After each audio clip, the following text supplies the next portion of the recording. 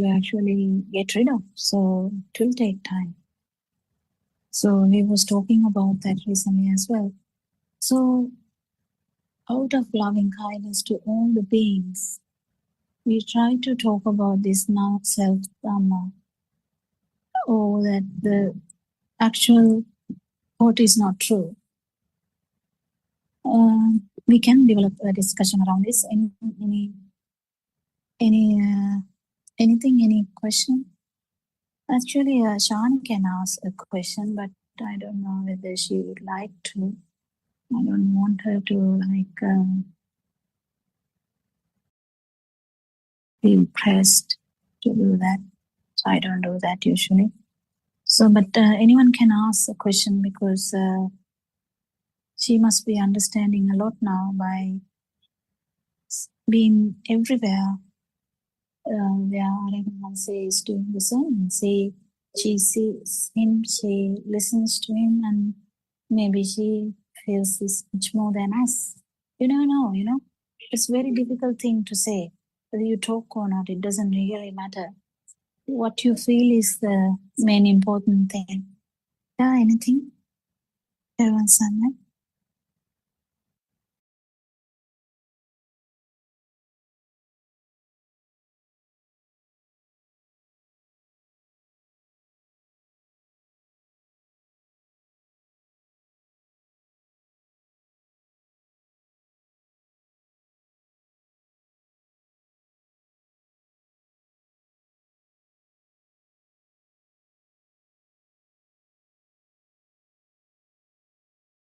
Anyone can answer.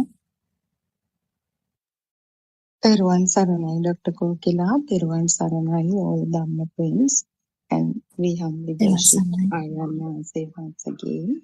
And yes, Dr. Kokila, as you said, Shani understands this and she feels it, but she will speak in time to come, because I also encouraged her to talk.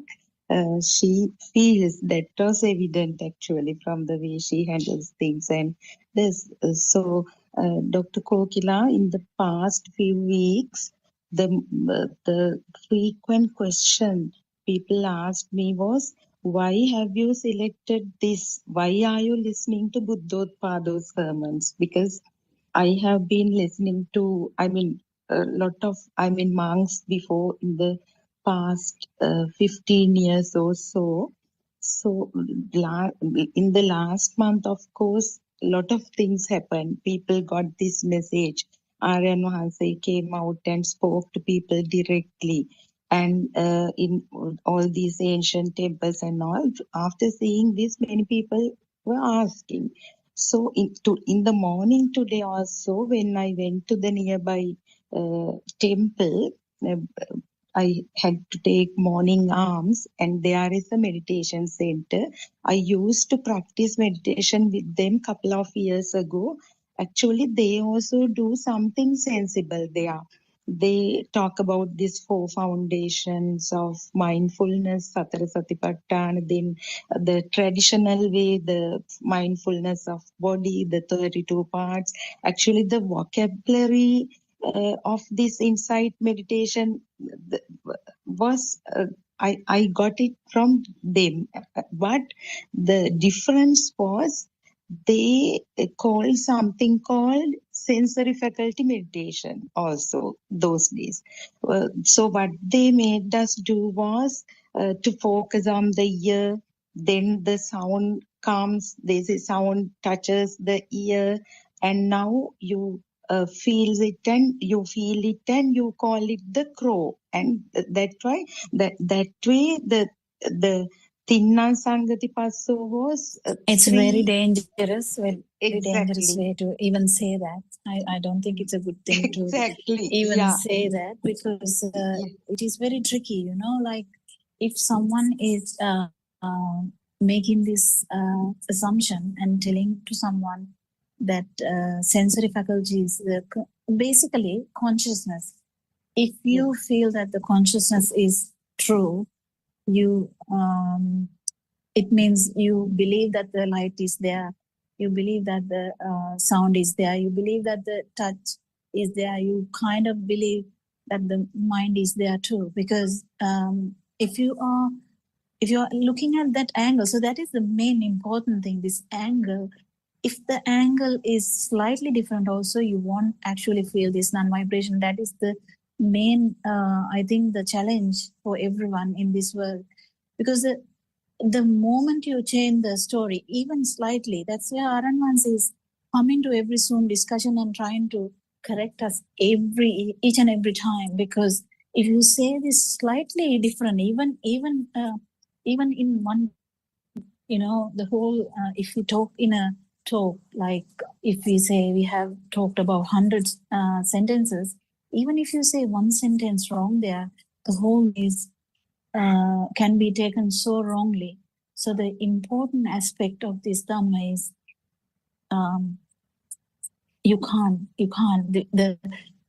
because the main problem with this self vibration is, which we even didn't know that it's kind of vibration, this power, this unseen, untouchable kind of thing that we thought that we have. It's a power. That power is really important to be understood. If we are to understand the power here, that is different to the sensory faculties. That is the trickiest part, to differentiate between the sensory faculty and the power, because even an arahant would be seeing everything as normal, hearing things as normal, feeling things as normal. They also feel the temperature, they also feel the coldness, they will also feel the pain receptors, touch receptors, mechanoreceptors, or whatever receptors, they are working as normal. But what is not there is that power. So to understand that power, you need to actually understand that power is the main culprit here. To understand that, you need to actually get that kind of not give that power a chance at all. Because whenever you give a chance, okay, someone can say, actually outside is not true, but the feel is true, or the mind is true, something like that. You definitely going to get trapped anywhere. And if someone says, yeah, okay, whatever, the feel is true. And also there's a trickiest part here is concentration meditation, because we need to understand this fully to actually even to tell someone. Because concentration meditation, you kind of has to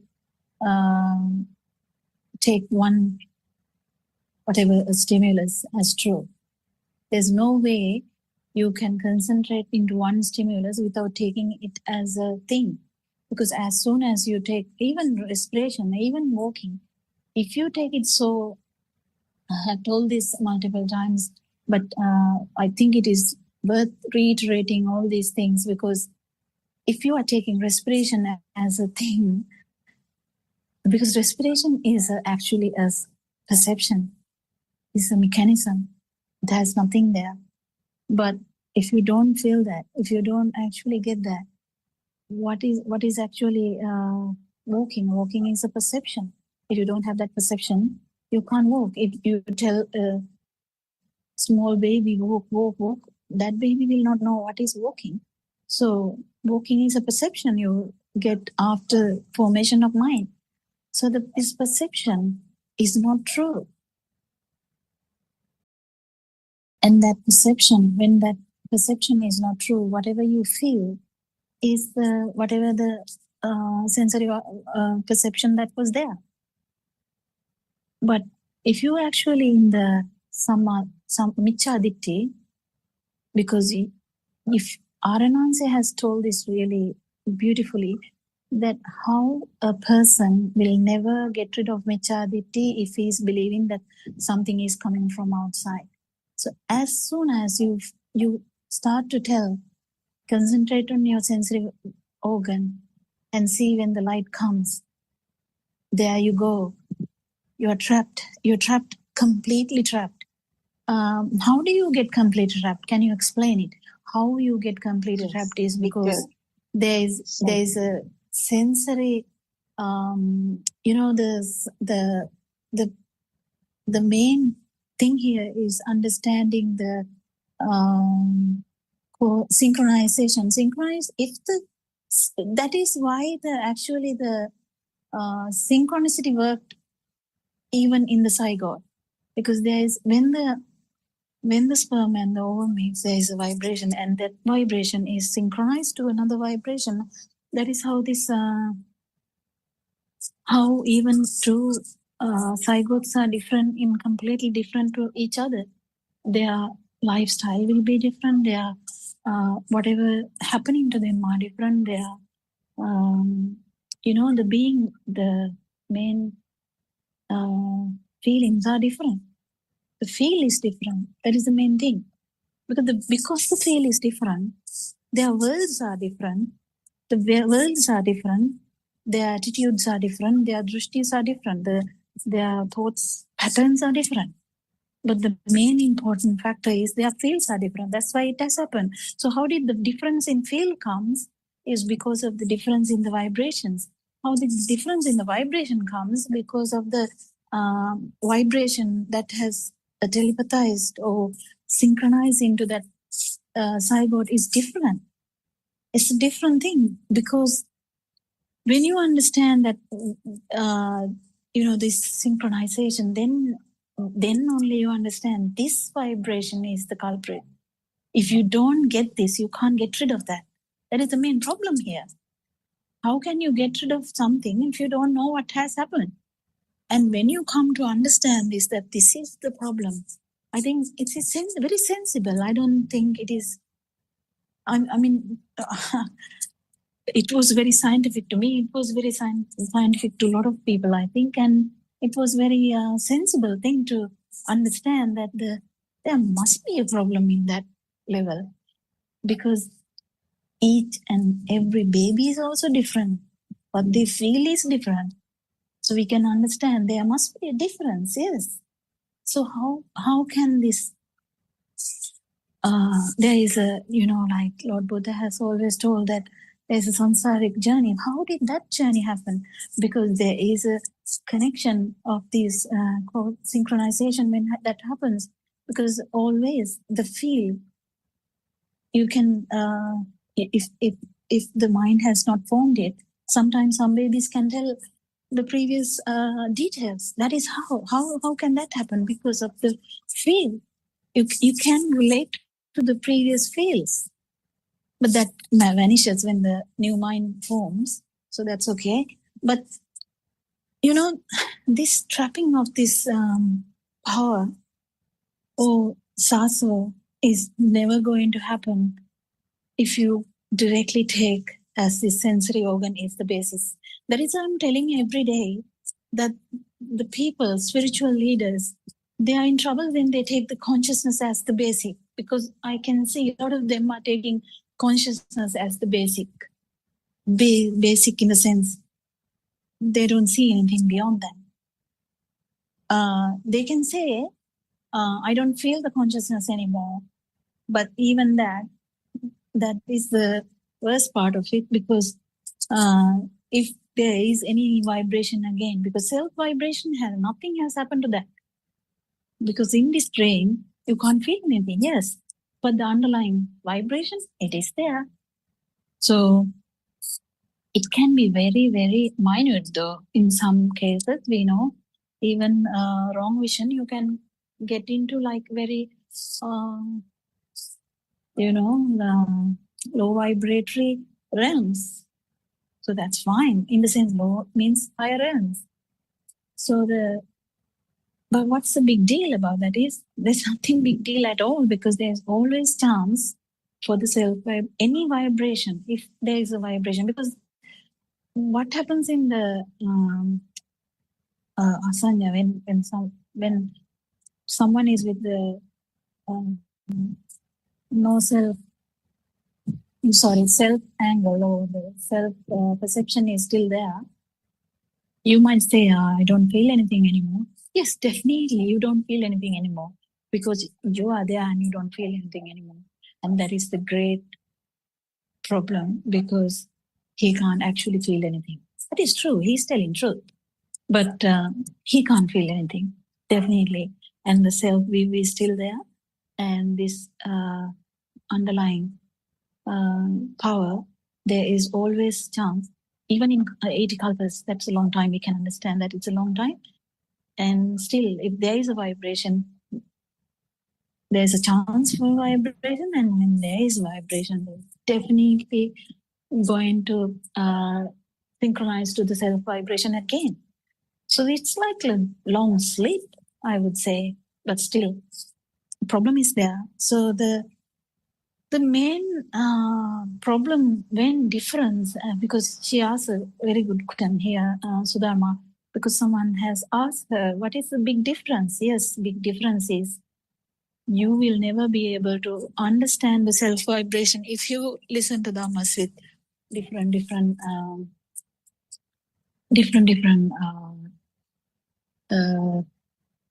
angles. I would say no self angle has no multiple angles. You can enter this Dhamma by multiple ports, yes, but the actual end part of it is, it doesn't change because you have to feel your vibration to get into the non-vibration. You have to understand your pattern of thinking to, understand that this whole thinking pattern is based on a dream. And that dream, underlying that dream is the main culprit, that vibration, which is the main problem that the small zygote had. So we are actually sorting out the whole thing. We have to sort out the whole thing, not we have to. And when we understand this Dhamma fully, what Aranwanse is focusing on, even the way Aranwanse talks about this is really important, because as soon as you talk about something and when he says, oh, that's the thought, and you get like, oh my God, yes, that's the thought. But then as soon as he feels that the person may be having a little bit of feel, he kind of stops saying that, because he's giving that being a chance to feel stuff. And then because the person who feels is going to feel the non-vibration as well, because he understands, because the feel is in a not in the mind, but just once, if you feel this, you will understand that how important that is to feel the non-vibration, or where the actual sensory vibration would be there, but the power is not there. This is the trickiest part. No one can come to this level,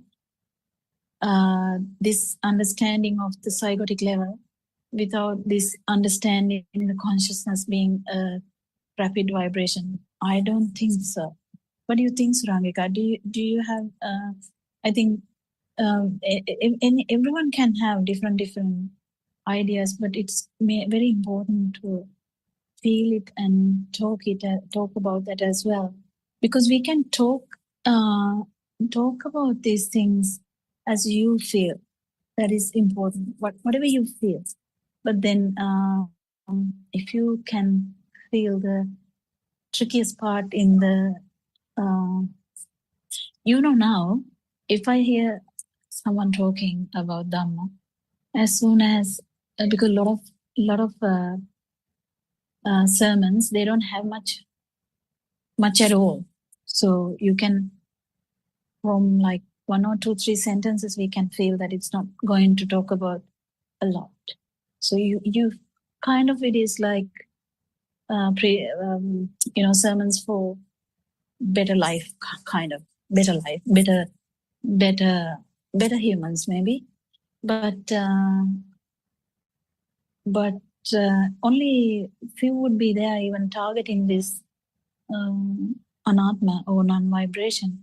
And even if they focus on that, because I have heard a lot of Dhamma, because my actual passion was at that time was to listen about every sermon, because when I Google, that is what I Google. I Google what is self. Like I can still remember. I kept Googling about what is self, what happens to the self, where is self, stuff like that. And these some sermons come up and I listen to them. It's fine. So when I listened to them, I didn't understand much about any of the pitfalls, but now it's really easily we can understand where that is going to end, whether that self vibration is going to get trapped in the consciousness level or in the asanya level, or whether that consciousness is going to get trapped in the nama level, or even in rupa level. If it is trapped in rupa level, that is completely mithya-drushtika. That means wrong vision. That is the thing. If the outside is you feel as outside is true, still you should be very careful. That is where the trap is. So yeah, it's I think the most important aspects of Dhamma, because as soon as you take the light as existent, again, because you are taking something is existing as outside. If you have something existing as outside, well, that is wrong, because this is always like a point of synchronicity. If synchronicity is happening, what we understand here, culprit is the vibration here, not the vibration outside. That has nothing to do with us. Actually, we haven't even seen anything. We haven't even heard anything. We haven't even touched anything. We haven't even, I may be thinking we haven't even thought anything that in that sense. So it's really important to understand this Dhamma properly, and you have to feel this. Then only we have the confidence to say, yes, that is the confidence. That is the confidence that one should have to say, yes, you have to feel the non-vibration, and to feel the non-vibration, the vibration here should die down. We are not going to get rid of all the vibrations around. You can't do that anyway. Even Lord Buddha couldn't do that. Lord Buddha could like show the path through kindness, loving kindness. He would say, listen everyone, there's no self, and there's a way to get rid of this suffering. And that's all Aran Hanse could do. And that's what we actually try to do as I mean, we maybe not doing the best, but we are trying our best. Sometimes it is a bit tricky, sometimes without actually. So I thank actually, at least it's kind of a question that was asked from her, which is bringing out everyone's, feel. I would like to ask others also, what do you feel about that question? Dr. Sakuntala or Dr. Surangika, you can answer, any one of them?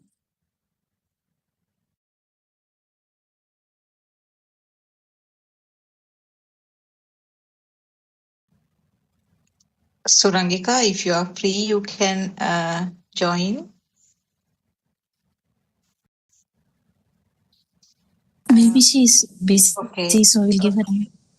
Yeah, okay. You can go ahead, Dr. Sakuntala. Okay.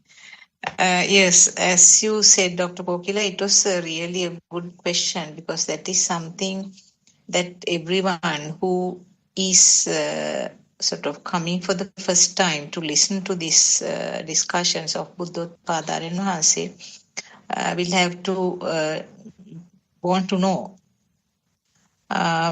One of the aspects that I see is that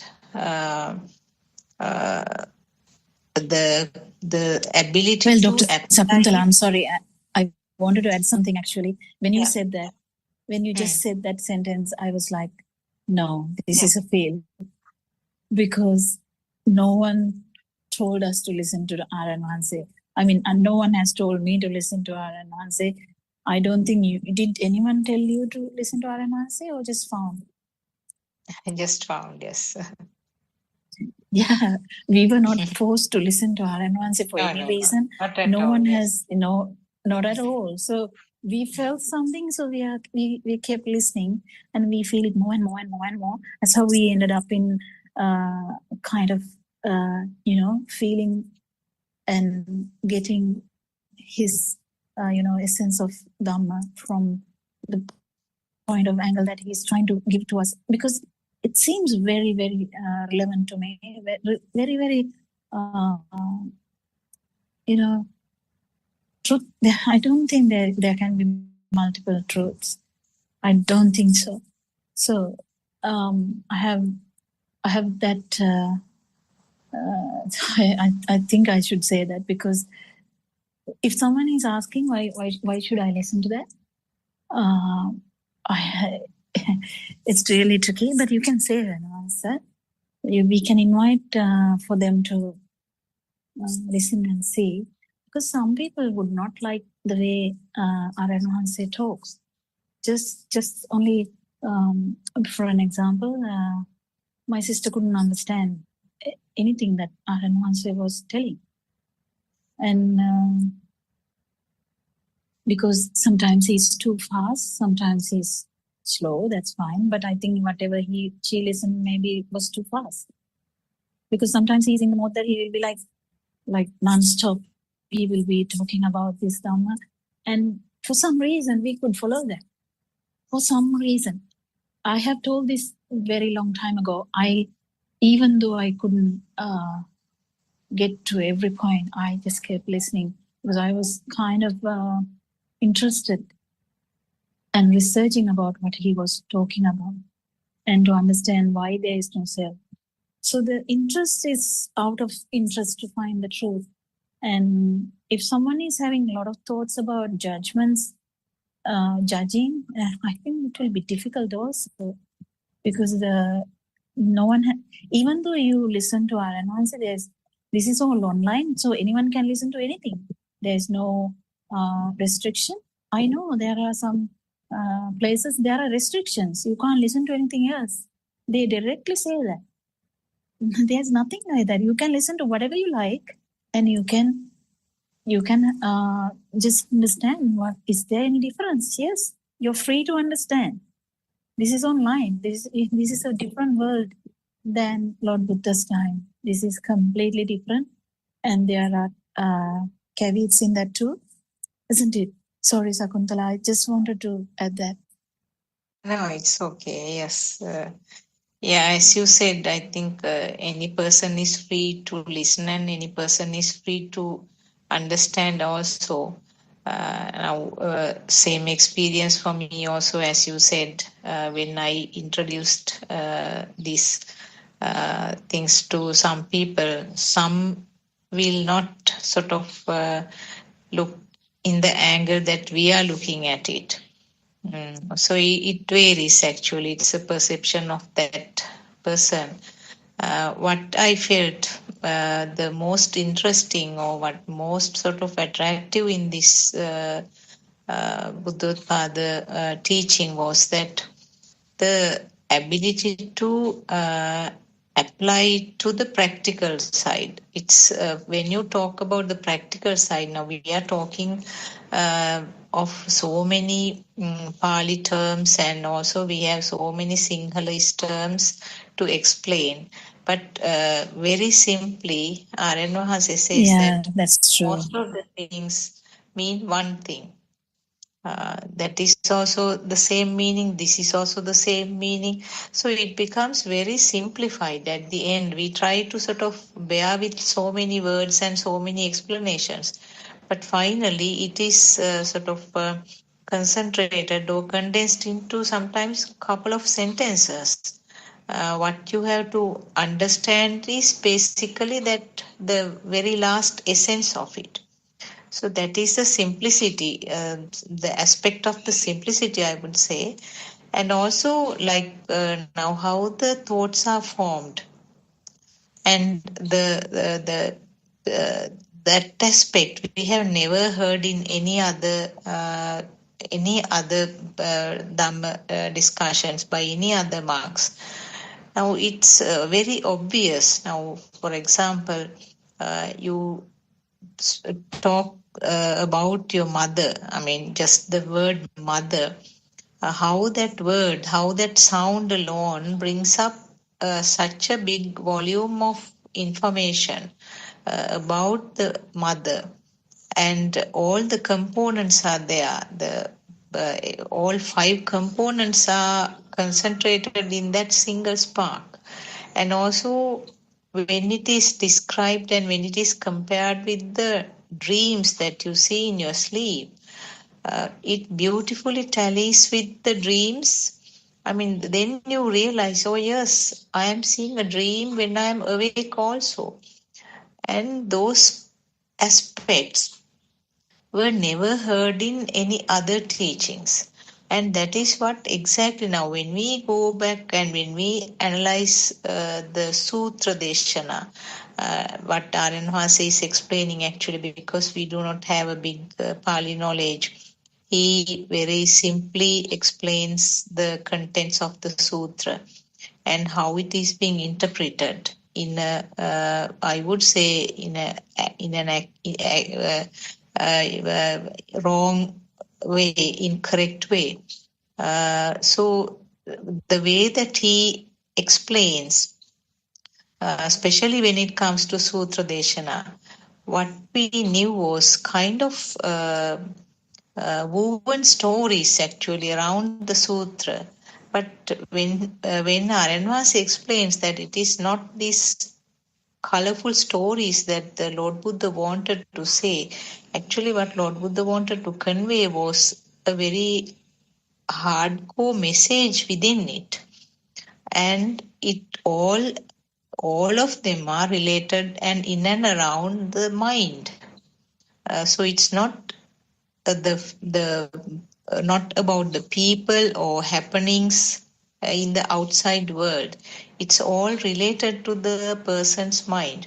So it beautifully tallies with those explanations which is given in the sutras. So when you listen to this more and more, it becomes clearer and clearer that what we hear in these discussions by by Buddothpado and Vahanse is coming closer and closer to the real Buddha teaching. So that from my perspective, from my side, that is why I was attracted to this teaching, because one thing very simply and very clearly it could be applied to day-to-day happenings and day-to-day behavior, the behavior of the mind. And secondly, it was very nicely telling with the Sutra Deshana.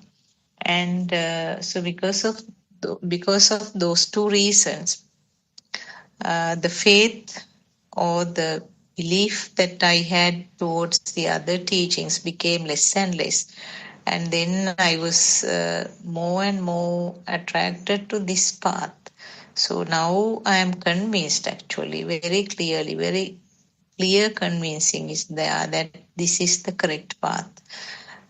So I think Sudharma's question was very good. And this is a question that many people might ask us. So I think maybe you all have some other things to add to this one, to what I said. Teruvan Saranai. Teruvan Saranai, Dr. Sakuntala. On top of that, Aryan Hanse's definition of Nibbana, because we had we never knew what Nibbana was. We thought it's the destination, it's somewhere there. And as you also said, the telepathization, that there is nothing called the previous memory. That was a milestone in my understanding also. And at once when he said there is no self, there is no external world, because earlier, and Dr. Kokila, when I was asking the question also, I was explaining that everything happened with the self. I mean, the person who experienced all so-called perceptions and the sensory inputs, the person was thickly there. As you very beautifully elaborated on that, it would be very clear to all the listeners.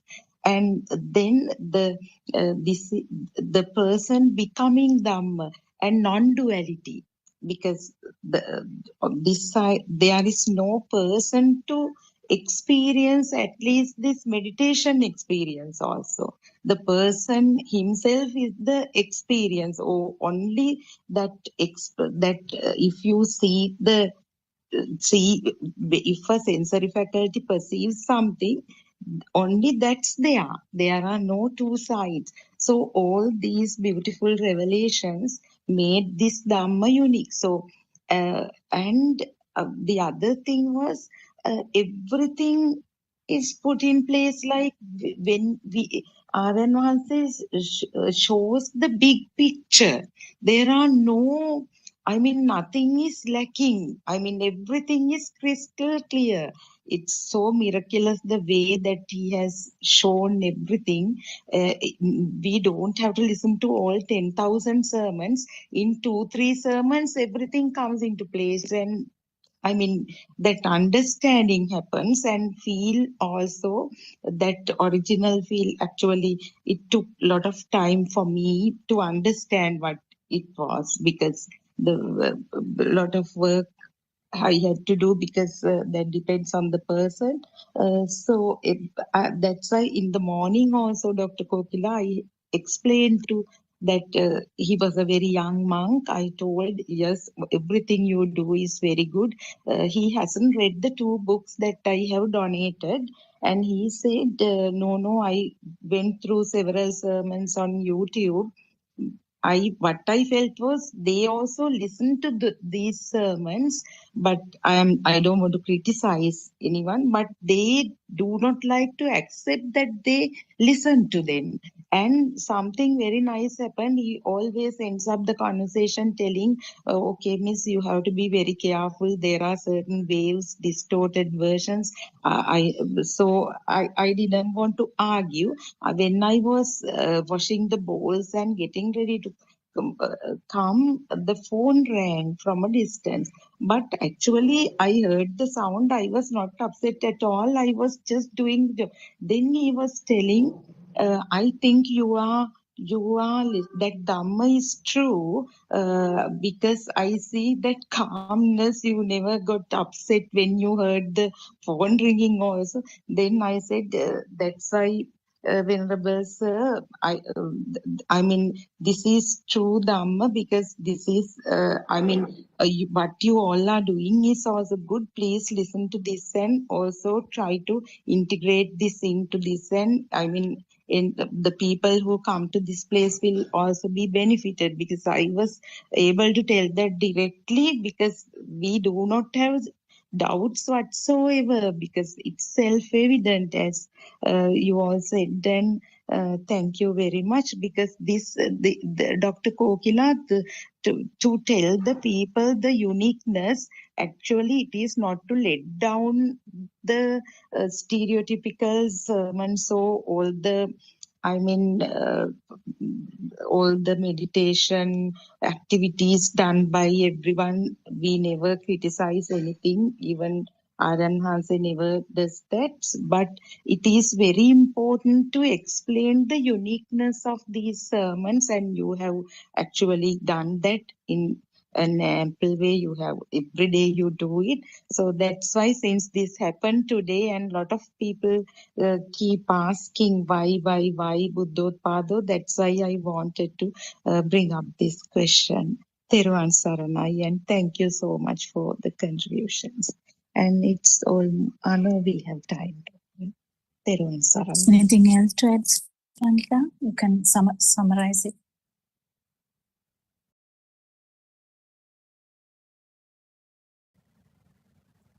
Teruvan Saranai, Dr. Kokila and my friends. No, I think everything was well explained, Dr. Kokila, particularly your answer to Sudharma's question and to the practices that they have been adopting. And it's actually quite right what you said. It can look similar in terms of the practice, but it can be fundamentally based on the wrong premise, isn't it? And if they take even the consciousness or any such thing as real and base it on something which is even non-existent, then, it's bound to fail. So I think that was well explained. I think each of us have come across this Dhamma in different ways. Where I'm concerned, of course, a friend, a former meditation group friend of mine recommended or just suggested to listen to Buddothpado sermons. I hadn't even heard of it about 3 years ago. And the first sermon I heard was where he said, you're not seeing your thinking, you're not hearing your thinking, you're not feeling your thinking, which was absolutely unorthodox and so profound that, it kind of stopped me in my tracks, because like everyone, I think there is that moment where one feels, rather than anything else, that this is something far more profound than any other talk that one has heard before. And so I think the journey started at that point. I had listened to other Paramartha talks by different priests and lay people before. So there was that comparison, obviously, because we come from a point of having heard so many talks and then realized that it was wrong. So, that comparison was done for a couple of years. But as Dr. Sakuntala also said, the practical aspect of it, there are so many things that even cannot be explained in this discussion. There are so many aspects that R.N. Mansa has explained, which goes so deep and so far and is so profound in terms of his explanation, in terms of the practicality, in the way he brings it to the daily life and links it to how a person can bring the Dhamma to one's own daily routine and so on. Every aspect, the perceptions, the vibration, how Rupaniya, the interpretation of Rupaniya as Rupa as Rupaniya. I mean, we hadn't even heard of those things. So the analysis of how the mind consciousness even works, even the Vatang Vatati, the 2 cycles, the fact that, that there is no light in the perception of light, no sound in the perception of sound. These are absolutely revolutionary and groundbreaking, which you can't say one aspect. There are all these aspects taken together in various facets have, I think, combined to break down the wrong view, various types of wrong views that have been harbored through different teachings that we have encountered, and been able to take us towards the understanding that this is in fact the true Dhamma. So I think as being on the path, there is much more that has to be felt from the experience. That much is clear, that there needs to be more to be felt in terms of the way the path is being unraveled. And I think I'll probably leave it at that, Dr. Kokila. Yeah, and the most beautiful thing that when you added that I just remembered, the most beautiful thing is that there is no self in the self-perception. And that is the most, I think, I think I don't have words to say anything about that, but it's so good to know that there is a perception, yes, but there is actually no self. So the perception, what happens to the perception? Yeah, there's no place for that perception at all. The self-view is broken down. Self-perception has no much to do. Just cessation of suffering is the outcome. And we invite everyone to come and listen to Dhamma. It is available in YouTube. It's available in websites, Buddothpado, Dhamma.com, Wisdom of Asia. You can listen to Sinhala Zoom discussions from 5 a.m. to middle of night or early morning, next morning. And you can listen to English discussions in this time. And we invite everyone, whoever who gets any interest in finding truth, and any open-minded person who is willing to listen to something and see whether it has anything to be like understood. It's for everyone, every being who is suffering. We invite everyone. Teruvan Saranai, I think we get into what's the time? Yeah, I think we are almost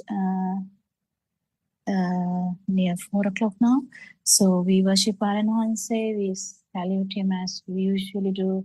We must have so much gratitude in sharing this truth and making us so different each day. And thank you, Dharma friends. And we keep evolving too. Don't forget that. So it is good. And there's no problem in anything. So thank you so much. And may Triple Gem bless you all. Teruvan Saranai. Teruvan Saranai. Teruvan Saranai. Teruvan Saranai. Almost.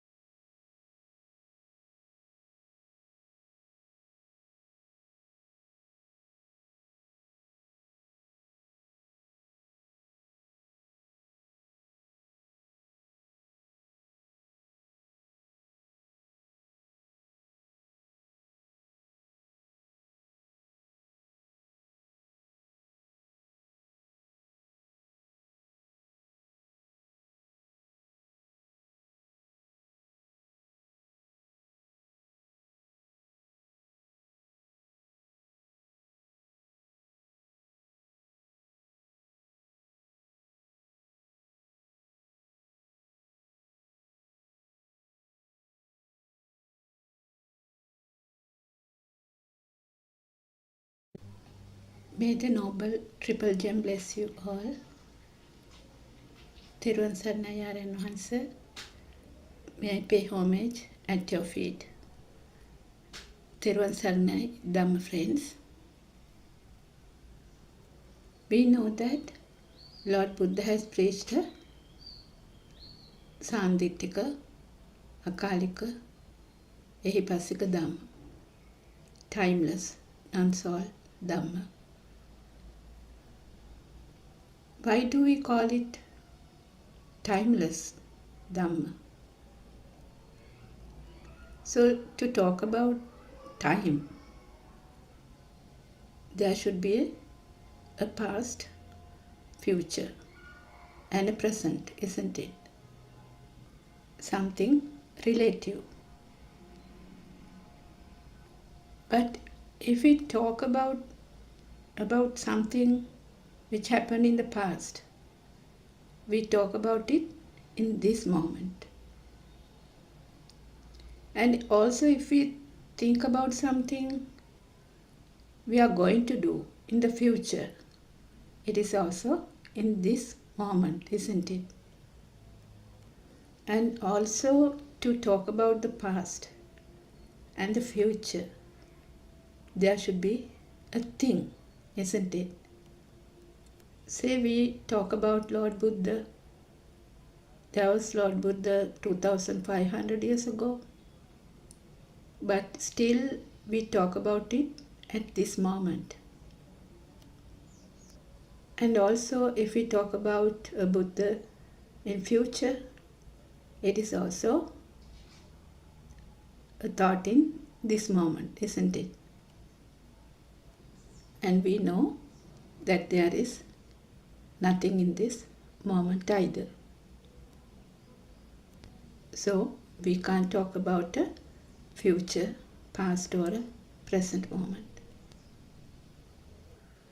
So likewise, unless there is a thing, we can't talk about a past, future or a present moment. So this, everything you see, everything you hear, everything you smell or taste, feel or think are a vibration. And our noble friend Buddothpado explains the base of the vibration is the non-vibration. So likewise, if there is a thing, there is a past, future and a present. So this including me as well. Me also a vibration. So if we talk about this light and sound also is a creation due to this speedy vibration. So likewise, the light, sound, smell, taste, feel and thoughts all are creations due to this speedy vibrations. Even the alive feeling, the feeling that everything is existing, including myself, is also a creation due to this speedy vibrations. So this is what you call skandha. In Pali, we call it skandha. Anything which creates due to speed is not real. So this is the illusion. So the wrong view or the view in the mundane world, we take this illusion as real, isn't it? So we know that Lord Buddha has preached a never heard before Dhamma. So Lord Buddha said, I am preaching you a never heard before Dhamma. That is the cause and effect Dhamma, isn't it? How the mind is created and how the suffering is created due to that. But one can see this only with insight meditation, not with concentration meditation. We have to know that. So if one wants to get rid of this suffering, what they have to do is to see this cause and effect Dhamma. So our noble friend Buddothpado explains that our whole life story is in this one vibration, which can be seen only with wisdom. This is the timeless truth. So this timeless truth is to be directly experienced here and now, in this very moment. So every moment is a process of cause and effect conditions. So if you listen to Buddothpado sermons, it will guide you to see this truth.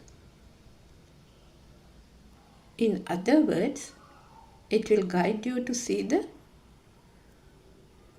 thought as it truly is.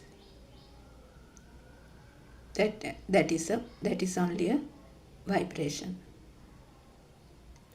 And it will help you to realize that there is nothing but a system is working, only a process. So what you have to understand is that this is something you have to find within yourself, not from the outside. We know that Lord Buddha has said to Rohitasa, don't search the world from outside. Instead, see it within yourself, isn't it? We all know that story. See through your own experiences. Chittena niyati loko. The world is created in your mind through the stimulus you get from your five senses, isn't it? So the self or soul also created in the same way. We think there is a soul. All are vibrations. Why this cause and effect Dhamma is very important? Because it is our life story. It is our circle of birth. It shows how this mind is created from moment to moment, and how the suffering creates if we take it as real. And if someone contemplates on this, they will see that there is actually no self. So this timeless truth, which Lord Buddha has revealed 2500 years ago, is rediscovered by our noble friend Buddothpado Mahasa through Dhamma Abhijna. So what is true Dhamma? What we see as reality is an illusion.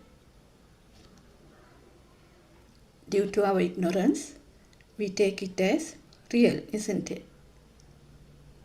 So today, even modern science, through quantum theories, artificial intelligence, string theory, so they are trying to discover this, isn't it? But what happens? They are in the illusion. So within the illusion, there's no way of finding the pure truth. So they can't explain how this soul is created, how this existent field is created, isn't it? Who is a noble friend? A noble friend is the one who has gone through this path in the practical path and explains it to the world. And he is giving the true message, how to get rid of this samsaric circle. So when we talk about the practical path, it is very important to clear all the doubts, all the wrong visions and misconceptions. So the only path to Nibbana is through insight meditation, not with concentration meditation. So Lord Buddha has explained, Ekayano Maggo, there's only one way to Nibbana, to see the truth in the thought.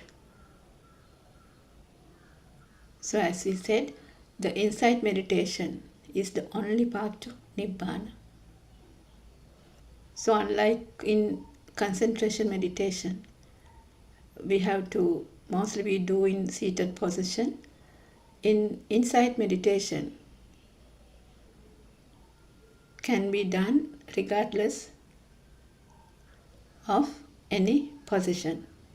So it could be either walking, sitting, standing, or lying down. Those positions, we can do the insight meditation.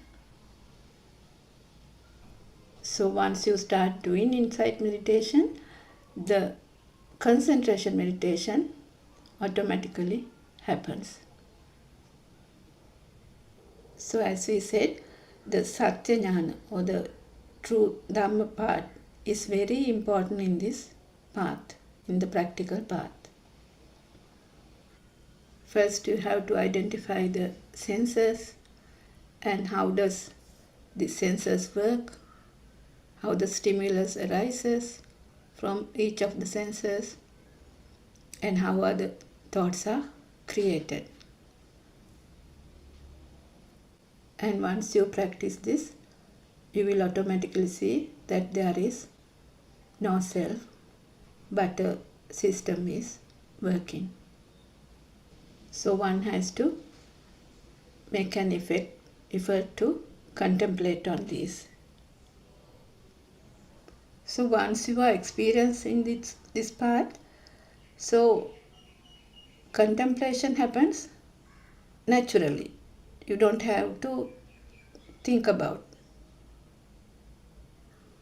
Buddothpado Aryan highlights that Yathabhuta Jnana and Yoniso Manasikara, which means the wisdom of truth and wisdom of action, it will take you to Nibbana.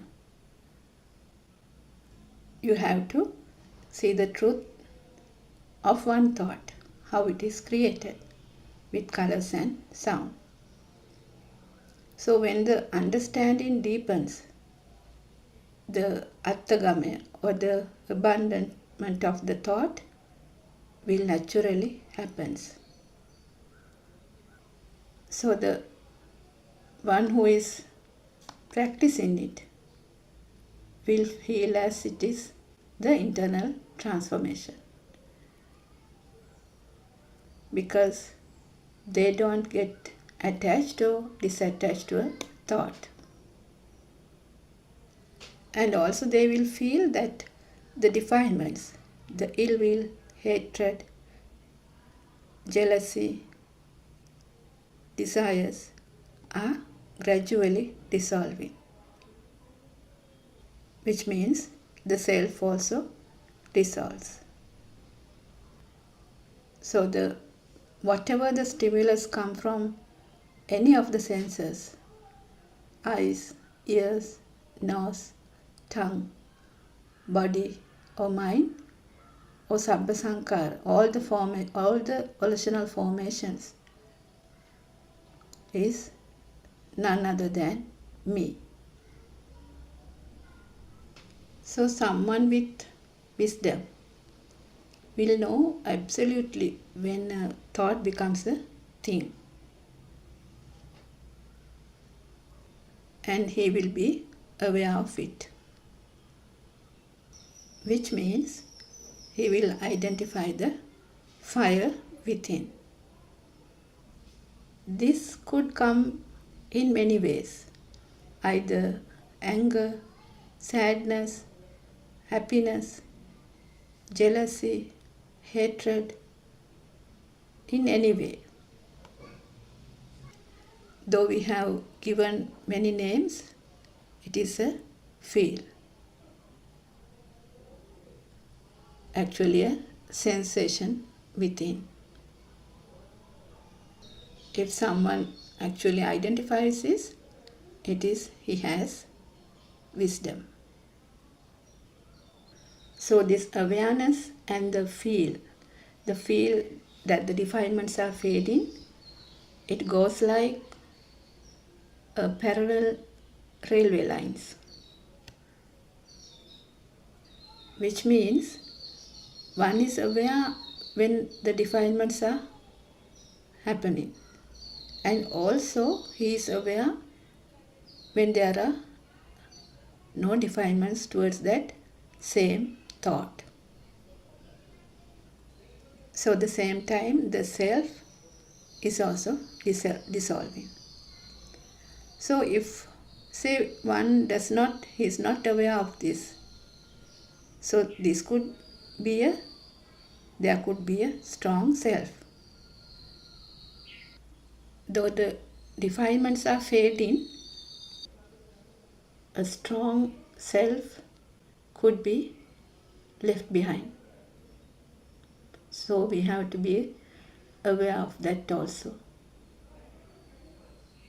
So likewise, the mind is such a cheat actually, that it might say, now you are doing well. You don't have defilements as previously. So it's like the mind, it is playing hide and seek, isn't it? Just like the bad me who had defilements such as ill will, hatred, jealousy. Now what happened? Now I am not bad, but the good me is there. So what I wanted to highlight is that when in this path, we have to be very, very careful, because this mind illusion, always mind is an illusion, so it cheats. So Aryan Mahansa explains, if there is a hole in a bucket, the water in the bucket will go out, but the water level will be the same, isn't it? Likewise, when we talk about attachments and disattachments, so we can't say, now I am not attached to that, but I don't like this one.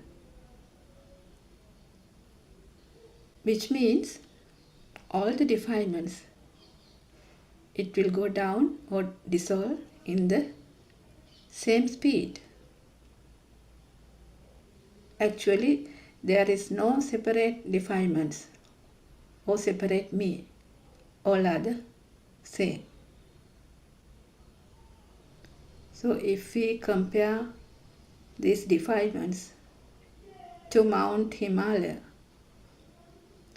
the one who has eradicated wrong vision or mithya drishti, the remaining path is as small as pebbles. In other words, one has to eradicate self-view or the sakkaya drishti to enter to the noble path. The example Lord Buddha has given, if a tree is bent to the stream, it will obviously fall into the stream. Likewise, who has entered the path, who has eradicated self-view or sakkaya drishti, will obviously complete the Nibbana path, the path to solace. Buddothpado Aryan Mahansa has given a proper and clear guidance in this path by giving 4 points of contemplation. So one can visit we have many Metmal monasteries and practice and also experience the peace within. It is not just concentration or walking meditation. It is the real practical path to Nibbana. One can experience then and there. We can say that it is the path one loses oneself. if someone searches for Nibbana, just like we did for a long time, this searching happens from the mind, isn't it? So we were also told Nibbana is in that book, this book. That monk is preaching Satipatthana. Then another place, another one is preaching Abhidhamma. We thought we can find Nibbana there. So we went all around but couldn't find a practical path to Nibbana. All are reading books and it is knowledge. So we never knew that Nibbana is something you can't search for because it is within you. As long as you search, there is a me who is searching. So we never knew it was always within us. Lord Buddha has said, Salayatana loko loko, Salayatana nirodho nibbano, Chittena niyati loko. So if we didn't stop here and listen to Buddothpado sermons, we will be still running about. So Lord Buddha has also said to Angulimala, Angulimala, I have stopped. You also stop and see. So this is a timeless, non-soul, sandittika, ehipassika, dhamma. So this Satya part is very important to see that the world is actually created by our own senses. And the world we think out there is actually not there.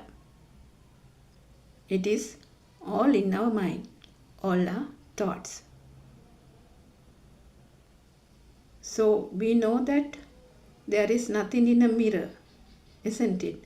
So we don't go behind the mirror and see if there is someone behind. So likewise, the world we see is same. So actually nobody has to tell us that there is nothing in the mirror. We feel it, isn't it? Likewise, the feel that the outside world is not real, it is also the same. This one has to contemplate. Here the noble friend's message is very important. So the noble friend, as we said, is the one who has gone through this practical path and himself experiencing this Dhamma. So in the mundane world, what happens? In the mundane world, we take what we see, hear, smell, taste, feel and think are real. So in this mundane world, we live in our own comfortable zones, doing jobs, building houses, talking about wars, thinking what will happen to the war, how to get good education, how to earn more money. So likewise, we have billions things planned, isn't it? Future plans, sometimes past thoughts, sometimes happy thoughts, sad, crying. So what I wanted to say is that almost all are in this mundane world, where there is a birth and a death. And in between, lots of things are happening. One can get sick. Sometimes one has to undergo surgeries. Babies are born. Someone would die. So on and so on. But a noble friend comes along and says, look here,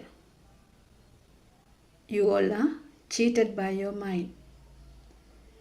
The external world you see, hear, smell, taste, feel and think is actually not real.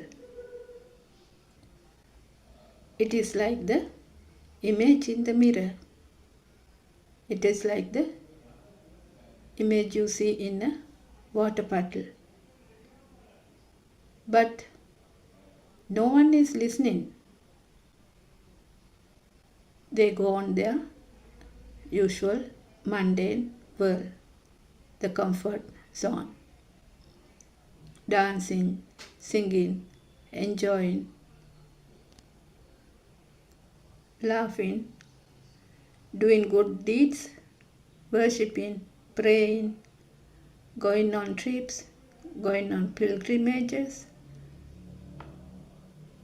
not listening to the noble friend. The noble friend is trying to say something, wants to give a message. But he repeatedly says, look here, humans, this world you think it is real is an illusion. And then some people stop and listen,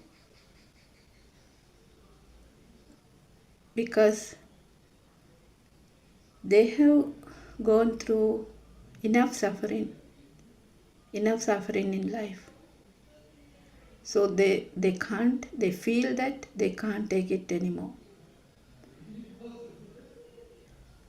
They are fed up with life. So they are the ones who stop. They stop and listen. But at first, some don't understand. Some try to understand. But some people, they just let it go. Some say they don't have time. Some say they don't do bad deeds, so they don't have to listen. Likewise, this goes on. Lord Buddha said, taking some soil into the fingernail. Only this much of people will understand this Dhamma, isn't it? Very small amount. So who realizes this is the pure truth? There is no point on going on and on in this samsaric circle. We'll get into the small nail,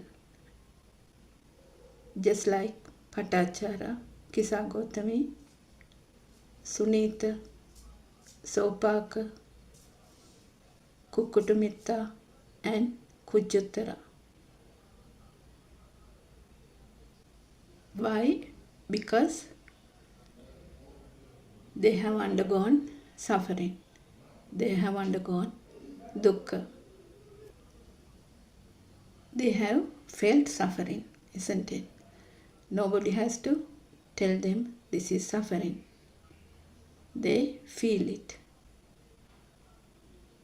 So, as soon as the noble friend gives the message. They know it is the truth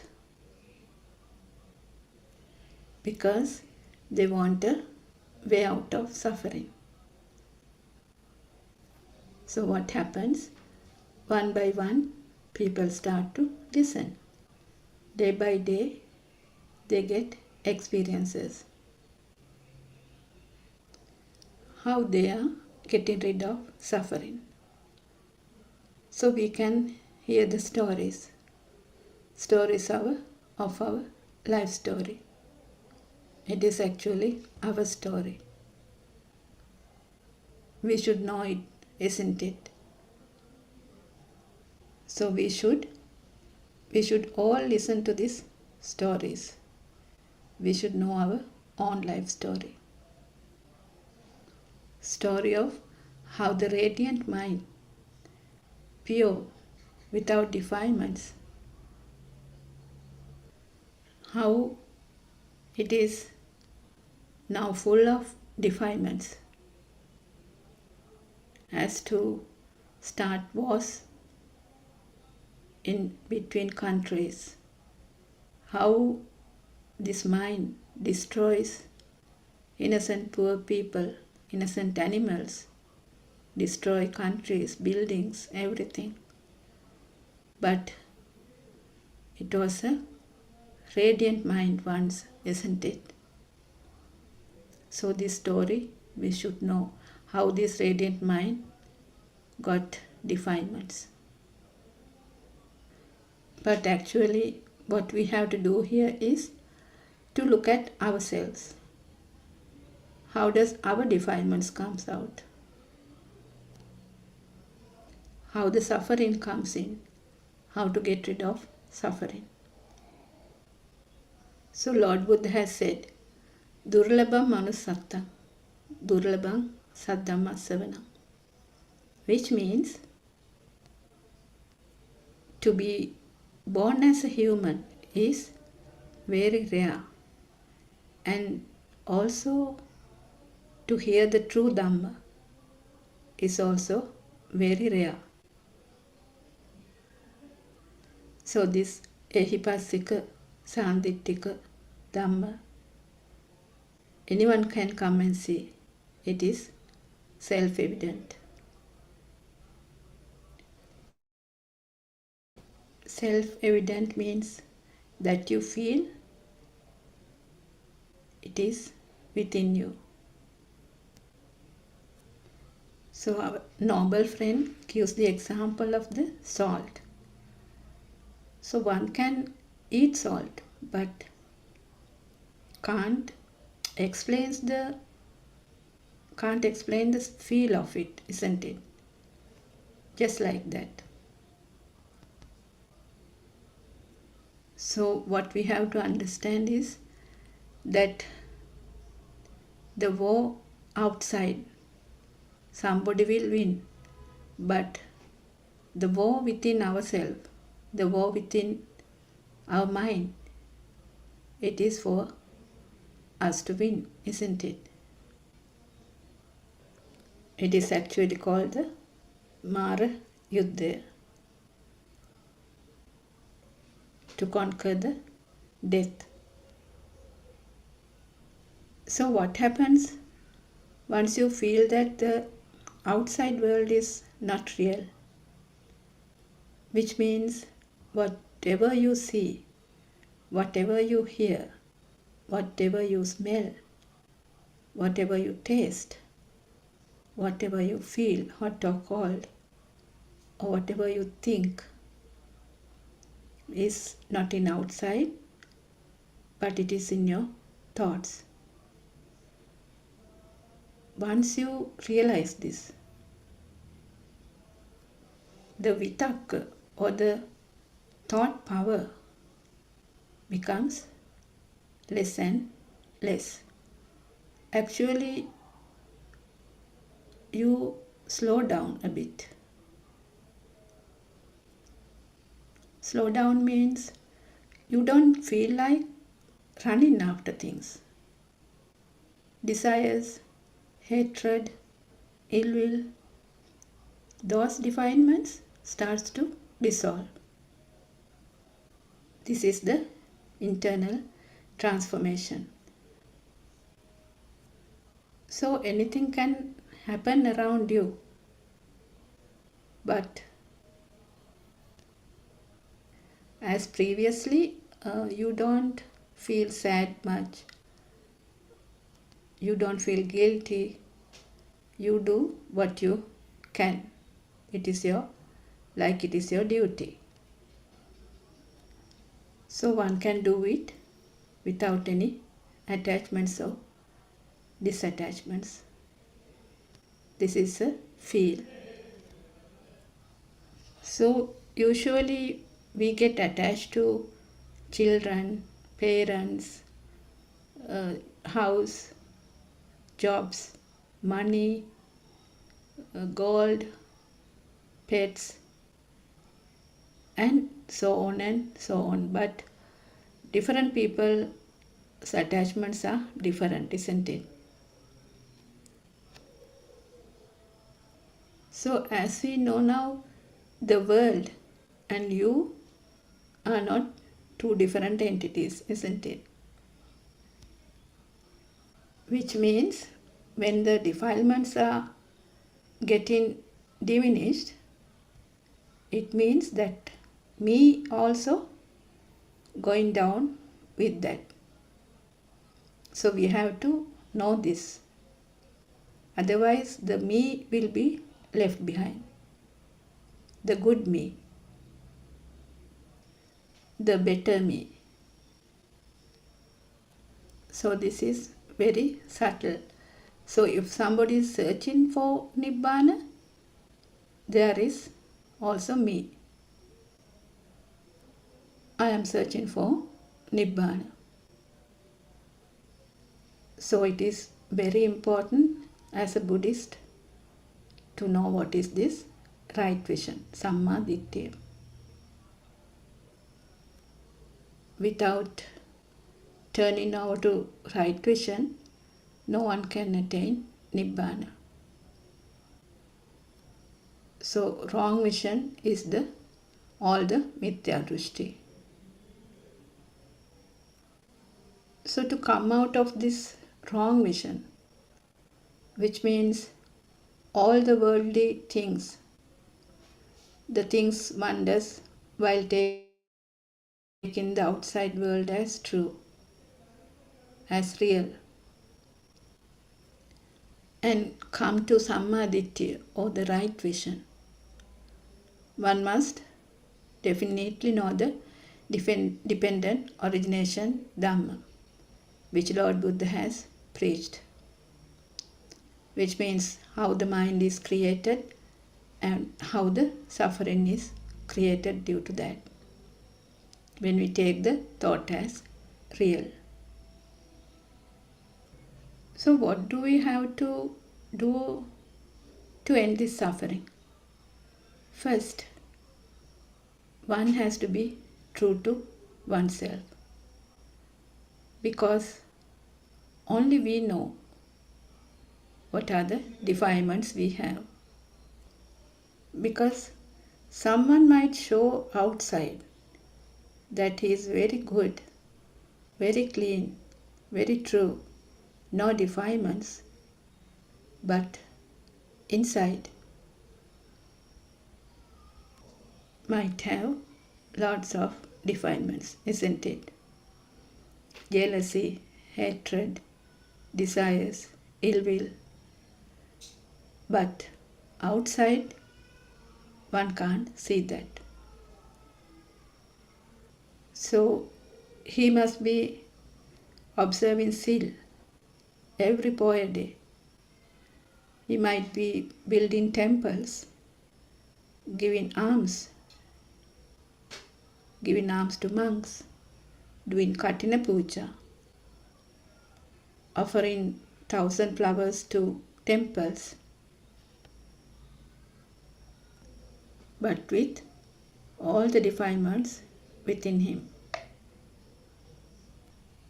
So we know the story of Ekasataka from Lord Buddha's days.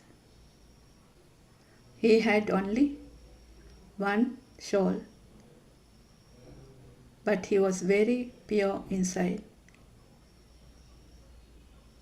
So what's more, the one who does all the good deeds, good merits, taking the outside world is real. What happens? His thoughts are very powerful. His desires are more. His attachments are more. So he will do anything to keep his ego, the power of thoughts. So what is this power? What is this me? Who is me? If simply said, me is the charging power, the Aropana Balaya, which is created by the five senses, the mind power. So we'll see where is this me. Aran has always asked, who are you? Are you the mind? Are you the body? Isn't it? So we'll see whether this me is in the body. So if we take our childhood, since then we came across lot of sicknesses, isn't it? Say from a simple cough and a cold to a heart attack, where one has to undergo a bypass surgery. So if there was a me, we could have prevented it, isn't it? So, for example, the COVID days, almost everyone got COVID. Some died. We could not prevent it. There was death everywhere, isn't it? Immaterial of religion, caste, nationality, country, anything. All were buried in the same grave, even without any religious rituals or cultural rituals. The fear of death was everywhere, isn't it? If you remember those days. So likewise, if we take a human body, inside there are a lot of systems, such as cardiovascular system, respiratory system, nervous system, endocrine system, urinary system, reproductive system, digestive system, and so on. Also lymphatic system, skeletal system, and many more. But they are not visible to outside. We think that they are functioning. So what I wanted to highlight is that these are systems. A system is working automatically. We usually don't know what is going on inside, isn't it? So is there any me anywhere? A body system. And anytime, any part of it can get sick. Can we prevent it? No, we can't. We even don't know about it. So we also have seen people who meet with an accident and been unconscious for a long period, isn't it? Sometimes they wake up. Sometimes they die unconsciously. And sometimes when they wake up, they don't remember. They don't remember what has happened. Can't even remember the name. Can't remember the family. Immediate family, like wife, husband, children, or their names. Sometimes even the country they can't remember, the time. So they have to start learning again, isn't it? Just like a child. So how did the child learn things? With colors and sounds and shapes.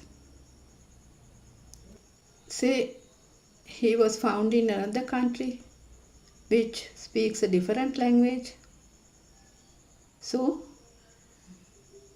and he can't remember his own name.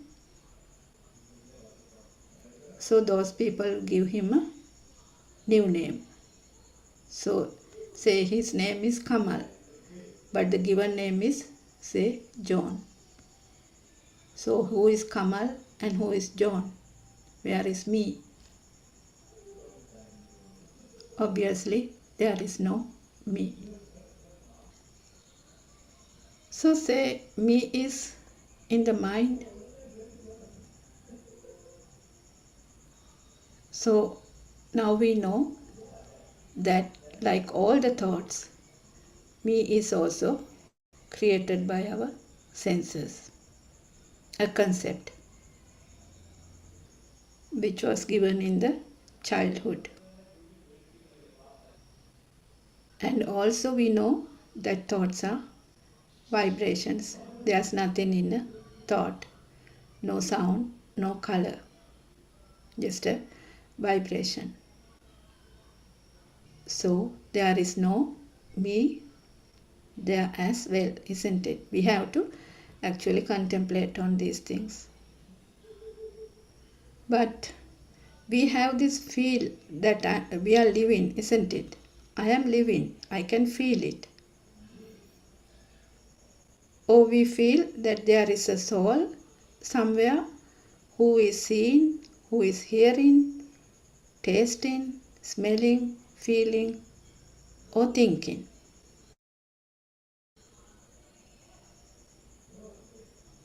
So if you contemplate and see, is there a me in what you see?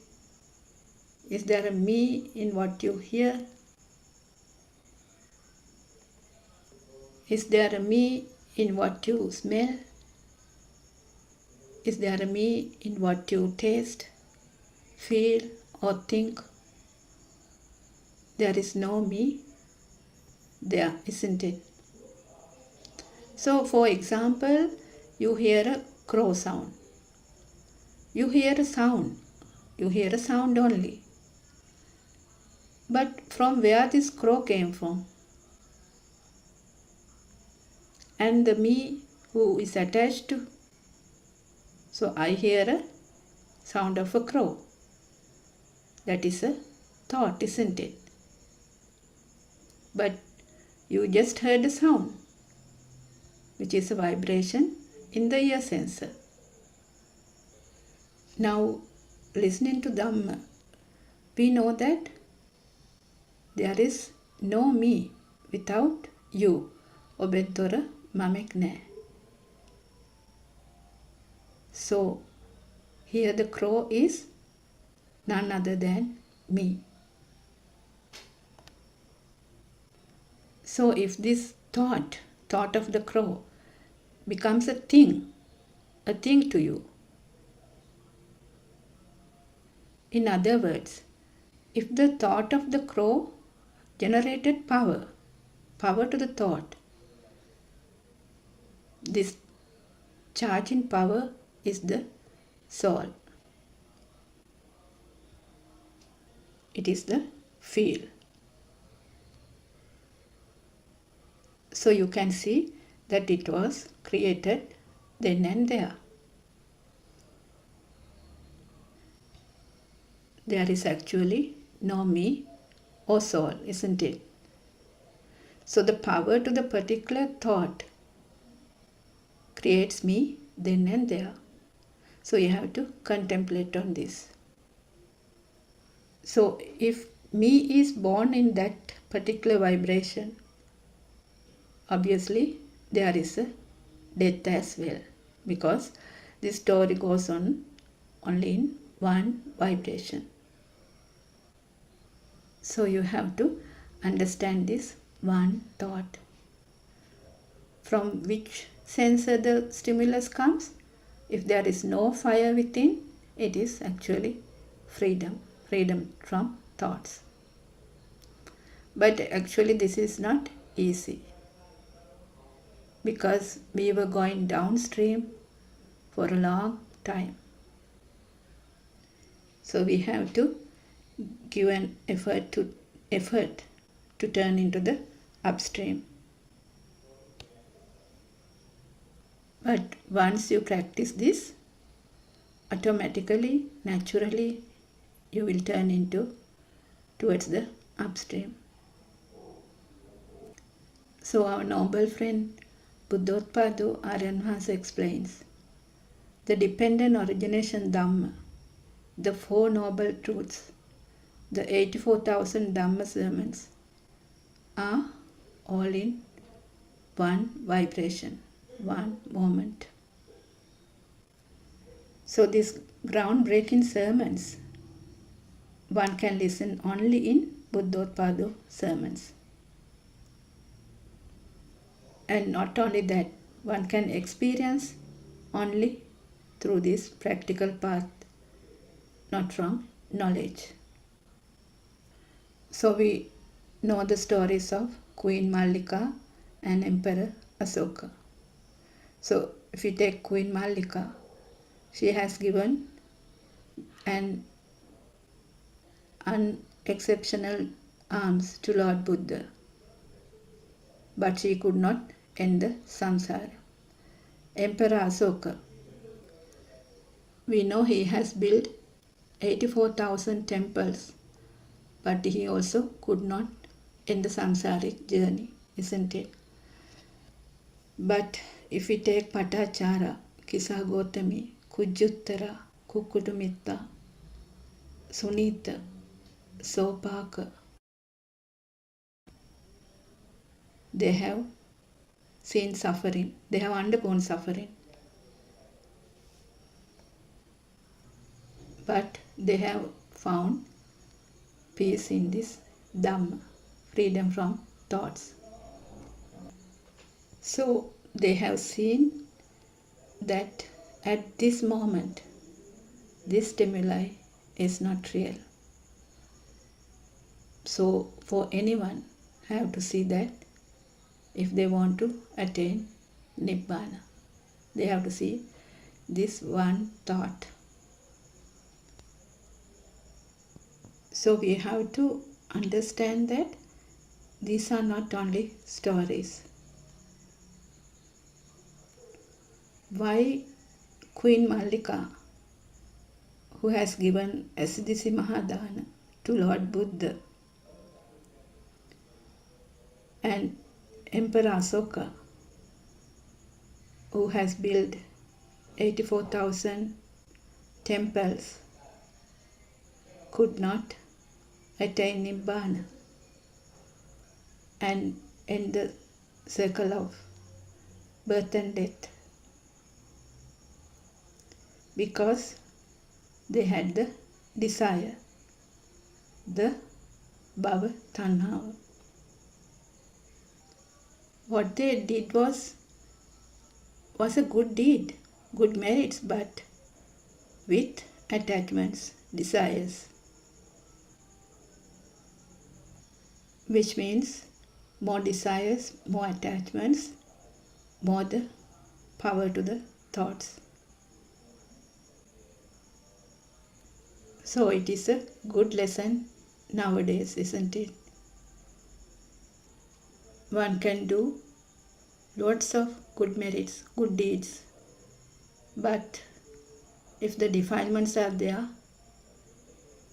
the desires, the hatred, the jealousy, if it is there, you can't end the samsaric journey. So without being in the right vision or sammaditya, or without knowing the Four Noble Truths, no one can attain Nibbana. So how much good deeds they do, how much temples they build, how much they offer flowers, the samsaric journey will continue.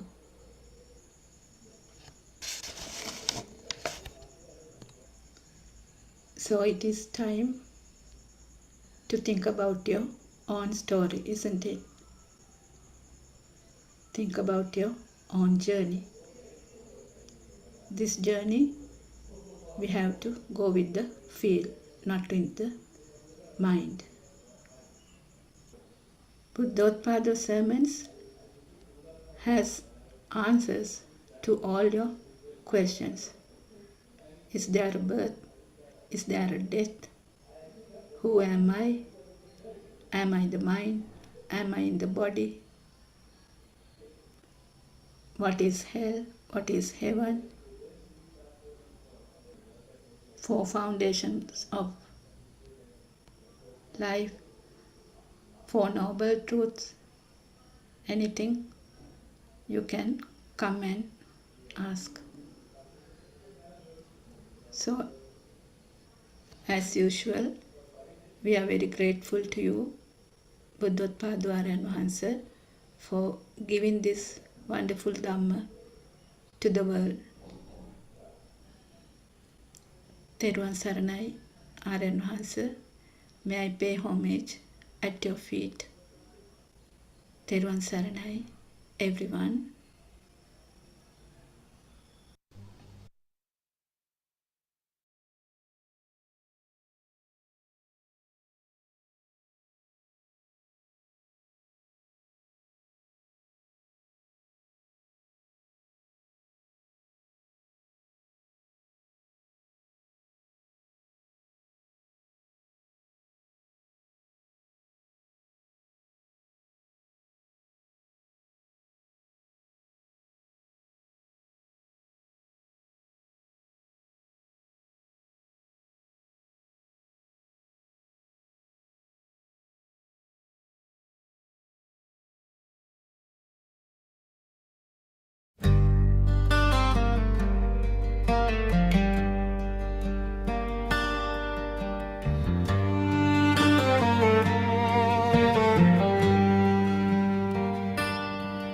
In the dark of the dreaming mind, a bell of truth is calling near.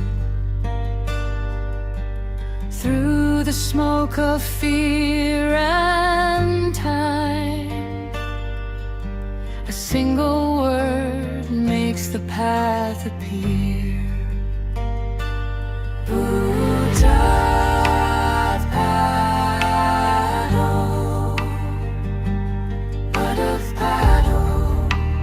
Buddothpado. It's time to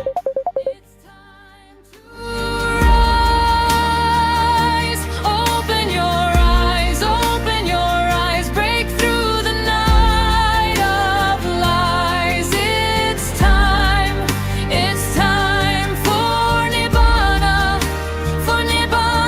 within. Buddothpado, Buddothpado.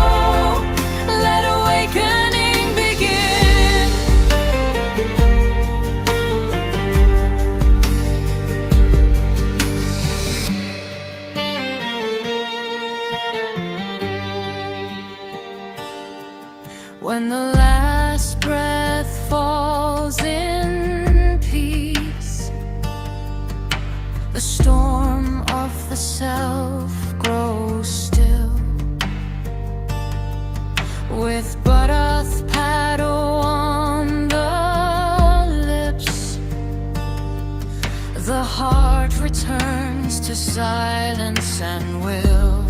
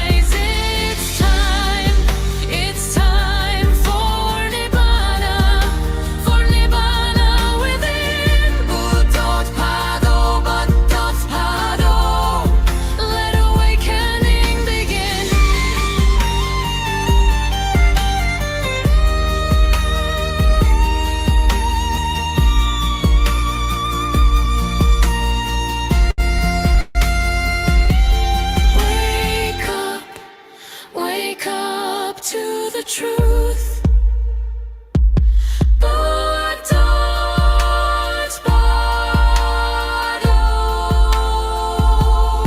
Awake, humans, be awakened humans.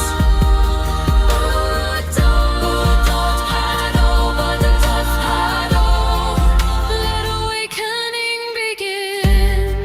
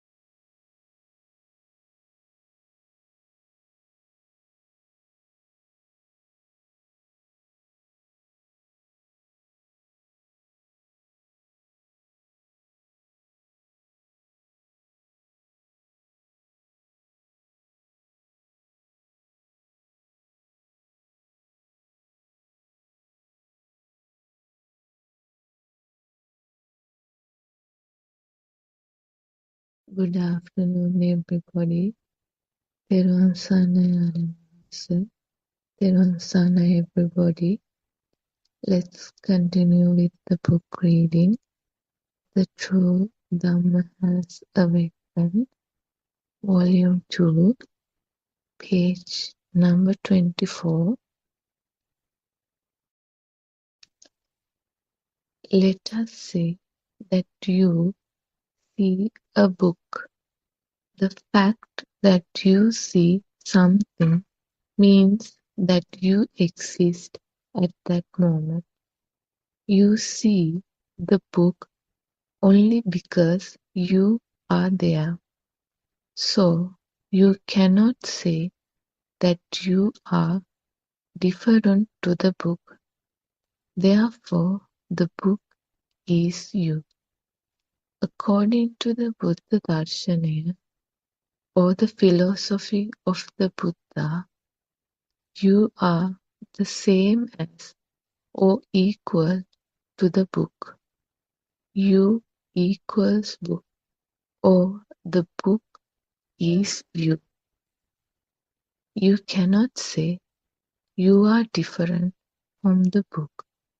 There is no thing as I am standing here and I see a book. The fact that you see a book means that you are the book. If you see a table in front of you, it only means that you are the table. If you see a brick wall in front of you, it means you are the brick wall. There is nothing as me or self. It is only a seed. There is nothing in it. It is not real. There is only a hearing.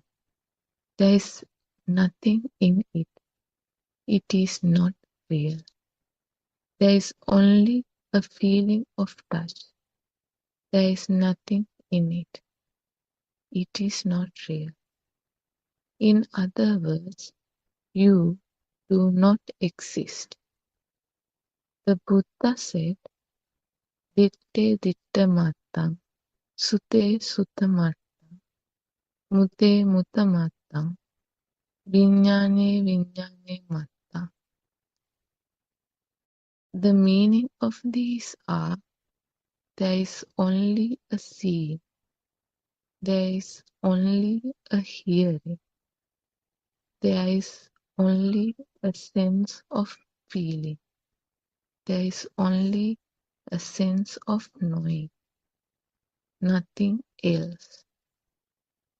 All what we explained above is only a knowledge that you acquired from this sermon. Now you know that the book means me. We also know that the table seen in front of me is me. Tera san everybody.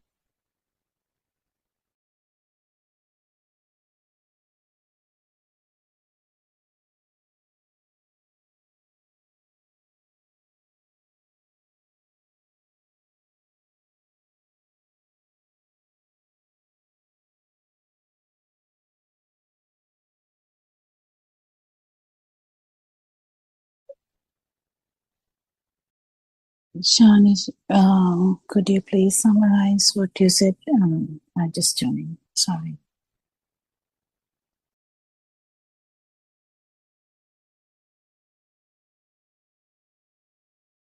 Yes, Tera san Dr. Hokila. So it said like if you see something outside, that means you exist at that same moment. So so there is nothing else, me or self. It's just like seeing is just a seeing and nothing else. Likewise. Terasan.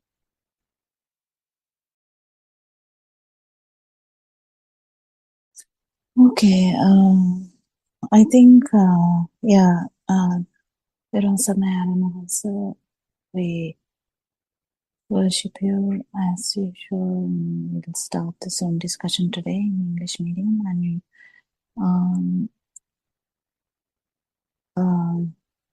so we discuss this Dhamma every day in this non-self anger, and hopefully we can develop a discussion on this same angle, and there's always several points. I think what Shani is talking about is the sense faculties. So sense faculties do have action, yes, and that's it. There's nothing else. So how come that happens is due to the speedy vibration. That's all. Actually, light is speedy vibration. That I sensory cellular function. It's a vibration, and if it happens very fast, then we call it light. It's not actually we see light. That's not how it is, but that's how we implied before. That's how we understood before. That's how we talked about it before. But now we know there's nothing actually called light. What happens here is just the sense of faculty, the function of the sense of faculty. So I can see Sudharma has also joined. Sudharma, do you have anything to add about that? And do you have the book, by the way? Yes, Dr. Kokila, I got the book. So which page did she read today? I'm not sure. I don't have the book. So Shani is already still there. Shani, sorry about this. Which pages did you read? I think it's as Dr. Kokila mentions about the seeing is only seeing. It should be page 24 and 25. That there is nothing in it. It's not real. There is only a hearing. Maybe Shani is busy. So, Dr. Kokila, what at once when you said that seeing is only seeing, hearing is only hearing, that is directly related to third point of contemplation. So you also have mentioned several times that although we go by and take it as a procedure like with 4 stages, it is all one. I mean, it is integrated always. But this time, as there was a newcomer in the program, Dr. Kokila, it was very evident how this step-by-step practice helps someone, a beginner, to get this message properly. And so once when Miss Asanti was doing this program, she explained very well this third, you also might have said it so many times, third and fourth points of contemplation works if somebody has a thorough understanding of first 2 only. That there is nothing external and there is nothing in the so-called mind or the stimuli, then only one feels that seeing is only seeing, hearing is only hearing. Otherwise, because initially when we were presenting these points of contemplation through Zoom a couple of months ago, maybe a year ago, what happened was so many ladies who were listening to it. Actually, I also did, just imitated. Okay, the first one, the I perceives something, and mind identified is as a chair. I perceives a shape. Mind consciousness identifies it as a kettle or something like that. So it was so mechanical. So what is important is, you all agree with me, these first 2 points of contemplation are directly related to the philosophy. That is actually without, as you now also said, these 5 aggregates, the speedy occurrence of vibrations and how this power is generated, and so how we have been like ignorantly taking it as everything happens to a so-called person or a self. So all these misunderstandings should be cleared. I mean, somebody should thoroughly understand the philosophy before they step into this practical approach. This has been told all the time by Buddothpado Aryan Wahanse himself. And then the second point, contemplation also, okay, if there isn't anything out there, so if all are thoughts, is there anything as a thought also? Is there anything as mind also? Now, when the eye perceives a tree, at once I perceive the shape, the label tree comes. Okay, in the first phase we say it is a thought. The thought comes as it is a tree. The I, when the shape occurs, you think that it is a tree. Otherwise, your eye consciousness does not perceive it as a tree. It's only the mind consciousness that helps you to identify it as a tree. So, second stage, then now thought is there, the mind is there. So is it true? There, as you also mentioned yesterday, also the Pubbe Nivasa Anustati Jnana, that wisdom to figure out how this entity became real in one's life. Because every day you all talk about that radiant mind. Radiant mind did not have any labels, just the feel. But how these entities came real in one's life when we consciously go back to those ages or whatever the first ever experience with those entities, actually this is a backward journey, because we have been going with the current and this is going against the current. So this conscious analysis of first formation of the thought is extremely important. Actually, Sudharma, I would add here. Yes, please. We can actually think about that too in the beginning. Yes. We think about it. We kind of go through that through imagination. We kind of try to understand that. But in one stimuli, you can feel all these levels as well. That is the experience. So, but we can first we think about it. That is all right. But experiencing it in one stimuli, kind of, it could be a sound, it could be a light, starting with the light, or in the eye, starting with the ear, or starting with the touch, or starting with the mind, whatever. You can experience this specifically through the five senses, whatever the stimuli starting from five senses. Yeah, I just wanted to add that.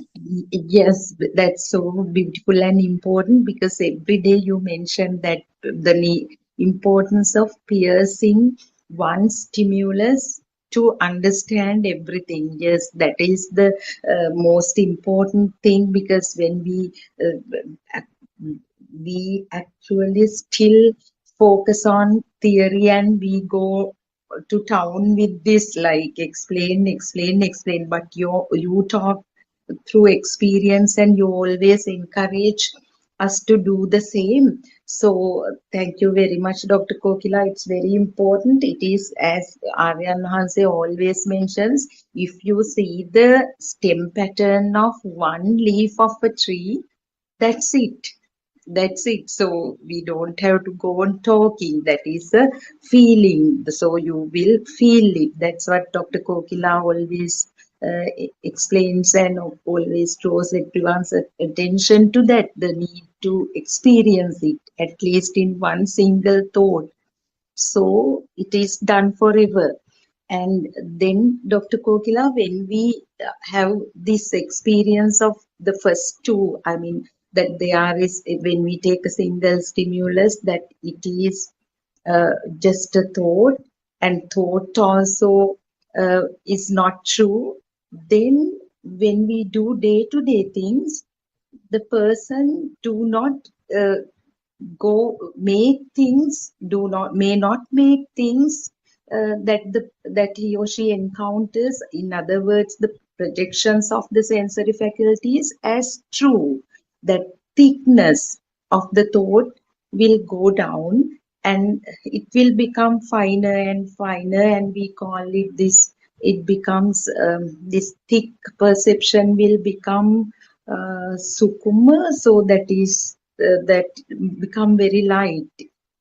So that in other words, the value will go down. That burning that we have, in other words, the craving will go down. And so, if we focus on the part that Shani focused on today, that seeing is only seeing, hearing is only hearing. So that is basically the third point of contemplation.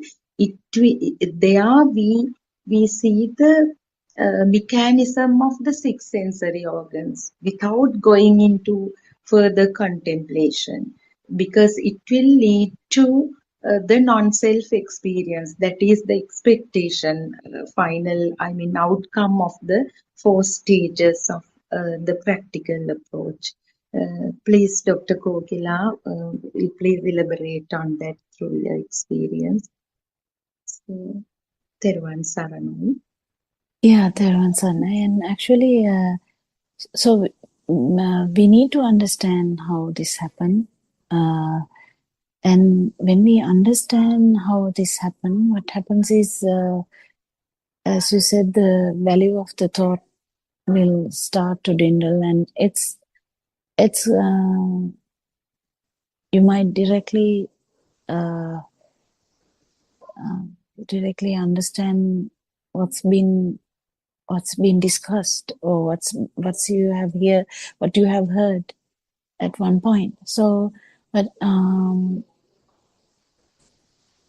to feel the non-vibration, that's the most important aspect, I would say, that to see the arising of this self-vibration. And actually if we have never understood, or if we have never felt this, we might not have seen the zero of that power. So that is seeing the arising and the cessation of suffering. So the cessation of suffering, seeing this in one thought, is just seeing nirvana in one moment, one stimulus. But that actually sheds so much light on what you have discussed every day. So this to happen, main important factors are, take this, you learn this very vigorously, as we all do. We try to take this as much as possible, like we did in 2x2, 2x4, 2x3, 2x4, like that. We did our timetables. We did it really with much effort. We usually start studying Dhamma as well in that same way, which is okay. That's all we know. But then the noble friend, who is Aryan Mahanse, Buddothpado Aryan Mahanse, actually starts telling us with few tips. He starts telling us that you can't do anything by thinking or analyzing in the thoughts, which is needed. First, we need to analyze this, but then you need to feel this too. So that is, so if you need to feel it, then you slowly realize the thinking has no power in feeling this truth. Thinking has no part in that, because thinking has to be one, kind of. So that is the thing. Suranka, can you add something?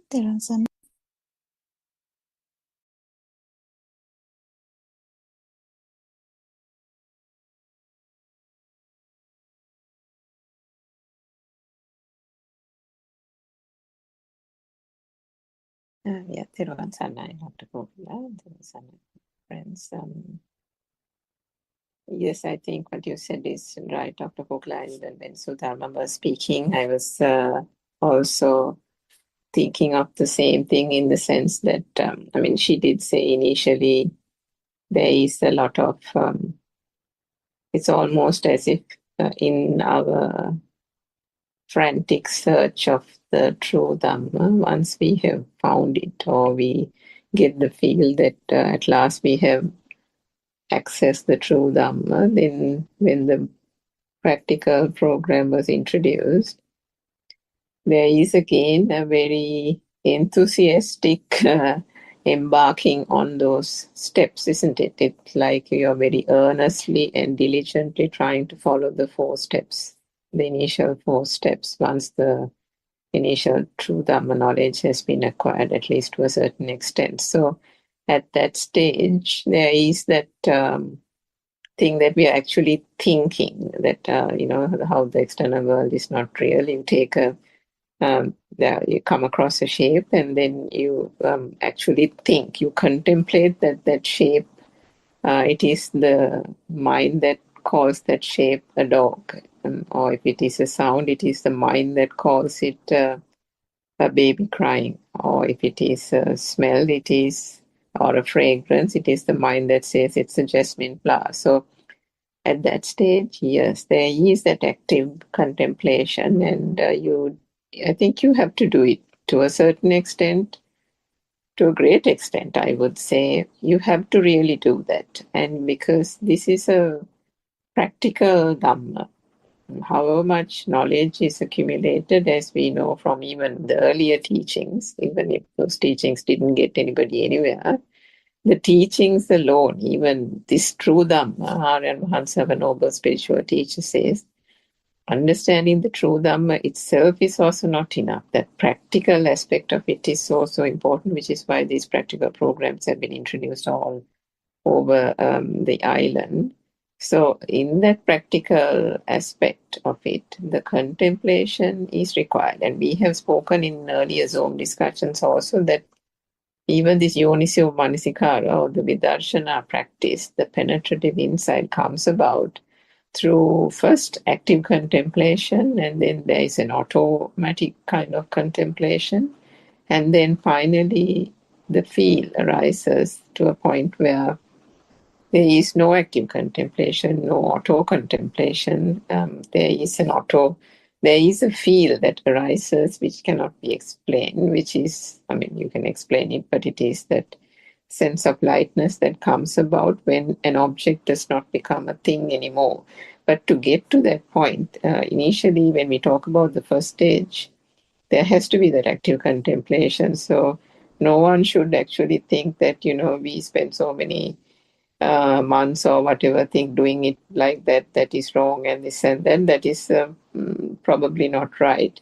There needs to be that, because once you do that, only what is the word, patyang, if you say in English, it has to get ingrained, that practice, and from that practice the wisdom arises. By doing that active contemplation, gradually only the wisdom arises, and for that to arise, one has to put that into the practical day-to-day, whether you are doing a walking meditation, whether you are contemplating in your day-to-day activities, or when you are making a cup of tea. In all these aspects, it has to be contemplated. So that is definitely required.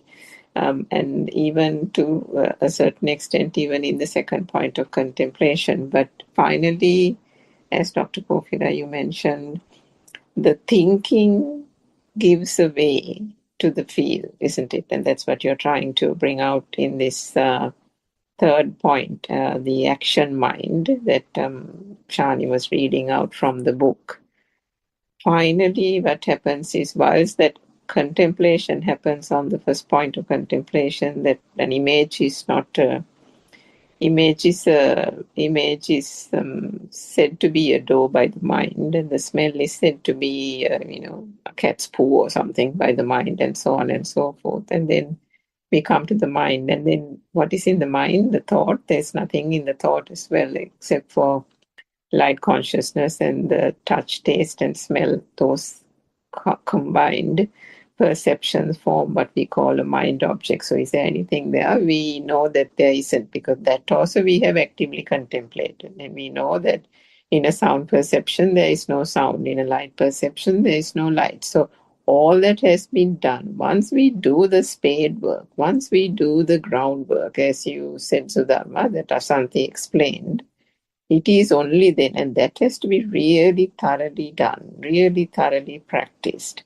And when that is done to an extent, it is then that when one maybe is doing the walking meditation, and there is an encountering of still the senses are alive, right? The sense faculties are still working.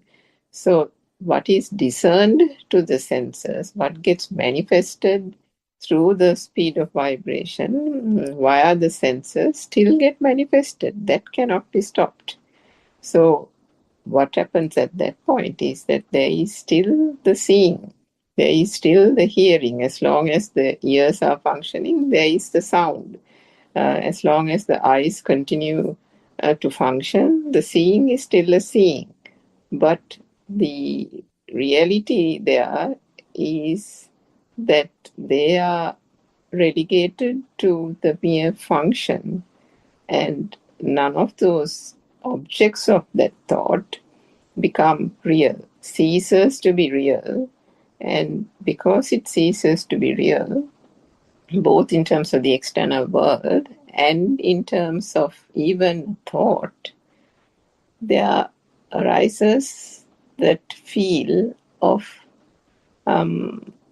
almost non-existence. The feel that the functions are there, the functionality from those senses and the sensory perception still arise, but the seeing is only a seeing, the hearing is only a hearing, and the touch is only a touch. So that's the beauty of that aspect of the third point of contemplation, which is actually where the feel arises as well, isn't it, Dr. Kokila?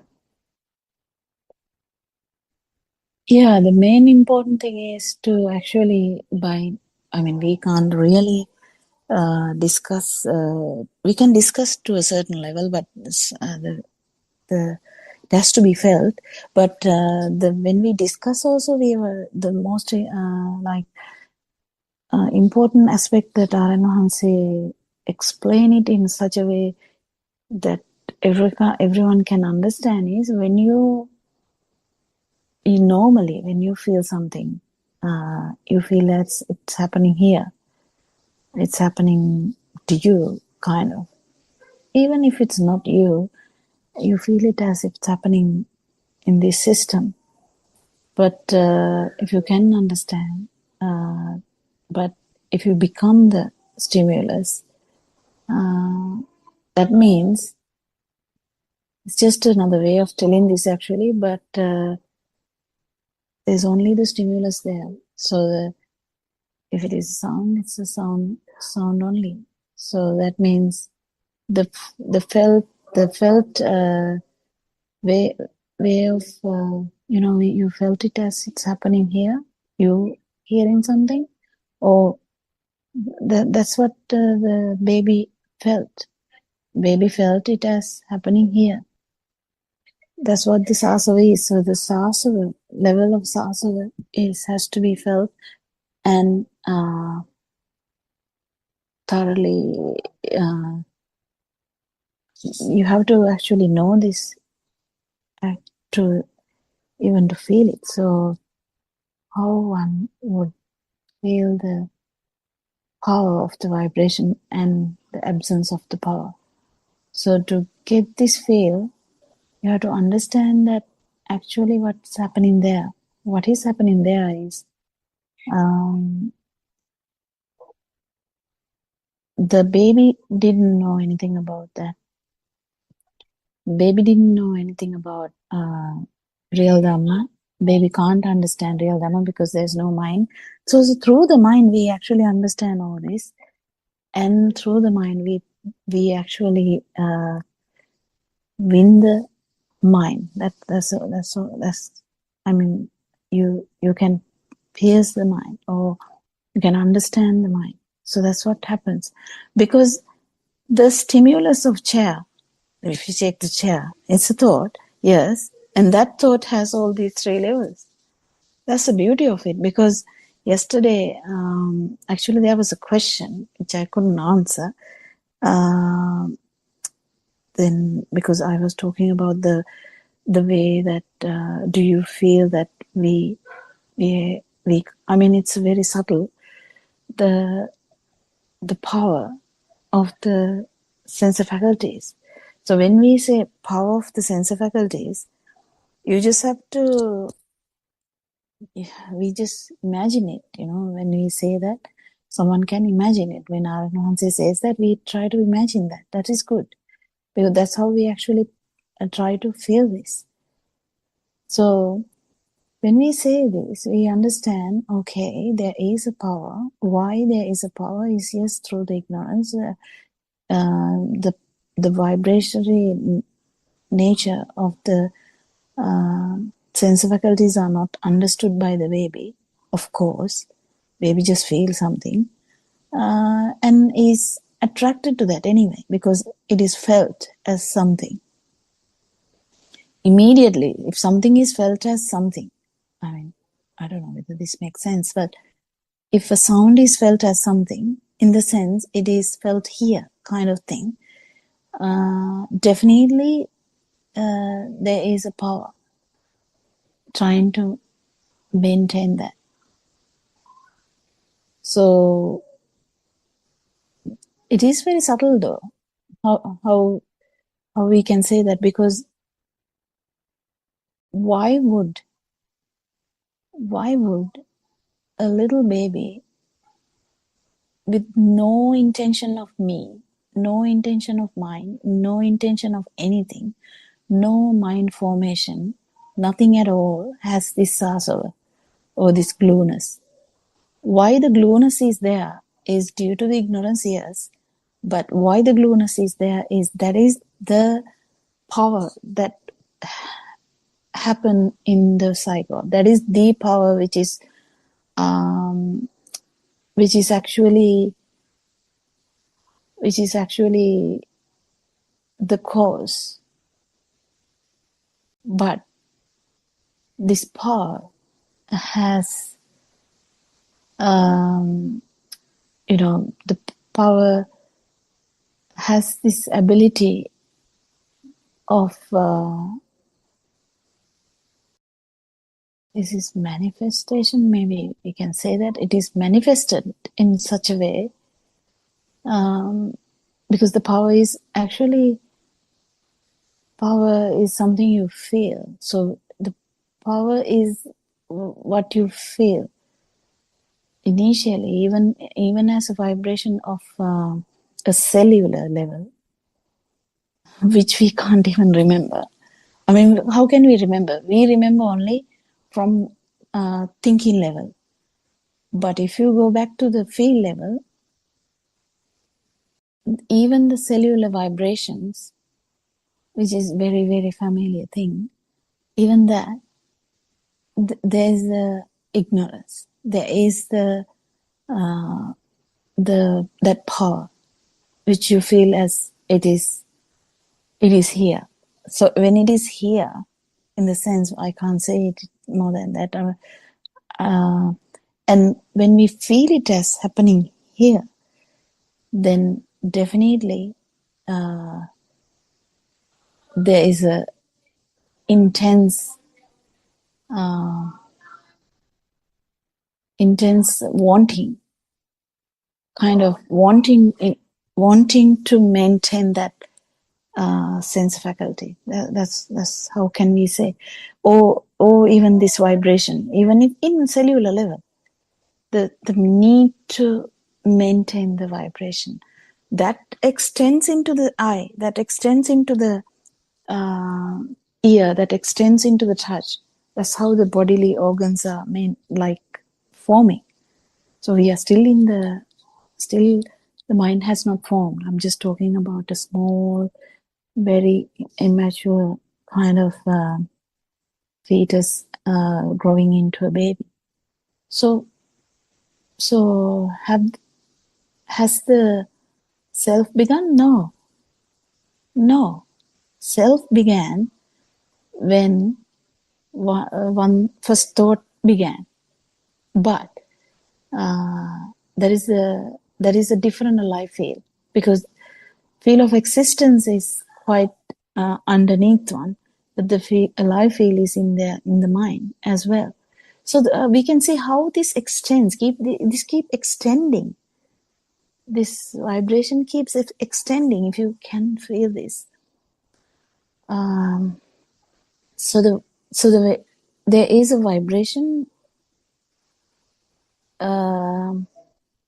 Yes, and what happens is the extension or manifestation of this vibration is the eye, and the ear, and the nose, and the tongue, and the skin, and the mind. Mind is the last formation. Mind forms through the other faculties. So this keep evolving. Can you see how these keep evolving? And finally, Sudharma is Sudharma, and Suranka is Suranka, Kokla is Kokla, so stuff like that. Like we have like an extension now. We have a story now. We have a big story, not a small story. Like it can be 35, it can be 45, it can be 55, and goes on like 105. Yeah. So whatever that story was formed in this level, in a different levels.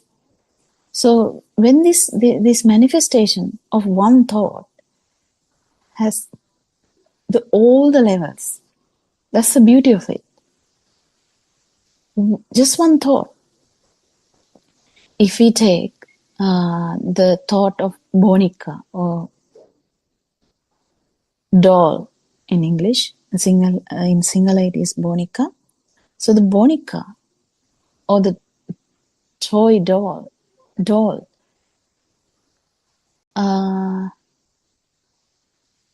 doll, we have a perception of the doll first, but then when it comes to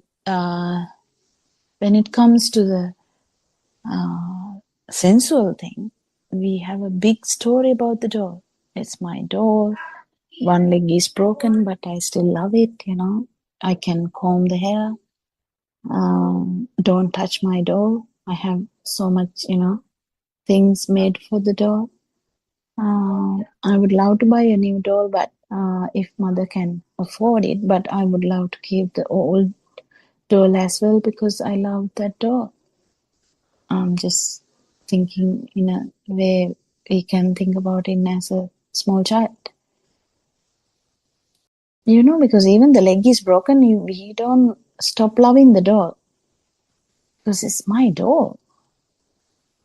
It's same as the child. I mean, I'm not going to tell that because it's sometimes very consuming for people. When we actually start talking about the family members, can be very consuming, can be traumatizing them. So we try to do that. We do that. We don't stop there. But it's easy when you take a doll, that we still love the doll. We have a story. But how did that happen? The story is in one level, but the store under the level, what is the actual thing? We have a perception of a doll. We have a perception of a doll. How did that happen? This is the beauty of Dhamma. Can you understand? Can you feel? Can you feel doll? Can you feel the perception of the doll? If you actually come out of this perception of the doll, you will definitely, if you're actually touching the doll and like combing the doll's hair, you touch the doll's hair and think, oh, my doll. That's how we do. Like touch might bring the perception. Seeing may bring the perception. Therwan Saranai. Therwan Saranai. So, what is the feel? What is this we are talking about the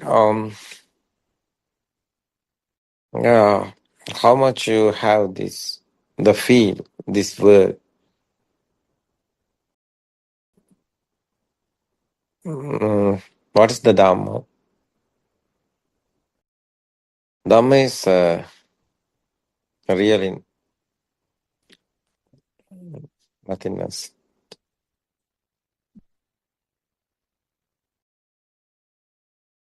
Oh, yeah, it's okay. That's Buddha's word is Dhamma is dependent origination. Yeah.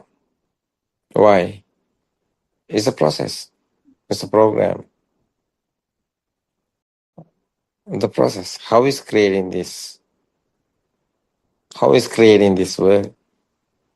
That's the Dhamma. That's the dependent origination. It's your mind. It says, yes, it's okay. It's your mind, it's a thought, it's okay. But nobody is here, no one is here. System is okay. This system is the Dhamma. What is this system? Someone understood this system.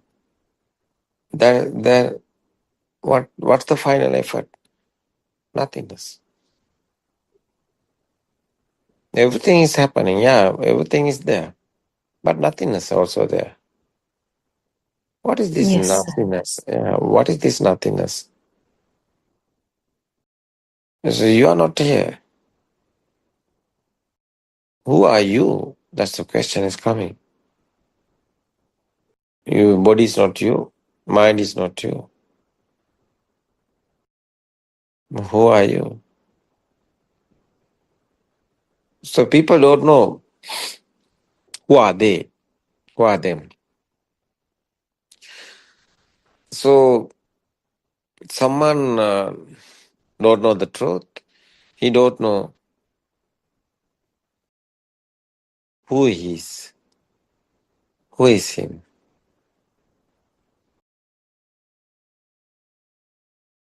No.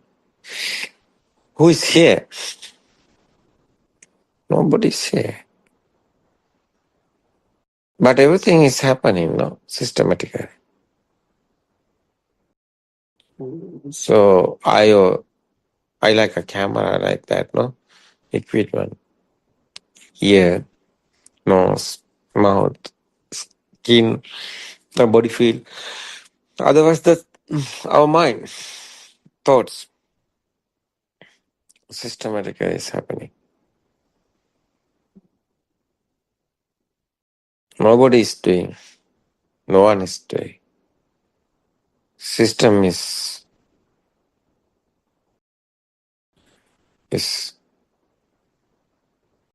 creating. System is here. It's happening systematically. It's like a nature, like a robot. Robot is a machine. Someone given the power, robot is working.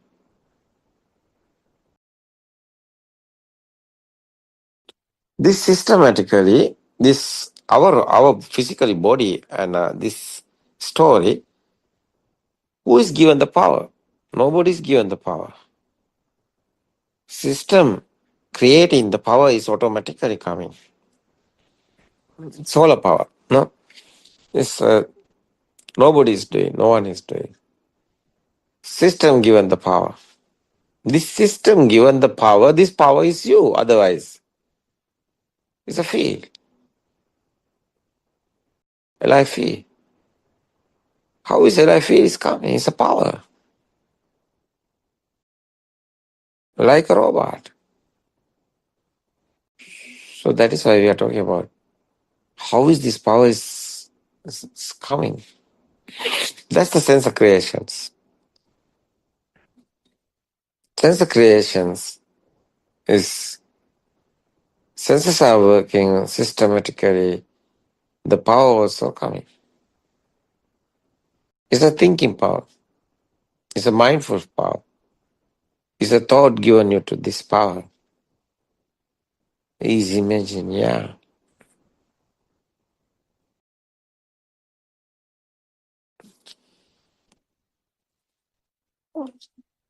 No. So what is this defilements? Raga, this more we are talking about, no? No attachment, hatred, envy. So ignorance also there. So these thoughts, no? How is coming these thoughts value? How is coming this existent fee? No? That's the Dhamma.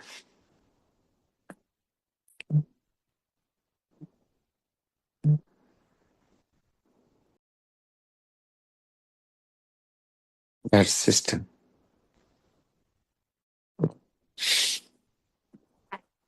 So clear. Who are you? You are the power. What? Yeah. Electric power like that, magnetic power like that. This is mind power. Yes, that's a mind power.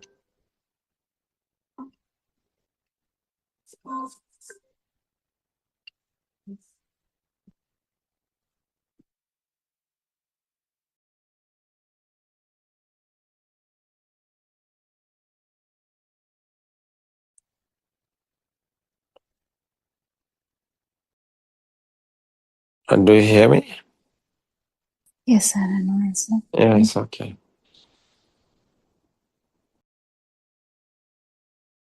It's a mind power, no?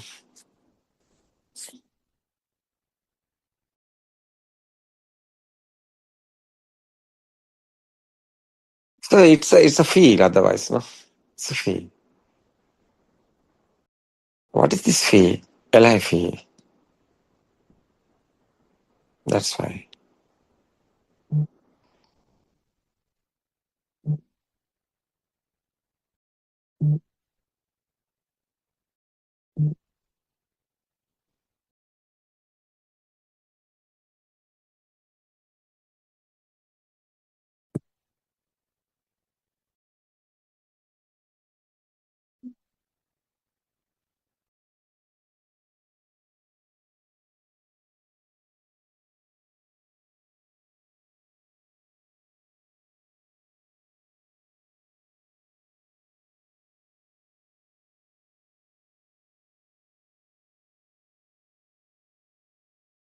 It's very important. This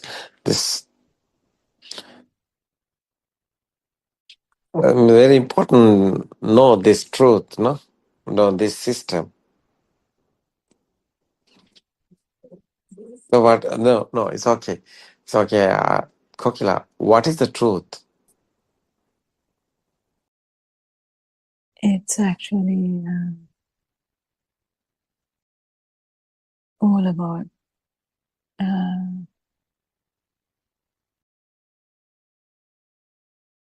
non-existence.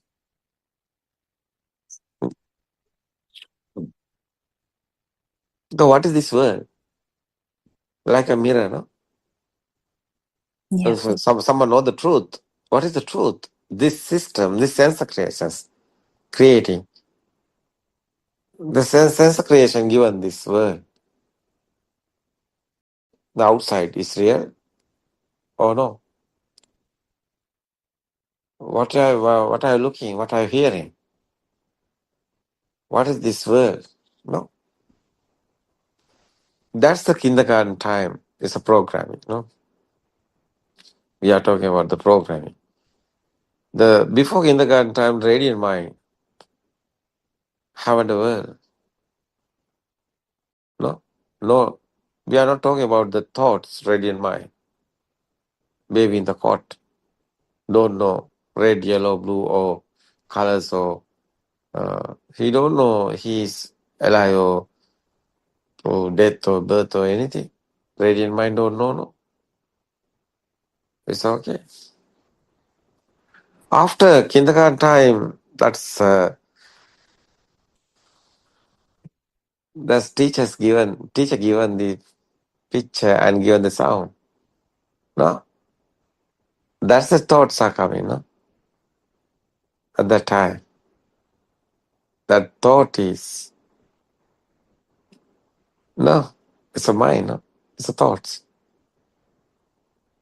The thought is, no, coming, chair, table, red, yellow, blue. That's the world, no?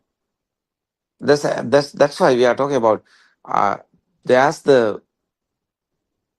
every spark have a power, different name, no? It's a spark. Our eye creation is speedily happening, no? Again and again, and it's power. That's a cause is a vibration, effort is a light. It's a speed given this. No, it's a creation. So sound also same, no? Same system. It's a sense of creation. Sound is a pitch also. How is coming this sound and form together coming? That's the to your mind. Its thoughts are coming. No, sound and form and the body feel. No, taste, smell, feel. Sthina sangati passo. These five senses creations together coming. That's the thought. So it's okay. That's every spark have a power. That's why. No, that's our now we are always talking about the example is the something drop in the water and waves are coming. That's a waves is a power, no? Inside the power. Like that every spark have a power. Example. So that's why light also existent field is coming. That's the eye consciousness we are talking. Consciousness meaning is existent field otherwise. No. Is a ear consciousness. Perception converting the consciousness. Perception have the power, but consciousness have a power. You see that? It's a five aggregates. Yes, No. sir. Rupa, Vedana, Sanya, Sankara, Vijnana is a Pali words. Rupa is a vibration. Vedana is a feel. Is a Sanya is a perception. Sankara is a system. No. Create the system. It's a process. It's a creation. Is a finally is a consciousness. It's a consciousness. It's a power. That's a simply explaining speedily happening the spark is final effort is I is creating the light is coming.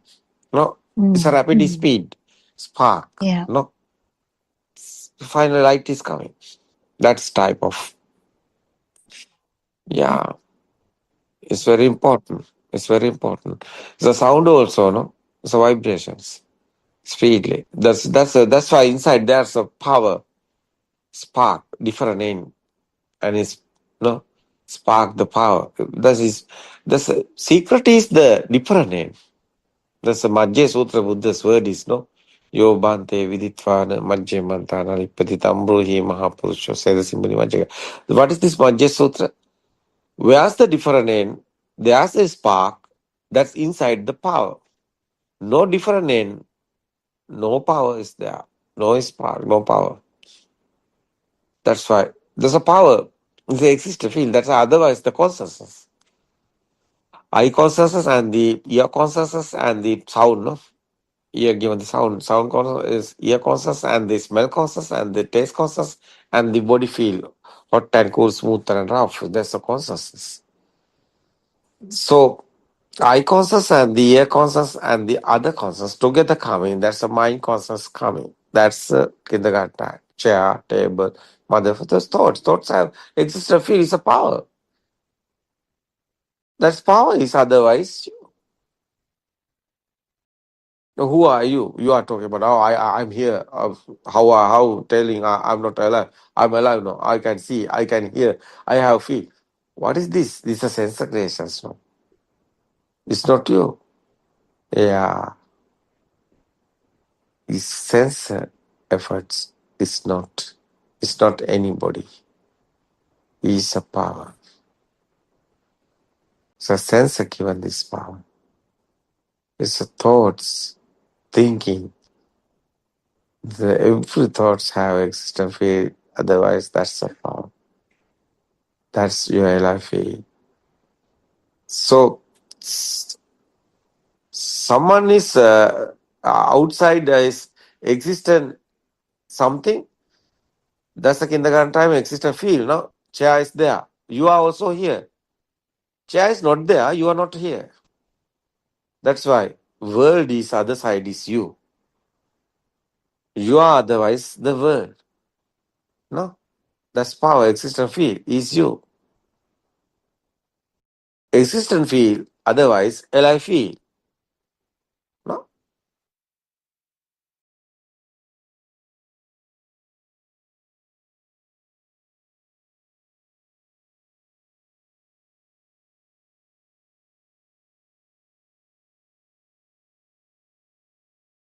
Yes, Sarana.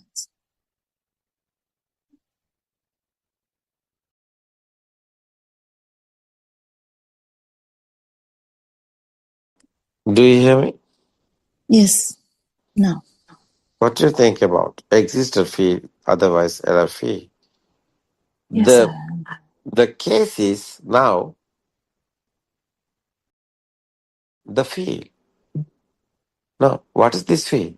Normally everything is happening. No, someone eat the spicy is hot is coming, but nobody is here.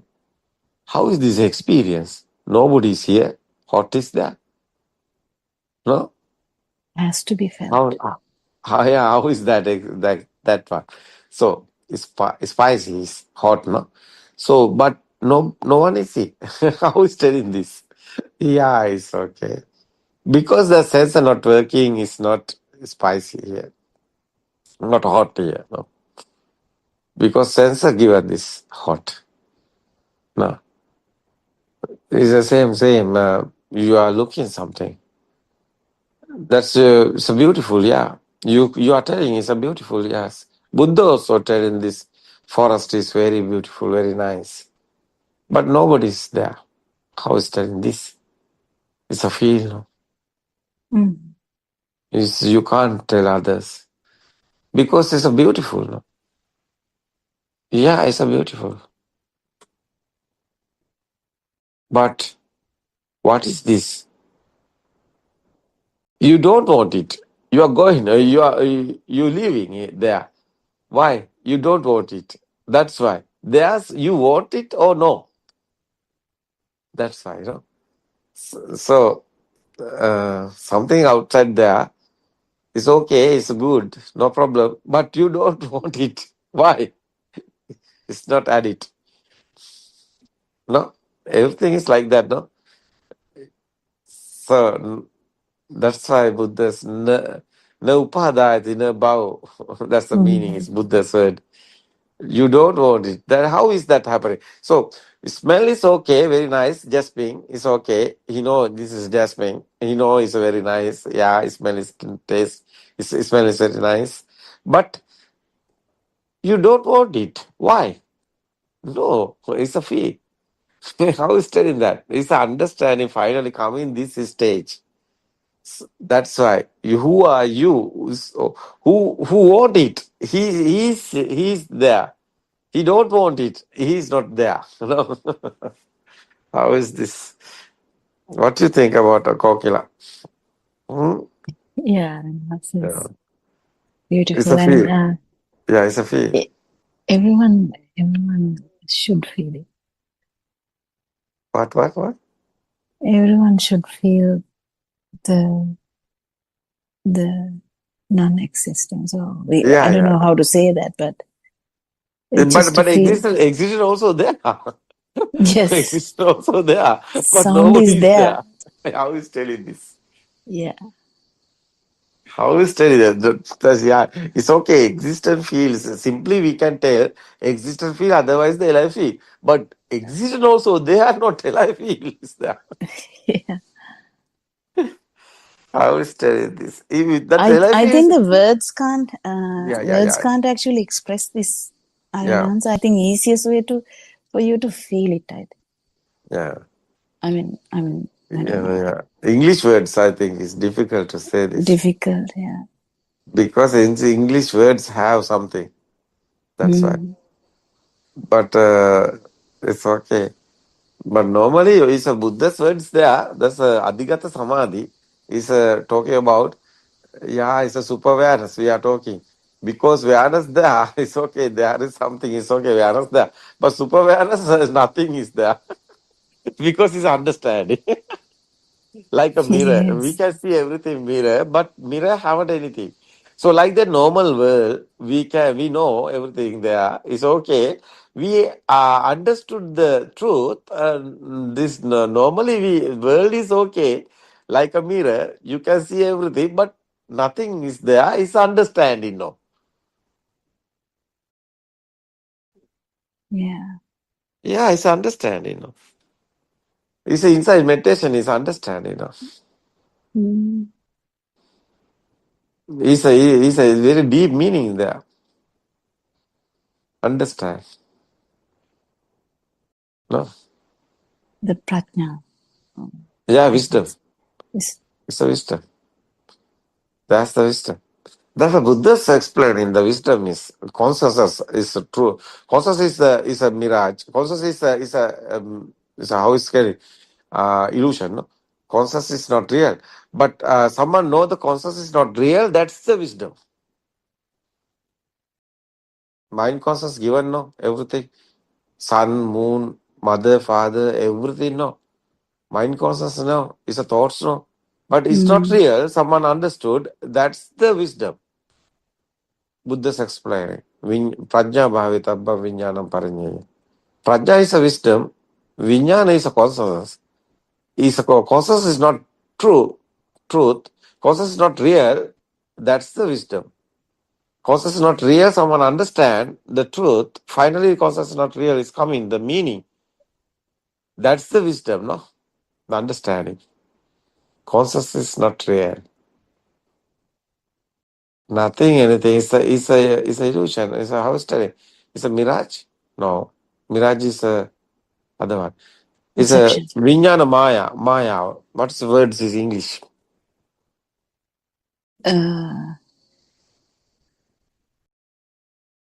Vijnana Maya. So miracle is a mirage, no? It's a perception. It's a mirage.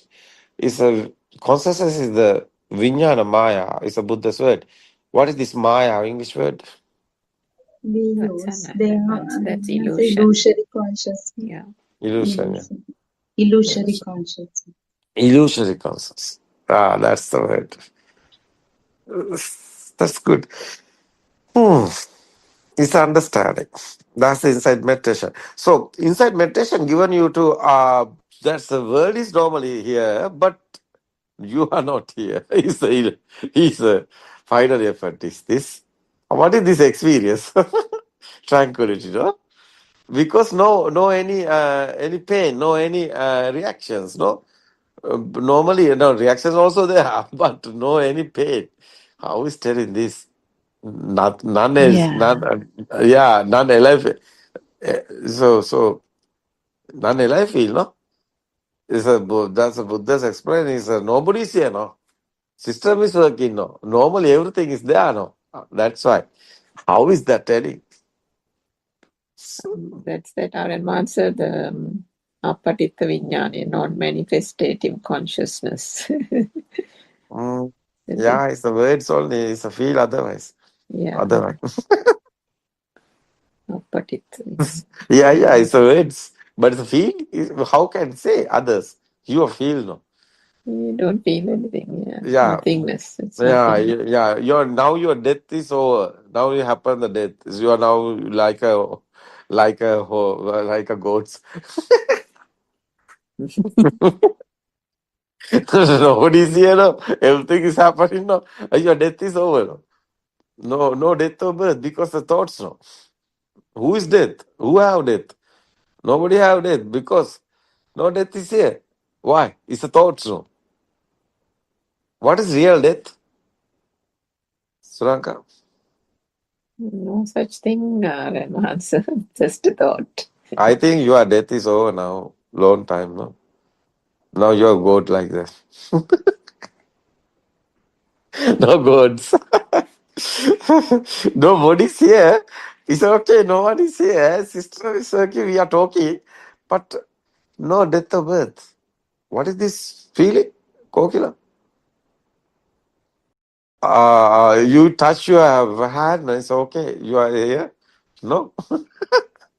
Yeah, yeah. No, no, I'm not dead. I'm alive. No, no, it's a like a current. It's not your Kogila. It's a current. What is that? No current here. It's okay. What is that current? What is that? No, no, what is that fade in this current? What is that fade in this current? What is that current? LFE? Yeah, what is the current? It's the ego. Ego is disappeared. Oh, zero the ego. That's the, Yeah, yeah, that's the power that's the is beauty. zero. Yeah, that's Yeah. the power is zero.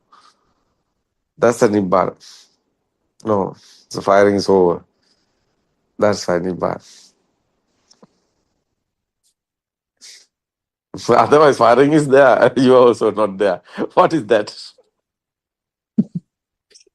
It's very important. It's very nice. Yeah, it's very nice. It very nice, Adam. Yeah, very nice. Very nice. The experience, I think, very good. I think very nice experience. Nibbana experience. It's a tranquility. What is that Nibbana experience? It's very important, I think. No, Yeah. no, it's okay. It's very nice. තෙරුවන් සරණයි අයන් වහන්ස. Can I Yeah. ask the question, Aryan වහන්ස? No, no, no, no, no. Now it's not. Now, no time.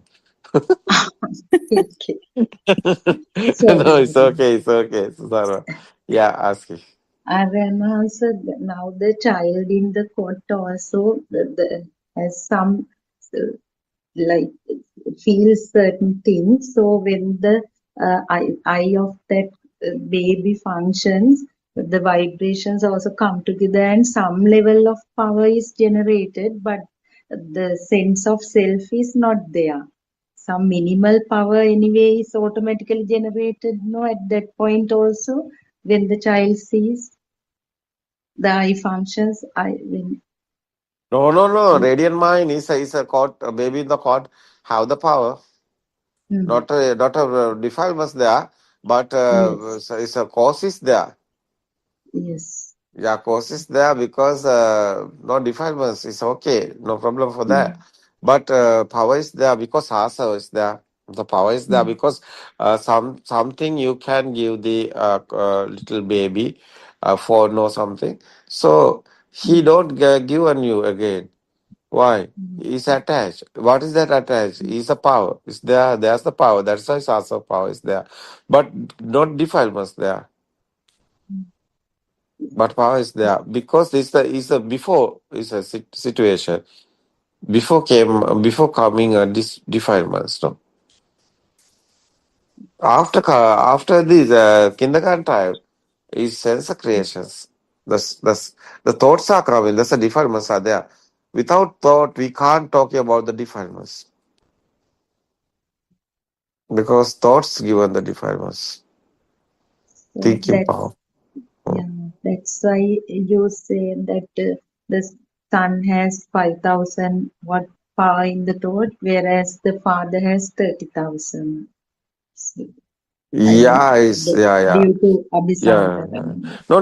That example is the little baby. It's a kindergarten. No, is after that. Baby have little bit datas. Datas Okay. is a 5,000. Yeah, we are talking about defilements. Is 5,000. Defilements is coming. The thoughts coming after that. That's why before is a radiant mind have under defilements. So 5,000 is we talking about the defilements. So is a father have the 11,000 or 13,000 is a defilements. It's a power. It's a power. It's a defilements power because data. Data, no, sun, moon, mother, father is a data. So that's the words. It's like a film. So that's a thorough, The data there. That's why father have more power. No, it's okay. Yeah.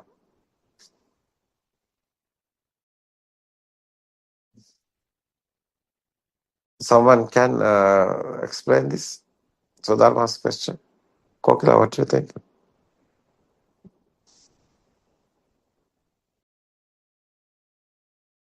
Are you there?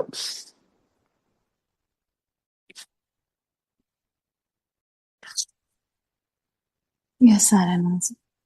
Yeah, it's okay, no? Because that's a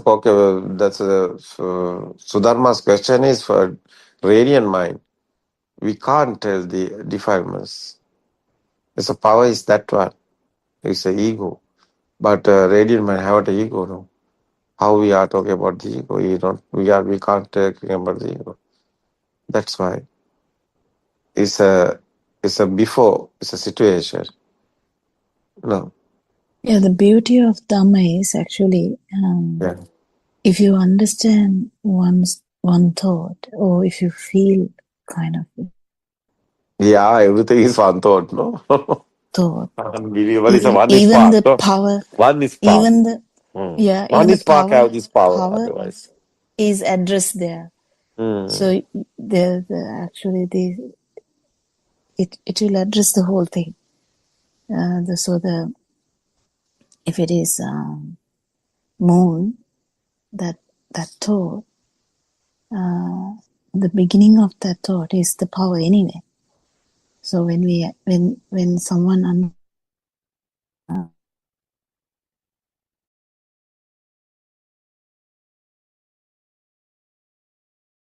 without understanding the whole thing, even all these levels of defilements, as well as the initial power, how this started. So that's the beauty of this, I think, because you are not actually addressing it separately. You are addressing, if you are addressing one thought, the one thought Oh, properly, yeah. then the power is One is spark. already One is spark have the power. addressed. Yeah. Yeah, the Sudharma's question sounded as we are going to attack that separately. That's not how it is. Yeah. It's just in there, because the power is the generator. Power was the generator, and when we address one thought, the whole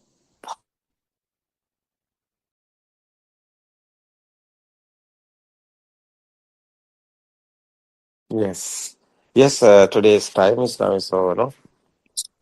we always try. We always collapse with the other one, the 4:00 one. Yes, Yeah, it's okay. Okay, Dhamma friends is okay. Kokila, okay, so Dharma, Suranka is tomorrow we can join again. So okay, Terwa Sarna, everybody. Everyone, Saranam, Terwa everyone. Sarna. We can discuss tomorrow, okay. Yes. Terwa Sarna.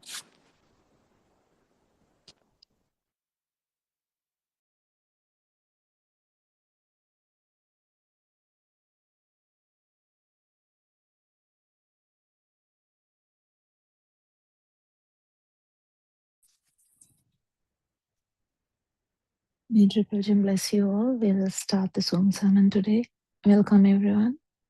Thank you, Aranwansa, for your noble guidance.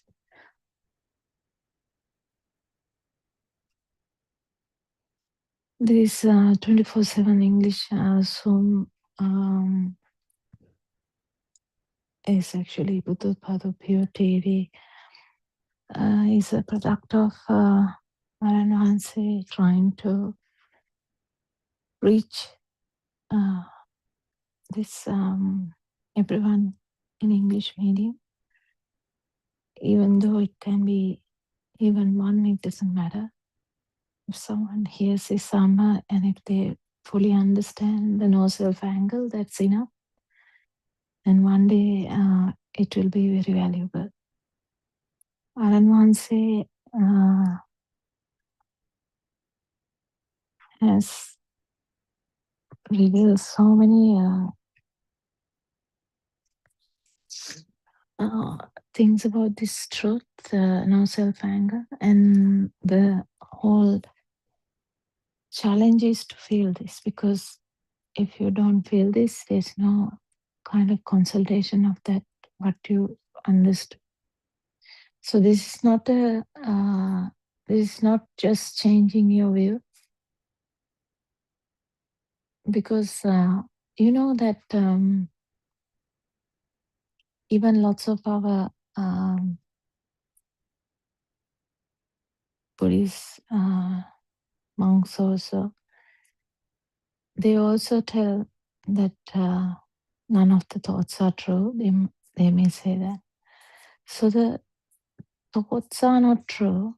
That's correct. But even fully realizing that even that thought, the thoughts are not true, thought is also not true, means none of these concepts are actually there. Right, wrong, good, bad, none of these concepts are actually there. They are a creation of the five sensory organs, because humans have five sensory organs. Even that sentence itself, it's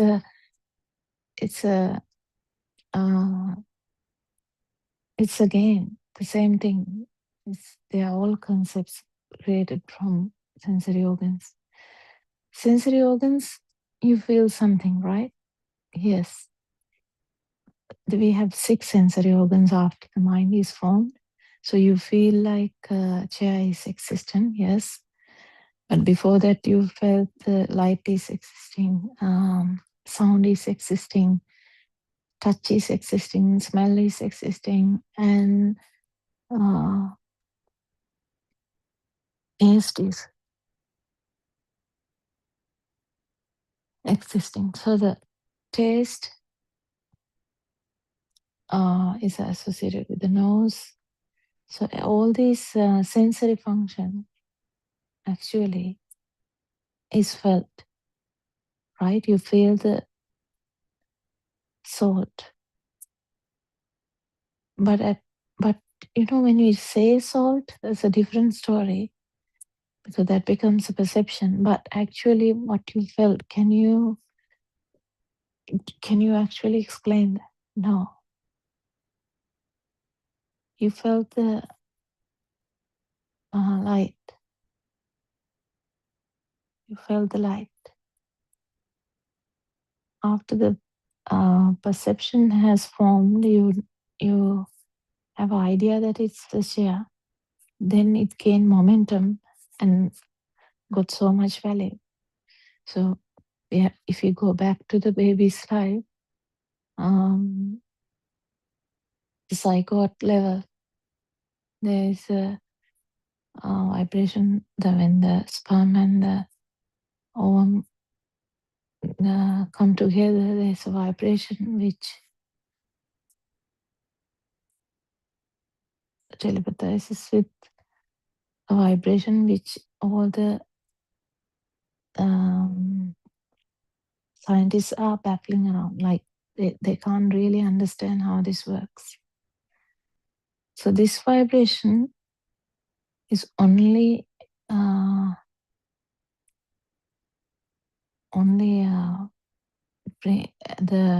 has this alive component in it. So it brings the whole variety of even there's quadruples or twins. Why they are different is there's a different vibrations telepathizing into that level.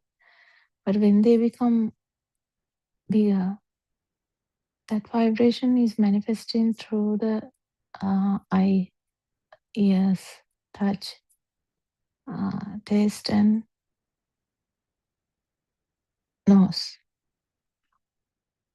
But the main problem is this is normal. If there is a vibration, that will definitely happen, right? Yeah, you can't prevent it. It's not a self that this vibration has been has actually these aspects or characteristics in it. This vibration has the potential to become a thing, has the potential to propagate, has the potential to gain the momentum, has the potential to kind of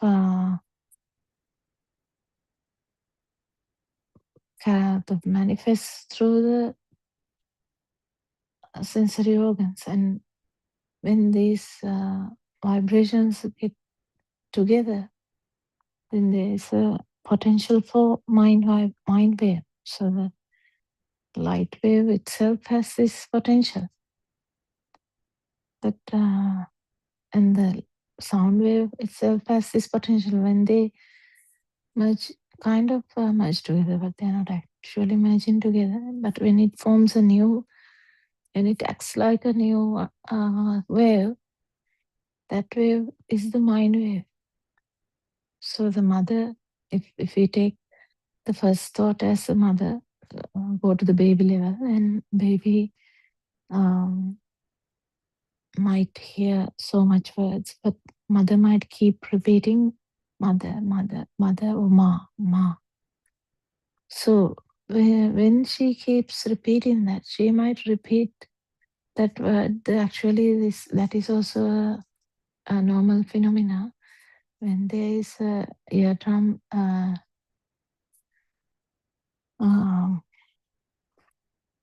when there's inner ear vibration, that will actually correlate with the vibration of the vocal cords.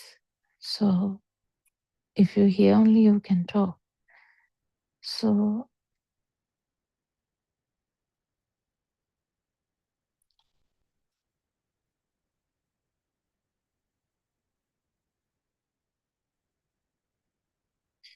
this vibration of the vocal cords is just coming. Baby actually may not know what ma is, or amma is, or mother is, but she might tell that. But as soon as she tells her, she understands that the picture of mother is actually responding, right? And slowly there's a comprehension like that this mother, when that picture is there, photo is there, sound is now related. Also the smell of mother, the taste of the milk may be associated, and also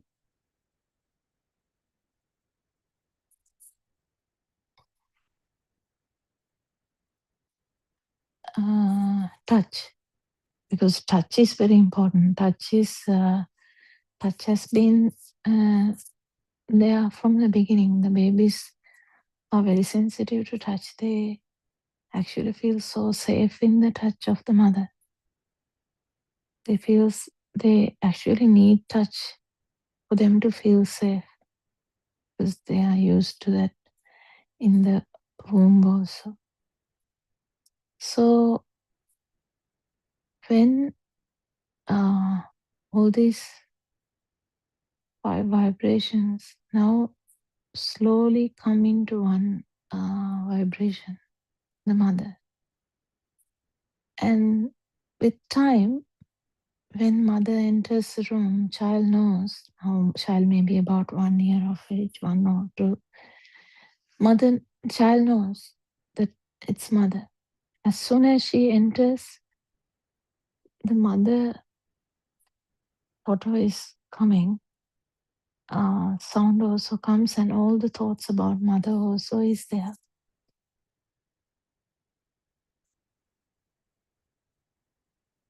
And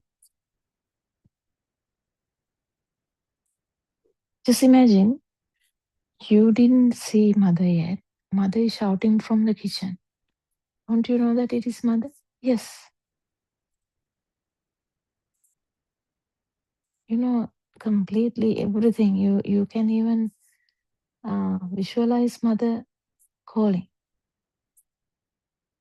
The photo will come immediately. Everything will come, you know. All the characteristics are there in that mind wave. So this mind wave is actually the sound wave in a different way, but it is a bit more complicated because mind wave has all the other aspects as well, right?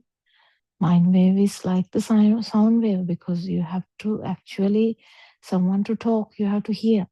If you are deaf, it's difficult to talk. If a baby has hearing problem, until the hearing is fixed, child can't talk. Because talking is actually the reproduction of the sound wave. But this actual mind wave is more complicated than just the sound wave. Initially, it's just a sound wave. They will just repeat what they have heard. But slowly, it gains a momentum with fully understanding that actually the word carries much more heaviness than that. It carries the mother, if it is a mother, mother's photo is also there, mother's smell is also there, mother's taste is also there, mother's qualities are also there, mother, every thought around mother is also there. If the mother is fearful, fear will come. If the mother is loving, love will come. If the mother is rude, that rudeness will come. If the mother is very like demanding, that feel will come.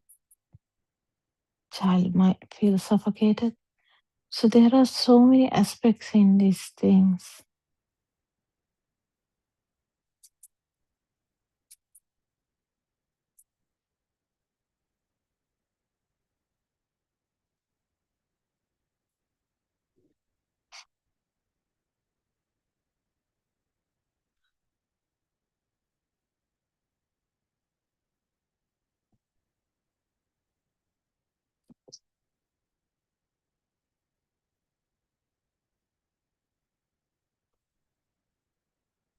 Mm.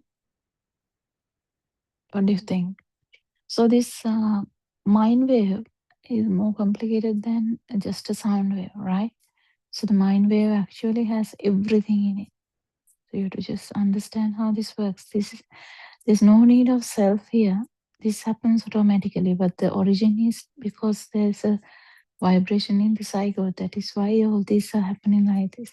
Why there is so much characteristics, why there is so much unique things happening to this person is because of that vibration. And also don't forget there are characteristics which are coming from the sperm and the ovum too. Mainly the characteristics of the body is coming from that. And environmental aspects also affect this upbringing of a child. So now we are trying to understand the mind wave, right? Yeah. So I told you it's not just the sound wave, but it acts as, actually it is acting like a sound wave. So mind is actually like a sound wave. But it is more complicated because it has all the features. So 8 vibrations. They talk about 8 main vibrations. What are they? They are like 4 great elements and the light, sound, taste, and smell. 4 great elements are all the bodily reaction, body sensor. Body sensor can feel the solidity, liquidity, air, and temperature. So, what are we trying to understand here? We are not actually trying to explore how these things happen. We are trying to find out, why do we feel alive? Why do we feel as I'm here? Why did we get the idea that there is self here and everything is happening to that self? Actually, no one gets this idea if they don't feel it. Because they feel it, they get this idea, right? Yes, they feel like that. They feel everything is happening here. Here means here. That's why people thought that the body is me. That's why they thought that even the mind is me.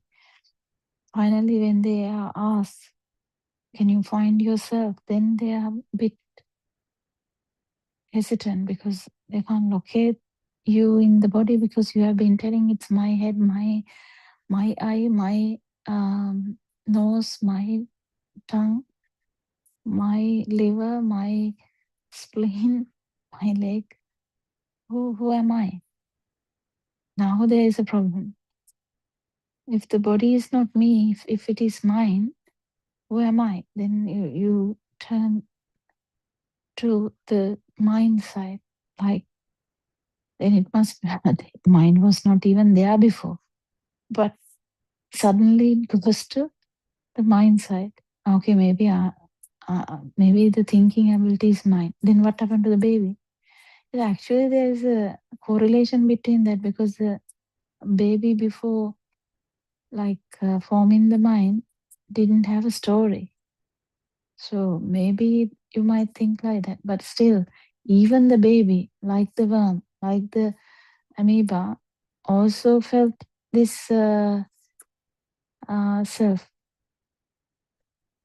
In that level, also this that something is happening here, sensation is there, even though there are no definitions whatsoever. There are no pictures, no photo naming, nothing. But still, just vibratory level also, there's this sensation or perception, very subtle perception that it's happening here. So just imagine now, even though because we are helpless, when we are asked to locate yourself, who are you? That question, you try to locate it in the body, you actually fail in that. Then you are turning into the mind, which is not even there in the first part of your life. Like one year or so, you can't actually relate to a mind because mind starts later. Mind actually start to form with the formation of the 5 sensory organs of mind. The sound wave and the light wave coming together with the touch wave is the mind wave form. It forms the mind wave. It's not actually there, but it acts as another new vibration, another new wave. So you try to blame the mind. Maybe I'm the mind. Well, you are not. That is the problem that a lot of mothers have that are trying to understand that they think the mind is you. Oh, mind is not you. Finding you is the biggest challenge that you have here. So are you okay with that challenge? Like I'm basically challenging you now. Even someone who is the biggest scientist ever, the best scientist ever, or best monk ever, or someone who is the head of the Buddhist associations. Challenge is here. What is the challenge? Did you find this so-called vibration, this so-called self? Did you feel? Did you corner it? Did you find it? Did you feel it?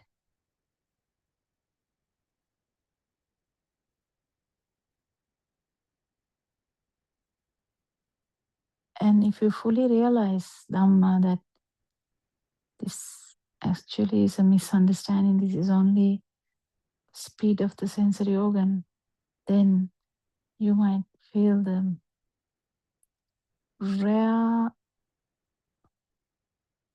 layer which has been masked by the vibration layer, the non-vibration. Non-vibration is anyway there. You haven't actually telepathized into that. You haven't synchronized to that because you couldn't, because all the time you synchronized to the vibration.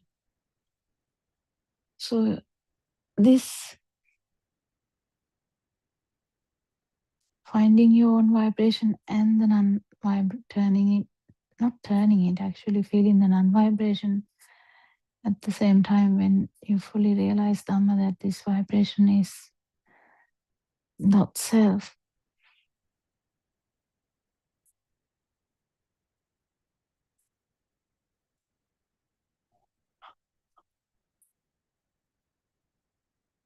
You have fully realized that there is never a self, because that self feel, alive feel, that is there in the 6-week baby also, or 8 weeks, or whatever the weeks baby also had this alive feel.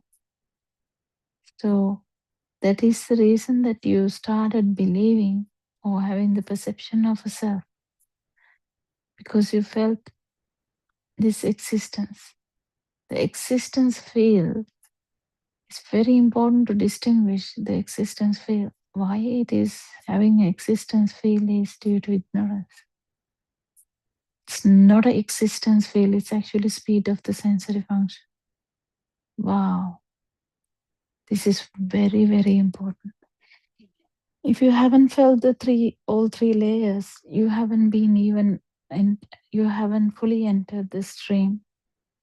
Stream enter has not been confirmed. You can't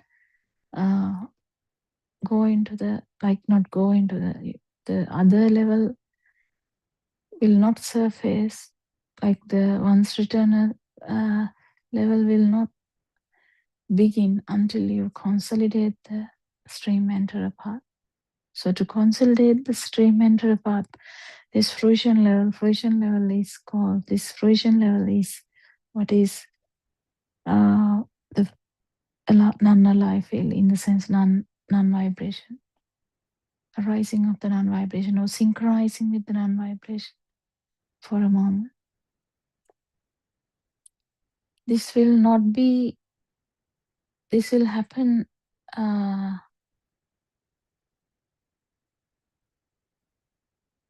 before becoming the non-vibration. This will happen multiple times.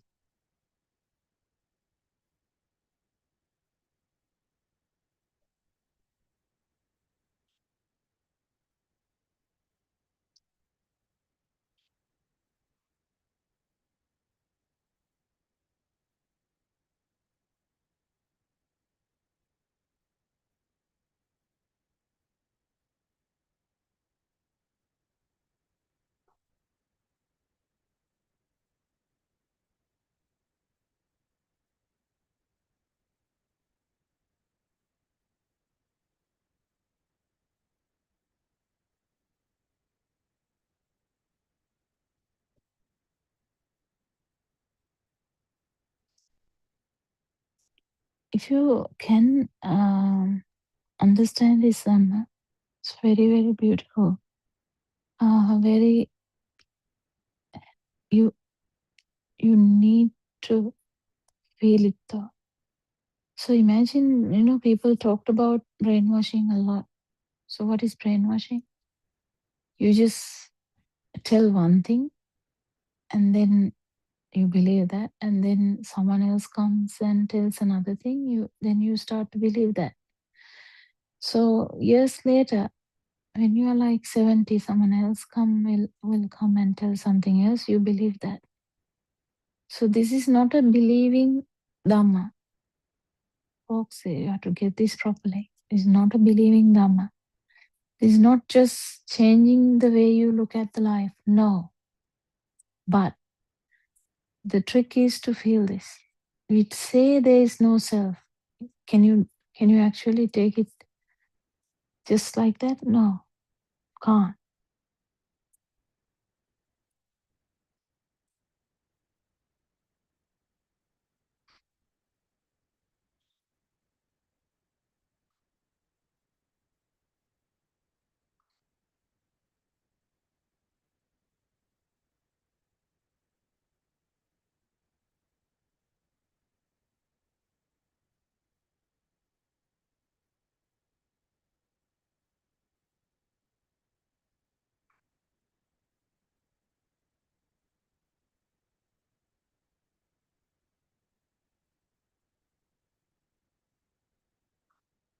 Mhm.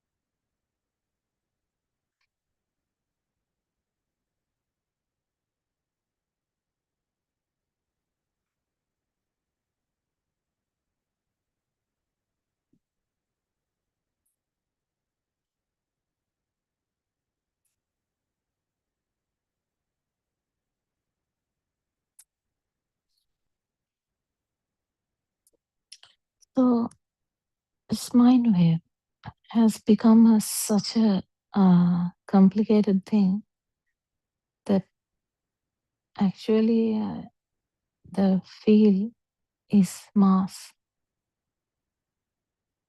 because you don't feel anymore, you just think. That's actually normal. Don't worry about it. But the thing is, once you understand them, the value of the thoughts will go down and you will automatically enter the feel level. You still know everything, that this is a car, this is a truck, this is a lorry, this is a passenger, this is a old lady walking in the street or crossing the road. Yeah, you see everything. Did you see or did you think? You thought. Why? Because seeing actually is like a photo-like thing. It's just seeing.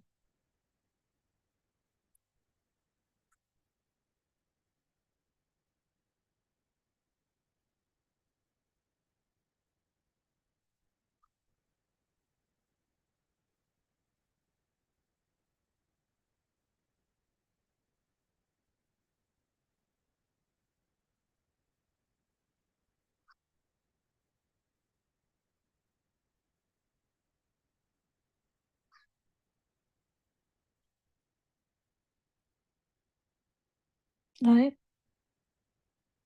Just seeing, it can't be having thoughts.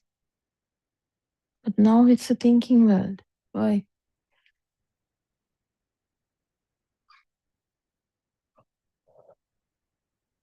If it's like a eye function, it is like just a photo. But now that, I told about the mind wave having all these aspects of the sound, the touch, the everything. Yeah. So when it comes, what you see is a truck, what you see is a lorry, or what you see is a car, or what you see is a train. So you just imagine you're seeing a train. The actual eye function doesn't have all the aspects about the train. But now, as an adult, you telepathize to the first thought you got. Someone actually showed this picture and told you that this is a train. That's how you know that it is a train. And the features of it, touch of it, how long it is, how it sounds, everything is in that. So this train stimuli of train stimuli or train thought has all the features in it. So it's kind of heavy, isn't it? Yeah, it is heavy. And when these thoughts start to act very fast, so they keep coming. Imagine you walked into the road, you saw so many things happening, right? You stand there, you see people running around, vehicles going so fast. One time it's a lorry, one time it's a truck, one time it's a car, one time it's a bus, one time it may be a train in the other side of the road. Maybe there's a railway track. One time it would be even a plane on top of it. If you're living in Sydney, you can actually appreciate that. Plane might take off over your head. Even in Katunayaka area, you can appreciate that. Suddenly you look up, your plane is going on above you. How do you get that perception? Perception actually. Above, below, side, everything, they are all perceptions. So the thing is, this mind wave, when the mind thoughts or stimuli happen very fast, there is a mind consciousness.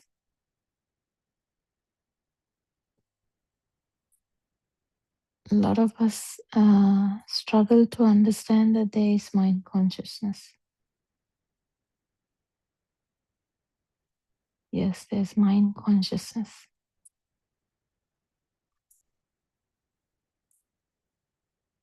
What do you mean by mind consciousness?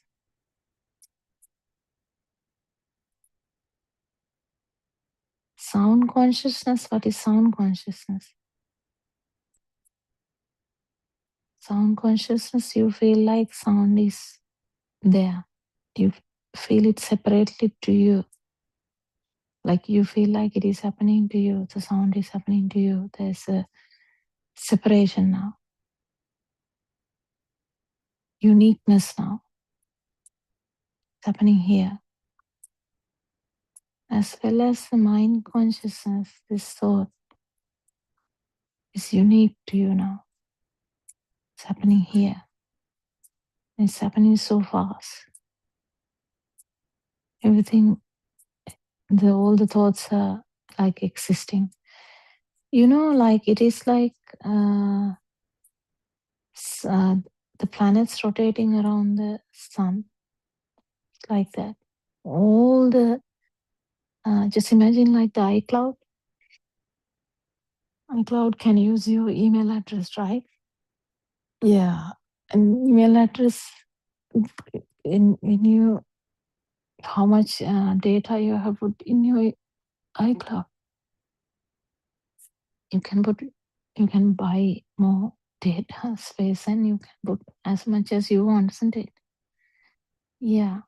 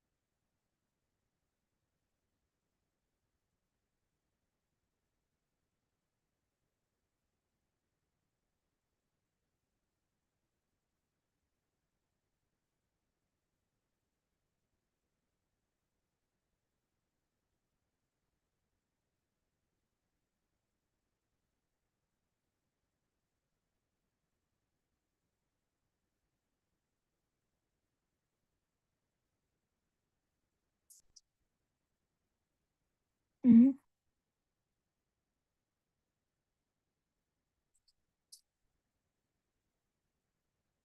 Imagine now. This is another way to explain that. Imagine you go to your phone.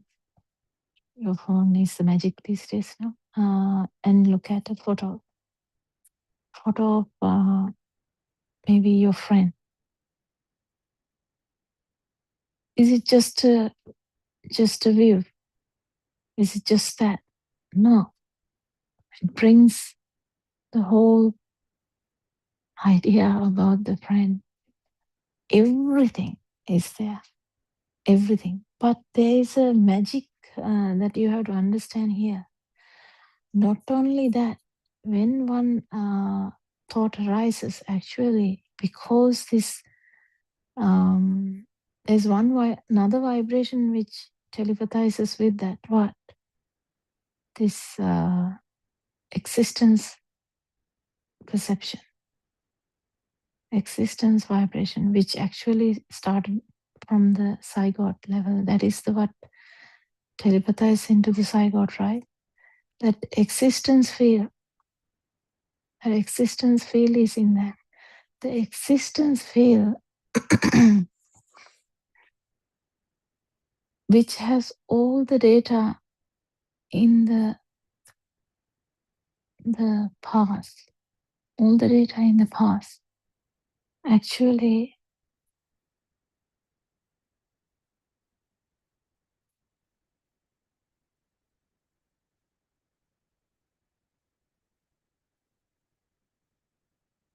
that is also there. So when you look at a photo, not only details about the photo is coming, or samsaric power is there.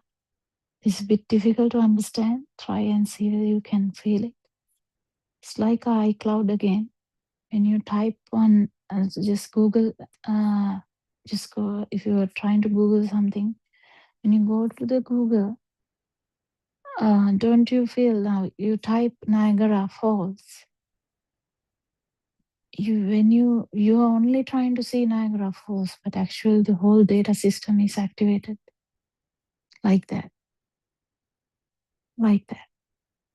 Each and every stimuli, your full system is activated. And cessation, you will never be able to understand unless you feel this non-vibration. Because cessation didn't actually happen.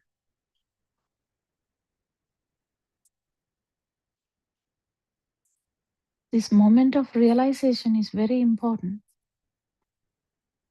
Because then only you fully realize the 3 layers of this photo.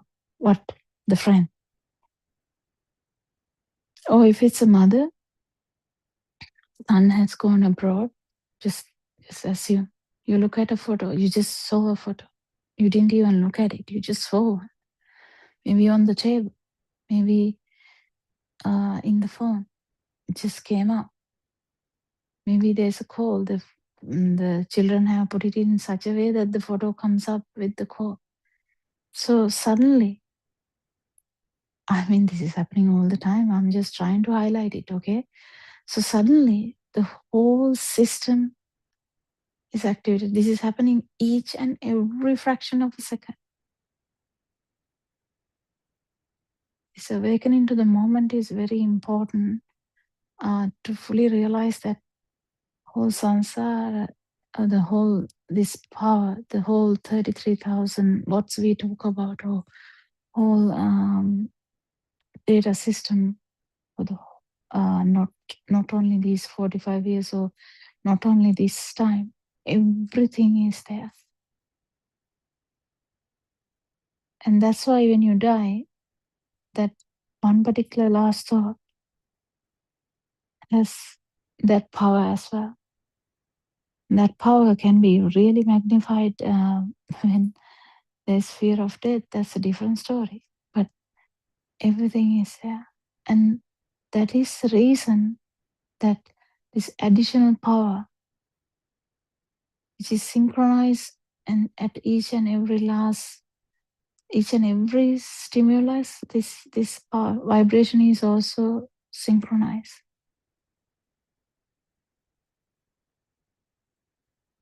this self-vibration. That's what we call it. Don't take all these things so bland and try to take it. Don't take it so seriously and try to argue with us. It's just a way to tell you that you have a task of catching your own vibration. And if you haven't done that, even if you are the like a great figure of Buddhism, it doesn't really matter. If there is a village mother who has felt the vibration and felt the non-vibration, that is the Buddhism there. But Buddha is there, not anywhere else.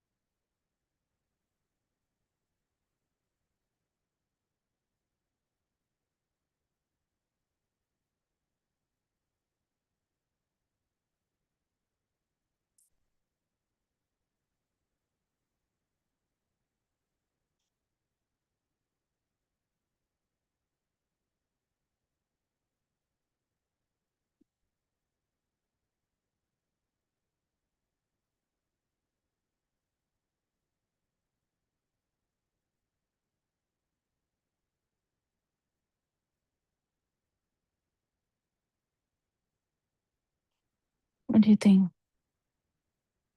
You know, this catching this vibration has been the task forever. Only humans can actually do that. Fully realize that this is the kind of thing that is happening. Animal will just go on with the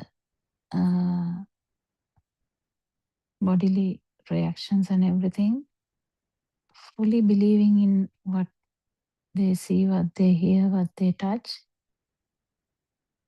You can't really break anything in that. You can't give any insight to the animals. But humans, in the other way around, can, because they have a great ability of thinking, they can actually, the thought is there. There's a chance of piercing through one thought and fully capture this vibration. And if the Dhamma comes properly, the non-vibration. I mean, just capturing your vibration is useless because you will then know, oh yeah, this is my vibration, but it's useless. You have to actually fully apply the whole understanding that it is the speed of the sensory function only, because that's why you felt as something is happening here. That's why you got the self perception. That's why you got the self view, right? The baby, just imagine the baby didn't have the self perception or the self view, but the baby had the vibration. Slowly with time,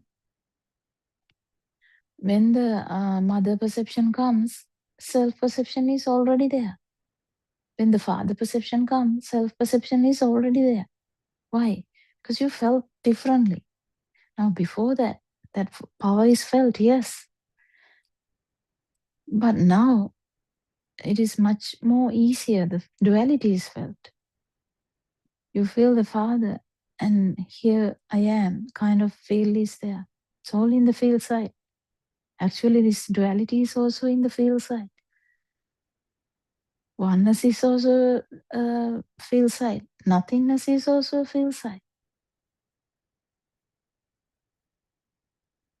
Some people thought the oneness is the greatest thing. No, nothingness is the greatest thing. I don't know whether you understand these things I'm trying to say, but some people, the spiritual people, will understand what I'm trying to say, because there is a effort from people who meditate to become the oneness, right? Yeah, not because they don't know there's anything other than that. Yes, there is. There's non-vibration. It's useless to feel the vibration and be happy with that. And also, you may take some time off. Now, what is time off?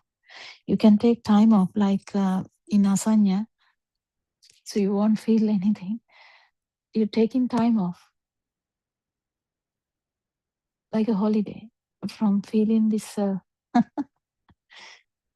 It is good too, right? Yeah, it is good, because this feeling self is very difficult. In the sense, it's kind of agitation is there, restlessness is there. That temporary time off is not good enough, Lord Buddha said. He said it to monks who were practicing and got into the non-form meditative states. They kind of get time off from this alive feel, and so they don't feel anything. It's like a deep sleep. But that time off, temporary time off, is not good enough, even if it is 80 kalpas. 80 kalpas, the word is used to denote a long time, right?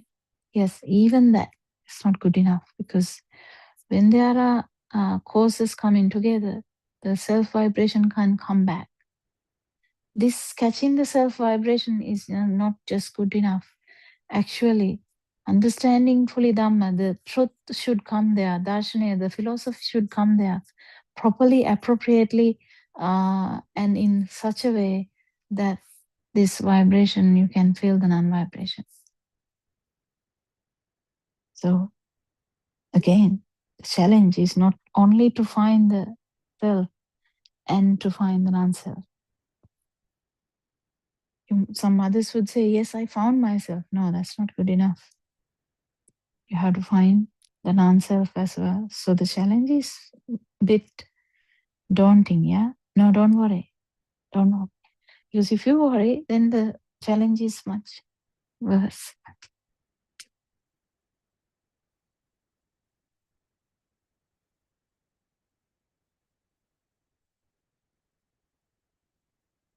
What do you think? Yeah, I mean, you don't have to worry too much about this. Why? Because just worry can't do anything. Not too much. Don't worry at all. Life is too short, right? Don't know whether there will be a talk tomorrow, right? Yes. But what is important is, if you don't catch this vibration with this human life,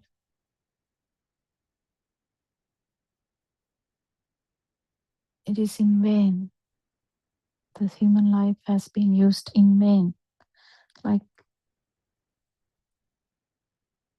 you could have done better, you will realize you could have done better, because any other life form, any other way of life,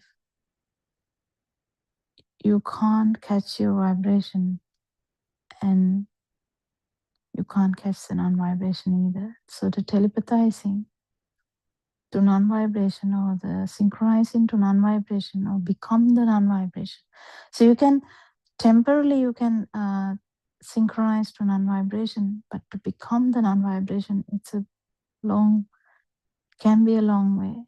The person who did it so quick was Bahia.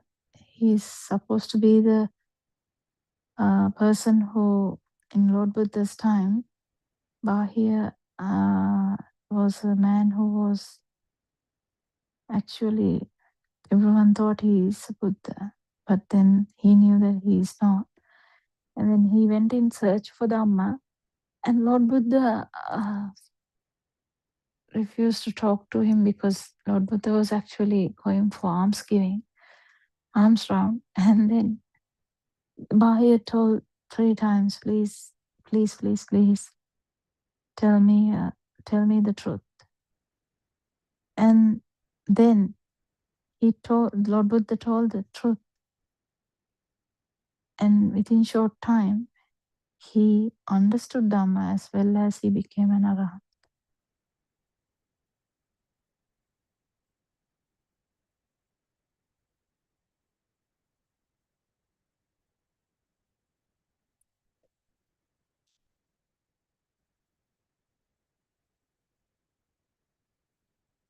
Within short time. He's famous for that. But what did Lord Buddha say? Seeing is seeing only. If you understand that seeing is seeing only, and hearing is hearing only, touch is touch only, and consciousness is consciousness only,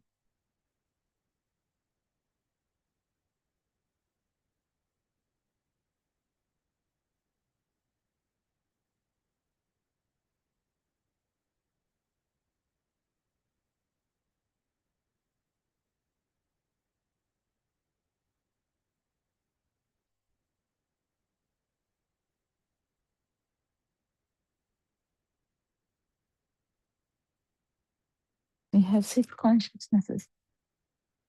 So light consciousness, sound consciousness, touch consciousness, which has 4 aspects into that, and taste consciousness, and smell consciousness. And when the mind is formed, mind starts to act like another sensory organ. Acts like that. It's not situated anywhere. It acts like that, and its mind has a very great speed as well.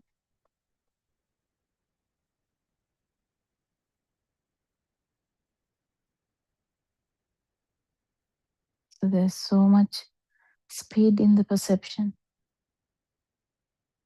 Mind perceptions come so fast, you feel it as existent.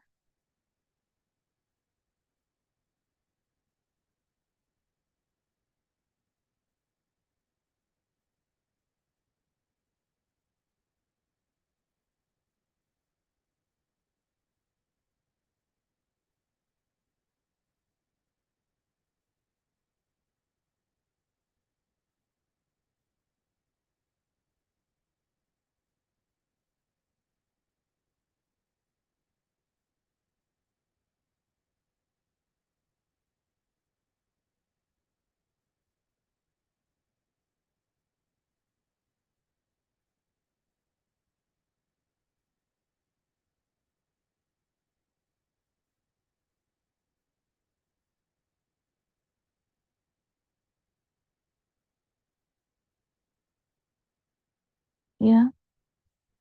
So if you have any questions, there is a 3 to 5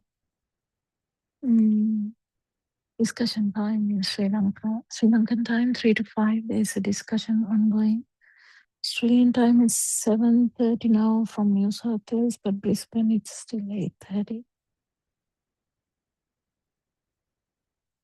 7:30 to 9:30 from Australia and other states. Not sure about the UK times and all that, but if you can participate, please participate. And if there's someone who is willing to ask a question, even a newcomer is welcome.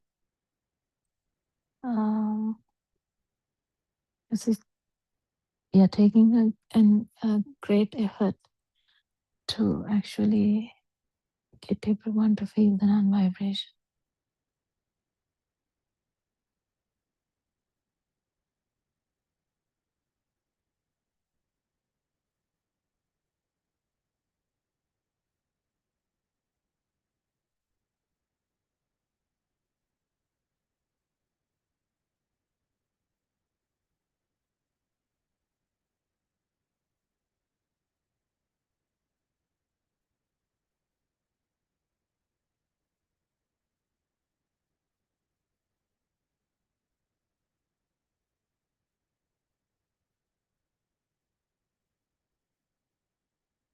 In Sinhala medium, there's two beautiful sermons, which is mainly done by Aaron once. 7 o'clock at night from Sri Lankan time and 5 a.m. in Sri Lankan time. It's valuable to listen if you know the Sinhala language.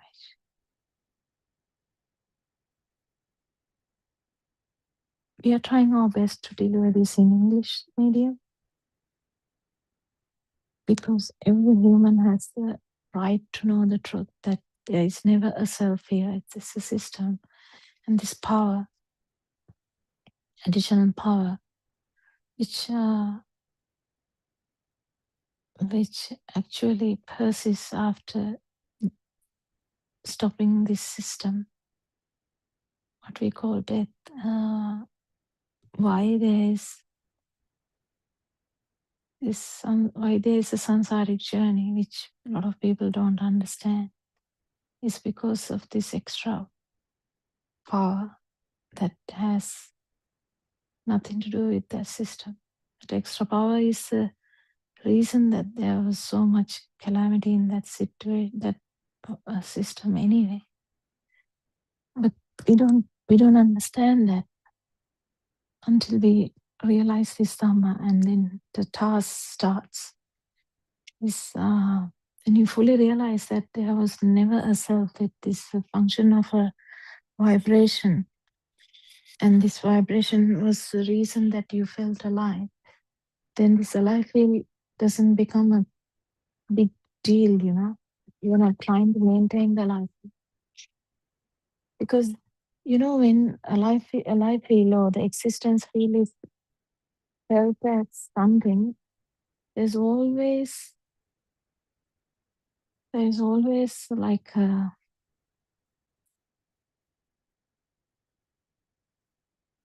there's always an effort to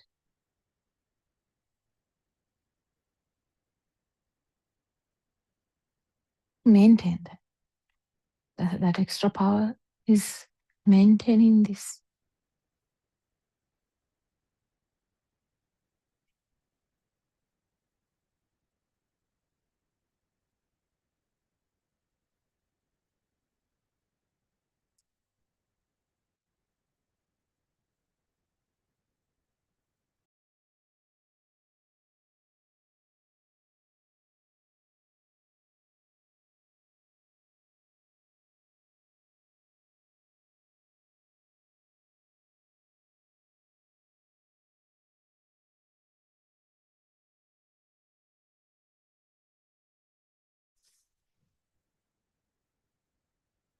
So, as a human, you have a task given by the society.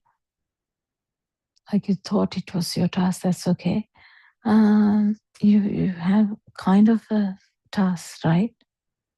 Like you have a family, you have some obligations. Yes, they're all good. Maintain doing that.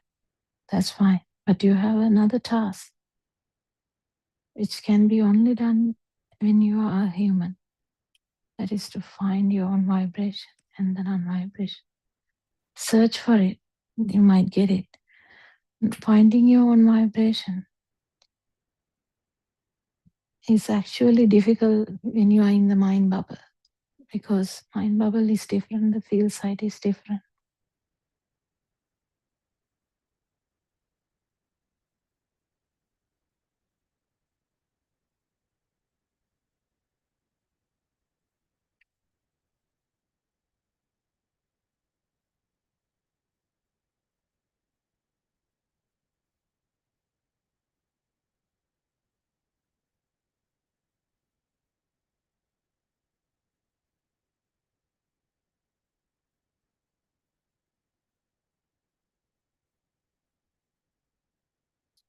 So exiting mind bubble, at least for a fraction of a second, just like, because it doesn't usually happen because we like cling on to the perceptions, mind perceptions. But if you fully let go, might actually come to the level of the vibration, in the sense the feel, and then the power of that, what you feel, can fully realize that is your power. And then if the Dhamma comes properly, you will fully realize that power is actually not anyone's power, as the speed of the sensory function, which was misunderstood as the power forever. And not for this 45, 55, 75 years of time, no, forever it has been misunderstood. This alive field was misunderstood as your field. But the alive field is there because of the speed of the sensory function. So after that, is this alive field a problem? No, you feel the touch, you feel the light as before. It's not a big deal. Not a big deal. So after even understanding this truth, we'll continue to feel the light, feel the sound, feel the touch, feel this mind. You'll continue to feel everything. It's normal. It's not misunderstood. So what happens there? That vibration is crying now in a corner. That vibration can't do much. It will slowly die down. That extra power.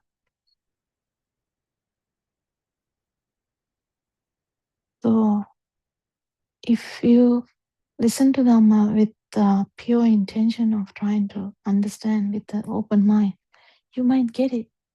As a scientist, I'm inviting you. You want to see the end of the world. You want to explore that. Try to explore it within your mind.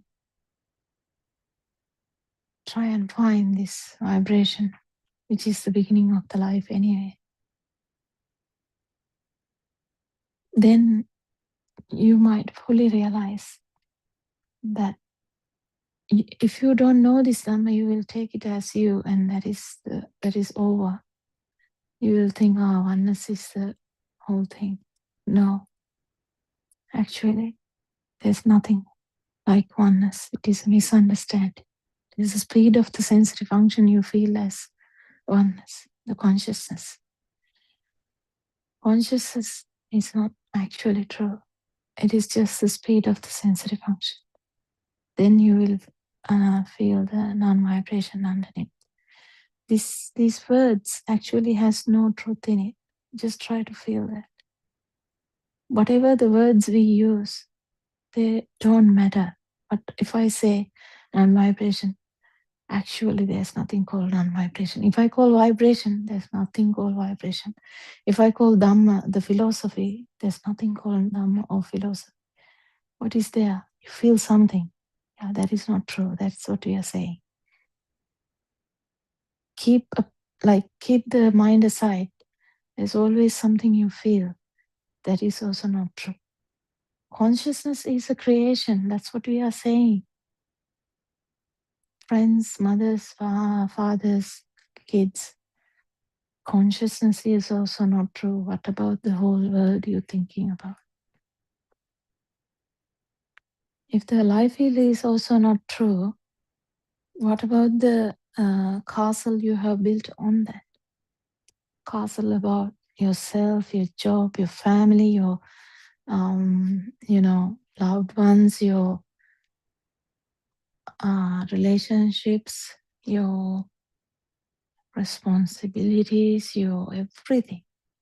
You can't brush them off. What I'm trying to say is that's the castle you have built on this unstable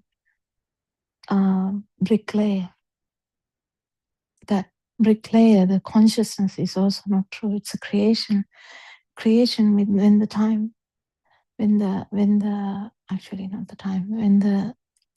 causes come together, the speed of the sensory organ, you feel alive. That's all. And is it a problem? No, it's not a problem. It's not a problem. When the misunderstanding is gone, this vibration will slowly die down. What vibration? This additional power, which gave you this samsaric journey to continue. The power which manifested again and again and again and again. Even now, here and now. There's extra power. When there's no extra power, there's no suffering. That is the most important thing. You're not suffering even now. You're not scared about death because basically you have died before. It's very good feel.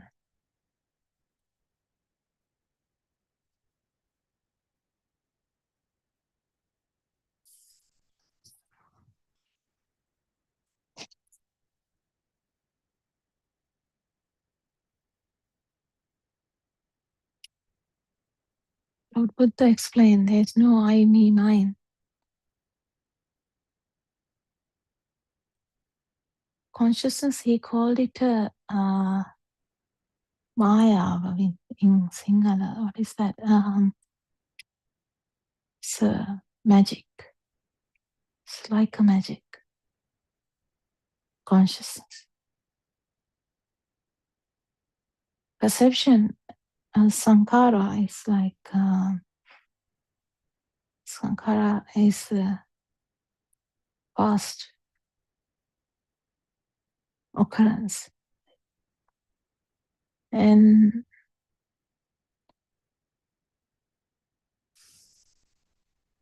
perceptions equalize to the mirage. It appears as there, but it's not there. So any perception, it appears as there, but it's not there. Even the perception of light is there because of the speed. Perception of sound is there because of the speed. Perception of touch is there because of the speed. Do you get this? If you get this, the spark which is formed from all three of these, the new wave called the mind, is that true? Is the mother, father, brother, sister, family, money, work, they are all thoughts. So the mind wave is formed with these sensory functions. And that's all. And even that sensory function, the light itself is not true because it's the speed of the sensory organ that is felt as light. Speed of the ear is felt as the sound. Speed of the touch, the body receptors is felt as the four great elements. Speed of the receptors in the tongue is felt as a taste. You might ask why there is a variation. Yes, 100% the types of receptors are also different. So one time you feel the sweet, one time you feel the bitter. Is someone feeling that? No, it's a sensory function only. And that sensory function is felt as something because of the speed. And if you get this right, you don't have this burning to maintain this. You don't have this additional burning to maintain this. That's the one which goes away. You start living like a feather. You start living like a bird. Like, not exactly like that. It's a metaphor I'm saying. Flying without any worries. Because the extra effort to maintain this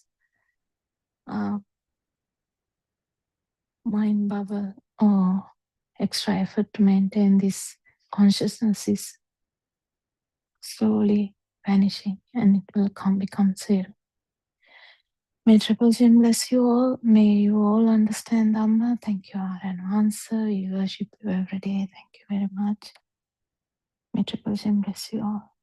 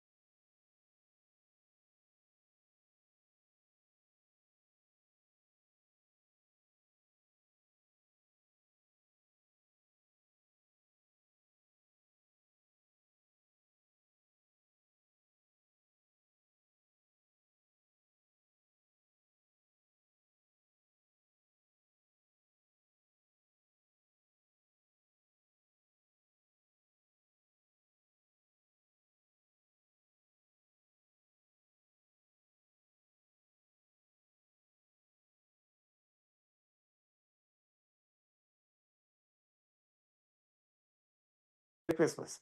Yeah.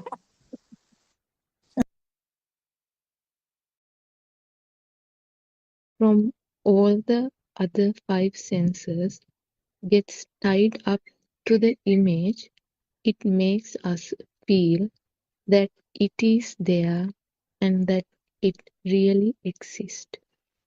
For example, when the child hears the word mother, all the recognizing signs of the mother comes to his mind at once. The shape of the mother, the sound of the mother's voice, mother's smell, the touch of the mother, and all these feelings reminds him of the mother. This is a Swabhavika Sansiddhiya. Nobody does anything to remind the child about the mother. It just happens automatically. The child need not necessarily see the shape of the mother to remind him about his mother. This illusion of a mother materializes in his mind, even if he hears her voice, sees her sari, or smell her perfume. It is all an illusion of the mind. The belief that the inside and the outside exist is known as the Sakkaya Drishtiya. Sak means it exists. Kaya means altogether. The belief that you think that you exist is Sakkaya Drishthiya. For each stimulus, aramuna, there are 5 other stimuli that come together to convince us that what we experience outside is true and it is real and that thing truly exists. And we really believe that this thing that is outside really exists. The belief that the outside exists is a delusion, a mulava. There is nothing as such. All the explanation given above is to teach you about how this illusion is formed. For you, this is only knowledge. You have to practice how to come out of this illusion and realize the pure truth yourselves. From this point onwards, let us learn how to practice going on the path to Nirvana. Every time you receive a thought, you have to keep in mind that it is only a thought and that there is nothing in it. Thank you, everybody.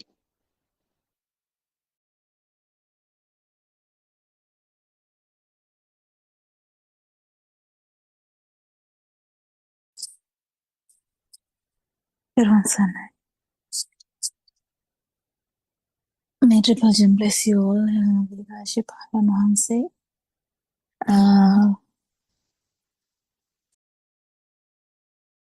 So, what is the main message, Shani, that you were reading about? What was the main discussion point there? I think it is about the perception again, isn't it?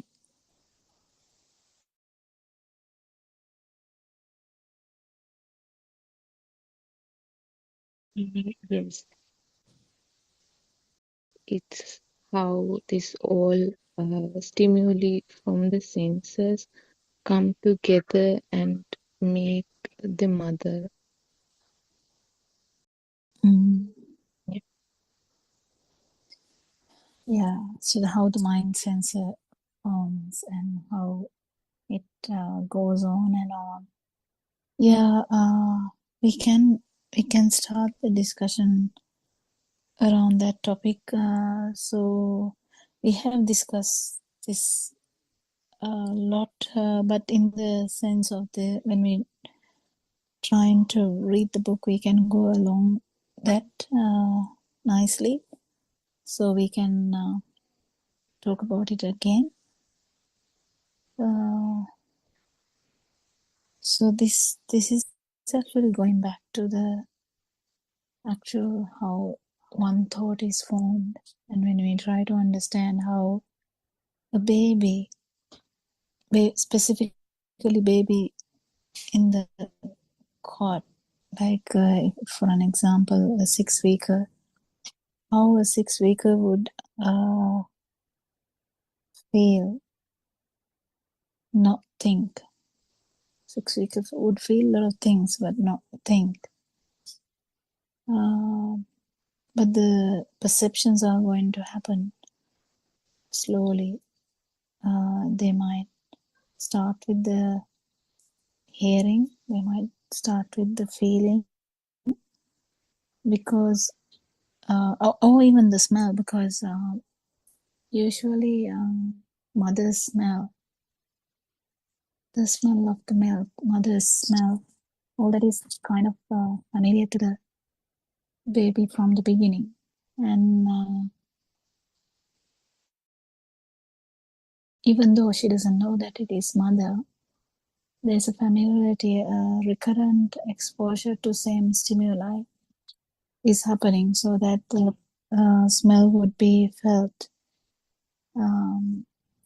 as a thing, as well as when when this exposure to mother is happening, even though we call like that, what actually happens is the function of the eye, function of the ear, function of the skin, function of the nose, function of the tongue.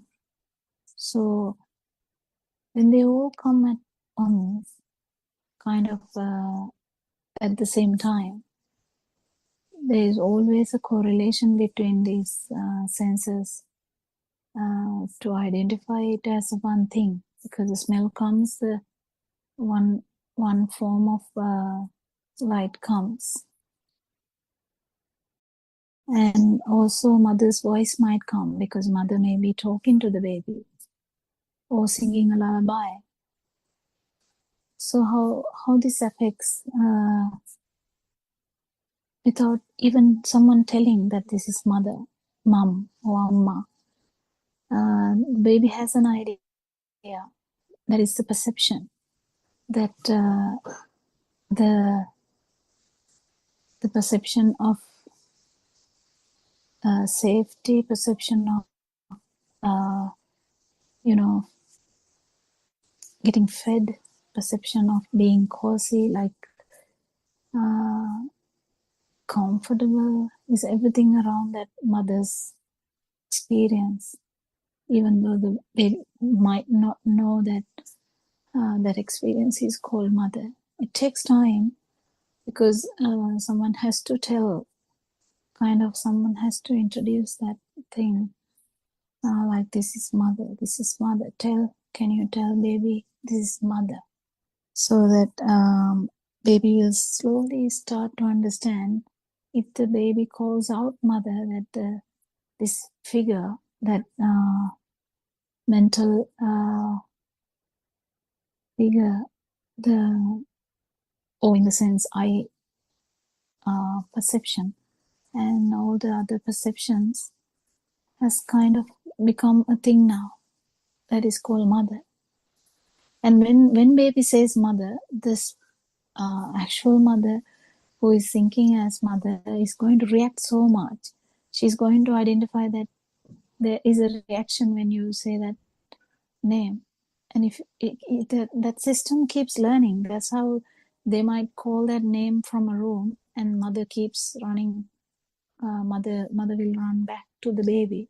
So they keep understanding, okay, if you want to get milk, if you want to get that soft feeling of mother, in the sense, even if she's not knowing that it is the mother, she will learn slowly, because these humans are actually very pretty quick to learn.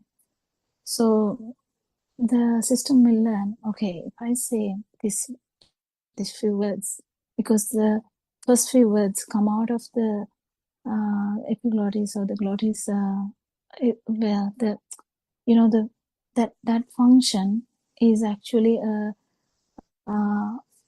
reproduction of the sound that they heard. It is a reproduction. How can a child call out the word amma? How? Have you ever researched about this? How can a baby call out dad or anything else in that sense? They have to be they have to be heard. In that sense, you know that it is a reproduction of the mind, because when you hear that, it is going to be a thought, and thoughts can be produced through the glottis. So that is how the sound is coming out. So we know that actually the mind is the sound. Mind is a sound vibration. Do you get it? It's really important to understand this. Aranwansi has told this multiple times. So the mind is actually a sound vibration. But in the mind, the sound is not there, just the vibration. Do you get it? Because when someone is thinking, there's no sound. It's like Kamal is climbing a tree. You can read it without any sound, but still the perception is there. Similarly, you might think something. You might think, oh, today is a good day, and you might not voice it, might not actually come out of your glottis, so the mouth. So when you understand that it's just mind is a sound, and this sound vibration has no sound in it. So do you understand this, how things keep changing when you start understanding Dhamma? That actually these perceptions have no power, have no meaning whatsoever. Even though we feel it differently, we feel a sense of belonging when we say my mother. We feel a sense of belonging when we say this is my house. We feel a sense of belonging when we say this is my son, or this is my daughter, this is my country. So don't you see when you say I, me, mine, it has a sense, it has a meaning, it has a weight, it has a kind of a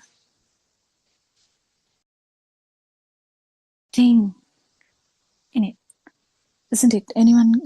Can someone actually comment on these areas, how this keep happening, and how I couldn't tell this part. Actually, even actions are output of this vibration as well.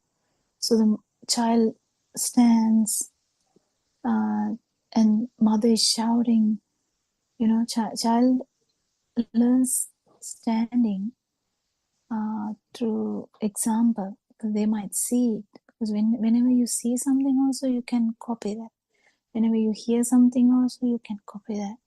So these actions will come out of that, because the child is going to see how other children or the parents are going to stand, but they can't stand. But then when the mother or father is helping them to keep the legs in the straight manner, and kind of force them to keep few steps, the mother shouts in happiness, father shouts in happiness, saying, oh, the baby is walking. They don't know that the action is walking yet. The word walking, they are not familiar with the word, but the action has a picture in it. Action has a picture in it, and they slowly learn the word as well. So when you say stand up, they have an idea of what it means. So likewise, all the actions, all the words, all the thoughts have this specific area that you can understand. Actually, there's nothing in it but the whole lot of perceptions, isn't it? Anything else to add?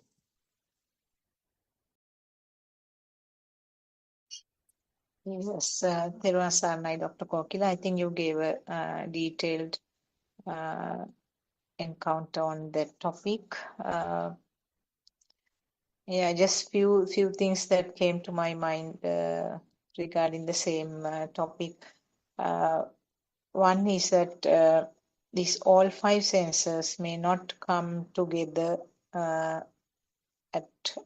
in most of the instances, except in a situation like tasting a food.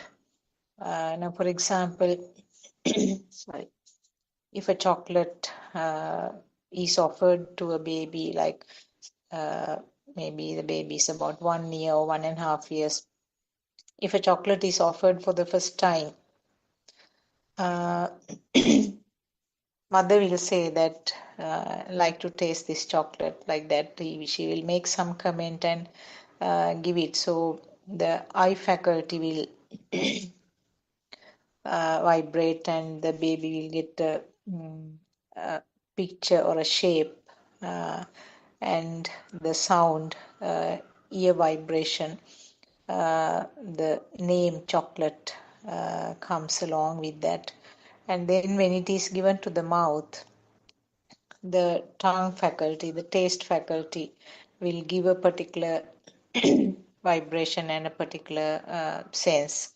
And also there will be a smell where the smell faculty or the nose will have an input. And also either the holding with the fingers or inside the mouth, that not very hard but not very soft, also something in between.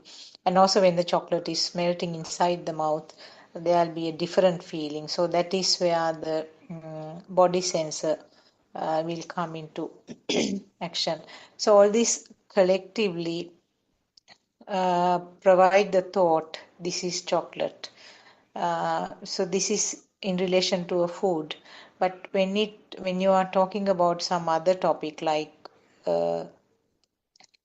maybe if we say elephant, so the baby will have maybe a toy elephant. We can talk about a toy elephant.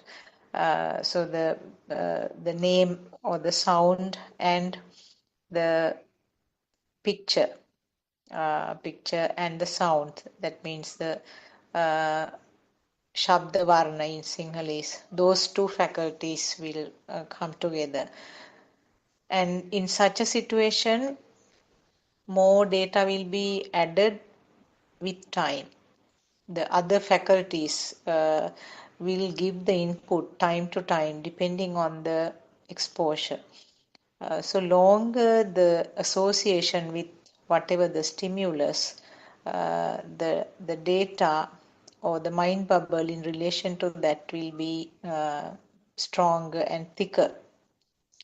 Now the example you gave, particularly mother, now like mother, father, the mind bubble will be thicker where lots of inputs, lots of data is collected time to time.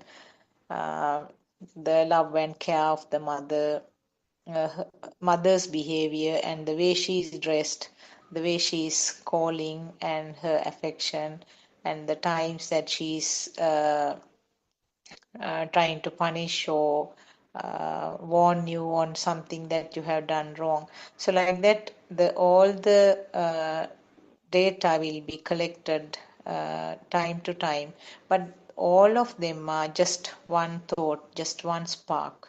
The very same spark will have all this information packed.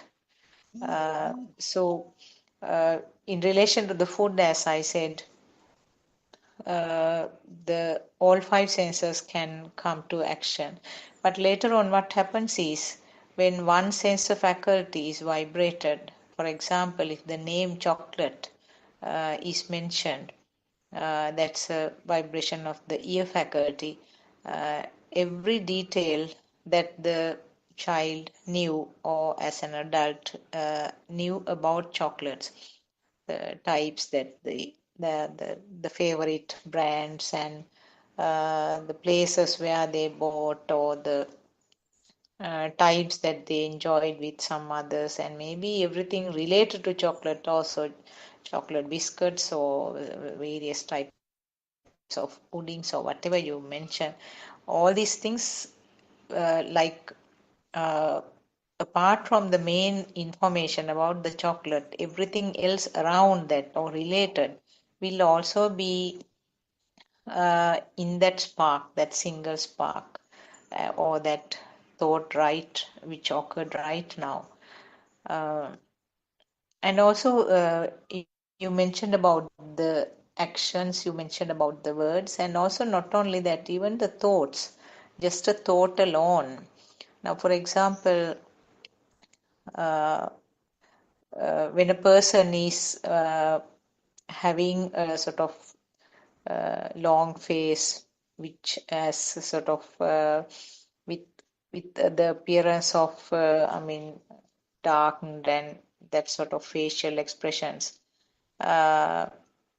or maybe a person with red eyes and looking sort of frowning look. Sometimes the child doesn't know what that sign or what that perception represents. So the mother or an adult might say that he has got angry, he's angry. And now the child will try to tie up. I mean, well, I can't say the child will try. This is a part of the system. That appearance and the sound will come together, and the system will the recognize it as this is what is called getting angry. So like that, this is actually this sensor function is so complicated, and also it happens in such a speedy manner. It's very interesting in a way to see how the thought is formed right now with all the data related to that, with all the exposures that happened time to time. It's not memory. I mean, it was called memory earlier, and now we know that there is nothing called memory where this is stored somewhere in the brain. Brain is needed actually as a background organ, but there is no storage anywhere. This is the mechanism called synchronization or telepathization, where that previous, whatever the exposure, whatever the information that received time to time, will spark as a single spark right now, which we label as thought, and uh, the late term will be, yes, I know it is chocolate, or I have tasted chocolate, or something. The way that it is expressed is like that. But what happens is this mechanism where no one is doing and no one is responsible. It is a part of the natural process, natural system, and the spark will be individualized, highly individualized. Each system will have a completely different spark depending on the exposures that happen time to time. Anything else to add? We can see Surangika and Sudharma also are there. Anything else to add? Thiruvan Saranai.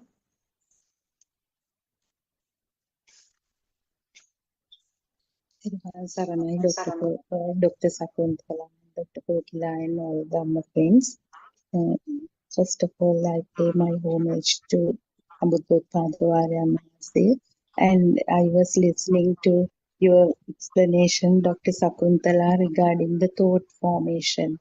It is a natural phenomenon, natural process. And right now, we have practiced the first point of contemplation.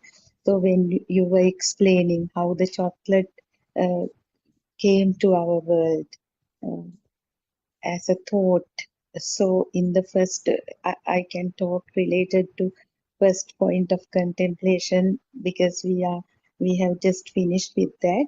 So everything is a thought, like hopefully you all can contribute and correct me as well to better understand this.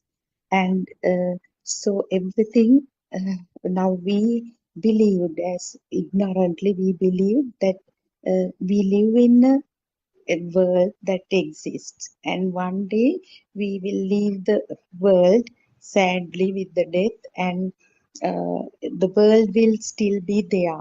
So that was the understanding we had before we actually came across, and before we listened to true Dhamma. So in the first point of contemplation, the purpose of it is to uh, liberate from the external world, or in other words, to understand that the world, the entities that we see are not true, they are non-existent. So for that, like, so we, as you very well explained, that scientific scientific aspect of thought creation, how the vibrations, because as knowledge we have that now in the Buddhist philosophy. After listening to those sermons, now we know how the thought is created due to this speedy occurrence of vibrations of opposing charges. They come together, and the natural creation of power, the power is generated, and mistakenly we feel that it is the self. So, and now in the first point of contemplation, what we actually experienced was now all these sensory organs or sensory faculties, they, depending on the capacity of these sensory faculties, certain depictions or projections happen. So, the, for example, if we take the eye, so the moment you open the eye, probably you might see some shape, and the fact that it is a Buddhist flag is a thought. The moment that projection comes, in no time that label comes, but it is a thought. It is not that the Buddhist flag is out there, but the shape at once get entangled with the name, and then if you see the projection or the moment the eye catches another shape, the label, the jack tree or a kumbuk tree comes, then another shape, paddy field, and a sound, a bird sound. So where does it come? So for 1 hour we've been practicing that to come to terms with this, actually to come to realization that everything is in the mind. It's the mind. So we walk, so walking happens. The moment some sensation comes, some hardness is felt, and the thought occurs, it's the ground, it's the grass, it's the concrete floor, it's the tiled floor, or so on and so forth. So it's a beautiful experience. The first point of contemplation, just to liberate or to understand that everything is the mind, and we live in a world that is mistakenly created as real. So in the second point of contemplation, what happens is, now we have made the mind the culprit. Everything is in the mind. So is there actually something called mind? Is there something existing as a mind also? To look to uh, figure out that in the second point of contemplation, we need to analyze that so-called thought further. Like, okay, Buddhist flag. Now first we know that it is a thought, and then how did it occur in our life for the first time? Buddhist flag, is it coming from as we used to believe? Is it from the memory lane in the brain? Because when we actually study the vocabulary items, we used to believe in neurolinguistics also, these vocabulary items get stored in different types of memory lanes, and when there is some trigger, some stimuli occurring, it triggers and it comes, and so that is how the memory works. But with this true Dhamma, as you very well explained, Dr. Sakuntala, this telepathization or synchronization, it is not something that is that got stored in the brain, but it is then and there it occurs. So, in the second point of contemplation, what we experienced was actually there is no substance in this thought, like Buddhist flag. Yeah, it's a thought, but how did it first occur? Maybe if for several entities, we had to contemplate and we had to go back to our childhood or early childhood to make sure that it was introduced to us by somebody at some point. So it's so beautiful. So we are still in the process of this practical approach. We have just completed 2 points of contemplation. Teruvan Saranai, Dr. Kokila, Teruvan Saranai, Dr. Sakuntala, and Ms. Surangika. Yes, I stopped here.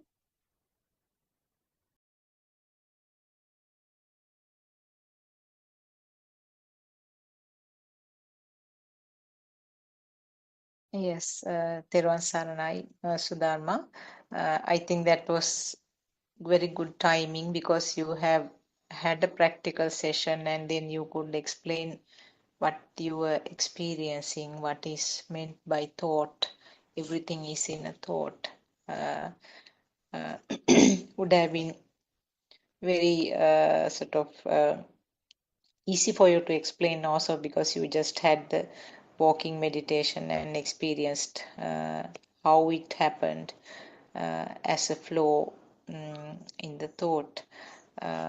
So this is actually these 4 steps that you were trying to explain. The first 2 you explained. That is the beginning of the pathway to understand what is this self-perception or this Sakkaya Ditthhiya, which is a thought, which means the self-existence or the self-feeling, self-perception, all are used for the same meaning, the feeling of self. So that's a thought. That is something that is new actually for a person who is newly listening to these Dhamma discussions. How can myself be a thought? How can the world be a thought? How can my mother be a thought? How can my house be a thought? So it's something new. We have to sort of dig deeper into that. When you understand, when you listen to these Dhamma facts, then little by little it helps to shed some light to the darkness that we have been in, which we call the ignorance or avijja in Pali. Because without realizing that these are creations of the senses, depending on the nature of the animal or the human being, the world created by these senses is taken as real. So that is when the world is taken as real, when you do not realize this huge illusion or this huge magic that we are covered with, when you realize that, when you do not realize, what happens is this real world or the real myself is taken very seriously, and that is where the all the defilements start. That is the root cause for the defilements. Would Surangika like to join with some inputs? Teruvan Saranai. Teruvan Saranai, Dr. Sakuntala, and Teruvan Saranai, Dhamma friends. So I think the 2 points of contemplation was very well explained. And I suppose it's the second one that is the most challenging, well, you can't actually say that every aspect is challenging for beginners. Just to understand the first point of contemplation can take a long time, depending on how much of inner reflection and penetrative insight one exercises in that, and being diligent in putting it into practice. It's one thing to listen to the true Dhamma philosophy, and that listening to it intently with focused attention is also a key part of this whole process.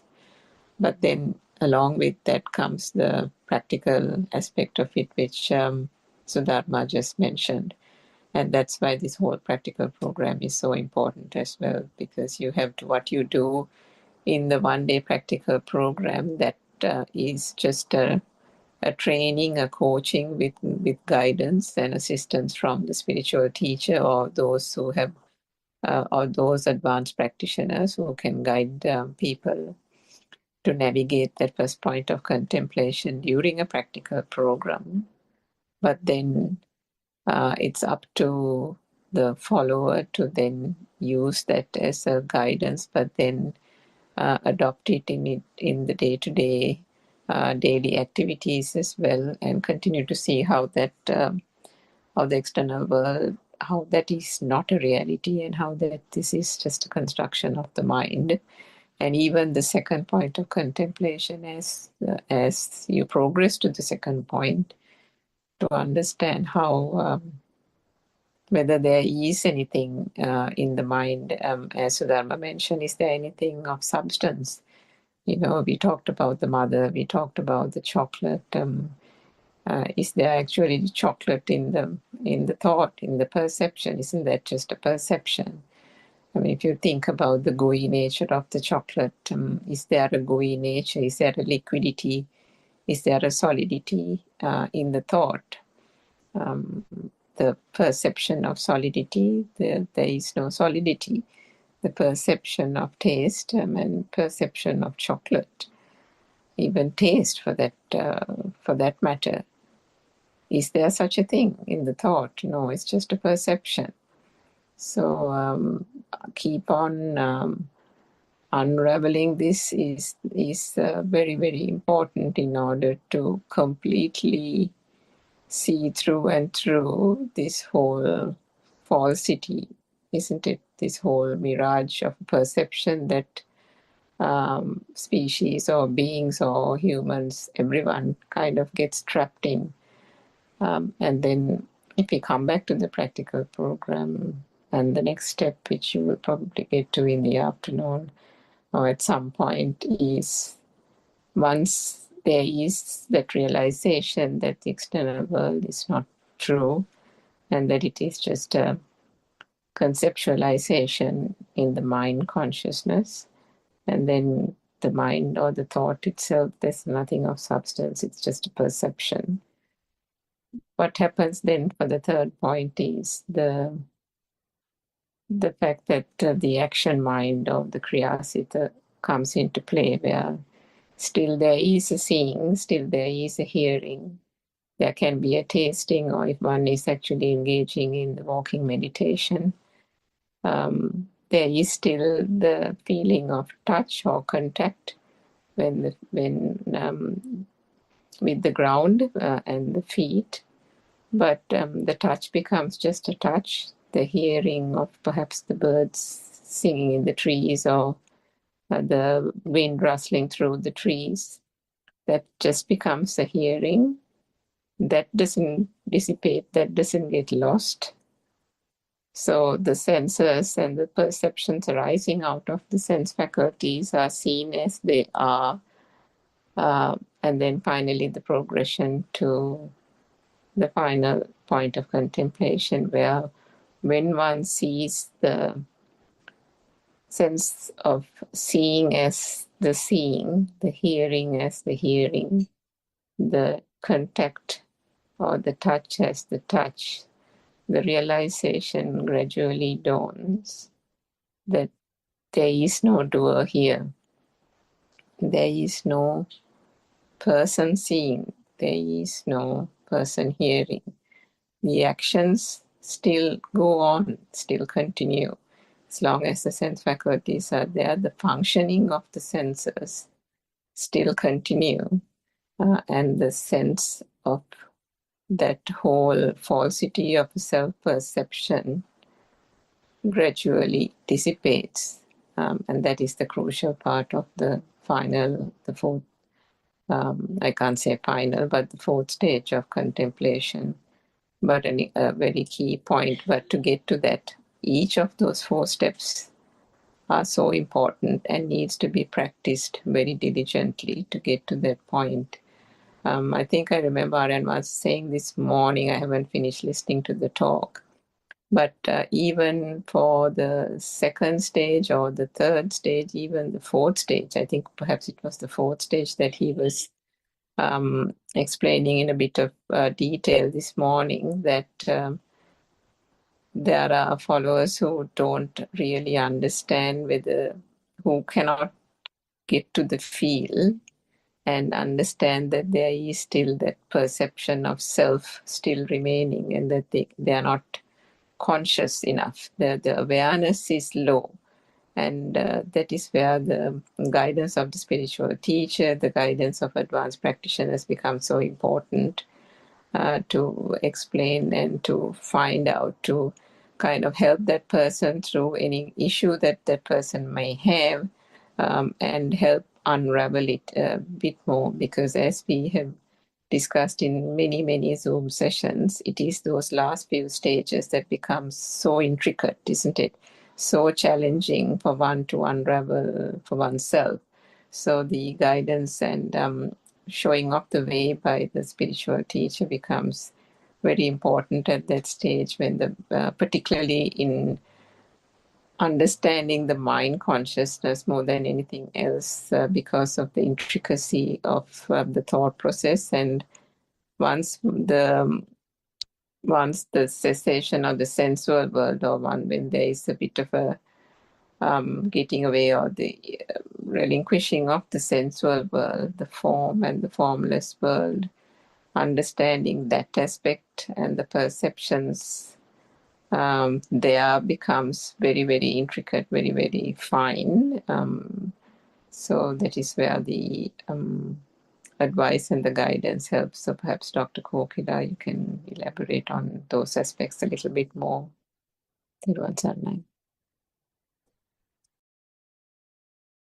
Yeah, actually, practical aspect is the challenging part, I would say, because the theory part, actually, the knowledge part would be, or to think about this is easy. I mean, even that may not be easy, because sometimes you can't really get the idea of it. But then once you get hold of the idea, still there's a challenge of feeling that true. It's always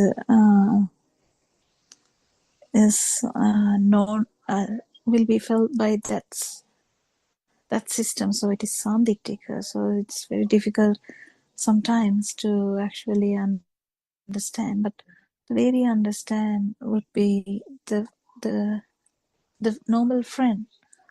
Normal friend might feel the way that whatever the vibration now, when if we are talking about an event, how the vibration is that about now, or if whether the angle is wrong. So there are aspects that we can catch on. But that's the importance of a normal friend who has finished this part as well, because it's very important to guide someone till the end. And if someone has not actually felt the end, or in the sense has become the zero vibration, might be a bit difficult to comment on that. But that person may be able to help for the beginners. So that's how it goes. And the mainly is about letting go. and letting go of self. In that sense, you losing you, that once we said. So you losing you is a bit difficult because we are very, very happy to lose other things. I mean, we are not, sometimes we are not happy, but still it's okay for us to lose other things. But you losing you is a new phenomenon, new concept, which we haven't understood fully. And once it happens, it is very clear. But to even become that would be something that you keep understanding that you can't do anything about it. So to a level, the feel will be just changing very slowly according to the defilements, how thick the defilements are, isn't it? So it's everyone's, everyone is having a challenge here, and the noble friend is there to help you, so everyone can join a Zoom discussion and ask Aran Honsides. So he's back with the 7 o'clock one as well. And I heard him talking about another Zoom discussion as well. So he might actually keep Zoom discussions for 24 hours. So yeah, it's just matter of just coming into a Zoom discussion and asking a question and divulging yourself, in the sense divulging how much, what vibration you have, and that might help, completely help that person. Whoever who talks actually will get this better. I think will get this better and faster than a person who doesn't want to talk or want to discuss these things, and who is open-minded. That's so important, because if you're not open-minded, and you might get trapped in the thoughts, even though the value will be not there. You might trap in the thoughts, or you might trap in the feel. Who knows? It depends on what level you have gone into. And noble friend main function, I would say would be is to like warn the student, or warn that person, say, hello, there's a bit more. Or in the other way around, Lord Buddha once came and said to Sariyut Swaminathan, Venerable, he or she had attained nirvana. Why are you still talking? So there will be things like that happening all the time, because it's the best person is usually the best teacher. Best person is at the moment is Aran. I'll say he can feel it, he can advise about it, he can talk directly, which will be uneasy for some and easy for some, because it's when Aran say is so direct, even though it is so hurting, someone might actually take it nicely. Some may not. Who knows? Some may not. Doesn't matter. But as far as you understand, it's some kind of help that is being offered to become the non-vibration, isn't it? Is there anything to add?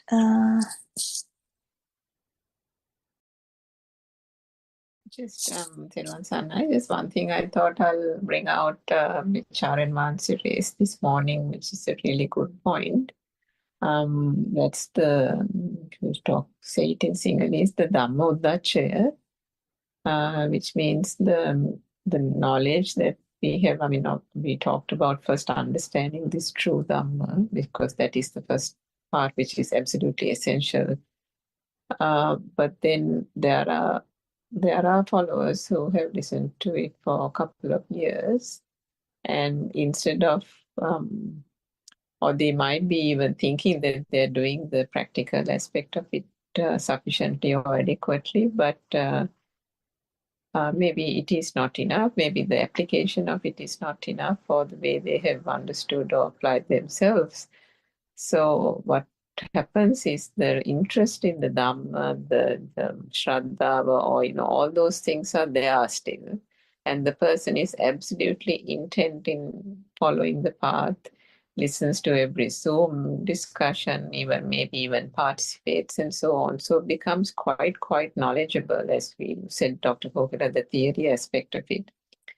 And I think, I'm sure, speaking from experience, that some of us may have already also experienced that our favorite topic is the Dhamma, isn't it?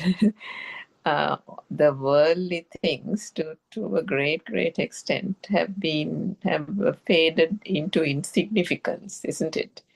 All the things that we held dear and valuable, things that we chased for years and years, have now, one can't even remember that those were of any value. What has come to the fore is the Dhamma, isn't it? This beautiful Dhamma, as we always say. And then we analyze it in all kinds of angles. We look at it in different ways. We look forward to the talks. All this happens. So everything is well and good. But then, as our advancer says, are you going to continue to be listening to the Dhamma? Is that the purpose? Is this just a syllabus, he has asked so many times on the Zoom, isn't it?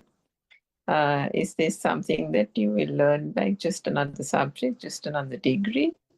Or is that the purpose of this Dhamma? No, it isn't. It's the liberation from all things that is holding holding this vibration, so-called self-vibration, tied down to this samsaric cycle. That is what the Buddha wanted people to understand, by understanding the mind and liberating from this, by truly understanding and realizing the truth and coming to the non-vibration. So that aspect is quite important, because if there's any listeners, and particularly we know that even in the Western societies, there's quite a few people who really like to analyze the Pali, the Tripitaka, and the Pali canon, and so on, and they know lots of stories and all about the Buddha's days and various ascetics, this, that, and the other. But is that itself good enough? What is the ultimate aim? And then we've heard about, Parva, if that is the canoe or the raft. Ultimately, that is only a means to get to the end, isn't it? That is not a means by itself. So that message is really key to Buddothpado followers, because if anyone has taken, you can't say anyone, but if any, just for the sake of saying it, if anyone has put effort, the maximum possible effort in cutting through all these various things that have been said about so-called Buddhist teachings, and cutting through to the core and showing the truth, it has been Aryan Mahansa over the last 5 years with over 10,000 discourses. So if one misses that key message, it's a real shame. It's a crying shame, actually, because all the purpose and the intent of the noble spiritual teacher and everybody else who is participating in these talks and conducting the talks is to get the followers and get people onto the path, but not to continue just talking about the Dhamma, but actually realizing the truth, isn't it? So that message is key, and not just listening to it again, but taking that to heart and then actually seeing, being aware of where the defilements are, being aware of where one is stuck on the path is absolutely crucial in order to clear that pathway further. so that that liberation can be attained.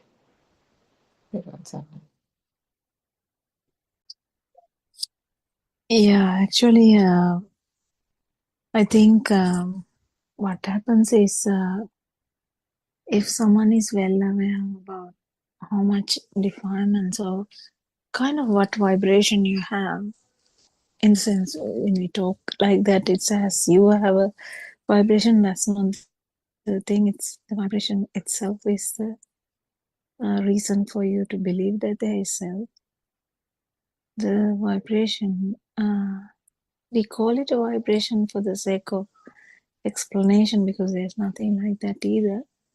But it's something you feel.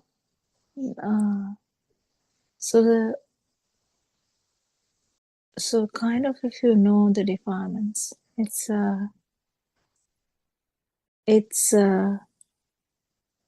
you're not going to be deceived by the any false thoughts. But the trick here is anyone can actually feel anything in the thoughts. The thoughts are very deceiving.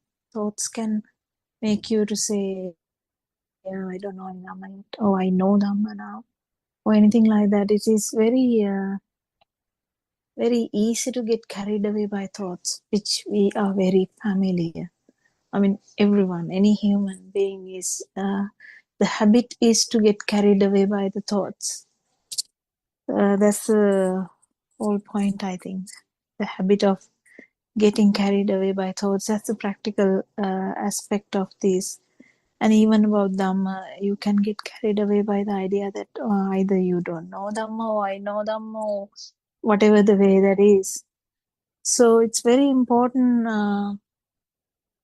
to realize how this works, how this mind works, basically how mind works as a,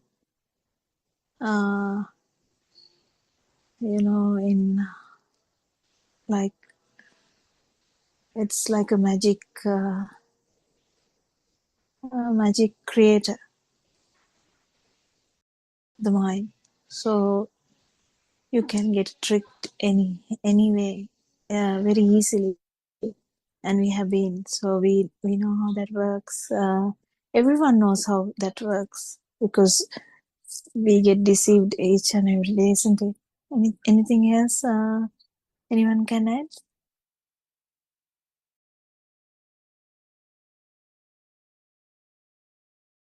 Yes, Yes, Kokila, what is the going on? Just now I coming. Yeah. Yes, Kokila. I don't know. So Shani read a piece of the, not Yes, piece, a part of the book, and yeah. and we were discussing about the perceptions, and then the discussion went on in several angles. That's all I was.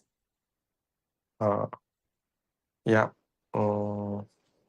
It Yeah. was about What's now? Just you are talking about. I want to know. It was about because Surangika was describing how today morning you did a very beautiful discussion and was talking about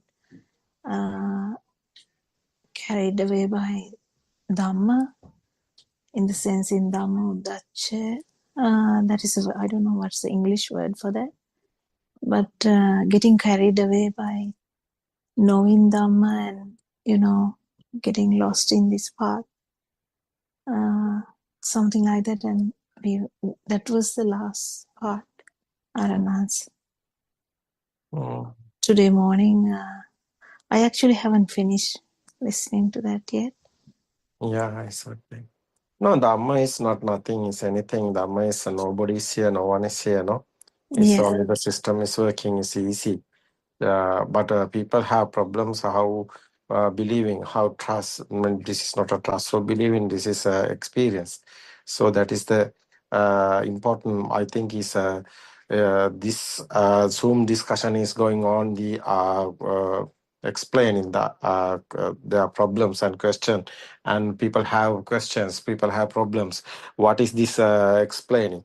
How is this talking about? That's the we won't do this. Our duty is explaining this. Our experience is very important. So Kokila, also you have experience, that is very important. So Suranka have experience, that is very important. So what is the our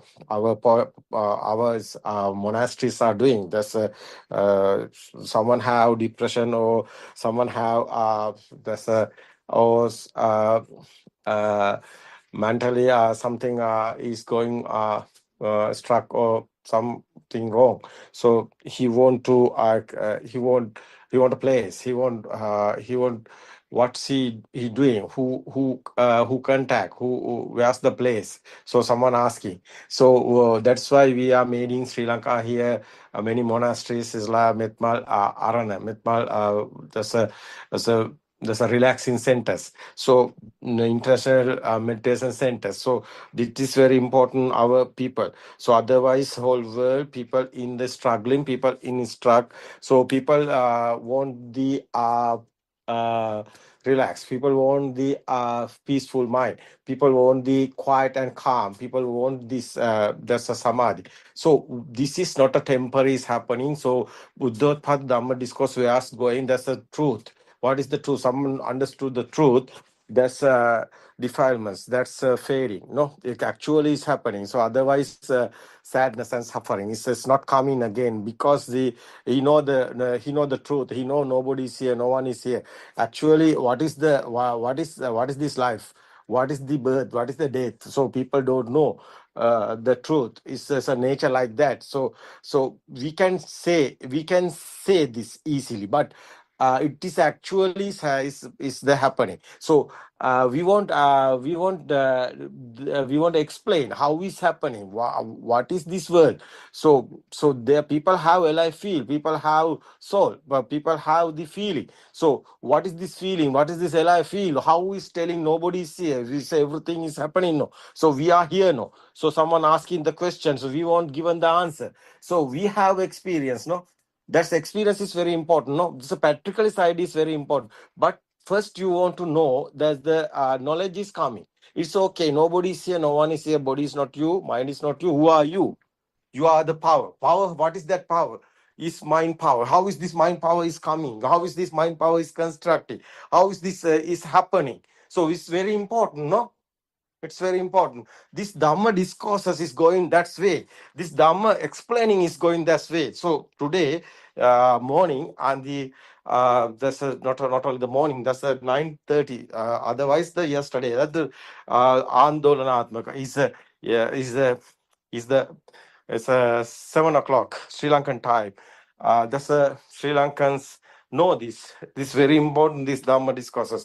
So new generation, new guys. So how is this Dhamma is getting? What is the point? What is the first we want to do? What's the explaining is first. So it's very important. That's why these days I'm going. I try to doing. So it's very important, no? Kokila, what you think about? Yes, Sarana. So Yeah. it's actually really important because there is so much other talks in the sense there's so much various types of Dhamma out there, like they call it Dhamma. What is they calling Dhamma? There's a religion like that. It's not real one. So this is not a religion. This is the truth. What is the truth? Buddha's explaining the truth. What is the truth? What is this world? What is the truth? Not two. Not two.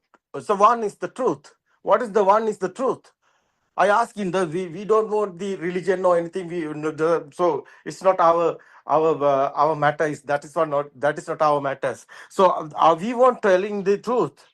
We want to understand the truth. So when I was a baby, childhood, I have a question. What is this world? Who am I? Where am I come from? So where are you going after death? What's happened to me? What's this life? It's a real question, no? It's a real question. So every human have this question. So this, what is the answer? It's not a religion. We won't know the truth. We're like a blind guys. No, we don't know the truth. What happened? Someone is telling this. So we are believing. Why? Why we are believing? After death, we don't know what happened to us.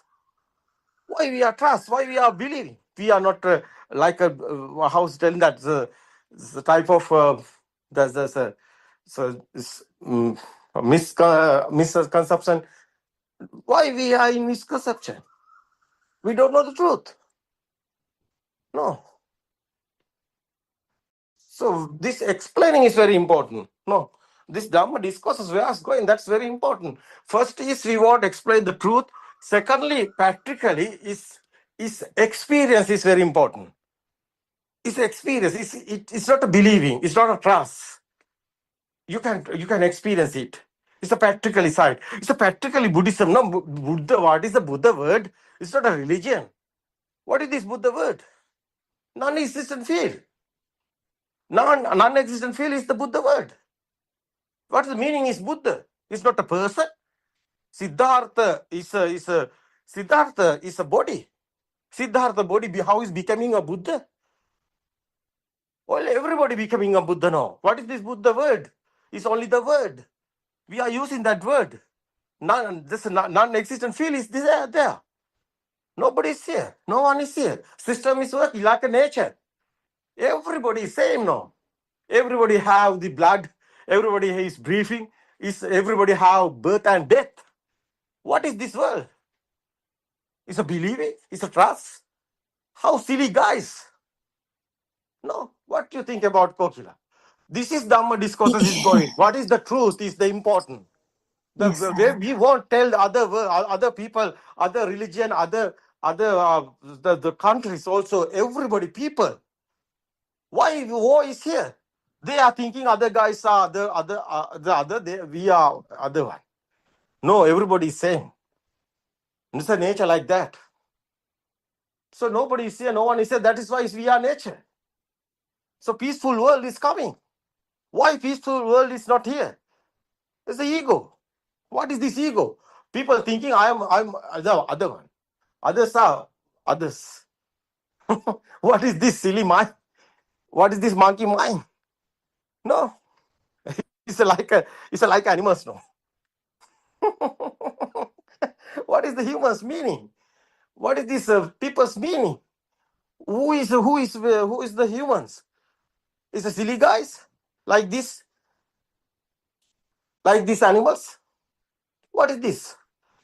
People know the human can understand. So animal can't understand this. People can understand. That is the wisdom. What is the wisdom? Nobody is here. No one is here. Everything is happening systematically.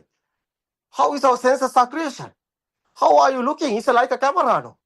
How are you hearing? Something happened to your ear. You can't hear the voice or anything. It's a deaf. You are deaf, no? How can you hear? Are you blind? How can you see? Is your camera working? Nobody is here. No one is here. System is working. This equipment like that. Our senses. Senses are given you to this world. It's not real. What do you think about? What do you think? Yes, Saranas. Yeah, that's the very important. This inside meditation. Inside meditation is not a concentration meditation. We all know this, but concentration meditation sometimes is okay, no problem, because your mind is going everywhere. How you can see this? That's why concentration meditation is no problem. But it's not the truth. Someone know the truth. It's very important. Know the truth. Truth is very important. So many guys is asking the questions. So various of guys, Chinese guys or other really. I said, no problem. What is your country? What's your? You are human, no? You have mind, no? You can think about, no? What is this world? Who are you? You are not your mind. You are not your body. It's the power. It's a mind power. How is mind power creating? This is your sensor creations, like a solar power. That's why magnetic power like that, electric power like that, your mind power. What is this mind power? It's your ego. How is this ego is coming? That's important, no? It's the thoughts are given this power. How is thoughts power is happening? How is coming this power is this thought? How is this creating? Nobody is knowing. No one is doing. It's systematically happening. It's a natural phenomenon. No, that's the nature. No, we don't know the nature. We don't know humans. This process. How is this process? How is this programming coming? Muslims are in other program.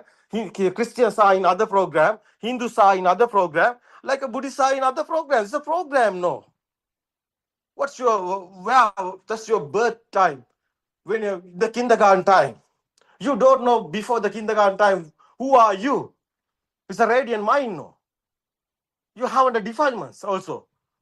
So how is coming defilements? How is coming ego? When you're a baby, you can think about it. No, it's okay. May I Yes, know? Sarana. So what is this? We are doing? That's explain the others. What is the truth? That's the Buddha's. Why Buddha? We are wise man. We are the Europeans and UK guys are English guys are talking about the wise man. Who is the wise man? It's a wisdom guy. Who is the wisdom guy? It's the Buddha. What is the Buddha word? Why work this Buddha's word? There's nobody is here. No one is here. System is working. No. That's the Buddha's words. No. It's not a religion. It's not any other. The people won't understand. It's the truth. That truth is very important, not any other. That's why Wisdom of Asia in Sri Lanka, we are talking about the Buddothpado. What is this Buddothpado Dhamma discourses? It's very important, this word. It's not a religion. It's a truth. It's explaining our sense of creations given this whole thing, everything. No? It's very important. Yeah, Its basically practical side is everything. very important. Its practical side, how you can experience it. You can feel it. In nothingness feel. Is nobody is here, no one is here. In non-existent feeling is here. That's the wisdom. Wisdom is not a knowledge. It's experience. This world is what is the truth? What is the real world? You are not in the real world. You are in a simulation world. Every living being have individually this simulation worlds. It's not real. Human also. This world, how many humans? 8 billion, no? 8 billion, no? Humans. Mm-hmm. So 8 billion have 8 billion worlds. Unbelievable. Yeah, individual. It's system. It's senses given you to world. Your world is not other one world. It's a system is given you. This system given this world is not real. It's a program. It's like a program. It's like a SIM card, your phone. Your phone, you upload in the SIM card, no? Data, you are given the data, no? What is these details? It's not real. After you are thinking, this is our world, that one is the other world. What is this? What is this world? Your picture world, your sound world, it's your sensor world. It's a sensory world. No, that's why Buddha is talking about. This world is not real. So someone is thinking that this world is real. He is in this world. So you know this. This light is how it's coming. It's your eye creation. How is your sound coming? It's your ear creation. So this light and the sound and form together coming, that's a thought. Thought is not real. So where's the goal? Where's the goal? No, anywhere. Where's the iron? Where's the red, yellow, blue? Why kindergarten time babies is studying this? Teacher given the picture, eye given the sound, ear, red, yellow, blue, oval, rectangle, and apple, orange. What is this programming? Is this real? No. It's a program. It's a upload in the data. And finally, you have a film. You are in the film. But someone know this program. He is not in the film. He's awakened to the film. No, that's the dream, like that film. It's not real. It's your film. It's not real. You are the producer. Finally, someone understood this truth. He is the producer. He know how his film is going. So that's the very important. That's the tranquility point. That's the your freedom of mind. No, that's the that's the that's the that's the free mind is coming finally. It's a tranquility. No, it's a peaceful mind. Because this world is not real. You also in the world.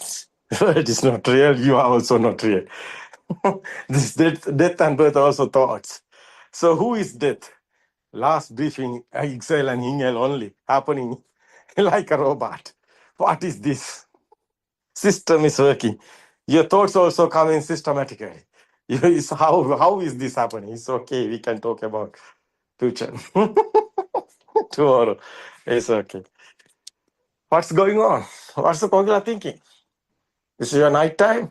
You have a dream, no? It's a Christmas day. It's a Christmas. I think it's a present for you. No, everybody.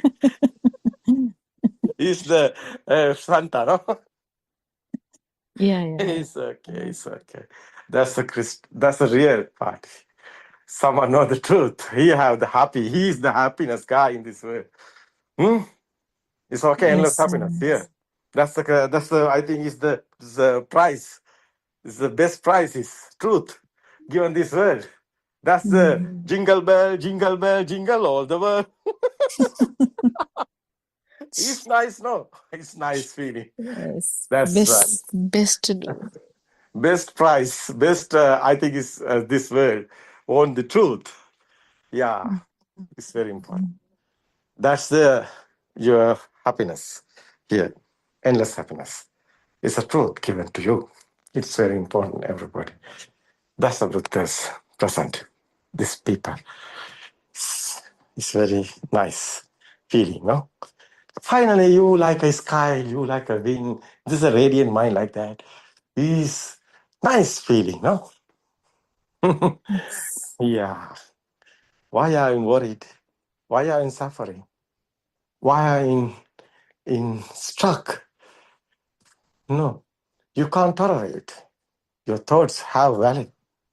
It's given you to headache. It's nothing. No? What is this? I think anyone who is open-minded will get this. It just they have to listen to this or hear this by chance. It's a wrong vision. People in the vision, that's why. Misunderstand. The misconceptions. That's why. They are. People can't smile. Because machine like that, they are working. They want money. Yeah. They want foods. They want job. Yeah. Everything. It's your body. It's maintaining, no? This is your life. But why you are maintaining your body? You won't know the truth. You won't understand the truth. It's the freedom of mind. Finally, you have free mind. That's the tranquility. That's a peaceful mind. It's very important, everybody. No? Yes, sir. Yeah. It's finally fade in the defilements, fade in the ego. That's why nice person is coming. It's like a pure human. It's okay. Okay, Kokila, I think tomorrow you have more energy. Today I heard your voice and others' voice, no energy. So what I'm doing, given the energy, it's the truth given you the energy. It's a nothingness energy. What do you think about Suranka? You still want to answer. Now is the Natal is coming. No, now is the Christmas coming. Have you Christmas tree? Yeah. No, I don't know. No decorations because your mind is no energy. No decorations. Christmas tree is empty. No shine, no sunshine, no any lights, no energy. What is this? Christmas tree now is energy have because truth are coming. Buddothpado in this world, no? Yes, sir. That's rising. It's very nice. It's okay, everybody. Have a Merry Christmas. Yes. Kokila, haven't your Christmas? Yeah, you have also Christmas. Yes, yes. Yes. Yeah, why people thinking why Teruan Sarana is not coming here? Triple Jembes? Triple Jembes also here. No problem for Merry Christmas. Yeah. It's nice, yeah, it's nice. What is these words?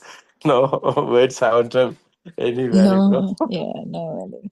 Only the words. It's okay. Yeah, happiness is very important. Yeah, everybody, be happy.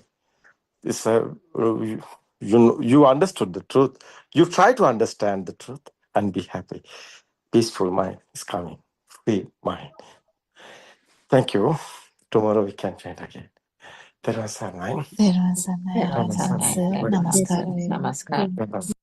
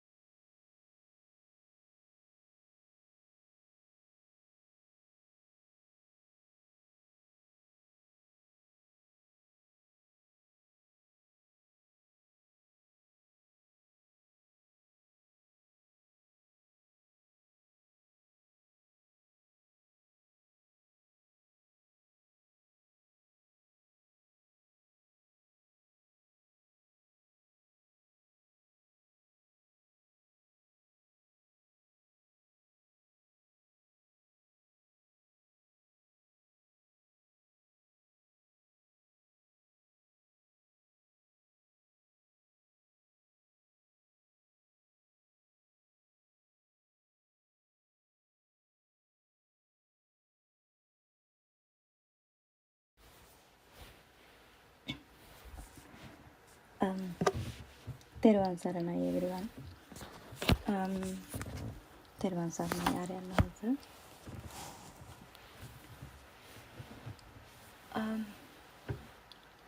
In this beautiful morning,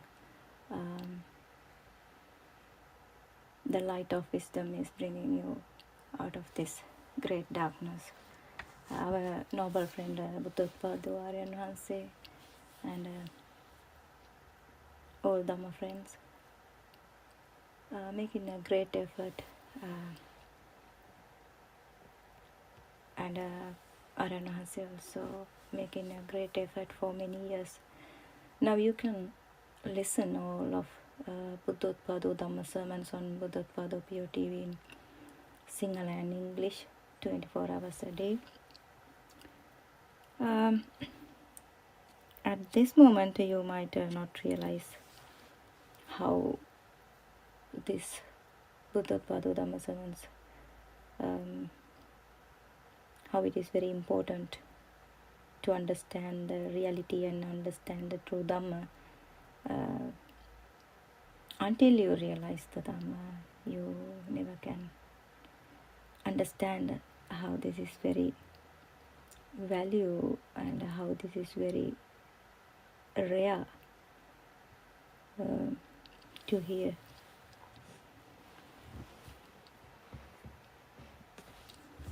In these Buddothpado Dhamma sermons, it is always emphasized that the path to Nibbana is not a matter of collecting knowledge. It is a practical pathway that you can understand directly. Aryan Mahatsa always guiding you how to practice by dividing two steps, by two pratipada. But to realize for yourself and experience within your own life you can experience within yourself when you start to practice this Vidarshana meditation. The teaching repeatedly reminds us to look into our own body and mind to discover where we are truly living and to investigate the nature of this very being, very being we call myself or self-view. See how clearly this mind object has formed. Through this direct seeing, the truth becomes very clear. We feel as though we are living day by day, but in truth we are living based on a single mind object. Only this very moment, if we think we had a yesterday or that there will be a tomorrow, that is only a thought arising in our mind. In reality, those time frames are never actually met once you understand or once you realize the Dhamma. Only this present moment is ever experienced. So that is why it mentioned as Akalika Dhamma or timeless Dhamma, because you never actually met a time frame after you realizing the Dhamma. We think everything happens only in this very moment either, but we don't realize it. We have never actually met yesterday, nor have we met the future. If we explain that this moment, this mind object is arising and passing away right here, we can also see that even this very moment is never truly met. It is already gone as soon as it appears. Even when we think I'm going somewhere tomorrow or I'm going to work tomorrow, that thought is simply a mind object appearing in this very moment. We are planning everything in this very moment. What we are going to do tomorrow, we are thinking and then we are planning in this very moment. It arises now as a present mental event. In the same way, when we think about the past life, also past events, that too is happening only in this present moment. Past and future both appear only as thoughts arising here and now. But we don't realize, we always think that we have a past and we have a future. That's why we are dreaming every moment, day by day. We are trying to complete our goals, to reach that dreams. It never ends. We create more and more dreams in our mind because we are thinking that we have a future to complete a goal or complete to become successful, completed all our dreams, fulfilled our life. So when we say, I will go somewhere tomorrow, what actually appears is a thought arising in this very moment, in this present moment.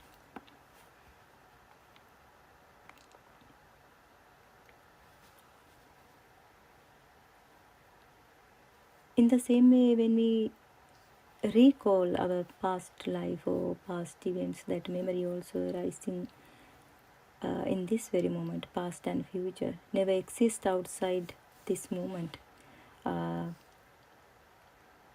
They appear only as thoughts within this present moment. We experience this body also through the mind.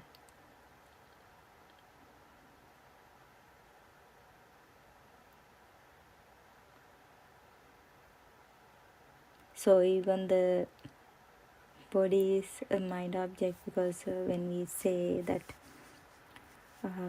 this is my hand, I experience this by seeing the colors comes through my eye, and the hardness or soft, it comes through the skin sensors. And so this all sensation entangling together, and it's appear as one object in our mind, and we are experiencing that I have something, as I have something in this very moment. But once we realize how this mind object has formed, we never can meet anything as a real thing, real solid thing. Yet what we call this body is known only through sensation, perception, and thoughts arising in the mind.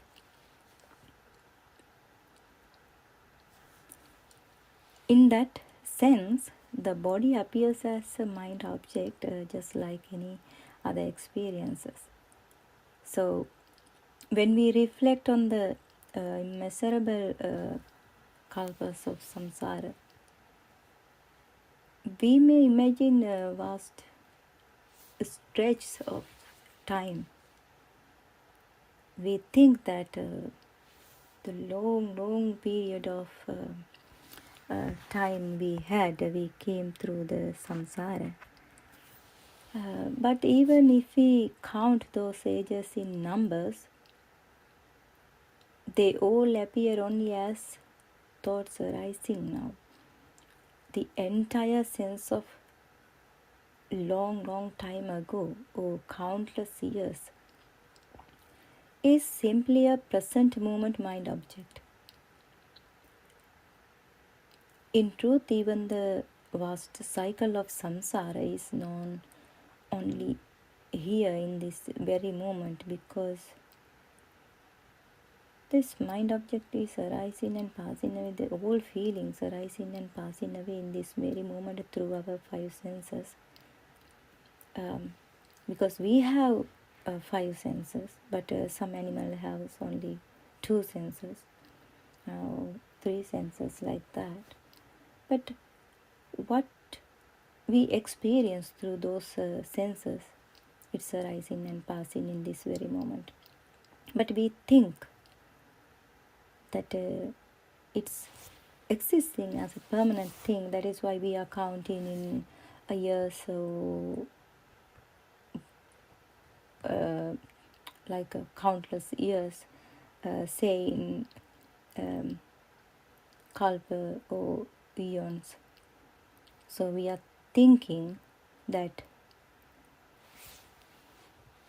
we had a very long countless years for this life, for this cycle of samsara. But once you understand, or once you realize the truth, or once you see the mind, how it's arising and passing away for a moment, then you will realize that there is no samsara. Either we can't count it using years or months or days. That is why it says timeless Dhamma or Akalika Dhamma, because everything happens, everything we experience arising through this mind. And once you realize that there is no real mind, and then we never can take time as a real thing.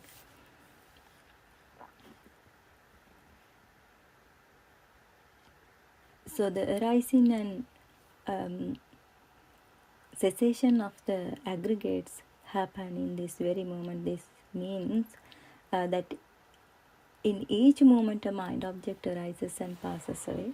This rapid succession creates the illusion of continuity. That continuous arising and passing away is the cycle of samsara itself, but it is an illusion. The turning of the wheel of life, it is all happening in one place, in one moment, ekshanayaka, we can say like that in Sinhala, within this present moment. Even though that present moment also we never can meet as a real moment. That illusion is what we call a life, or a world, or samsara. Every moment is created by great aversion and delusion. If you have a real world, or if you have a real mind, or if you have a real six senses,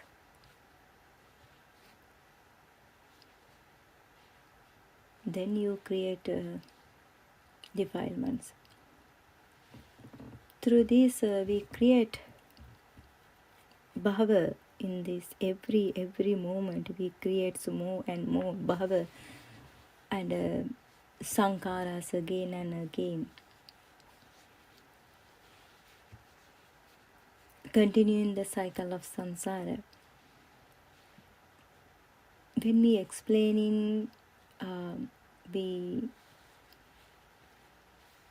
talk as using those words as samsara, but even though if you are in the pruthakjana ground without understanding the Dhamma, you have a cycle of samsara and you have defilements creating every moment. You are creating defilements every moment, and you have both extremes, and then exactly you go through this cycle of samsara. But once you realize, who understand in the Dhamma, who understand in the mind object how it has formed and formed, then they understand that for those noble person or noble ground, they have no 31 layers. They understand everything very clearly. So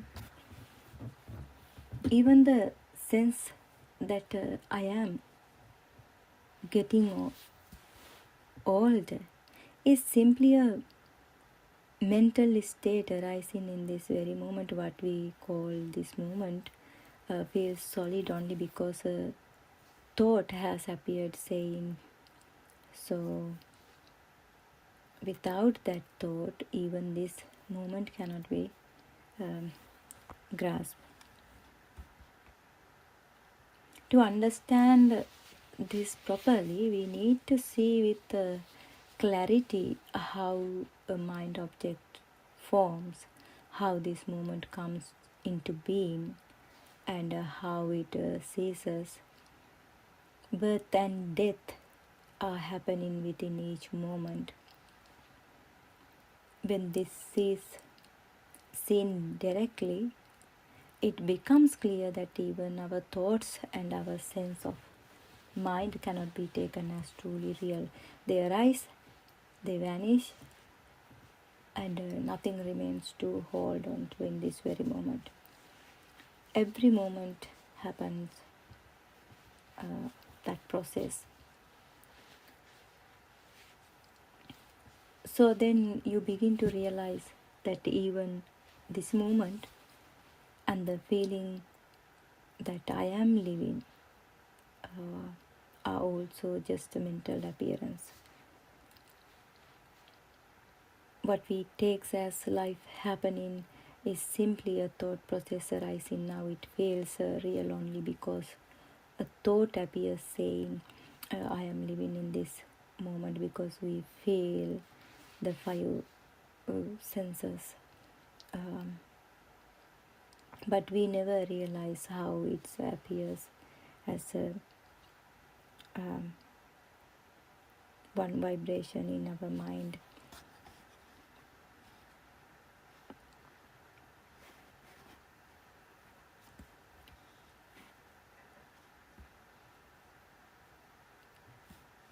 When you see very clearly how each of the six senses arises in this very moment, you realize that none of it can be taken as mind or as one solid thing. Each sense impression appears and disappears instantly.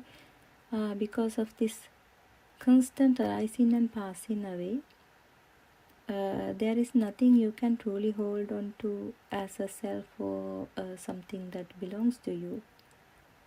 But you have to explore all senses very carefully until you see the reality very clearly.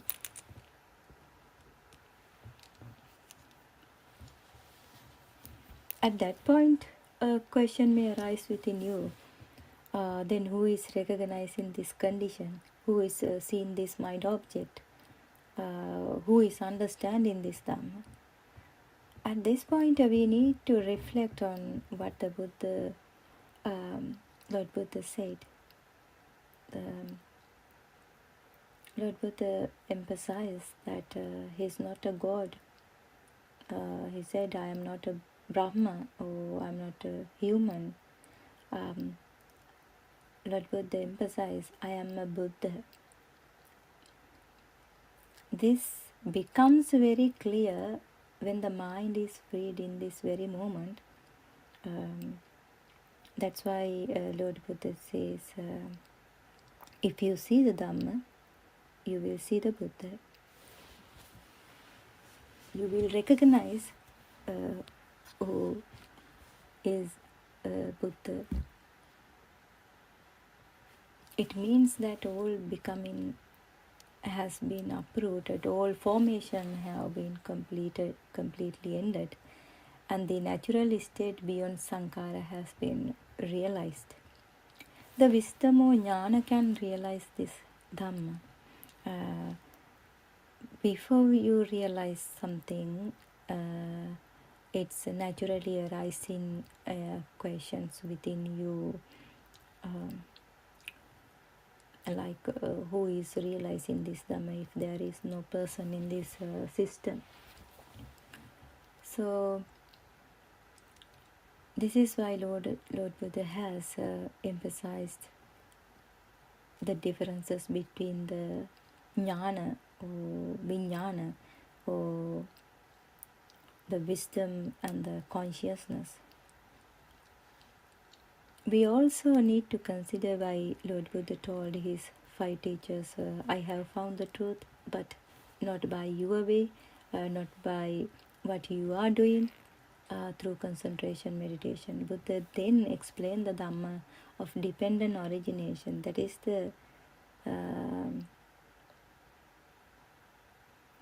the thing you need to understand. If you are seeking for true Dhamma, you should understand what is dependent origination means. He explained that, the Lord Buddha explained that these practices do not lead to liberation. The concentration meditation, lead to liberation because they do not uproot at ignorance. What Lord Buddha discovered was the Dhamma of dependent origination, the law that shows how the world the self, and the suffering arises moment by moment through these six senses, through this mind object.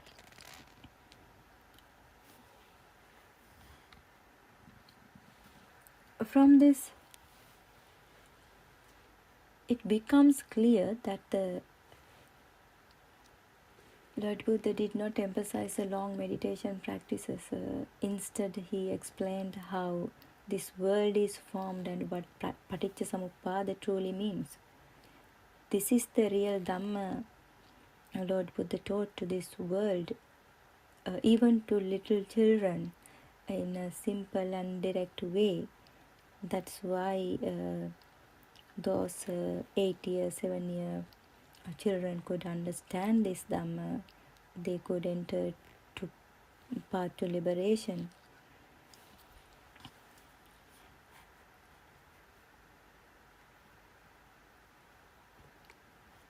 So someone might think it is very hard and it is very difficult to find the path to liberation according to what they heard. So many concepts or concepts or concentration, meditation before. Then you might think whether this Buddothpado Dhamma discourses, whether they are, whether this is the real true Dhamma. But once you start to practice, you will realize that this is not a knowledge. Without practicing within yourself, you never can understand what is true Dhamma.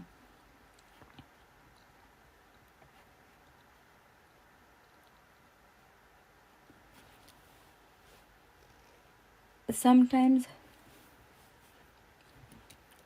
parents or some people think that if their children listen to the Dhamma or if they practice Dhamma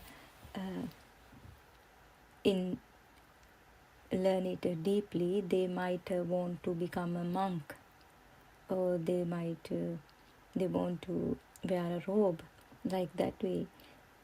Then the parents worry that their own hopes and plans for their children will not be fulfilled.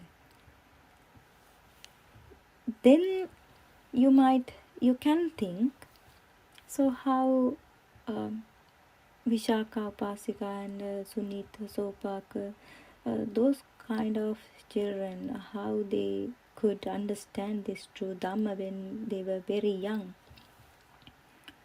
You can evaluate those points.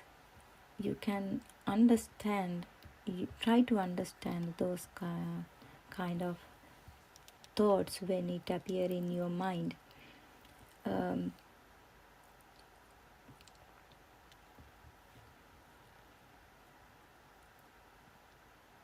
The parents, people worry that their own hopes and plans for their children will not be fulfilled if they understand this Dhamma, and they have to go to a temple and they have to wear a robe if they realize the Dhamma. But it does not happen like that way. Understanding the Dhamma does not force anyone to become a monk. It simply helps them live wisely, kindly, and with a clear mind. We see many children today experiencing panic attacks. Some cannot even face their exams. They suffer from depression, stress, and constant pressures. We have seen that when we explain this truth to them, they become more relaxed without any medicine, actually. When they understand the truth about their own mind and how their world is created through these six senses, how they are in ignorance, they no longer fall into conditions like anxiety, depression, or fear because of exams or competitions or what they faced.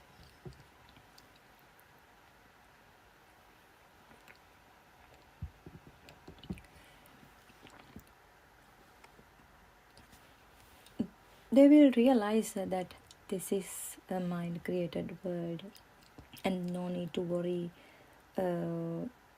anything in their life. They will recognize their own ignorance. Then they will work or study without fear, without pressure, and without burning anxiety that used to trouble them. But they have to work hard to do something for their future in this conventional world. But they will understand what is the ignorance, what is this illusion, and then how this system is working. Then eventually it will fade away their fears and stress, and then if they suffer, then all fade away gradually once they realize the Dhamma. That's what happened in their life.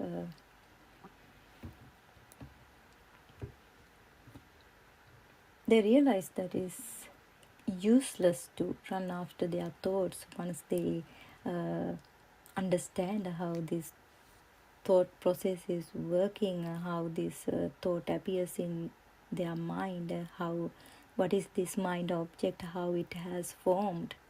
So when they understand, when they clearly see their mind object, so they don't want to run after their thoughts. That's what happened. It is very useful to understand this Dhamma, to live happily in their life, in their whole life, in this conventional world. When they see the truth, the nature of the mind, they stop giving power to those thoughts. So many young children today becomes addicted to drugs, alcohol, or even think about suicide because they cannot hold the weight of their own mind. It is very heavy for them. When they cannot bear their heavy thoughts, they try to suicide. They look for a solution in different harmful ways. When they are working in this with this education system, which is very competitive for them, and then they become very stressful, they can't hold anything. And then actually, if they can understand this, them what we are talking, so they won't to decide to make harmful for their life. So what they are really seeking, freedom from mental suffering.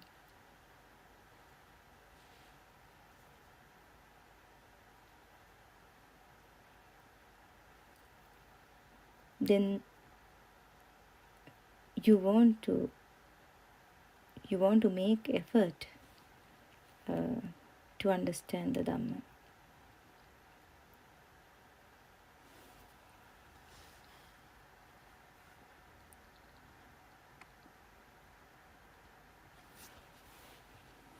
If you can hear the true Dhamma about yourself, how the mind works, how the world is created through your own six senses, you have the opportunity to free yourself from that suffering. The whole world runs behind external material things, but very few young people or adults try to understand who they truly are.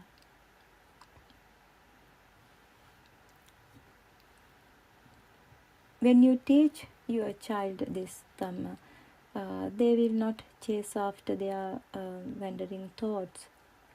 With this blissful understanding, they will succeed in every aspect of their life. When someone truly practices this way, you begin to feel how you gradually becomes free from the mind and how the inner burning fades. Nibbana means the ending of the six sense bases. As a source of grasping, these five faculties arise and the mind is formed through them. But the mind holds them as mine. Not only that, it grabs, it grabs everything that rises and burns with it. It also believes that the worlds created through these sense bases exist outside as something solid and real.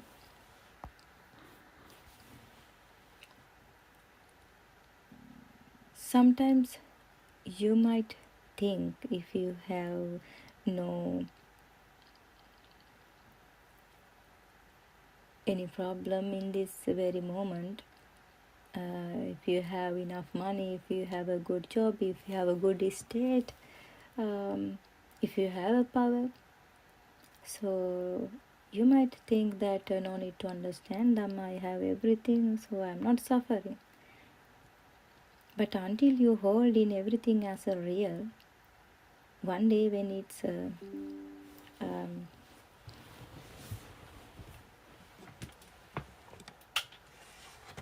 one day when it's detaching from you, then the suffering begins to arise within you.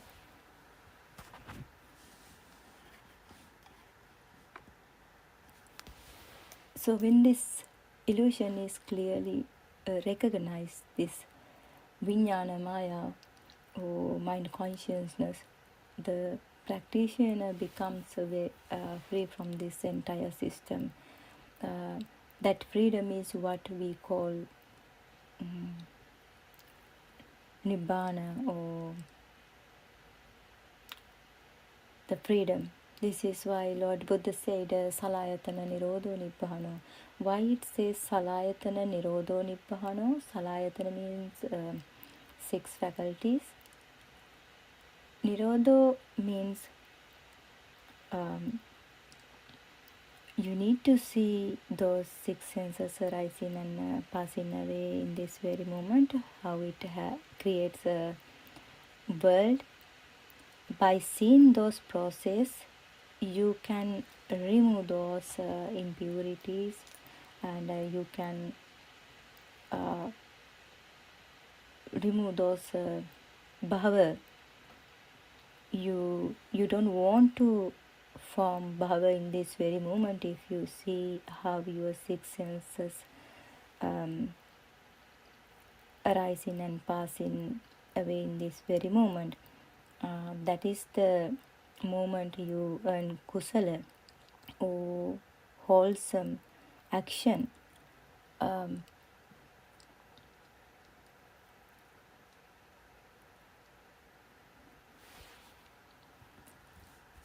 That salayatana nirodho nibbano.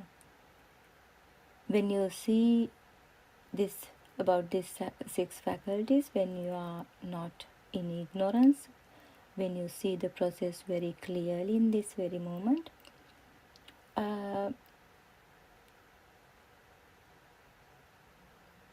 in that very moment, you will realize the freedom within you. That is the way to liberation. That is why Lord Buddha explained about the salayatana nirodho nibbano. So Lord Buddha hasn't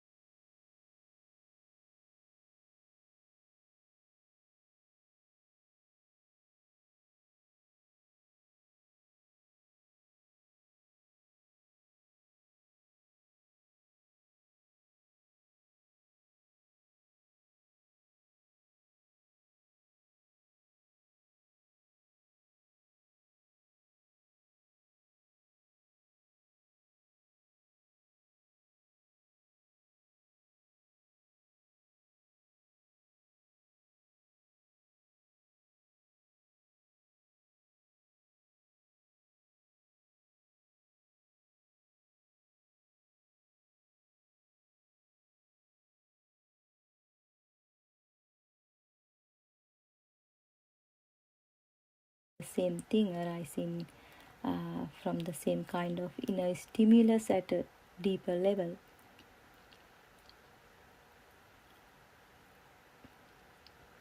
When you experience both the status, you begin to realize that it is the same stimulus expressing itself in two different ways. Happiness also you experiencing by perceiving anything through these 6 faculties, and the sad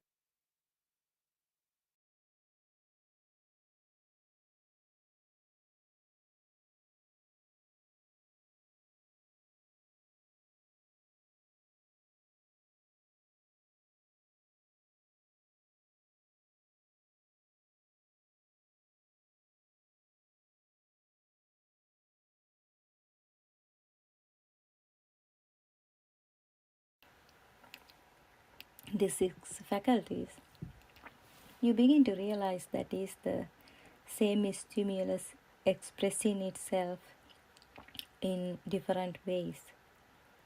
The same stimulus arising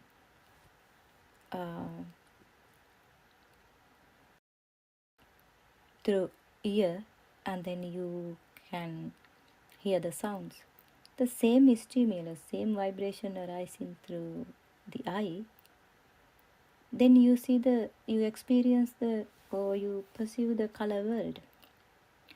The same vibration arising through the skin senses, and then you feel the soft or hardness or cold or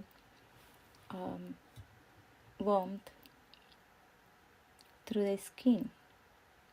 But those, all of them, the same vibration arising through the 5 senses in every moment.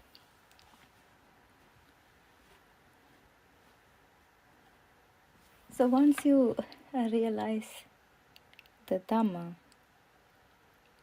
once you realize everything is appearing through one vibration, so one stimulus, we have divided into different kind of words or feelings. So this is the hidden truth in your system. This is the beauty of Dhamma.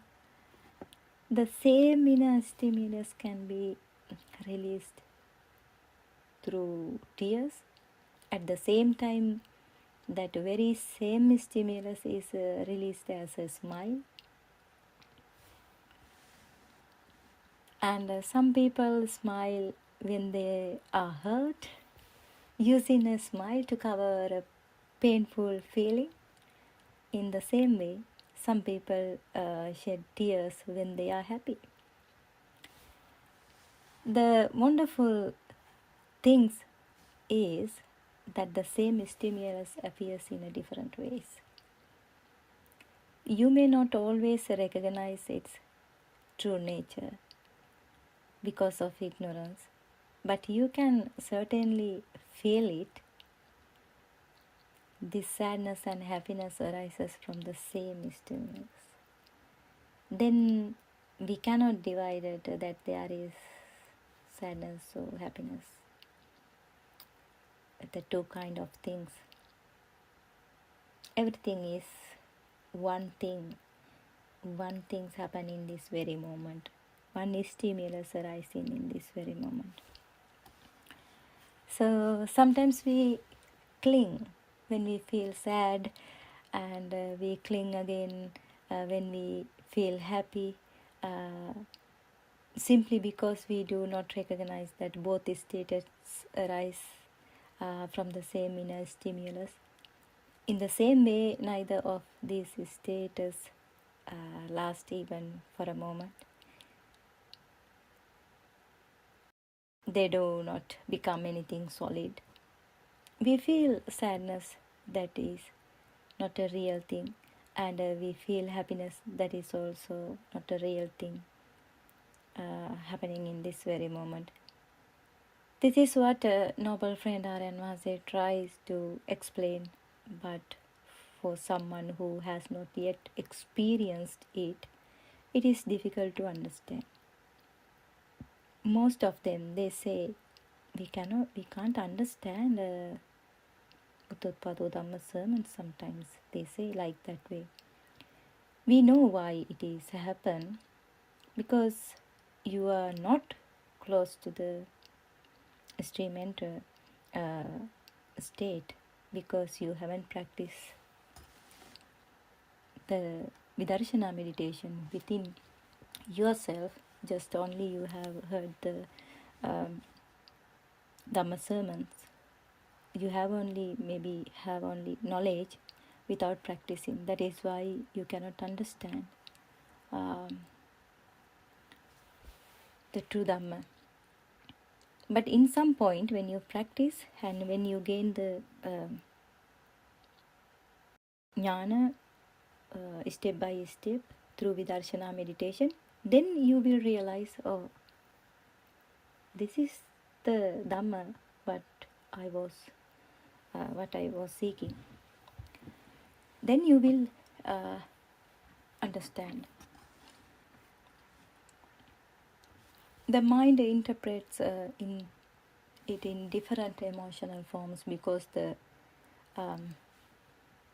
mind does not see the aggregates simply arising and passing it, personalize them. That personalization becomes raga, desha, moha. This reaction keeps samsara alive moment by moment. This stimulus happens so quickly that we feel everything is continuous because of its speed, the abhisankarana process. Every thought that arises creates fear when we believe the external world is truly real. That is why you have fear for the death, and that is why you have problem to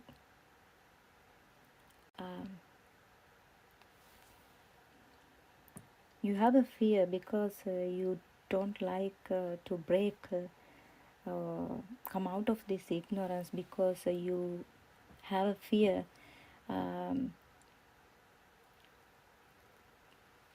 because you have created a frame around you with power, with job, with the quality, and with money, and then you have created a character for a long period with making a big effort. That is why you fear to understand the Dhamma. In some point, you have to break all those frames to understand the Dhamma.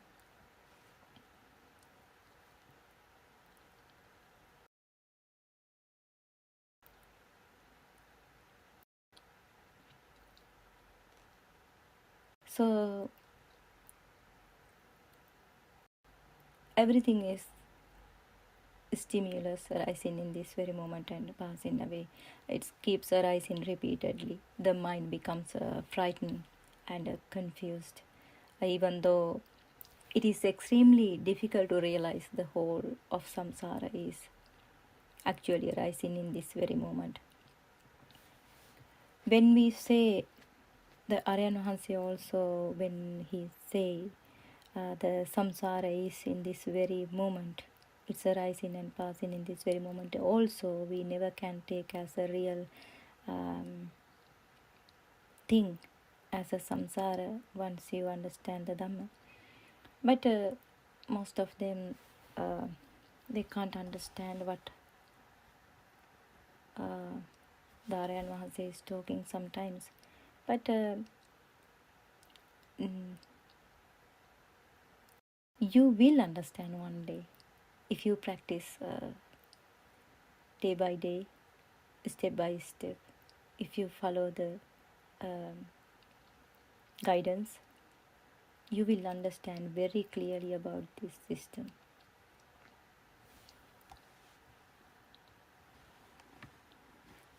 The whole of samsara is actually arising in this very moment. All the thoughts that appears right here, right now. One day you will realize the samsara is this mind object, which is arising and passing away in this very moment. Right now, contain the entirety of samsara within them. And even this very moment, this kshana, this very moment, has no real substance,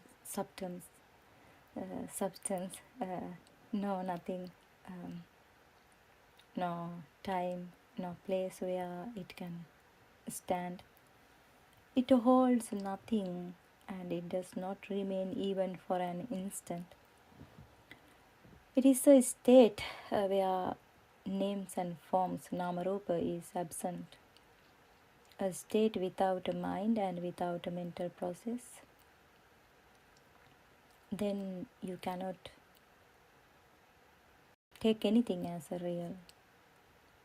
Without a name and forms, you never can perceive anything as a real.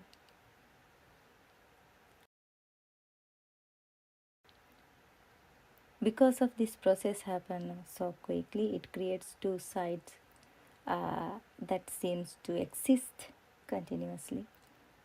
In every moment, grasping and rejecting arise because of that process, because of that ignorance. The mind keeps creating a sense of me here and an external world out there, and with each new thought, this illusion becomes stronger.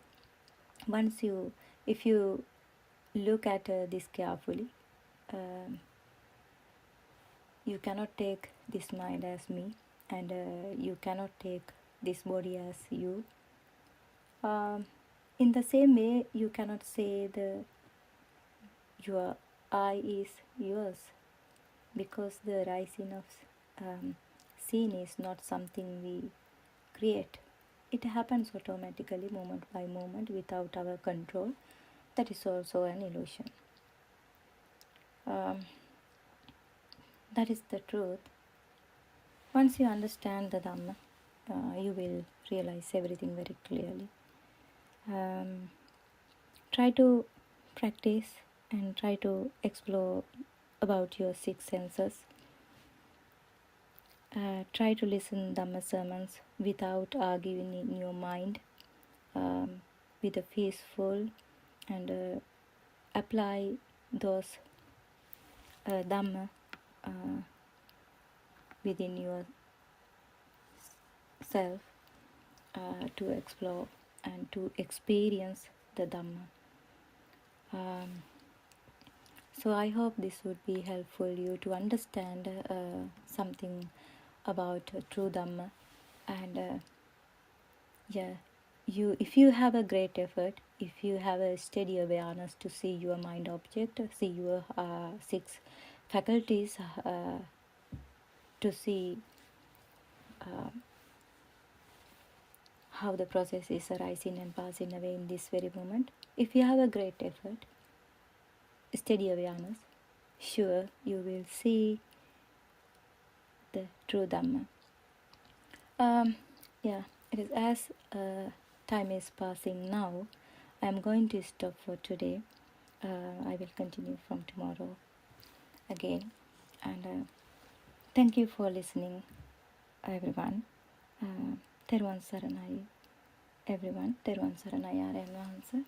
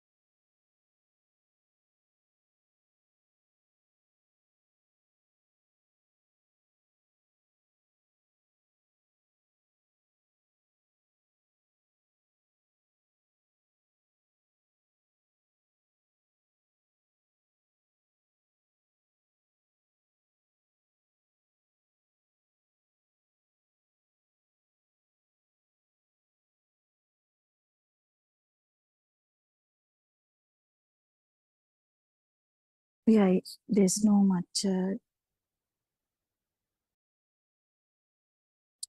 we'll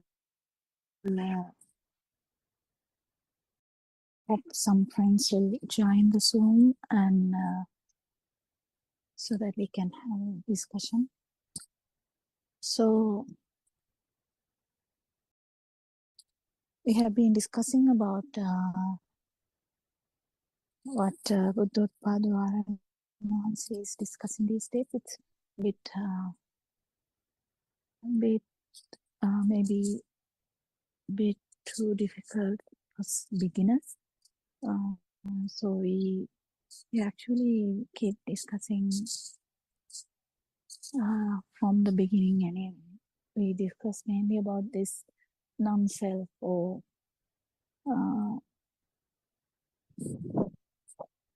non-self angle. So I can see Dr. Sakuntala is here. Dr. Sakuntala. Terasanai. Yeah. Do you have a topic? Anything we can discuss today or suggestions?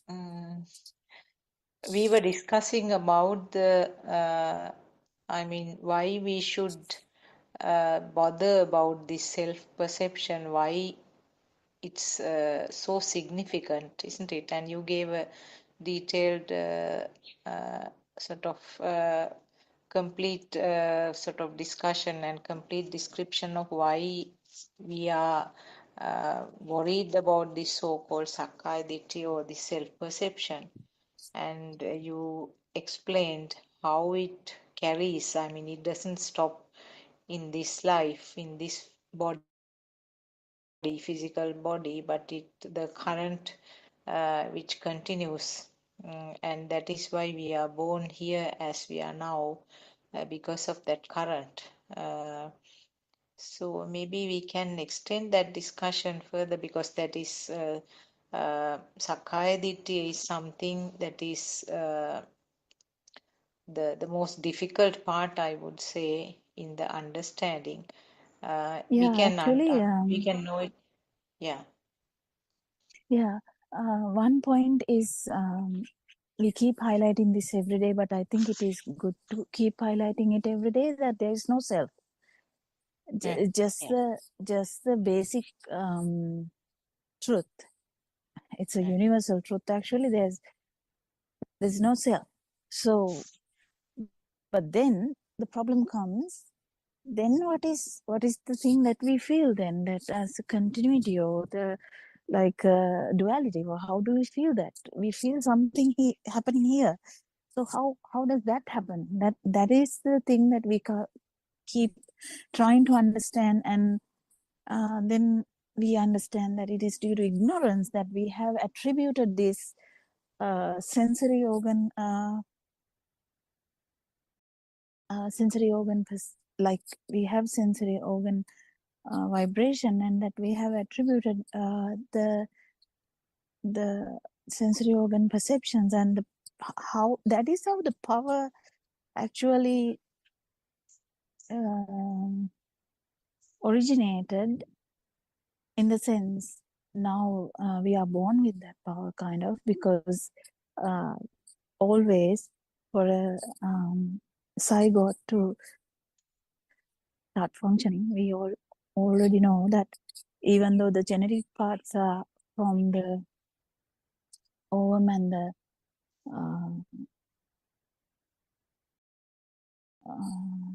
what the word also, but the sperm and the ovum, even though there is a genetic part from that, there's always a very good understanding that if you have two babies in the same time born, everything same, even looking same also, that they are the actual vibration is different. So how come this happen? Is because the vibration which has telepathized into that vibration in the zygote is different. So how does this happen? There is a vibration of the zygote, yes, and telepathization happens because there is a vibration here. And now, what is then, what are we going to understand here? How do we stop this happening so that it will, as when this system stops, in the sense respiration stops and the mind system stops, how does like how we can make sure that there's no underlying power or a vibration that can telepathize into another zygote? How does that happen? So there are so many questions here, so many aspects here that we don't understand. So we keep on trying to understand how this cycle of birth or cycle of life has happened. Because cycle of birth, when we say, we kind of figure out like automatically that about a baby, and then baby growing up, and then becoming an old person, and then dying, then again another baby is born. We are not talking about that only. We are actually talking about how we have had this problem even now, kind of, even from one thought to one thought, how this power is being telepathized all the time. So this has happened from the beginning, inseparable kind of way of thing, because of the ignorance and this vibration makes it so much difficult for us to understand that it is actually only something that arises with the vibration of the sensory organ. But when we keep understanding this, we come to a point that actually what happened was only the sensory vibrations or the sensory organ vibrations, nothing else. But due to the ignorance, we have felt something different all the time. So we can start the discussion something like that. And yeah, I think because there's no much participants, we just have to keep having an input ourselves and output ourselves, I think. Yeah. Yeah, as you said, yes, I mean, the current is at negligible levels in the small baby. You can't say no current because there is something from the zygote level. So this, the current, so-called current, or the self vibration is at very negligible levels right at the beginning, but with time, it gradually becomes stronger and stronger, and then at beyond certain levels, strongly, I mean, there is a person, and person who is dealing with the world. So this current, in other words, current is felt as me. So how this current occurs is what you were trying to explain, because everywhere there is a speed playing a very important role. Because of the speed, something is created, something is shown as if it is there. So it may be at the sensor level where it's seen as a light or a shape, it's heard as a sound, and then it's felt as a taste, felt as a smell, or felt as something related to skin. So it's a creation and it's an illusion. It's simply because of the speed. So if the speed is not there, this creation will not be there, then the story will be completely different. Because of the speed, and this sensor function creates something, and then it doesn't stop there. What happens is the thought is created again, some form of naming or some form of identification.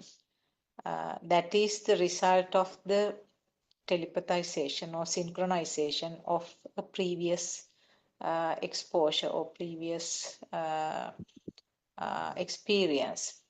So this is a series of telepathization actually, which goes on, and we call it living, or we call that this is the life, and this is the alive feeling, and this is the existence. So in different ways it can be described, but this rapidly changing pattern of synchronization of telepathizations goes on, and we describe it as I am living and myself. So that is how the current is getting more and more stronger.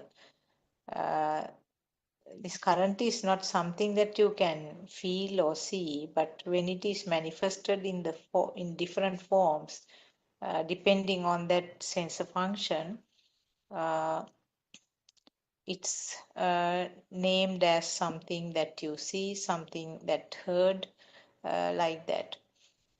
So this is a process actually, and finally, this process is the one which leads to this current, and current continues, and at some point,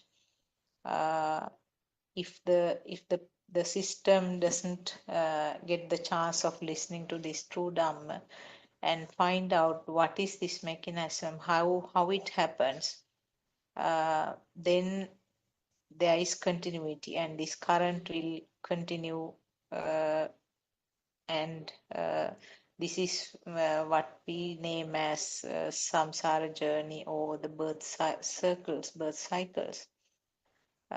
So the importance is this, how this identifying or knowing how it happens, what is this mechanism. The fact that current is nobody's, I mean no one is responsible for that, and there is no ownership to that current.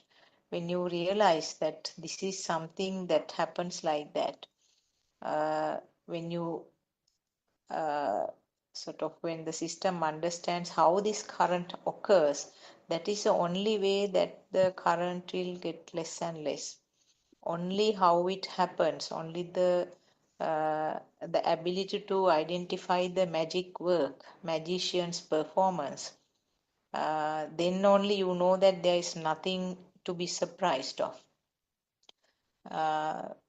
There is a story from Lord Buddha's time that a magician who is performing at a right at a junction from where four roads are meeting together, and the people are surprised to see the magic. All sort of bobs and exclamatory marks, shouting and laughing, all because they don't know how it is happening. So Lord Buddha has said that this mind, or the mind sensor, is something like a magician who has a sort of very super performances, and we the people in the mundane world, I mean, who has no idea about this Dhamma, will be taken away with these performances. When you realize that how the magic is performed,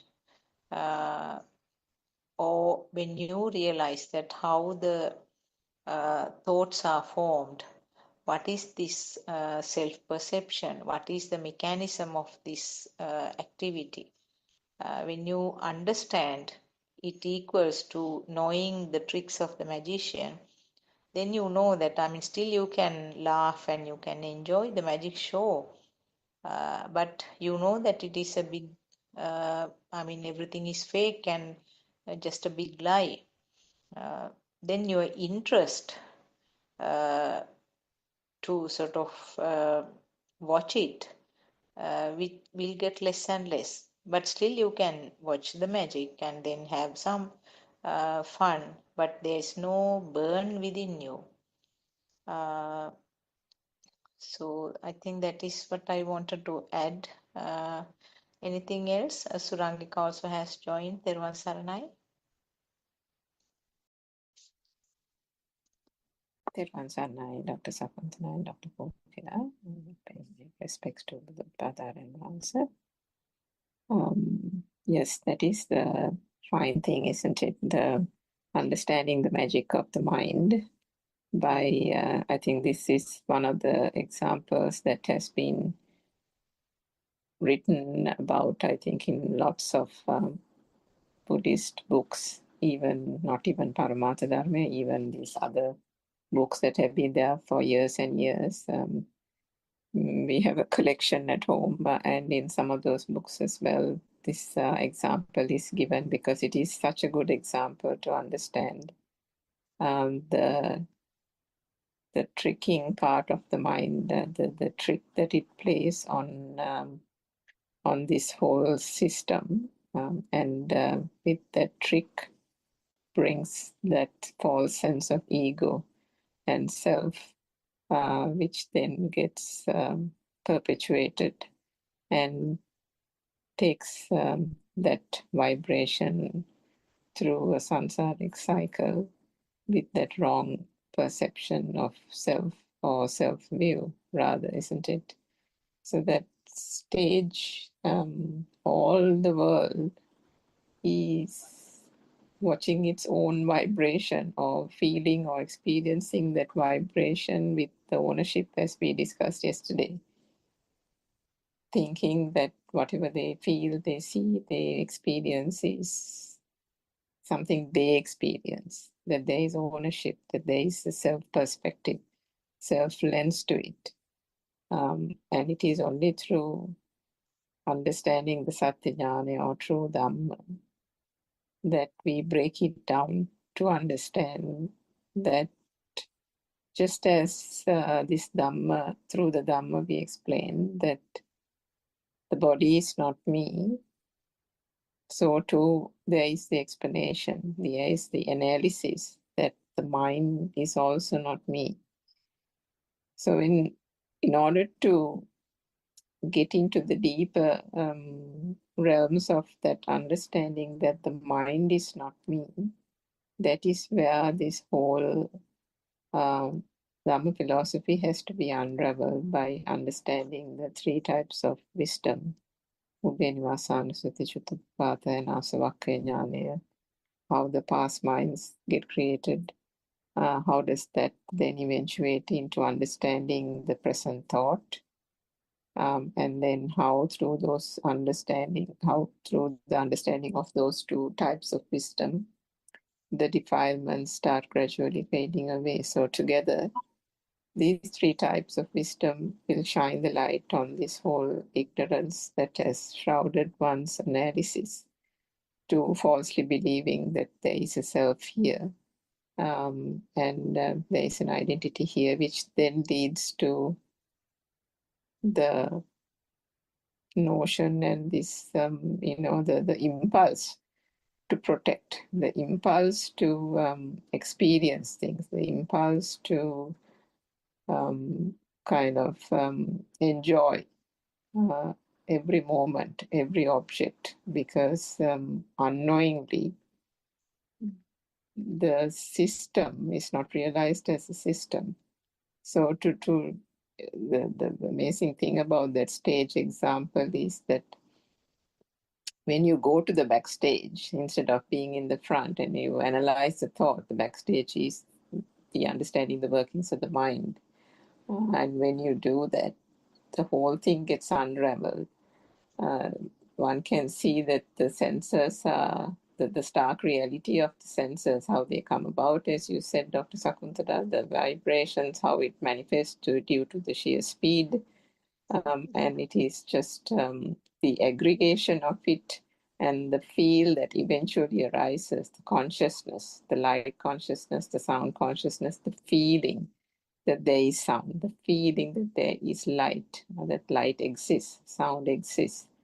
And then the culmination or the combination of all those consciousnesses to then give rise to the sense of a world, the sense of the world existing, the alive feel, and then all that again being tantamount to there being a self and self-view, and that the I is here, and all that then starts perpetuating. So yeah, so that example is an excellent example. I remembered when you were talking about it, the couple of other examples that the Buddha had given, particularly when one thinks about instead of analyzing the mind, instead of understanding how this whole thing is just a construct, if one just sits there at meditation. And at that point, I think the Buddha had said to different ascetics in different conversations about a person on a tightrope, isn't it?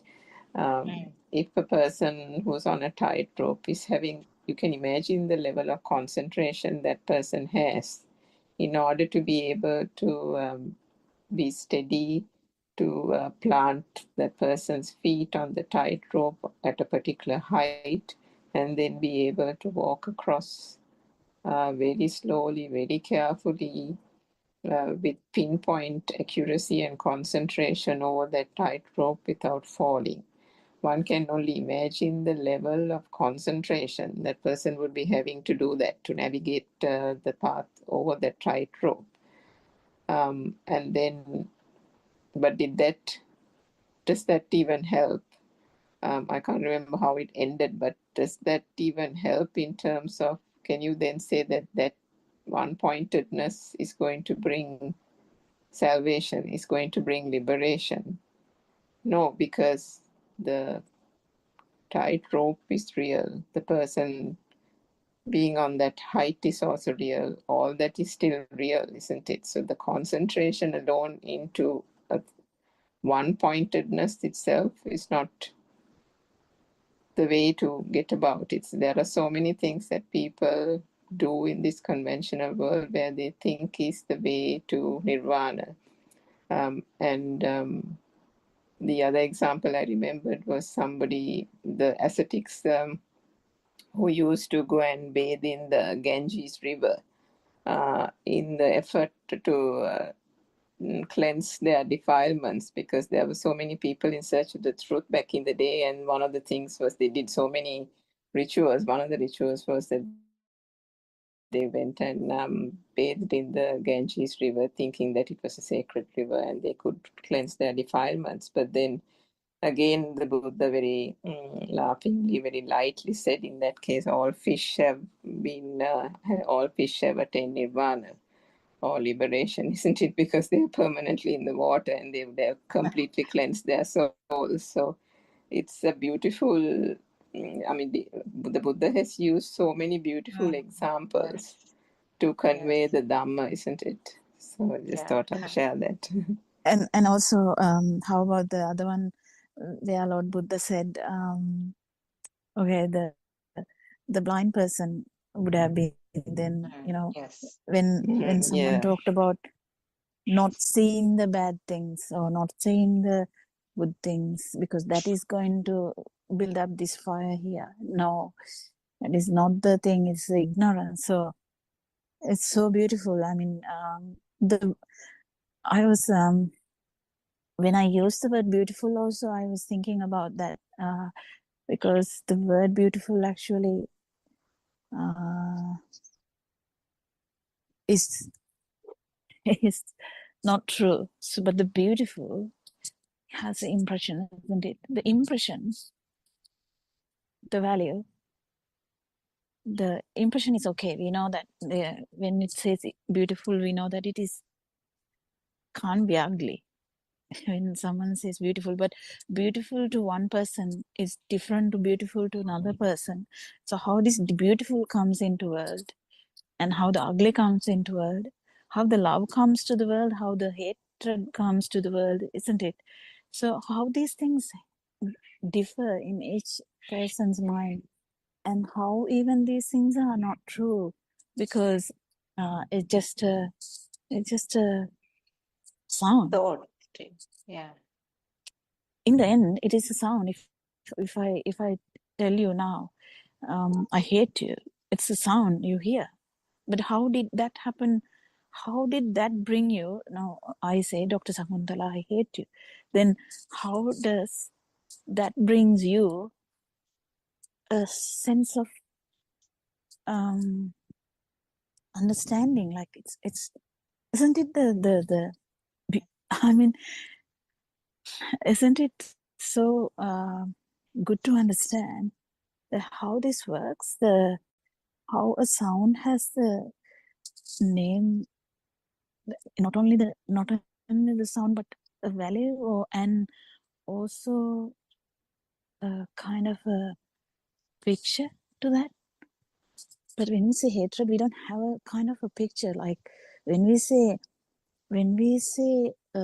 milk toffee or a toffee candy, we have some kind of a picture. I'll give you a candy. I have few candies left, and it's then we have a picture there. But the hatred or love or beautiful or ugly, these adjectives, how do they have so much meaning? And they have, don't they? Like we definitely know that if I say, Dr. Sakuntala, I hate you, then we definitely know there's a difference. There's a meaning and there's a difference. So that feels heavy. And even Powerful meaning, if a isn't it? teenager tells another teenager, I love you, there's so much heaviness in that, so much beauty in that also. That girl might take it so heavy that, it will be the world to her or him in that case. So how do we keep understanding this Dhamma? So we have to be practical. When we apply into practical life, how come we have so much different scenarios, feelings, and even the feelings, we have so many words to describe the feeling. How does the feeling come? So jealousy, if I say I'm jealous of you, we kind of know what that means. It's already having a meaning, even though there is a picture, a different kinds of pictures. So when we say he's so kind, we have a picture, not only the word. So how does this happen? How does this happen to each and every thought, that having all the features in there? So it is very, very, I mean, when we talk about like this, when we talk more and more about this, people will feel more and more about this. How on earth a beautiful would be a ugly thing into another person's mind. And even that, okay, now it is the mind, we can say, but is that true? Because sound, that over the phone, if someone hears, I don't like you anymore, then it's sound. How did that sound bring so much unhappiness to that person? So this meaning, in the sense the value, is so big that the whole the person can go into a cycle of depression even. Oh, that person doesn't like me anymore. Why can't anyone like me? A lot of kids, they have this problem. They want everyone to love them. They want everyone to like them.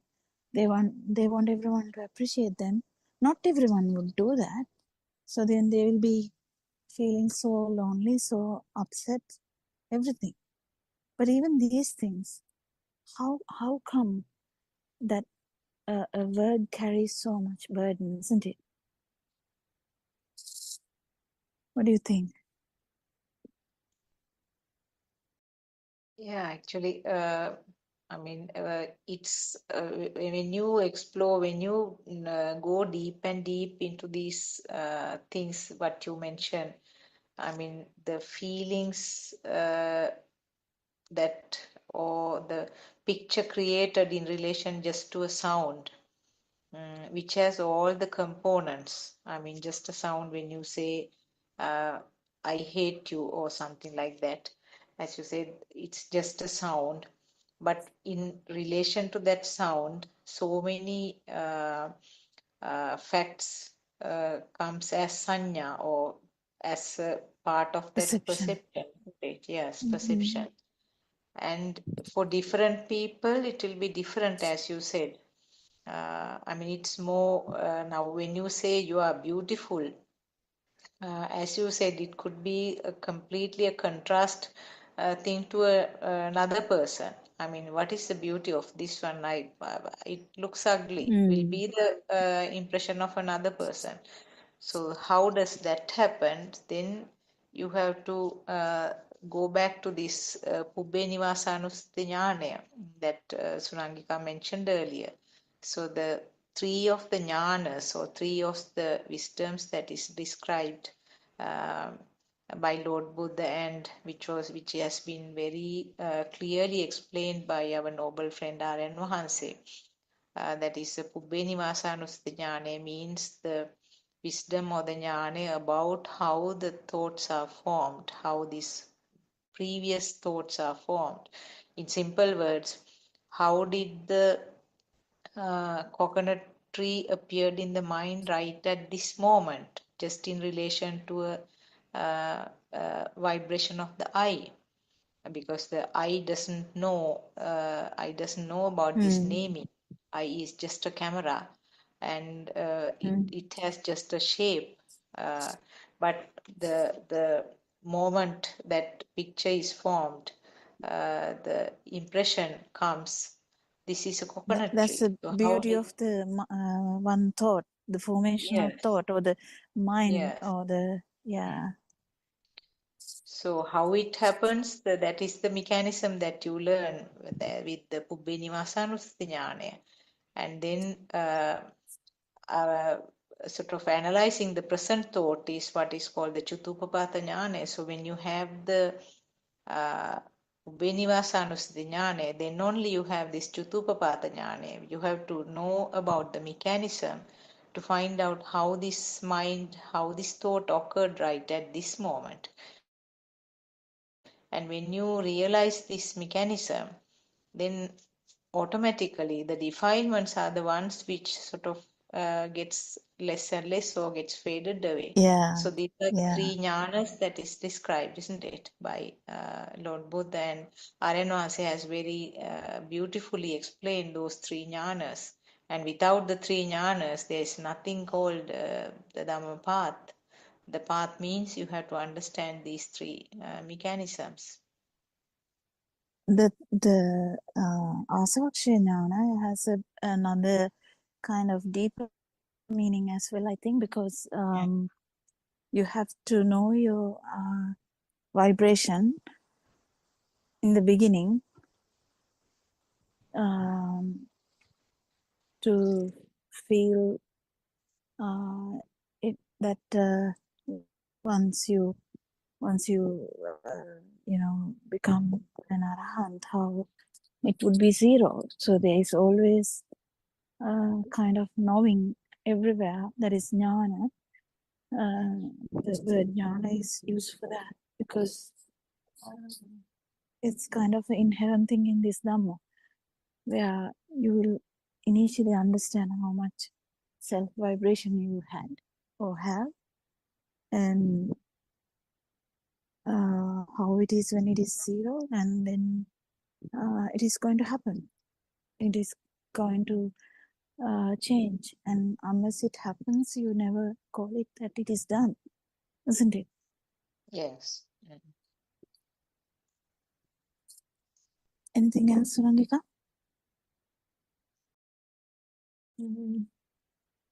Yeah, I think that's the thing is that Chatupapata Jnana, you can't get to that without the Pubbedivasānussati, the understanding of how the mind, how these concepts got formed. Because, and again, the issue with this sitting at meditation is that there is no Satyajnana, the understanding of how this thing comes about.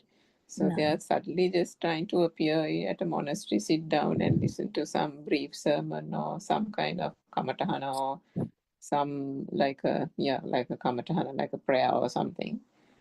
Take some object and then start focusing.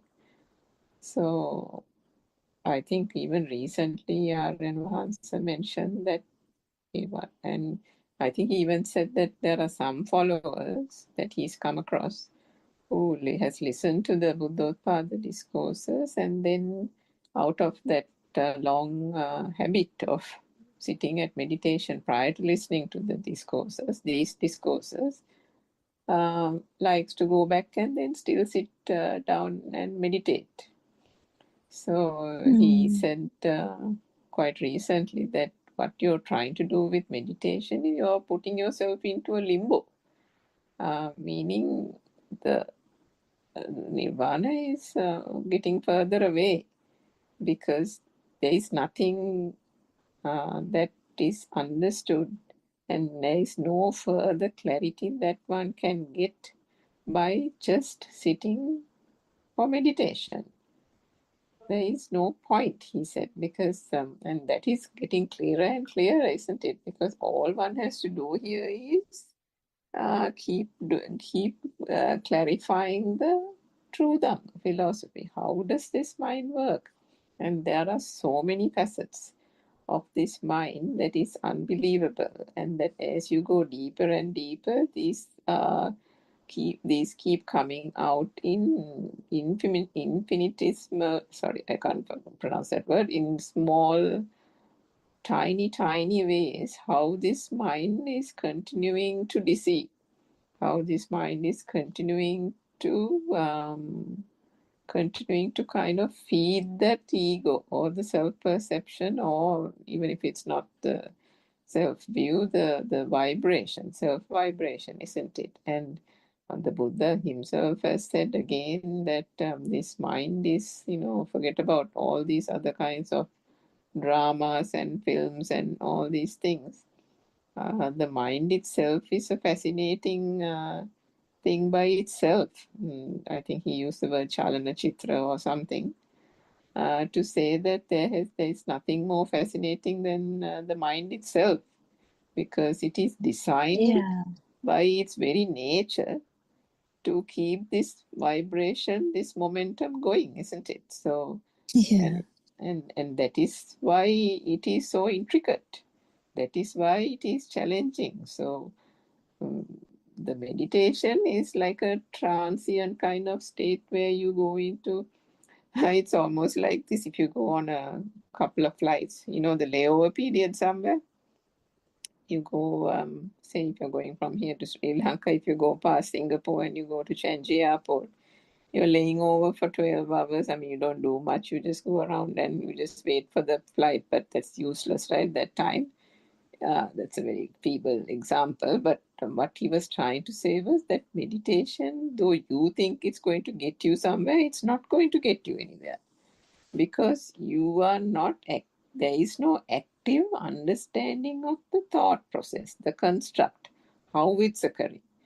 In contrast, when we think about Dhamma discussions, isn't it, Dr. Kokila, how fruitful every Zoom conversation is, because all we talk of in those conversations is the non-self vibration. What is the self vibration? How is that formed? What is non-self vibration? Those are the things that, and then in the practical day-to-day experience, how do these come about? How does the defilements get detected? Where have you made an object or a person a thing? How did you come across this burning sensation? What object made you feel as if the self-perception was prominent? So see how all these little facets have come out in discussions, and just makes it clearer and clearer for anyone following the Buddothpado discourses. But what happens when you're in meditation? You're not chatting and doing meditation. Each one goes to a side, sits cross-legged, and then for 1, 2, 3 hours, I mean, by experience, I know because I've done it myself. And to a certain extent, one has a sense of peace and calm and all that, but have the defilements got faded to the extent that it has through the true Dhamma? No, it hasn't. And which is why there are so many people who have spent 20, 30 years, and then some of them unfortunately pass away without with all the defilements still coming back to haunt them in the last parts of their lives, even when they are in their deathbed. So, I mean, this is the Yeah, because message we need whatever to the give. Yeah. changes in the meditation, whatever the changes they see, they just take it in the self angle again. Mm. And because you know, I have one of someone said I had a out of body experience in a meditation, and she was telling how she was scared about that. That itself shows what's the use of that? That means the self view, self vibration, self perception, everything is there. Otherwise, who is getting scared now? It's so interesting to understand these things. Like if you get, you know, definitely you kind of know when you meditate. I'm not a strong meditator, but if you have meditated, you understand you have to focus. You keep focusing. The first you first line, second line, third line, you keep changing the focus. So when you keep changing the focus, you definitely know you are there. Who keeps changing the focus otherwise? So it never ends up in that non-vibration, even though what happens is you feel nothing. Yes, that's true. That happens. That's okay. You feel nothing. So that is a beautiful status in concentration meditation. That's fine. But the thing is to understand it is nothing about non-self Dhamma or truth that Lord Buddha was trying to teach you, because he left that. He left Rupa Dhyana, he left Rupa Dhyana, and he still understood that nothing has happened to this self vibration. You still feel that feel of existence. Then what's the big deal? Even after 80 kalpas, if there's a vibration and still you feel as existing in that vibration, what is the use? So it's a waste of time, as you said. I mean, 80 kalpas, how would that be without a vibration, because you don't feel anything? And yeah, again, when you feel something, yes, again you are alive. Kind of, you feel of existence is there. So wasted, yeah, wasted. So what we actually discuss here is non-self angle. Then when the non-self angle is the priority, everything changes. Everything changes, because the no-self angle has never been a focus before Lord Buddha. Only Lord Buddha brought it out. And it now it is again out as well. So yeah, we invite everyone to come and listen and try and understand how this mirage, even in the field, how this mirage, what is the field? What is the mirage in the field? It is due to the rapidity of the vibration that you feel it as something. That's all. If you know this, that's all you need to know. If you really want to know something, that is all you need to know. What? how this field of existence has happened, which is the culprit for self-will. Because if you feel something here, then definitely you're going to have a perception, because there's a feel. If there's a feel, there's a definite perception. That's how how the jealousy, the love, the hatred, everything, there's a difference you feel. That's why there's a word now to express that. Every feel, they kind of humans have the ability to make a different, like a way of telling that in whatever the language. Language doesn't matter. The expression is true. In the sense, expression is kind of similar, isn't it? Yes, actually, about the meditation, as Surangika also said, I have the same experience. I have done it actually. When you do it for some time, you get addicted to that comfort, that relaxed feeling. Because when you do it for some time, you really feel sort of calm feeling and very relaxed, and sort of you can get that inner calmness and inner quietness, which is very soothing. And when you do it for some time, it happens now. The moment you sit and sort of start meditating, get the feeling that like a wheel is kept on the track, and thereafter it will move forward without any difficulty. You get that feeling where you fall into the track within like few minutes, and then that floating type of feeling comes. So I think that is why people go more and more for this one, because of that temporary feeling, that comfortable feeling.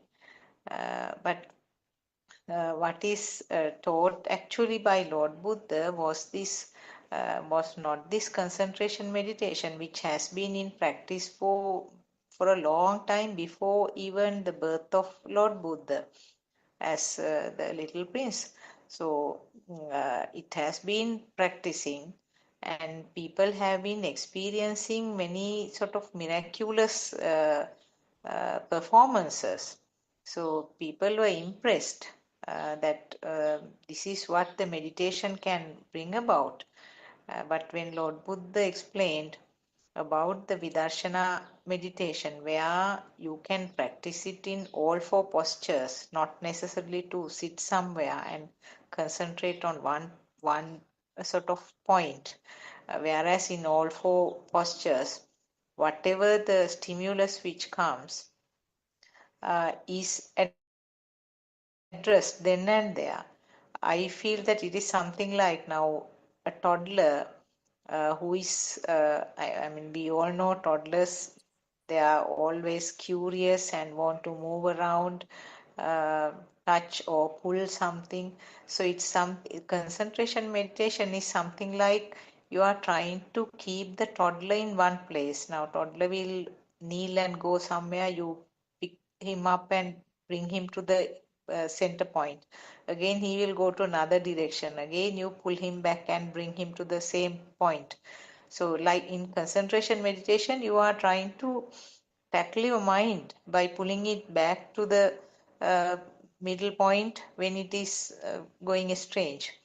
Whereas in Vidarshana meditation, you allow the toddler to move around, but be watchful what he is doing and where he is going, and make sure that there is no danger, but just observe what is happening. But then that point also, there shouldn't be an observer who is observing these movements. So ultimately, as we always discuss, that there is no doer. This toddler's activity is there. That means it equals to the functions of the senses. And then talking a little deeper from that level, there's nothing called sense function also. That is also creation of the creation due to the fast speed. So it is just some illusion or some I think that we have to tell it as a creation, isn't it?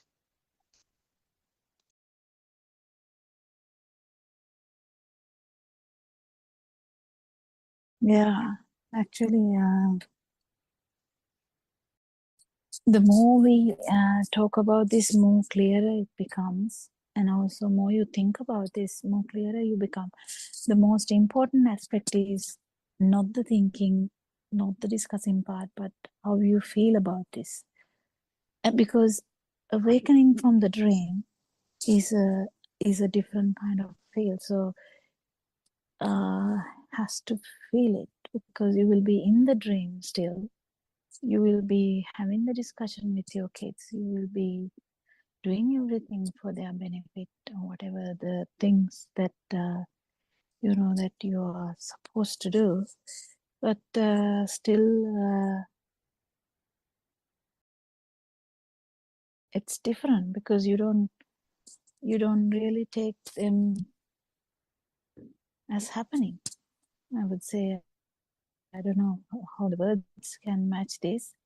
So it is like you are awakened from that dream.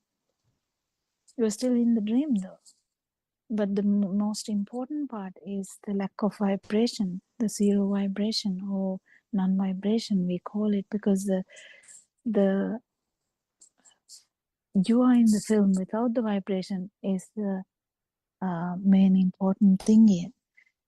That is the message, is something for you to feel. But the discussion actually leads to that discussion. Lord Buddha has said 5 things: thinking about this, discussing about this, saying this. What is the other 2? I forgot.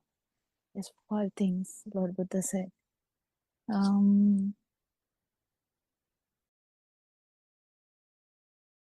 Not sure, but Yonsu Mansikara, Savacha, Veshna, listening. Yeah, listening. Listening is also one part. So important aspects are like, actually try and understand this, that this is a dream. Even understanding that bit is difficult. That to understand even this self perception is a dream. That is the main important aspect. Not everything else, but the part and parcel is the chair is the reason that you are having a self perception. And when you understand the chair is a mirage, self perception is a mirage too. But they don't exist differently, they exist together, isn't it? I think Dr. Sakuntala was trying to say something about that yesterday. I can't remember the exact aspect of that, but why we need to know that, how we need to know why we need to know is to get rid of this suffering, the sansaric cycle of suffering. Yes, but then how we need to know is that there is no self. Yes, that is for sure. There's no self. But then why this feel is coming is because the stimulus, or the whatever the thought that has arisen from the field has given you the impression that it is a thing, and as soon as it becomes a thing, the self-perception is there already. So, but when you understand that the stimulus is actually a mirage, self-perception becomes a mirage too, because they coexist. They don't exist differently. That's the drushti, kind of the view is that I'm here, chair is there. That is the drushti. But actually, what's happening here is different thing, isn't it? Anything to add? Yeah, all these are actually the cause and effect. It is the Yeah, phenomenon of cause and cause effect. and effect, isn't it? Vibration is a Mm. cause, and the effect is the light, sound, smell, taste, etc. And the cause, that effect becomes the cause, and then the next effect is the thought, isn't it? And when the thought is the cause, the effect is the self perception or the self feeling. So it's a chain which happens simultaneously. You can't say it's one after the other, you can't stretch it and show, but it happens right at this moment, because this cause and effect phenomenon is the uh, true thing that will explain this mechanism. And that's what Lord Buddha said. Yes, That yes. that's what Sarayut Thero, as a lay person, he heard that Lord Buddha is saying a cause and effect. How intense that person's mind at that time. He was attracted to this Dhamma through that only one sentence. That is cause and effect. And Yeah, he was it's very really, intelligent to pick that up, isn't it? That just one single sentence. He was so and sort of. the way they look at the life at that point must have been thinking about the self. Otherwise, like when one Saran Hansi asked from one mother, he asked in a different way. He asked, Amma koyed inne? She definitely answered with the name of the village. And he actually answered it that way, but then he let us Amma koyed inne? Then she understood. Yeah, that's the thing. Like now, because we know from Lord Buddha's time how on earth that child came running there, and Lord Buddha was waiting, and he asked kind of a different question like that. From where are you coming? And who would answer like she did? Because the way you look at the question, the way you look at the life should have been different.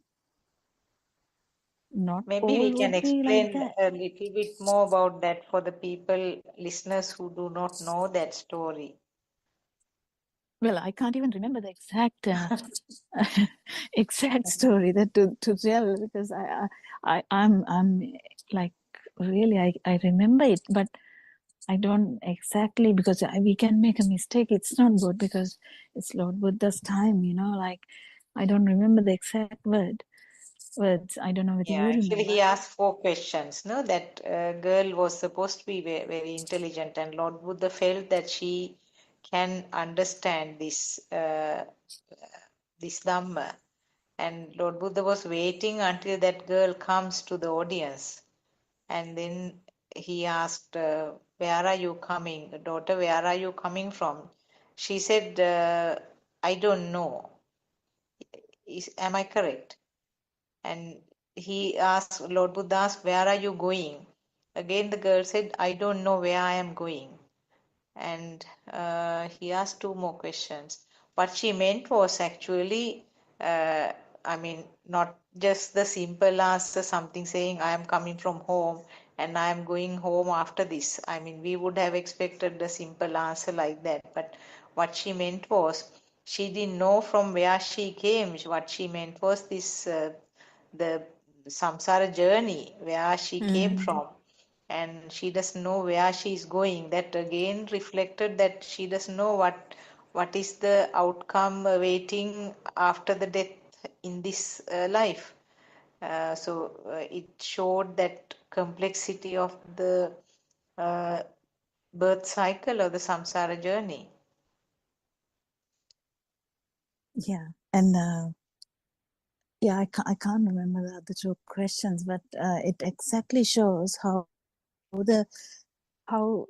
different the people would be, their vibration when that is closer to non-vibration, how they look at the life, because they kind of waiting. That system is kind of waiting for this change to happen. So they kind of feel when Lord Buddha asks a question, they feel it. Likewise, it would be similar in nowadays too, because it will be just felt by someone and not felt by another one, and it is normal. It's normal. I think Aryan mean, Vasi even has the... joined. Oh, yeah, sorry. No, go ahead, Dr. Kapantala. No, I Not wasn't. I mean, sure. Has Aryan Vasi joined? I wasn't sure. There's some. Yeah, I'm not sure whether it's I'm not sure. his Okay. phone. Yeah. Okay, Surangika, please go ahead.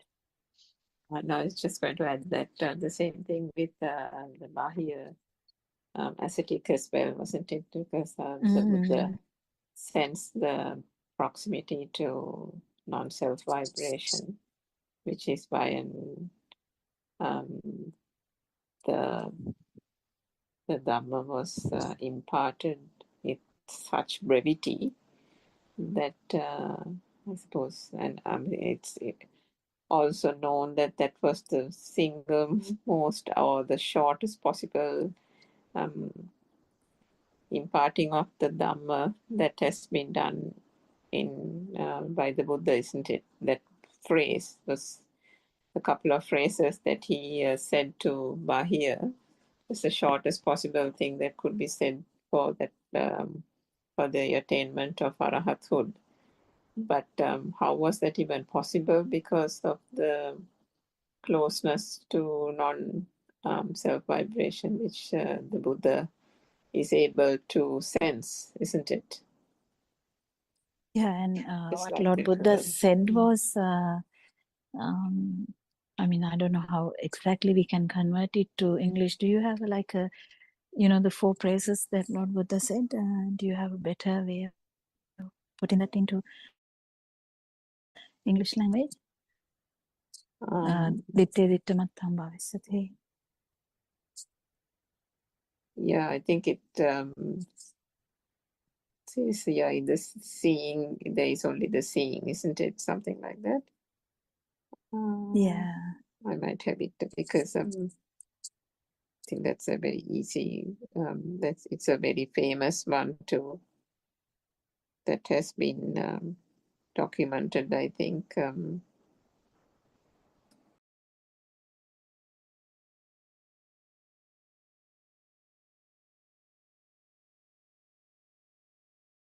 think it says, yeah, in the seeing, there is only the seeing, or by here you should see it as follows or something.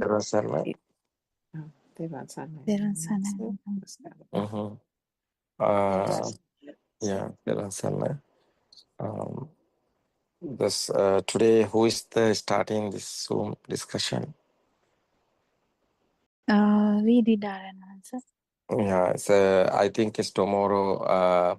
Again, I think it's good for continue our Shani starting the Zoom. Yes. We I were think waiting it for is. Shani. It's I think it's want to be happen. I think she was busy last few weeks. Now it's over. Now now it's okay. Otherwise, Sudharma also there. The Dhamma. So she can discuss at that time.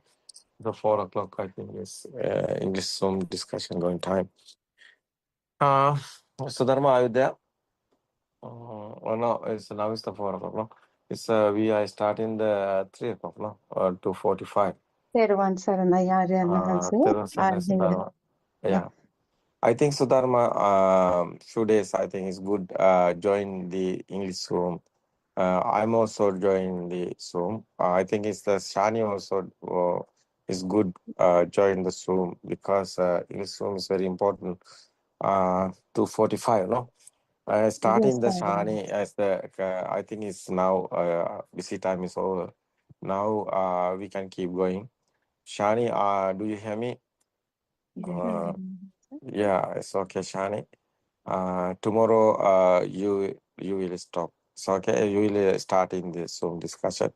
I don't know what's the page is going on reading. What's the book? At the moment, volume. We were reading the volume 2 book. Volume 2. Which page? Do you know? It's okay. Yeah, It's okay. Okay, Shani. Which page? Do you know? It's okay. It's okay. I think it's now you tomorrow you start again. I'm also Yeah, coming. because Yeah, we didn't actually do the book until yeah, Shani comes back. yeah. It's So okay. Now it's everything is okay. Now Shani can tomorrow do you no Shani? It's okay. Yes, Madam. Tomorrow you can do that, no? It's yeah. okay. Sudharma also there, I know. It's okay, Sudharma. Tomorrow 2:45 is okay. Join the Zoom discussion and we are going. We can discuss about the patriarchal side. It's Yes, okay, no problem. Yeah, because the patriarchal, no. yes, I am. Yeah, so we can arrange. We can arrange the time. It's okay, no problem. Yeah. It's okay. I think today time is over, no, Kokila? Time is Yes, over now. Yeah, it's Saranatha. okay. Yes. Yeah, it's I have to okay. hand over. Tomorrow we can join again. Tomorrow we can join. It's okay. Okay, Shani. Tomorrow is continue again. The Okay. book reading. I'm also coming. It's okay. Kokila and Sudharma and the Surangika also here, no? It's okay. Thank you for everybody. Yeah. Terus sana. Terus sana. Teruan Sanaya Yeah, Aratnatsa. Terus sana.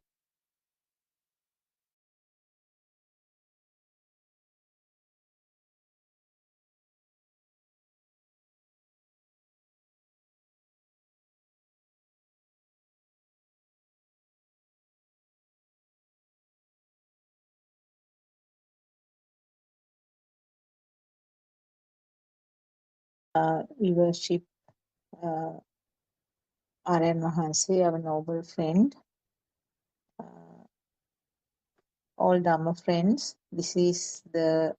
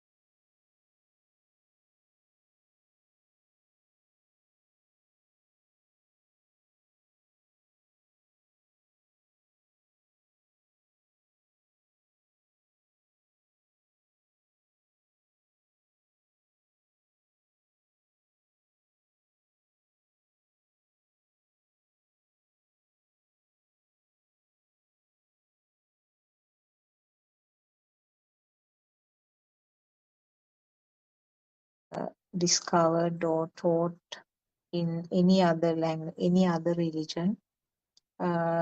So I will start with some simple facts until our other Dhamma friends join.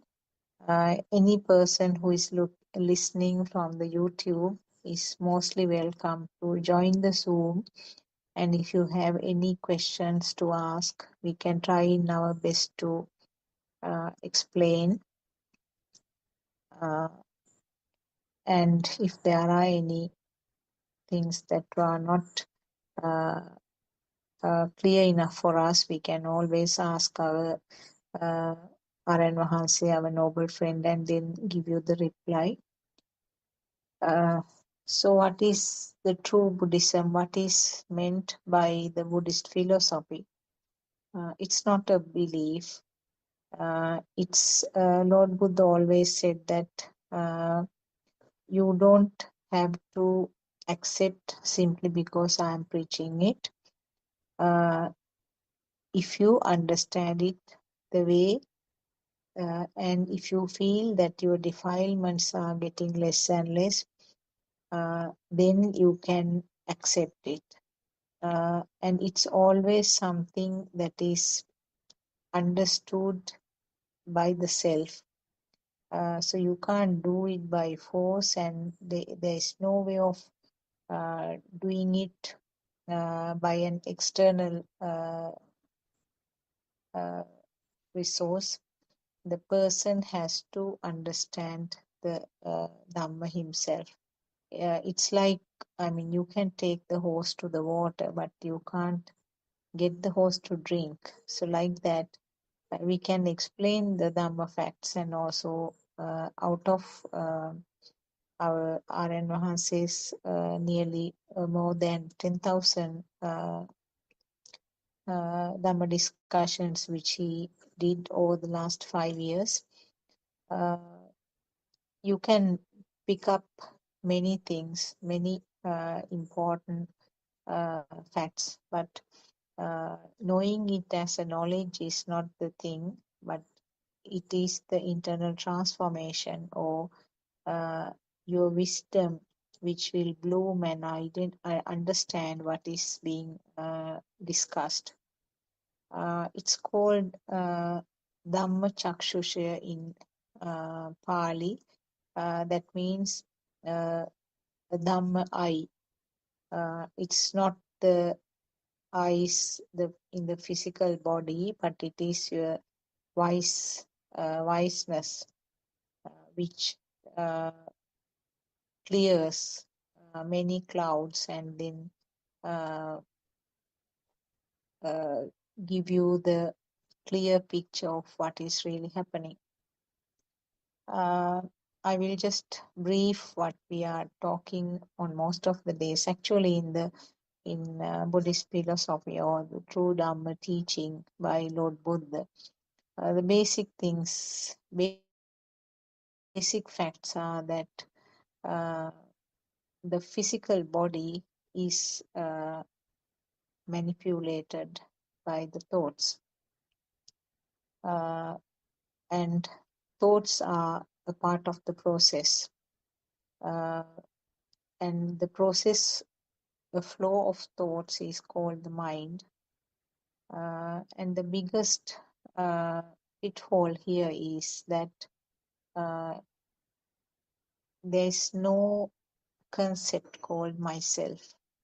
That is the biggest pitfall, and everything else is around that point where there is a misconception about a figure called myself or me.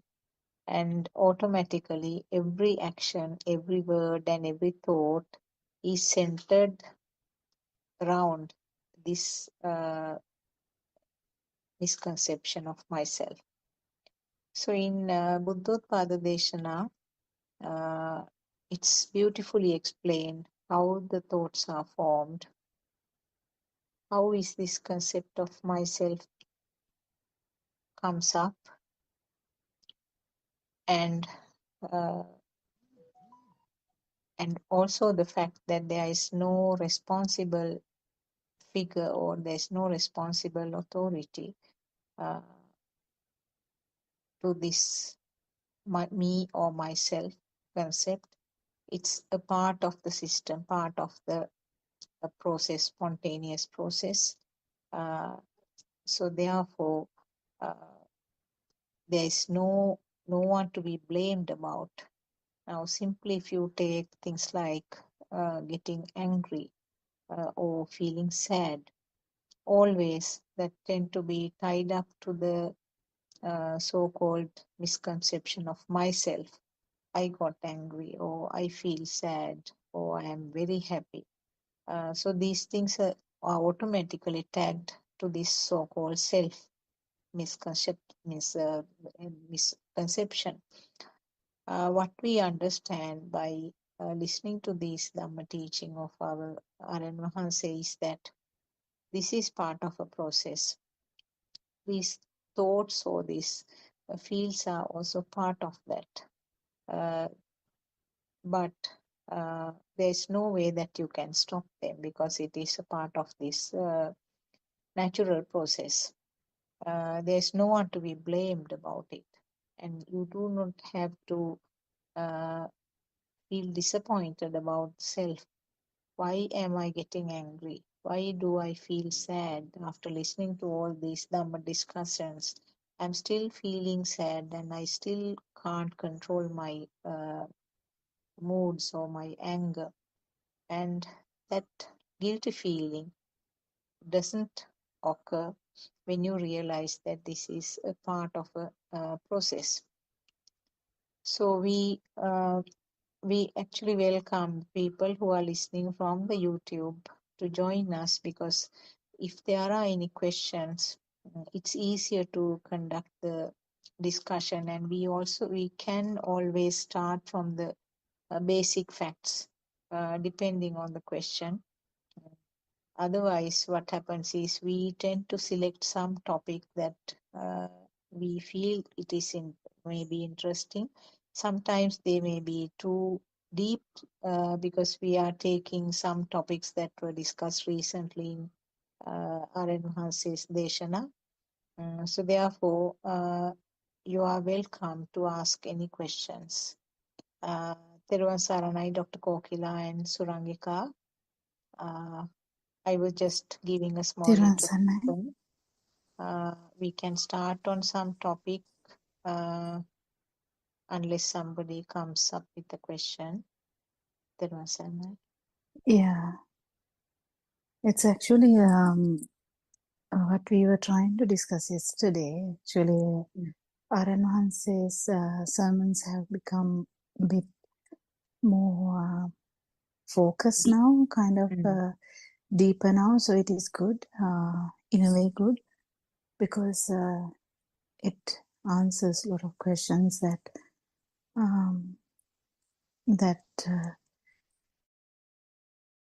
a person who has listened to this Dhamma for a long time. I think that there was a sentence that you used, like very practical point. Why do I feel sad? Why do I feel happy? Actually,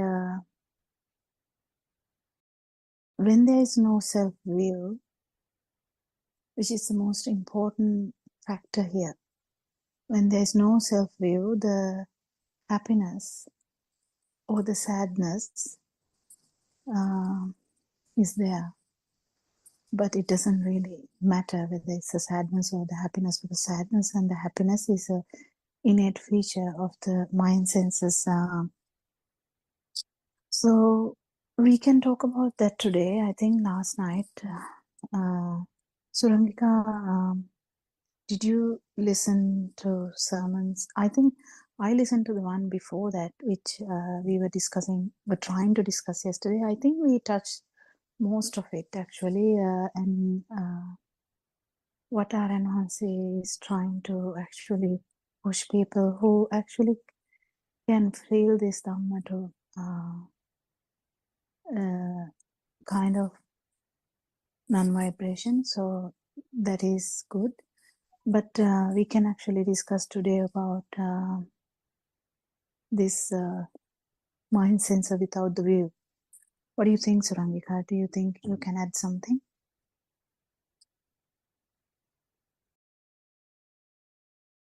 Or we can තෙරුවන් develop සරණයි. a discussion actually. Yeah. තෙරුවන් සරණයි, Dr. Kokila and Dr. Sakuntala. I didn't actually get what you said. So mind sensor without About the the, view. yeah, about the, the mind sensor works. The happiness that Ranvatse use, what is the word he uses in Oh, the Sinhala? Aknati look-up thing. Yeah, that thing. So actually, when the view is not there, when the self view and the self perception is dissolving, self view will not be there anyway. And when the self perception is dissolving, the mind senses will still work. So we have to get around this idea how to, because this is very practical. So, but at one point, when the other sensory organs are also covered, there would be no much situational crisis like that usually. But in the beginning, someone in the path will just feel about this because the happiness or the sadness is kind of an early feature in the mind sensor. So because there is a mind sensor, there are like an output, like emotions, where we call them as sadness and happiness. So just trying to talk around what R.N. Hansi is talking these days actually. So going to go in parallel with R.N. Hansi's sermons. So he was trying to discuss this yesterday, and it was, the දෙයක් නොවන සතුටක් දෙයක් නොවන දුකක්. How do you say that? Do you have a better vocabulary, Suranka? Well, I think how one can say that is. That's why I said the happiness without the self view, the mind sensor without the self view. But there must be a better way of saying that. No, I think you used that earlier also, and that seems appropriate, Dr. Kokila, because as we've discussed several times, this language and the English language particularly doesn't do justice to the wisdom that we are trying to express, isn't it? That comes with the dissipation of the self-view. So one has to use, unfortunately, the words. So in that sense, the vocabulary can be limited, but also I suppose it can be limited by the degree of understanding or lack of or limited understanding as well. So if I think the more the understanding is there on about the sense faculties, how they function, and that is all there is, and that each of those sensors have a function, and it is that function that actually activates itself or is basically that's what's happening. Then there is a relegation of everything or anything through the senses. What has happened all this time due to ignorance is that now you just mentioned a few minutes ago about I feel sad, or somebody said, why do I feel sad? Why do I feel depressed? In that sentence itself, we can see that through ignorance and this wrong self-view coming into the picture, we try to own the happiness, isn't it? We try to own the sadness.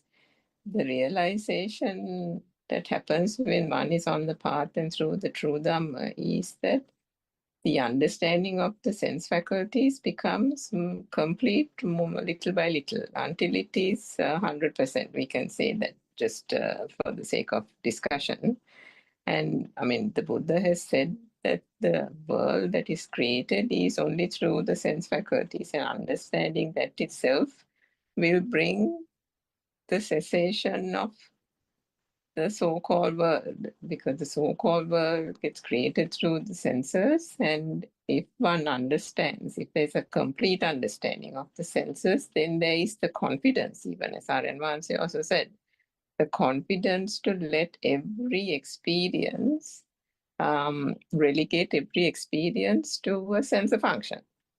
And that is what is difficult to do. That is what is challenging to do for anyone who still holds on to or has any kind of self-vibration. I mean, it's a process, but as long as the process is not understood as a process, the ownership, we always try to put the ownership into it, isn't it? We always try to attach the self-view to it, attach the ego, attach the I into it. But the more we understand how this mind works and how the thought creation works, and then gradually, as Aryan Mansa has tried to do over the last so many months, he says that the burning, earlier we kind of separated the burning and showed that as that is the self-perception. It's not that that's wrong, but that was actually quite easy to be able to identify this is Atma or this is self-perception, isn't it? By taking that burning thing separately and then analyzing it. But then gradually, and correct me if I'm wrong, Dr. Kokila, then gradually he turned the analysis very subtly and said, can there actually be a burning without the senses? If all that is experienced is the senses, and that is also manifesting through the speed of vibration, shouldn't that so-called burning also then emanate from the senses? So, gradually he very subtly turned it, isn't it, in the last so many months. And now he's slowly bringing it to the fore. So coming back to the mind consciousness or the mind sensor or the mind consciousness, we've talked about emotions in the past, isn't it, on these Zoom discussions, and the understanding that the emotions is part and parcel or a feature of the mind sensor. And if one then is completely relaxed, as you have told me, told me also several times, Dr. Kokila, if you understand it truly, right through and through, then you relax to the point where you relegate that emotion or whatever, the burning or the value or whatever that you put to the thought, to the functioning of the mind consciousness. And once that is done, to the extent possible for every sensor, then one realizes that burning doesn't exist without those sensors, isn't it? Is that correct? Did I put that right? Yeah, I think the last sentence, just the one last one, I think we can actually highlight that if someone is fully able to become the sensor, that is how I can say. I mean, we have so many difficulties in this trying to give the message, because any sensor, we have that kind of duality in a very subtle way. So once you become the output of that sensor, there is no entertainer or no person who senses it, or Vindinna, or in the Sinhala word. So the actually the sensor function is there, yes, but the kind of duality is not there. But to that to happen, actually this whole understanding, so this is only with Satya Jnana, that is the truth, that it is only the sense of function is really needed here to actually feel this change, I would say. Anything to add to that? Perhaps Dr. Or, Sakuntala? Yeah.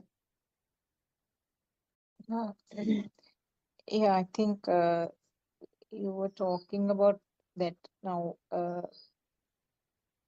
taste which is not a thing, smell which is not a thing, like that, a thought yeah, it which becomes is. very theoretical when we say that, but we have, So, you all have to bear with us because we also struggle to say this in any language, even in Sinhala language. There's always a catch because this is something you have to feel. Because when there is, when we say deyak nona, the taste without a thing, kind of that. actually, it doesn't give the exact meaning. I mean, No, it's not the direct translation, but I think the word thing, we have to use several sentences and explain what it means, isn't it? yeah, When we say, that's where I am trying to say the duality part, because Mm. we always feel that that everything is happening here, but you know, like if the sensor is only there, in the sense light is there, sound is there, yes, the taste is there, but if it is not felt as here, what is the problem with that? There's no problem at all. Is there a problem? So the sadness is there, not the gross sadness though. This is not like that. It's just a subtle changes of the mind sensor, because no, not like when you cry and all that. These subtle changes of the emotions, if it is the only thing that is there, and there is no feeler, I mean, there's no word like feeler, I don't think so. There's no one feeling it.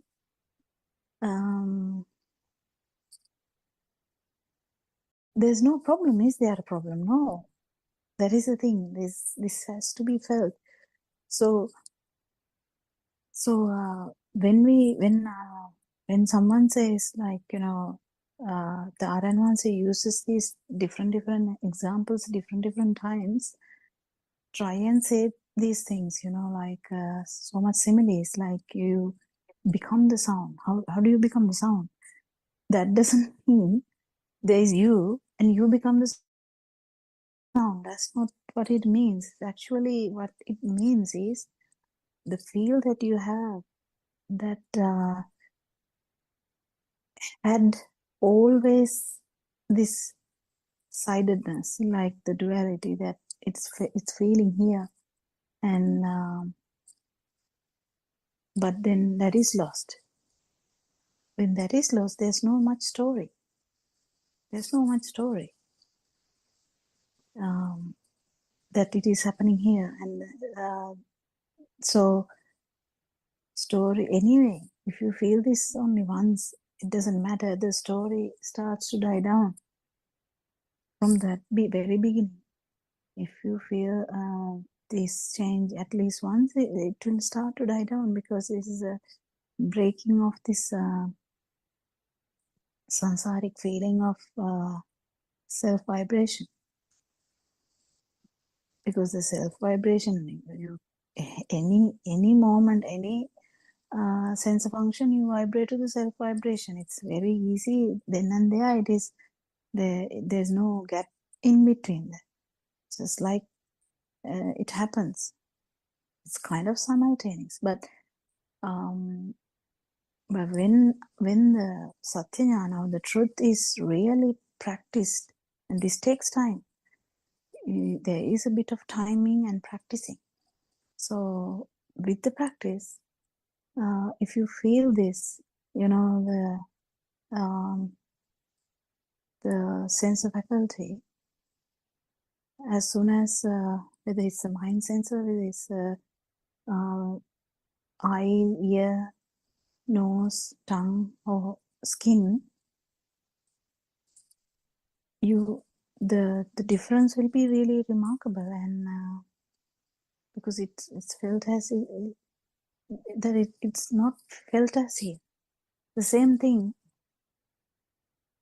that Aranon says, trying to incorporate into everyone, because it is a full practical thing, you know, like when you say sadness, there's no ownership to that theoretically when we say this it is easy, but to actually experience this can be demanding, isn't it? Yeah. Can I ask a question? Actually, question looks sort of simple, but the answer will be more detailed one. If a newcomer to listen to this Deshana, or maybe a Buddhist who is by birth a Buddhist person might ask, what is the why are you so worried about this self-conception? I mean, what is the matter? I mean, just having that feeling of self-conception or myself. Why are you so bothered about it? Yes, self-perception, yes. Why are you so bothered about it? To explore and understand how it happens and how to get rid. What's the matter? I mean, why are you so worried about it? If somebody asks us, how can we explain? Was There my are question so clear many enough? there are so many ways to say that. The life, we talk about the life, we talk about, when you say the life, actually what life is about is the one stimuli to another, stimuli, but we don't feel like that. Theoretically, when we say that stimuli, that's full-blown theory, like just theory, because no one actually feels this way unless you felt a non-vibration event where you can actually see the where part, like the cessation of that stimuli. So always what happened was we had like a continual feeling of self. We have a continual feeling that we are existing. We can't doubt this. We have no competition about this. If we say this in whatever the language, everyone would say, yes, I feel alive. I feel as existing. Yes, I can see things, I can hear things. I'm sitting down here. I'm looking at a tree.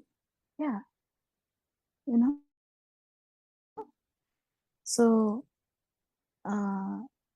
this story and the feel underneath is continuous.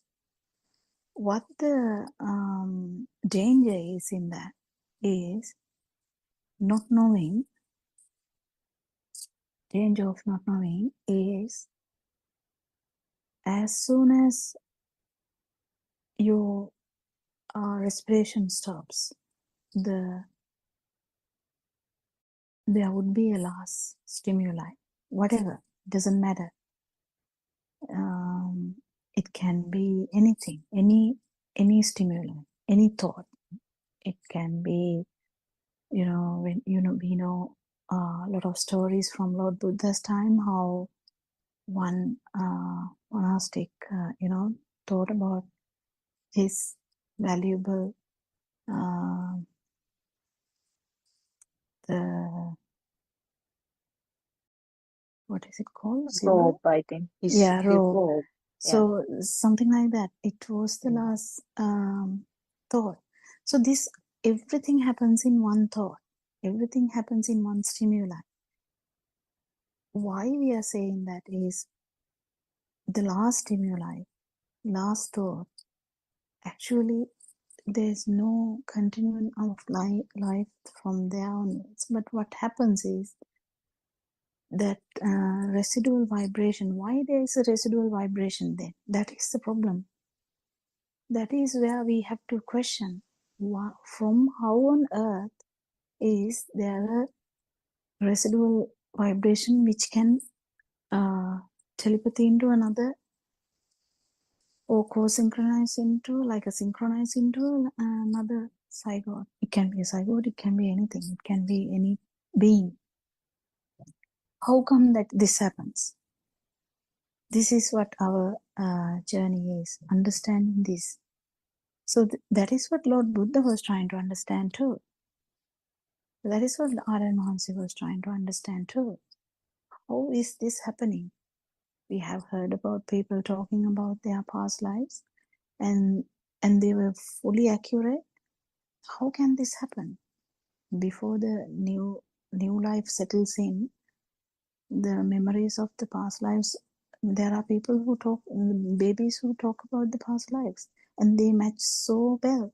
So how can this happen? And there are so many instances in the world that these are discussed. And so how does this happen? How does this cycle of birth happen? That is the question that this answers. That is why you should actually do this research. That is why if you understand this, you will actually try and see what is the way to get rid of that vibration. Is there a way to get rid of that vibration? Yes, that is what Lord Buddha Dhamma is all about. So cessation of suffering is related to now, not after death. It is related to now. And Lord Buddha didn't try to achieve something after death. He achieved it now. So how do you achieve it now? Is trying and understanding how this self-vibration works now. So when you say now, that means the thought now, whatever the stimuli now. So if you're not born in that stimuli, there's nothing to die. So that what happens is this self-vibration, or because there has to be some form of vibration which can't be seen for this to happen. So but it doesn't actually go anywhere, because a lot of the time people believe that something must be flying. No, nothing is flying, nothing is going, and nothing is happening like that. Actually synchronizing of the vibration, what happens there. So the why there's a residual effect if the whole sensory functions are gone here. Why there's a residual vibration there? That is the vibration which has nothing to do with the sensory vibration, because it is a vibration which happened due to ignorance, that the that when the sensory functions work, we get a perception that it is actually there, and that is actually what is that vibration which is having this effect, synchronicity. That effect is actually from that, and this develops into the self perception again. It can be subtle in a worm. It's very subtle, but still it's there. In a human, this is massive because it goes into the level of thinking. So I'm not sure whether I actually answered the question properly. Do you think you can add something more? Yes, as I said, the question is simple, but explanation is going to be sort of uh, much more complicated. I think you touched most of the areas that is important, because as you said, it is the current, or the so-called self-perception, or the Sakkaya Ditthhiya, Atma Sanya, whatever the word which is used, that is the culprit of everything. Where there is no guarantee, there is no kind of insurance or guarantee about the future uh, uh, births. Whatever good things you are doing here in this life, there is no guarantee what will be the outcome when this physical body collapses on this side. So that is why it is important to. And Lord Buddha has said the main problem is wrong vision. Yes. And yes, when there that's is right. wrong vision, anything can happen. Because even if you're doing good things, imagine now from today onwards, I'm going to keep doing good things. Just imagine with wrong vision, you have that kind of the wish that this is going to do good to me. I'm a good person. So the Lord Buddha has once told that the mithya dushti, or the wrong vision is the worst one. How did he say that in Sinhala? The බරපතලම දෘෂ්ටිය මිත්‍යා දෘෂ්ටිය, is that how you can say? Yeah, I mean, it was in a different scenario. I can't remember now. Lord Buddha expressed it in a different scenario where he said, we know killing is not good. We know so many things that is not good, not good, not good, not good. But then the most problematic thing here is the wrong vision, because when the wrong vision is there, whatever the good thing or the bad thing, this vibration which we talked about just now is going to be high. So this the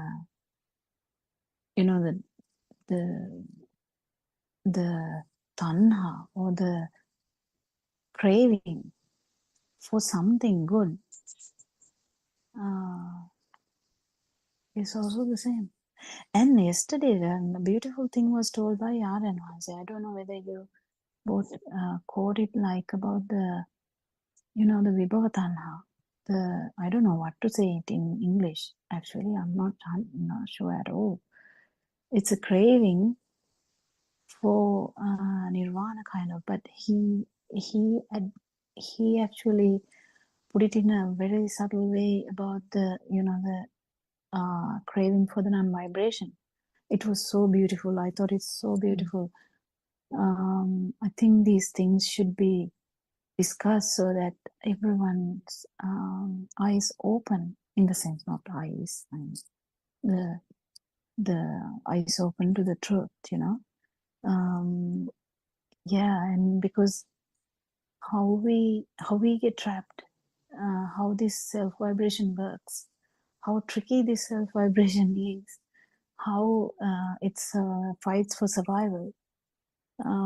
It's really interesting and funny in a way, because this is kind of a long journey we are talking about, how we hear this Dhamma is really miraculous, I would say. Isn't it? What do you think? Yeah, you mentioned a beautiful sentence. I mean, self feeling or the self vibration fights for survival, you said. Yes, that's true. Yes. Sometimes it's in very fine ways. Now, what Aranahasi mentioned as Vibhavatana also was, as you said, that feeling of this relaxed sort of feeling or light feeling, which you experience at some point in this Dhamma pathway, and you have a fine craving or like to have it, like to maintain it. That again is another different phase of the self vibration. Similar thing can happen about the nirvana also. Yes, if somebody is aiming at nirvana and trying to get at it and having it as a that goal. is in gross way. Like when we target nirvana or target non-vibration in a thought, that is really gross. We can have this in a thought also, but it is so subtle. When Narayana said this last night, I can't remember what time, but he discussed this in a very, very simple sentence or two, that how this in non-form world, because there's no story there. It's Yes. just a fight. It's just a fight. It's just a fight. Actually, you can't even use the word fight here, but I'm just saying as a simile how this survival mode works. You know how the craving works. Craving is everywhere, and Lord Buddha has told everything, isn't it? I mean, I don't know how to worship Lord Buddha anymore now. It's so difficult to even get around the wisdom of Lord Buddha and even Aranvansi in that sense, because it's so beautiful. It's so beautiful. I mean, the word beautiful has no meaning here, but I just use that. What do you think, Saranika? Do you think anything to add?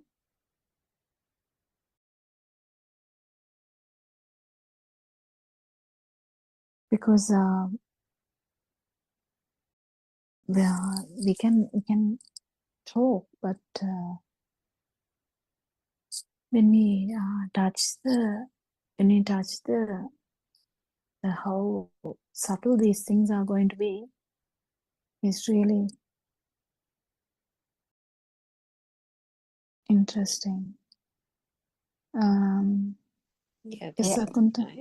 I think what happens is the craving, the gets so refined that we talked about stagnation yesterday, about people stagnating in particular points, and that is even unknowingly, unerringly, the sense of feel of comfort, isn't it, in the non-form or the formless world. If you got what I said, it's that sense of that system is comfortable in that spot. So what is not realized is that is also a very, very fine form of craving. Except I don't know if you can call it craving. It can be something beyond that, actually, because I remember some time back Aranvansi talked about Raga Desa Moha and the example of the parallel railway tracks. So the defilements cease from one side, and then the inner awakening arises in parallel to the fading of the defilements. But even after the fading of the defilements, there is still the self-vibration in its finest form, which still needs to gradually dissolve. And it is somewhere there that thing that Aranvansi is trying to bring out, saying you all seem to be stuck somewhere there, being happy with this so-called sukha or supra happiness. We can't use that word happiness because the word happiness feels as if it's very obvious, whereas here it's gross, isn't like it? superficial or something like that, but it's not. So because it's not, and it is that sahalu or that inner sense of, I don't know what to call it, that calmness that is there within, no matter what kind of thing that happens in the superficial level, the senses are still functioning, the emotions are happening, and so on and so forth. But because that there is that inner calmness, like the waters in a pool, at the top there can be ripples, but the water at the depths of the pool or the whatever can still remain calm and unperturbed, undisturbed, isn't it? So it's like that super happiness or the sukha. So there is that sensing that is there, and there can be even a notion coming very even unknowingly. Yeah. The thoughts are very deceptive, that it almost gives the sensation that this is good enough kind of thing. So that good enough thing is the thing that Aryan is trying to say, that the good enough part is also a form of being stuck on that formless realm, isn't it? Is it the formless realm? Yeah. Yeah. In the formless realm, there's no story, but actually, if someone has come to the path with actual getting rid of the wrong vision, or with the right vision, samadhi, then there's no risk. Actually, there's no risk, because he or she will definitely will understand the status, or understand this deceiving, will keep on not there and there, with the help of the noble friend, the actual this will go on. And in the field level, I don't think even the I don't think the thoughts are going to help it, but I think still because it started with the right vision, right, the Arashtangika Marga. Aranwansa has also joined today. Theruwan Saranai Aranwansa. Not sure whether he's free to talk. Anyway, so when the right vision is there, there's a very less chance of deceiving. But still, it's a long path, because deceiving happens in very subtle way, as Ranka said, isn't it? So, is there anything to add anymore? I think the most important part is to understand the sensory organs, because when we keep understanding sensory organs, how mind sensor work, how the eye works, how ear works, there's nothing much left, because they are just functioning until your respiration is there. And because the self-view damages, the damage that self-view does is really high, and that is not, when that is not there, when the right vision is there, right view is there, then everything aligns well. Everything aligns well. I think that is the important thing, and no one is really guessing there, even though there is a little bit of that in every step. So yeah, there are caveats everywhere, there are pitfalls everywhere, we kind of get into trouble, but that is, I think, the beauty of these Zoom discussions, is how Varanasi keeps talking about these pitfalls, I would say, isn't it, Suranka? Yes, that's true. It's it becomes more and more difficult to grasp, because it becomes so so refined, that sensation or the feel of being able to, but I think that is where this mind sensor, the mind consciousness, is the thing that the more the understanding, as you said, of the sense faculties, and particularly the mind consciousness, that is where there is that understanding how the burning arises through the thought, and the thought alone, and that there is no burning separate from the thought. That I think is absolutely key, which if one is explained that aspect earlier, one wouldn't even grasp, as we discussed earlier, because you almost feel that no, that is separate and that is the self view, and the thought is separate kind of thing. But the more there is that understanding, the linkage is clear, gets clearer and clearer, isn't it? Yeah. Yeah. I think maybe I am also busy. Anyway, the morning, as you Yes, said, Aranasi. Yeah, what's the question? There was no Yes, question, Aramansa. We were actually trying to go parallel with your discussions last few days, and it was so beautiful, and it's so nice. And we were trying to go parallel to your discussions. Not that we can do much, but still we try.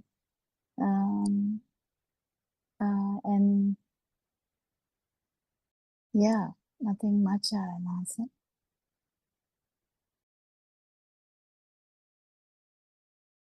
And we were just discussing about how these senses work and how your discussions are going to final level. And yeah, we are also in English language. We are trying to deliver it in the kind of similar way. We have been trying to do that throughout, like almost go parallel with your discussion, so that so that we kind go in hand with the Sinhala Zoom discussions. Yeah. Anyway, you haven't had much time to join English Zoom discussion at all, and with the whole Padayatra thing, which was so beautiful. And there's no much question. Is there, Surangika? Do you have anything?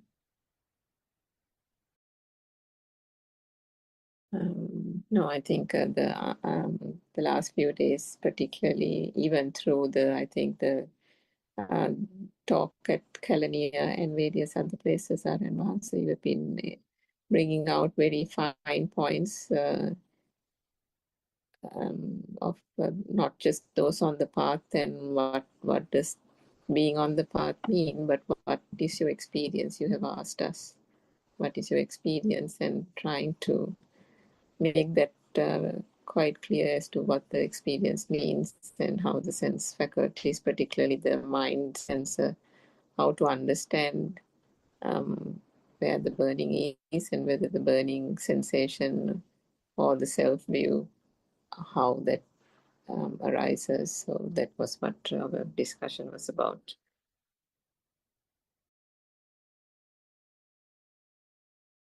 I think yesterday's discussion at the Andolnatmaka Desana was also really good, Aranhamsa, with Harshi Kavinda and Swarnamali. Those points were very, very important. That was brought out in the discussion between yourself and all those people.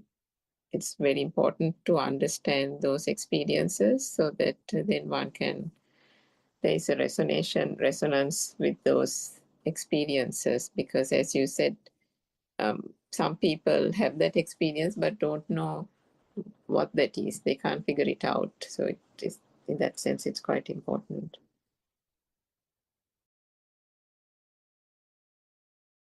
Yeah.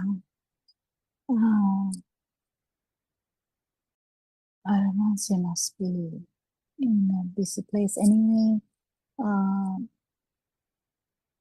So Even that point that Swanamali mentioned about even if there is an impulse to say something, it doesn't no, even if there is a thought to say something, the impulse doesn't follow, isn't it? Sorry. Sorry, yeah. I'm in out. Busy. She's coming.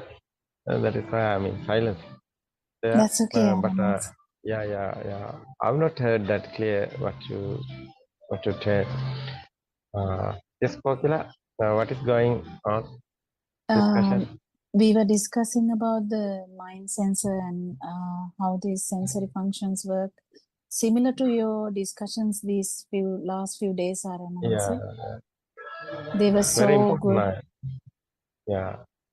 Yeah. I think you heard that, no? Yes, You 100%. Yeah. It's very important. What is that LIF?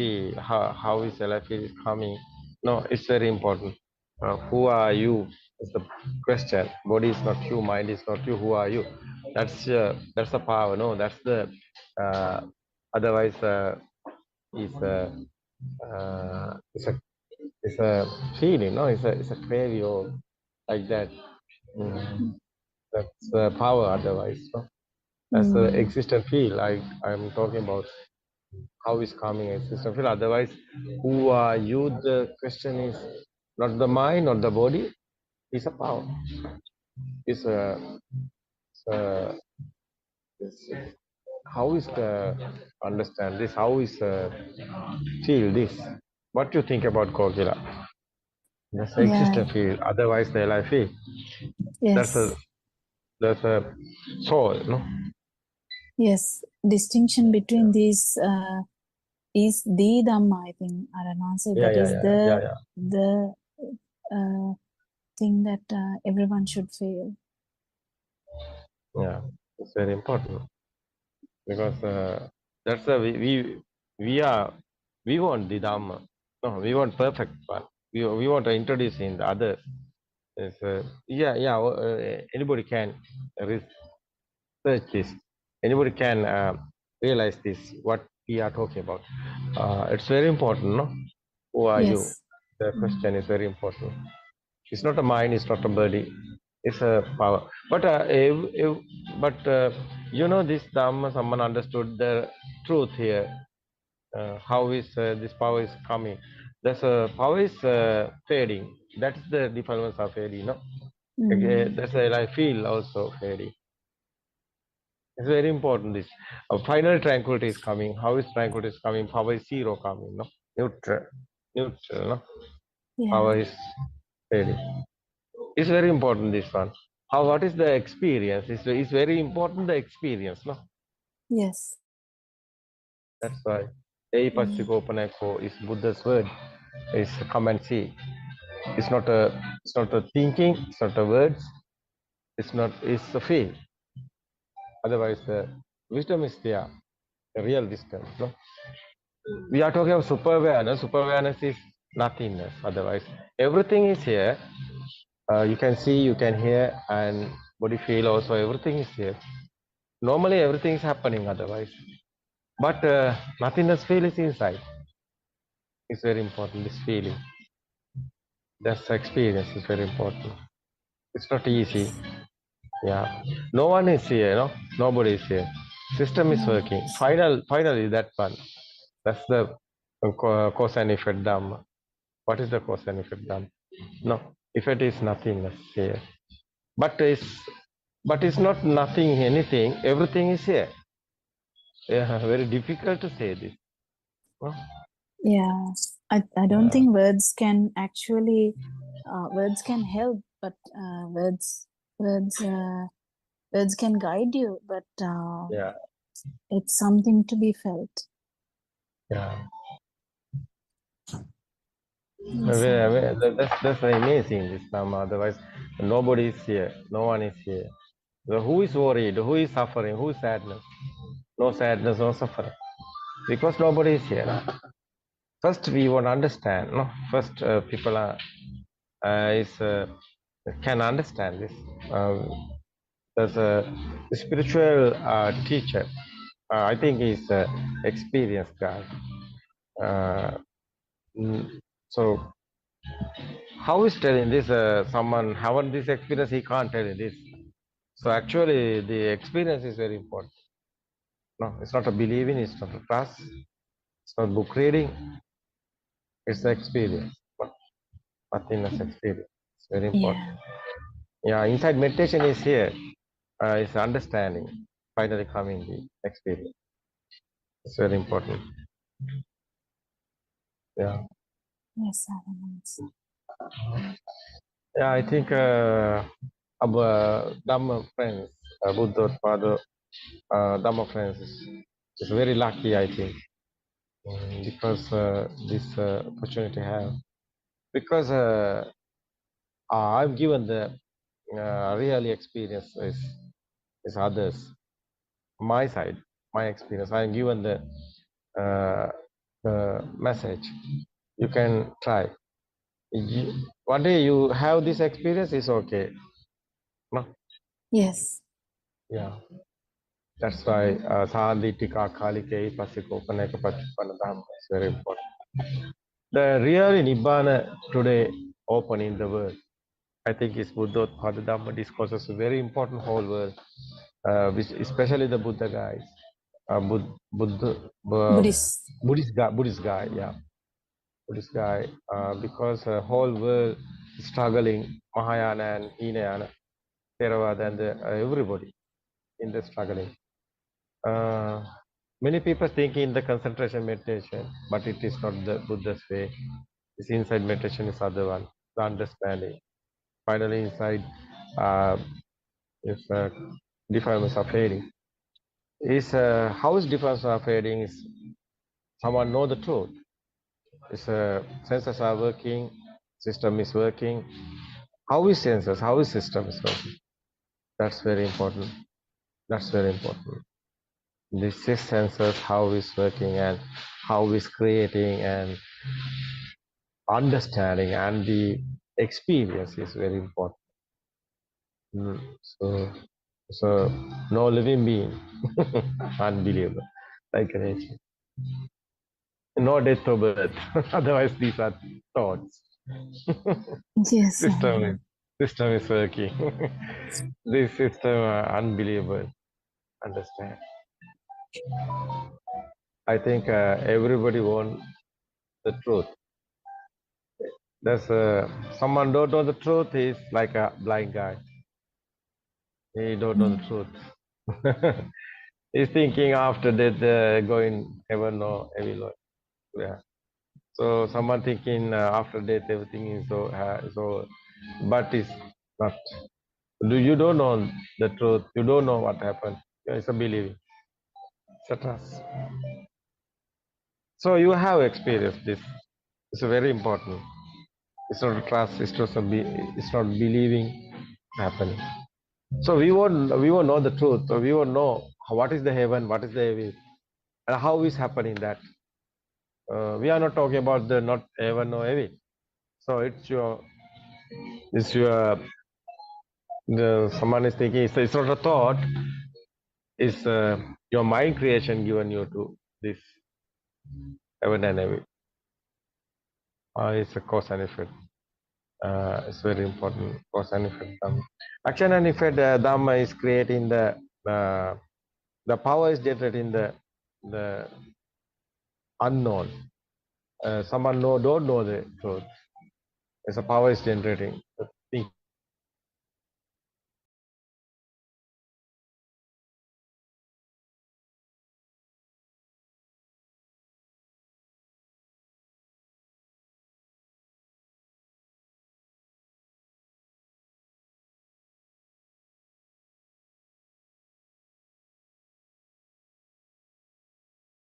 We can't hear you, Adamants.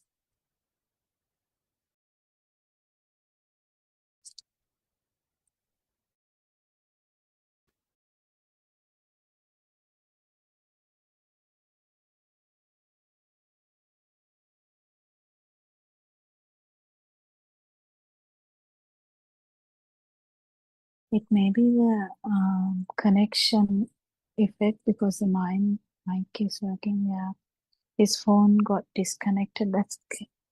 That's okay. So yeah, it is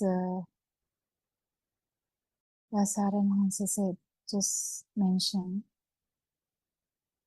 or everyone in this world. I think we have reiterated this multiple times. How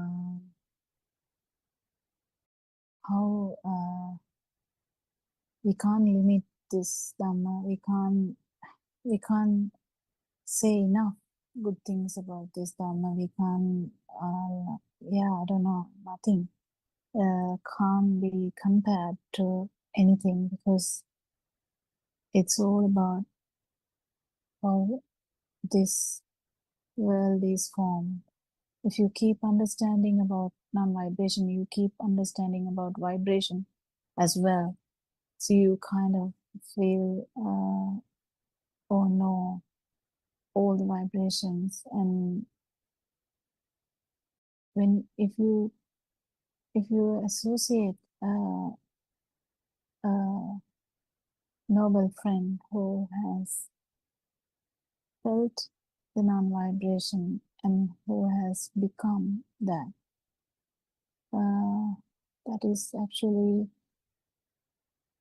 such a great asset to the whole world, I think, because non-vibration challenges the vibration. Even the vibration, as we discuss, try to survive.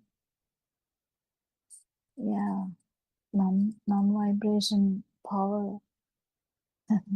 We can't really call it a power, but non-vibration has also a power, so that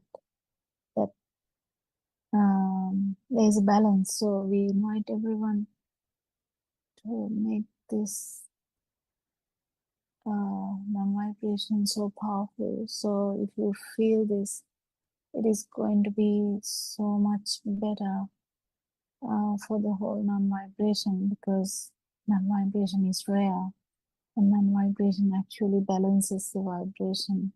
And this is just a phenomenon which happens from time to time.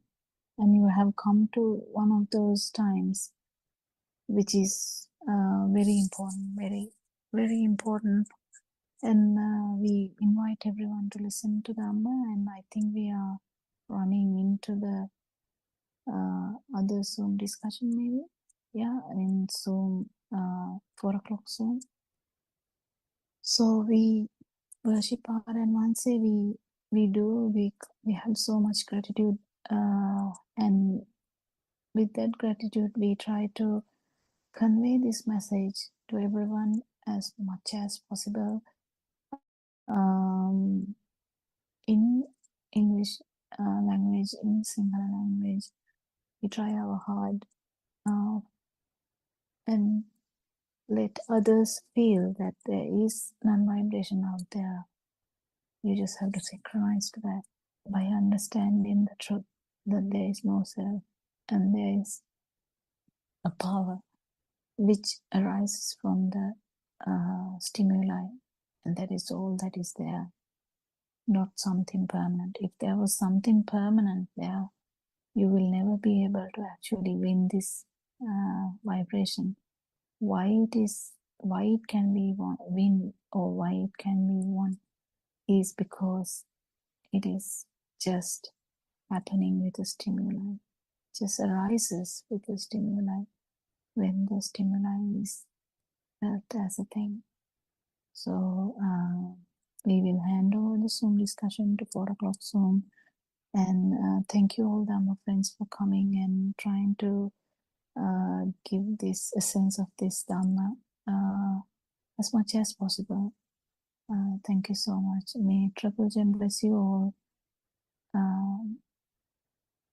And thank you, Aram Hansa. Everyone, sorry.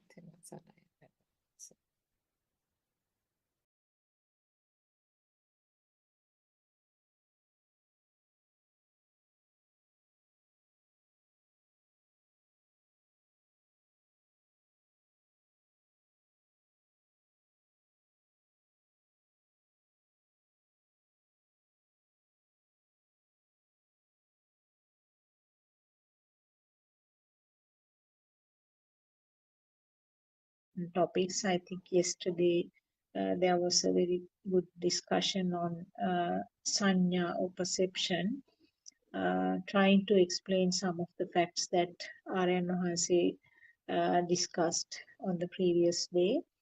There was Sanai Dr. Kokila.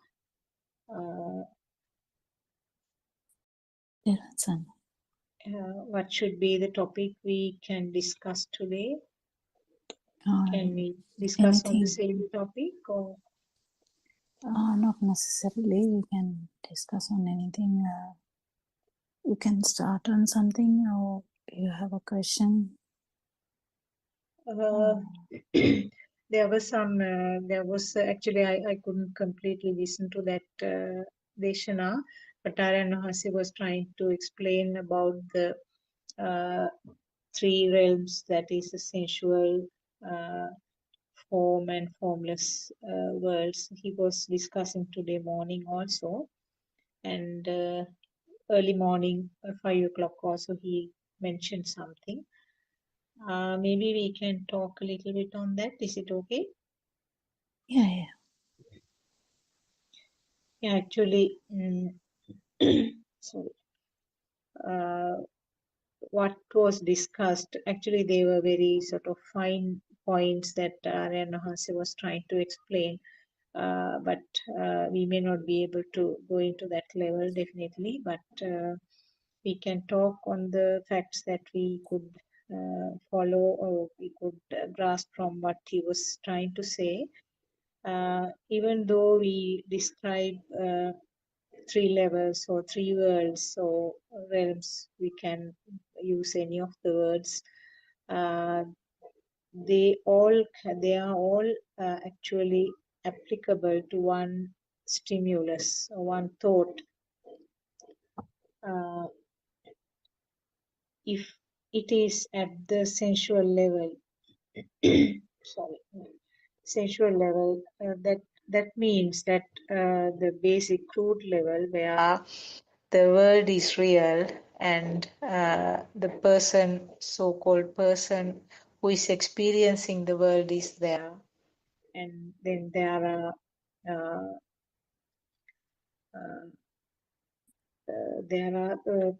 attractions or frictions with the world. The things that you like or don't like are there, or in other words, the defilements, the full-blown defilements, the full-blown world, full-blown real world is existing. So that is where the lay person is. That is where the person who has no idea about the true Dhamma teaching. So that is the sensual world. So if the sensual world is there, that means it includes the other two realms or other two levels also. That means the form and the formless. All three can be considered in one thought or one stimulus. And when there is some Dhamma knowledge or some understanding on the Dhamma facts, the person or the system tend to understand that the sensual world is something created by the senses, or in other words, the sensor means the creation of something or some form of vibration occurring. And at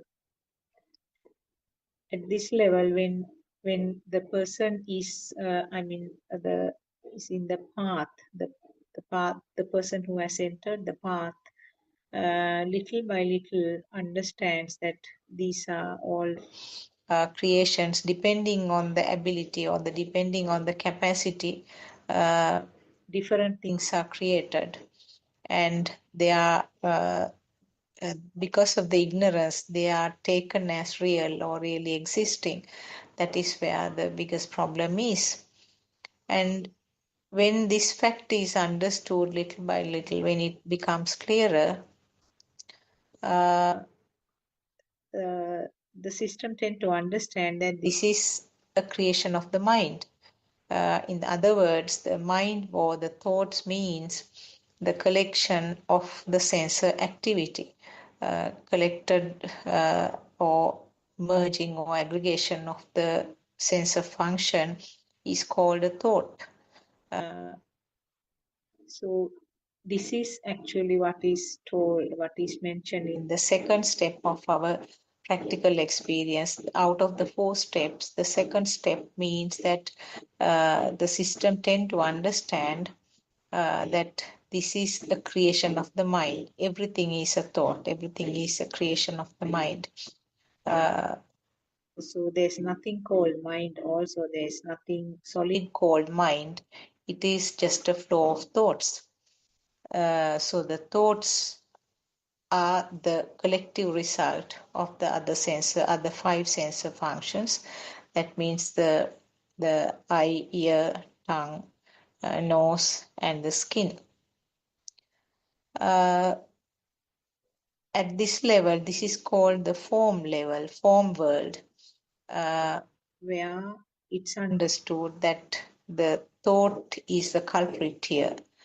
And when further clarification occurs and when further sort of understanding of Dhamma occurs, then the understanding comes where there is something existing. I mean, there's nothing persisting in the thought also. There's nothing called persisting thought or persisting mind.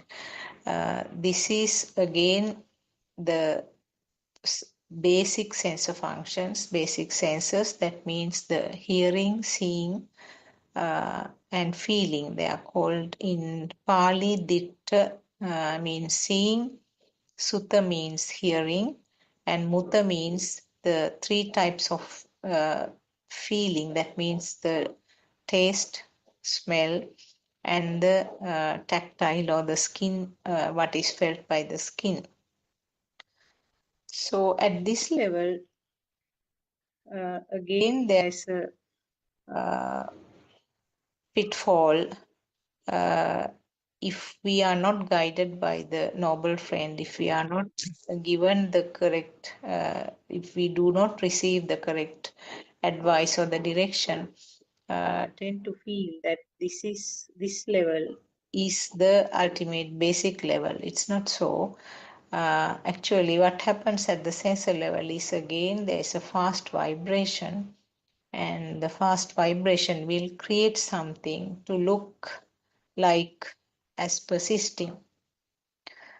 Depending on that particular sense activity, it's created or manifested as a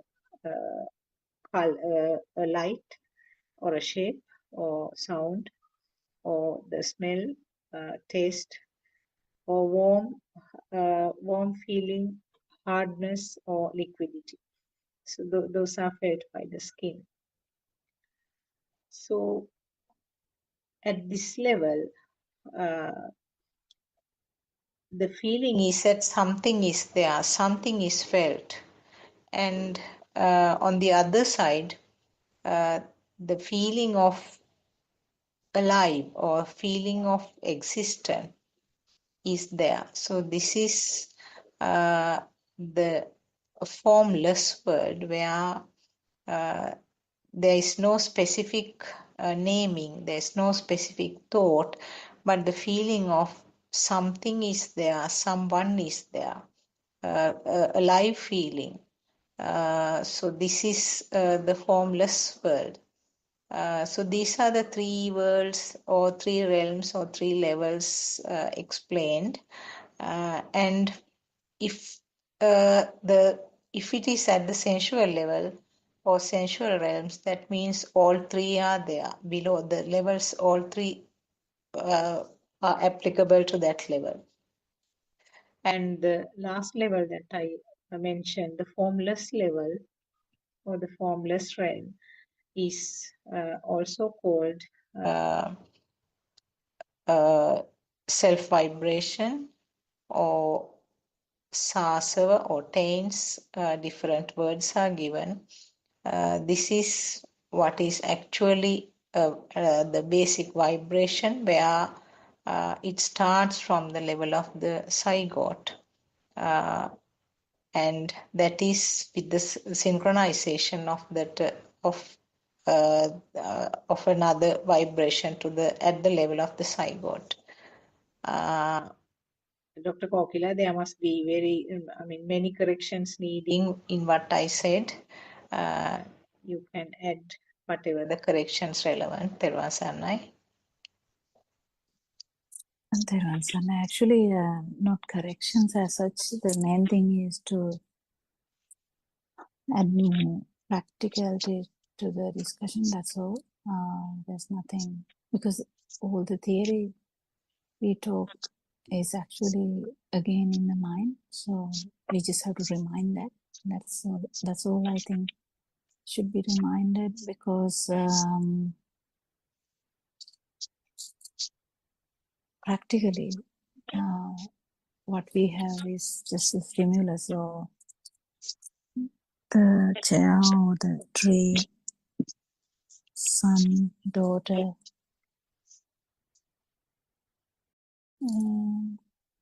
So it's it just should always remind ourselves that practical aspects of this Dhamma is the most important thing.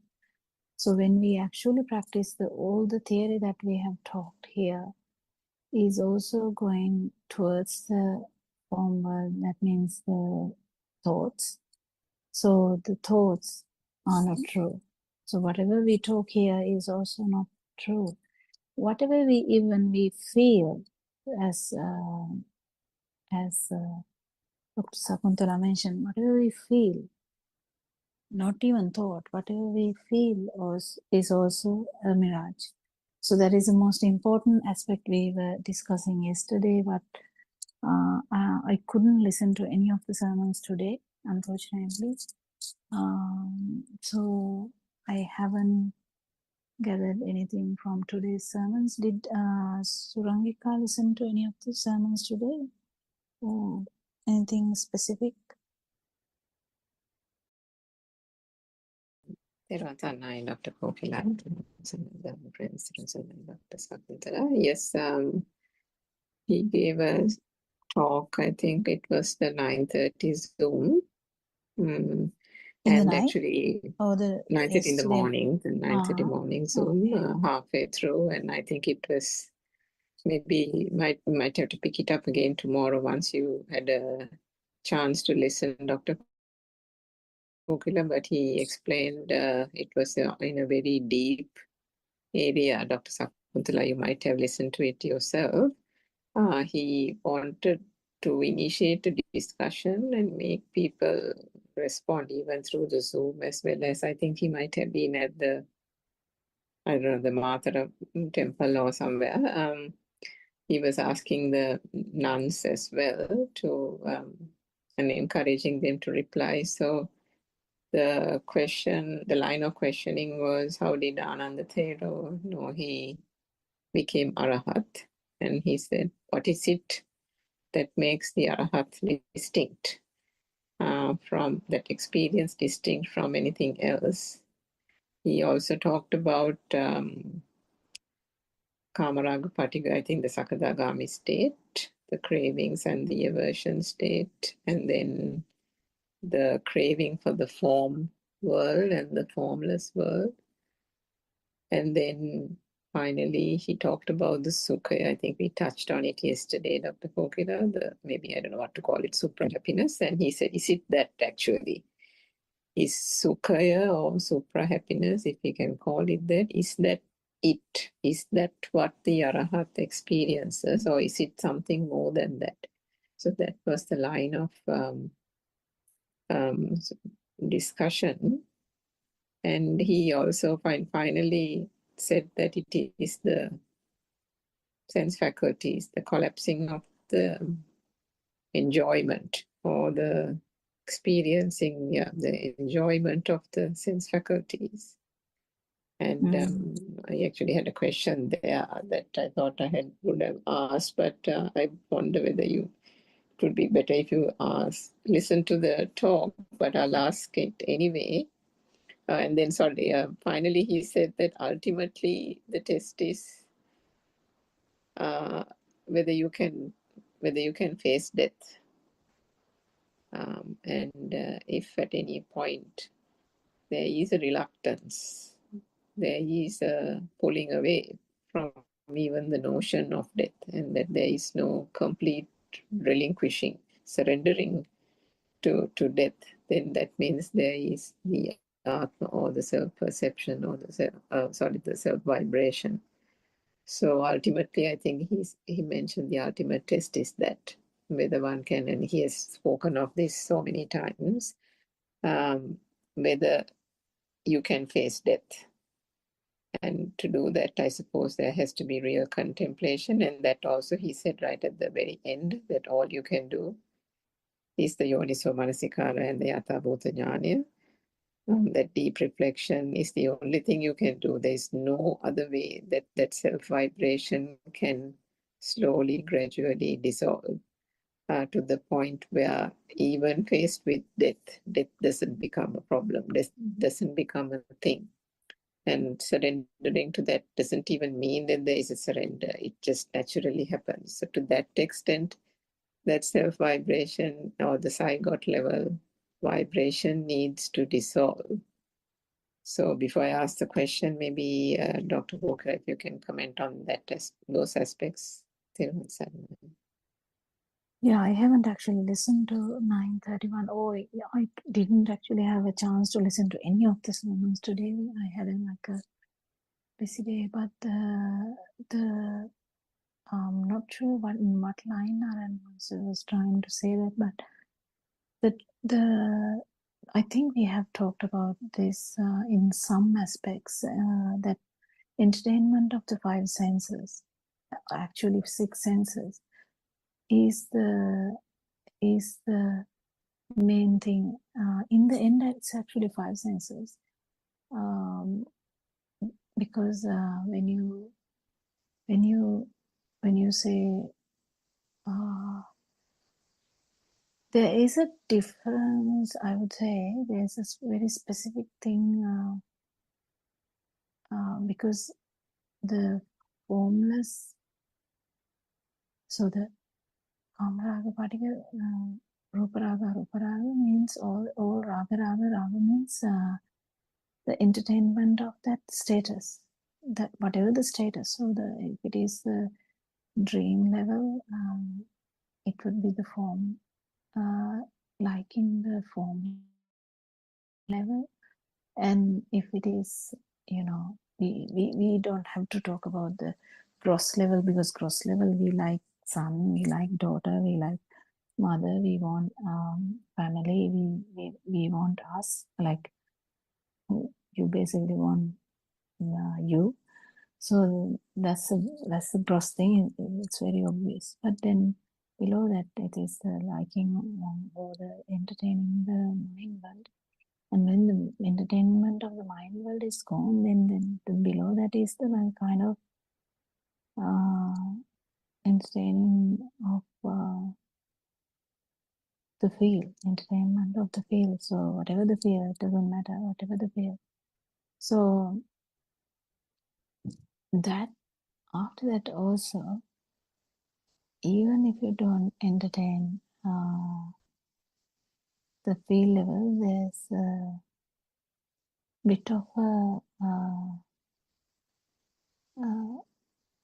how can I say it? I don't know, vibratory level, I would say. I don't know how to put words into these things, any of these discussions, because we lack words. But we could say the vibratory status. So the vibratory status, in Sinhala, it really matches when we say Uddipana. The Uddipana, or the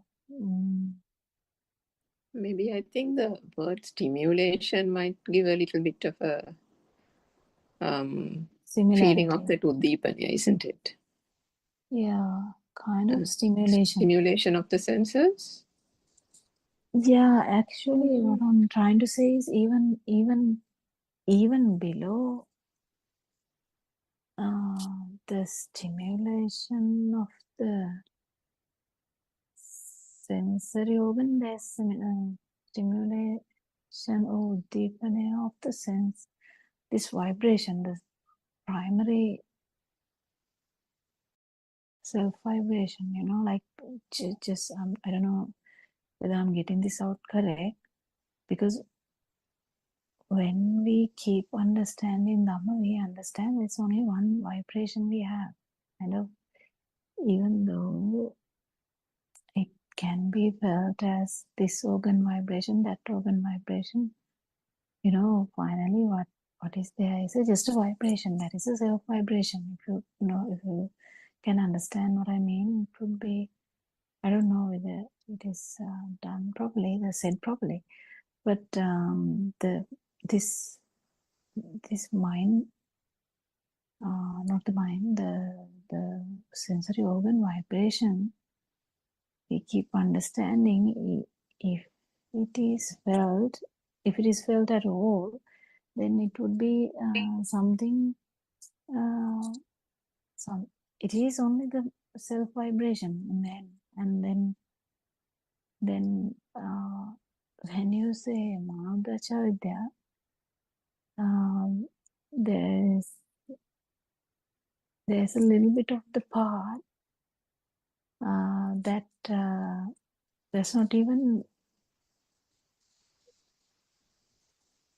that we can't really correlate with the sensory organs. I don't know whether I'm telling this properly. Do you think I'm telling anything at all, Suramika? Do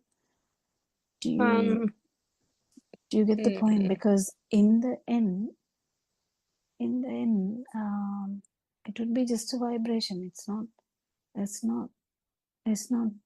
you can't really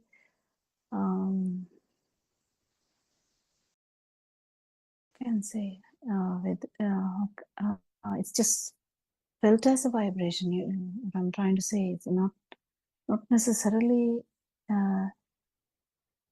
identifying as a sound or the light or the touch or the temperature or smell or anything like that. So there is a part where this vibratory nature, we keep understanding that it's not even in understanding level, because the understanding level has actually passed. We have understood this already. When someone is seeing as the Thero, when someone sees this for a moment, already the wrong view is broken. In the sense, me, mine, myself, this view is broken. So whatever the vibration has no any value at all. Whatever the vibration with so when it is going into that kind of end,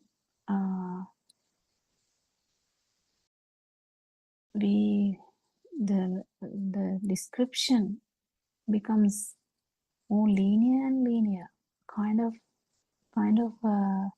very, very subtle. I think that is something to be, I think, felt. I will actually listen to that and come back and discuss it tomorrow if I can, because I don't know whether I'm making any sense. I'm sorry, Dr. Hood, I just remembered I forgot one important part of it. The part was that he said, what is it that distinguishes? And he said, it's not the sukhaya or the supra happiness. And then he spoke of the sankhara upeksha jnana. So I think that was the thing that was distinct, makes the Arahat distinct. And that is something that one feels, which I think he was referring to Ananda Theros. How did he know that he had attained Arhathood? It is through that Sankarupeksha jnana.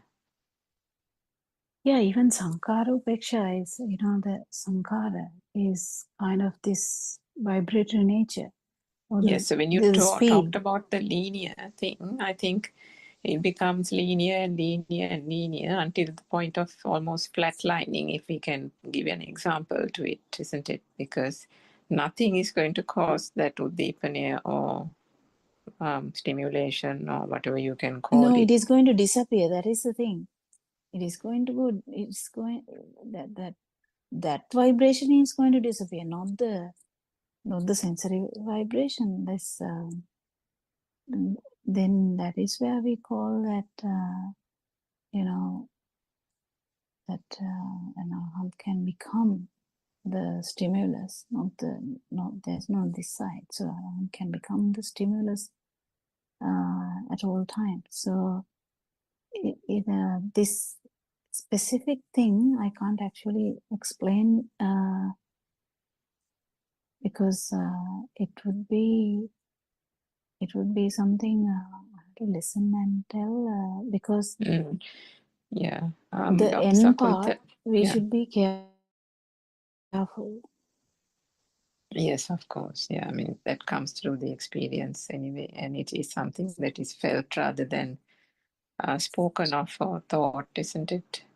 Yeah, but through the experiences, we can have an idea. But the thing is, the best thing is, I have a thing to add here. Actually, even the super happiness thing, I don't know, the super happiness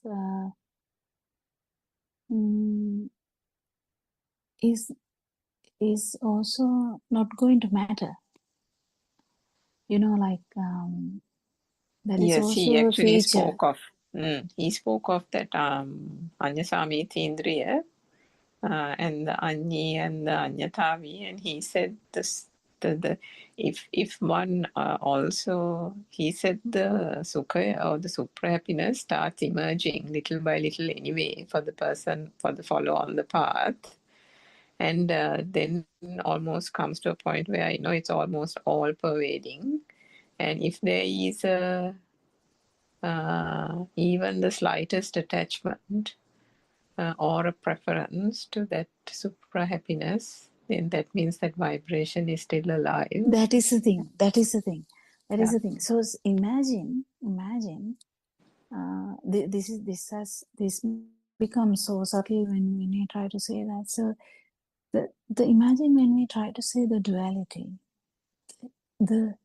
If someone talks about this supra happiness, and when we feel, then is there an entertainment here? Anything when we try to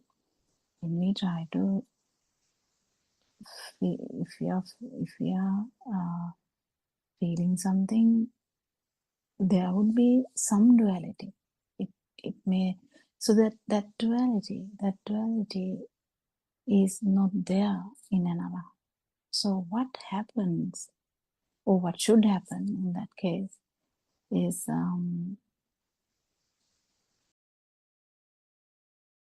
even that I don't know, I can say this, but we'll listen to our advanced sermon and come back tomorrow and say this again, correct again. If you become the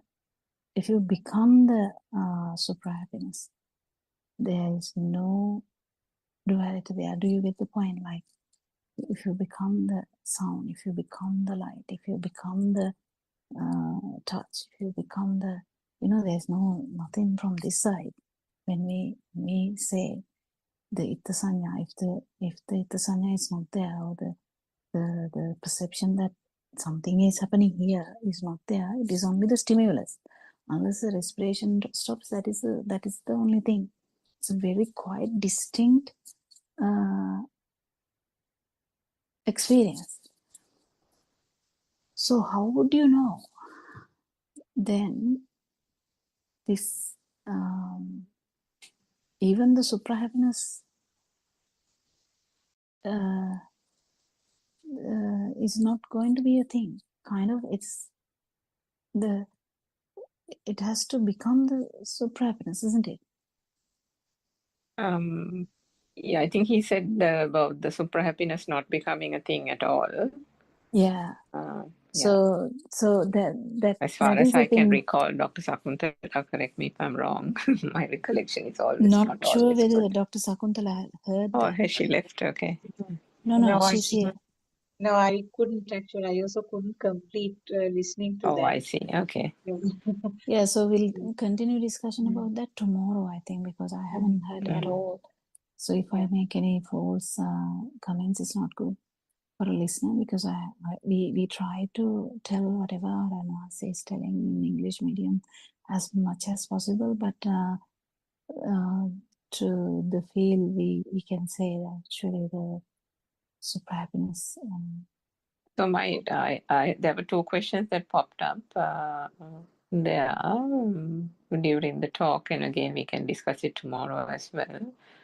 One was I think we've talked about the Ruan Sakmana, or I don't know, maybe it was not the Ruan Sakmana, how the Buddha, after getting liberated, he spent almost nearly 2 months examining it anuloma pratiloma. I don't know what the English terminology is.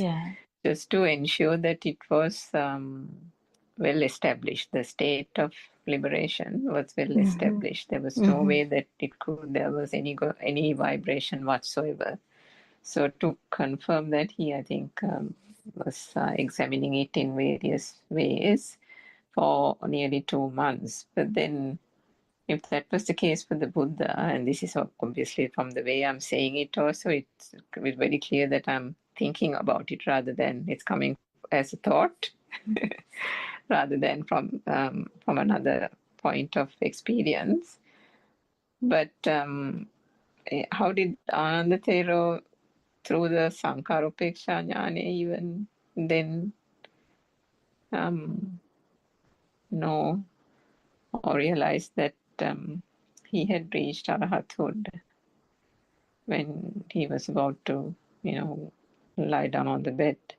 So that Sankarupeksha Jnana was the thing that Aryan Mahansa said was the key distinct feature as far as I understood it.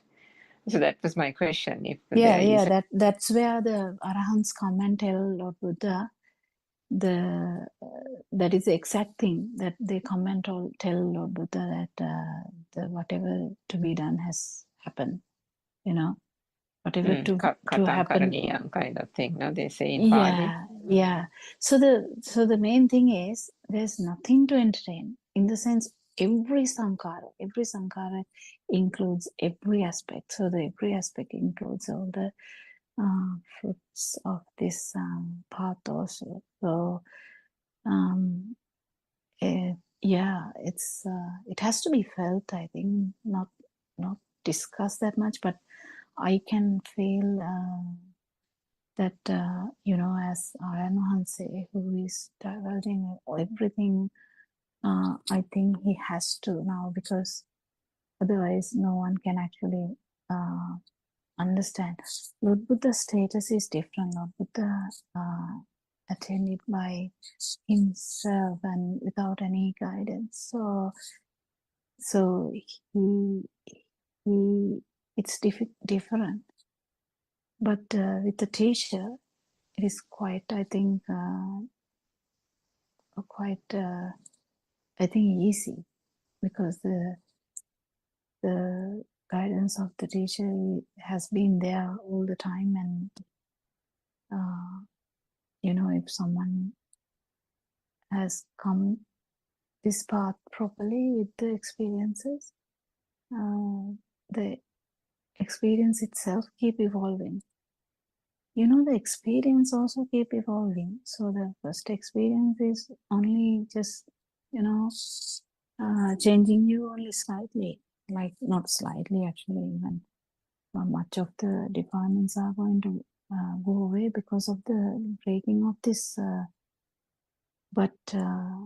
breaking of the vision or the wrong vision. But you know, the after that, it is going to evolve, because whatever now the path is going to evolve, because then main manosankara, the mind, the thoughts, it all starts on the thoughts. When it comes to the feel, yeah, this is quite interesting now, because the thoughts, where when someone has passed that state, it's experience that thoughts are not true. That's just another thing. But the feel, there's nothing that person can do. It just keeps happening, because can't really change the feel. So it slowly dies down, and the person is well aware that with the jnana, well aware what happens. And we can see Venerable Ananda must have been very close to that state. So, and he is the storage of the whole Dhamma thing by heart. Kind of knew everything what Lord Buddha said. But it's just the last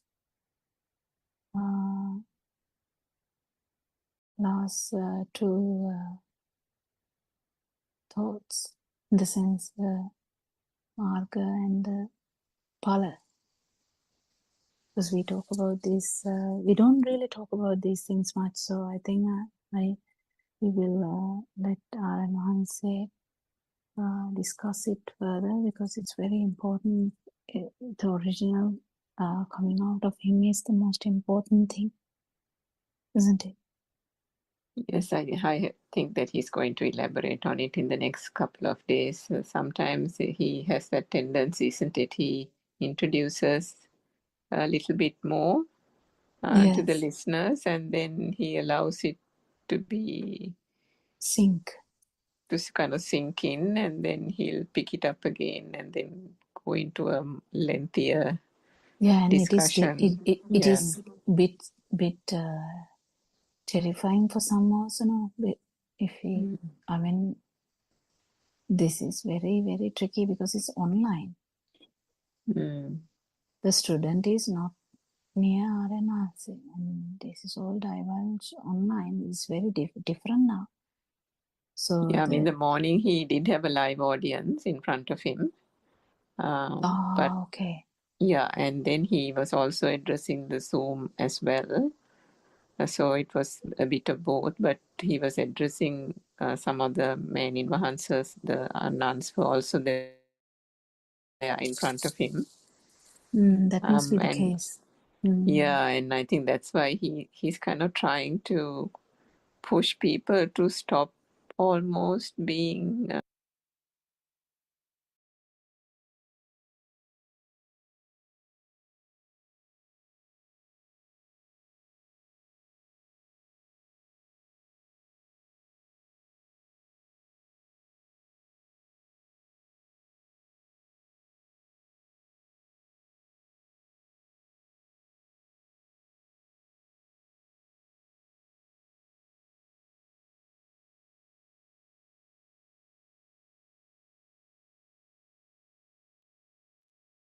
Good morning, everybody.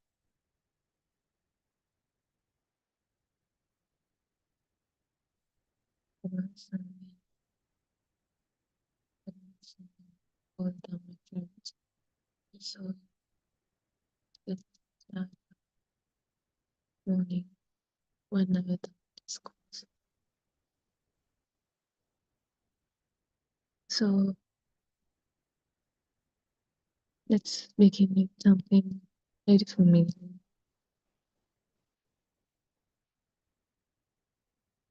Right now, there is we feel that I am here, I am listening, I am experiencing things, I am doing that, I am doing this. It's not we think it, it's that we have a feeling that this self is already there.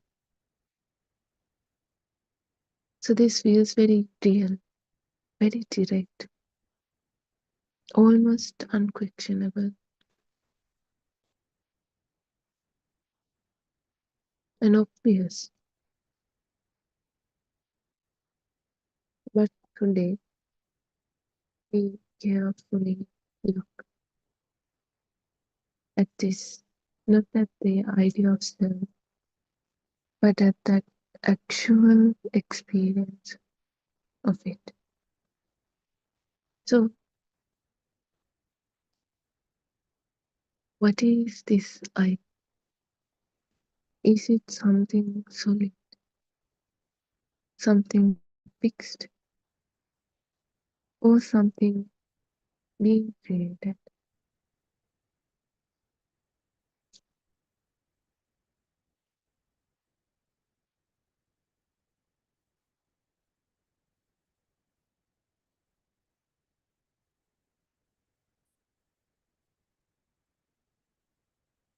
The I in thought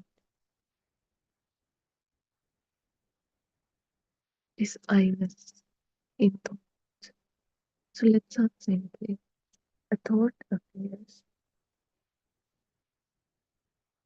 It comes as I am thinking.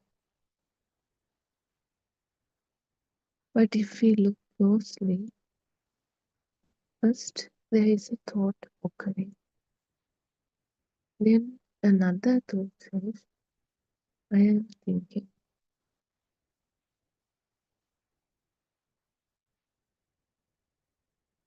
This I is added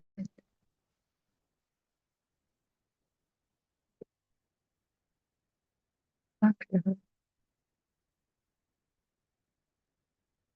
but we feel like it comes together. Another example is the feeling arises. Then the thought, I feel sad. That sadness doesn't come with this I-ness. We are the ones who are thinking, feeling it as if I am feeling sad. But really, what really happened was a sadness, an emotion thought occurred. There's no owner for that thought.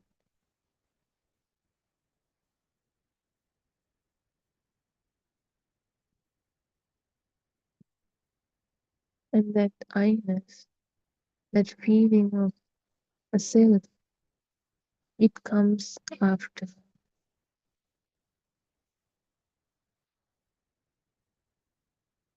So the self is always construct each and every moment through another thought. Self is a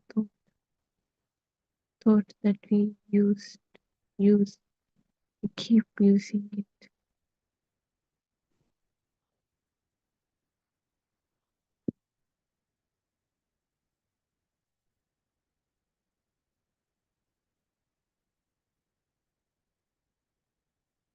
So we'll now go deeper.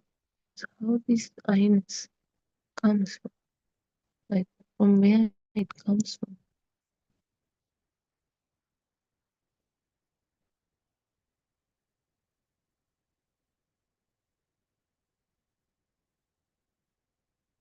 So our mind, it creates a story. It wants to sustain, so it it wants to continue and we continue. So it always creates thoughts.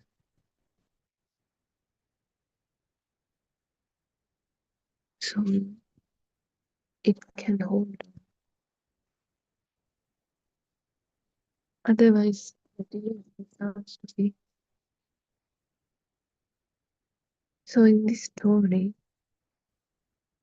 there is a past. There are events, experience, moments, memories in the past. That's how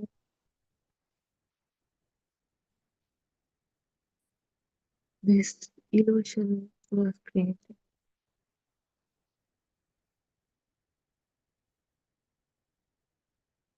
So it gets stronger when there is a narrative. This is who I am. So now this self has a past. But memory, what we call memory, is also a thought. Whatever we call, no matter the name, no matter the way, but all of those things are just thoughts. And those thoughts, they just don't come from the past as well.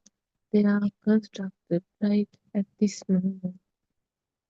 Whatever thought, whether it's about past or future, none of them came from that time period. All of those are just thoughts, and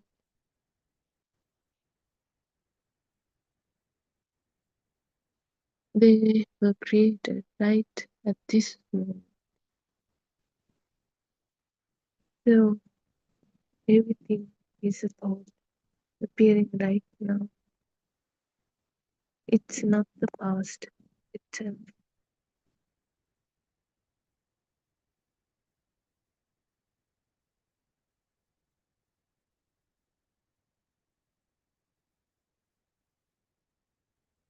Yet it feels like identity, stable, continuous.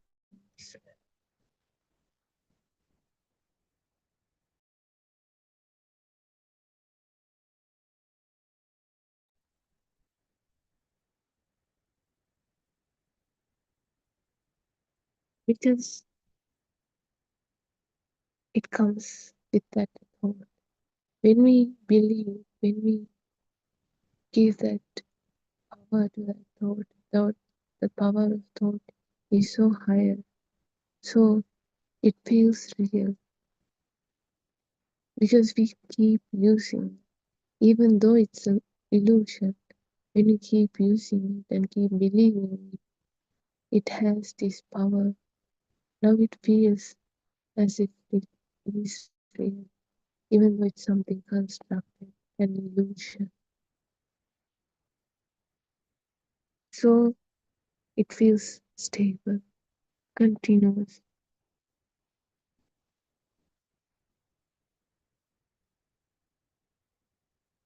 So now we come to this I-ness in the body.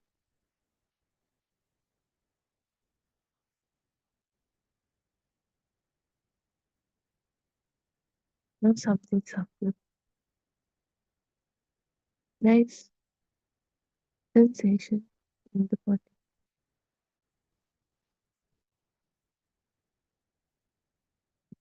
We feel pressure. With those pressure, we feel movement.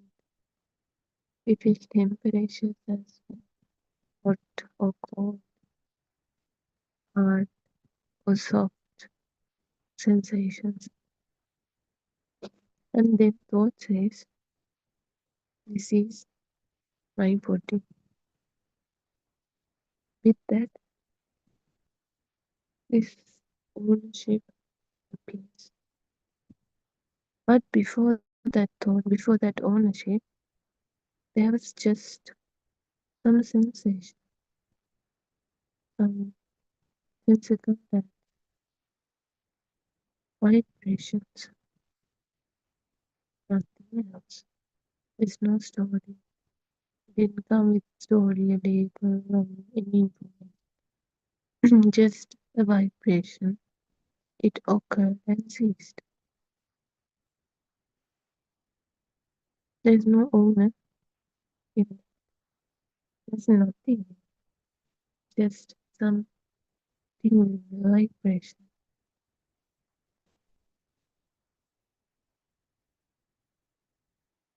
But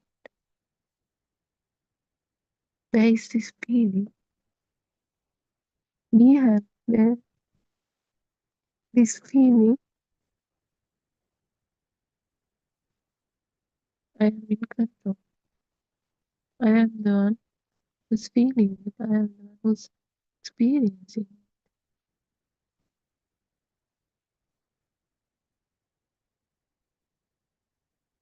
We feel as if we are doing things. I decide, I act, I choose everything. We feel as if we are doing.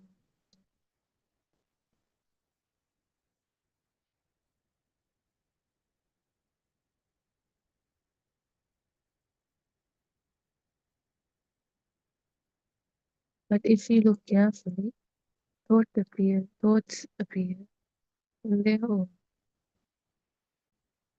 Feelings, they also arise on their own. And actions happen. When the thought says, I did that, I did this, I am the one who's doing everything. This doer is added after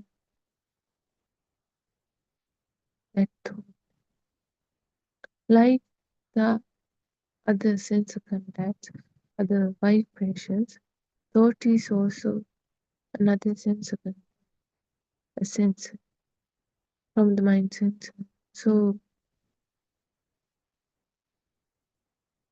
likewise, we add this thoughts, this data afterwards that sensor can tell. That's happening with those thoughts also. So that's how this thought says. This thought has a knower.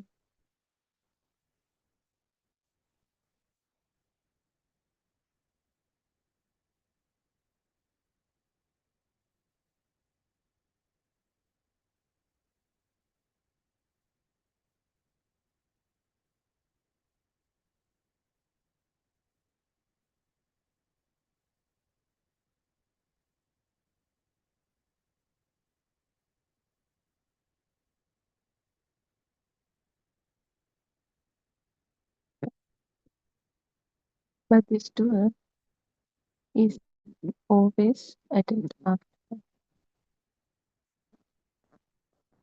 But the other thing is this, it's happening so fast. So that's why we cannot figure it out. It feels like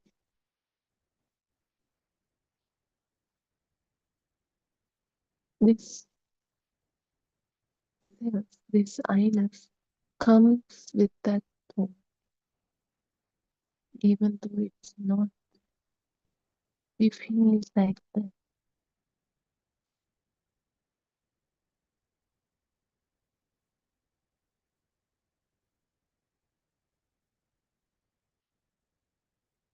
So now with this I-ness, with this self, comes consequences.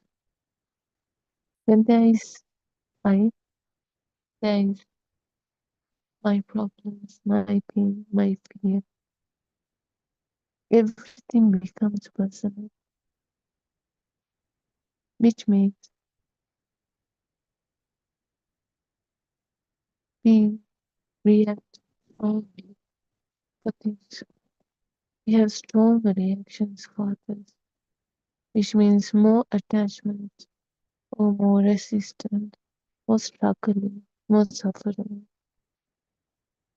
because now everything is happening to this self.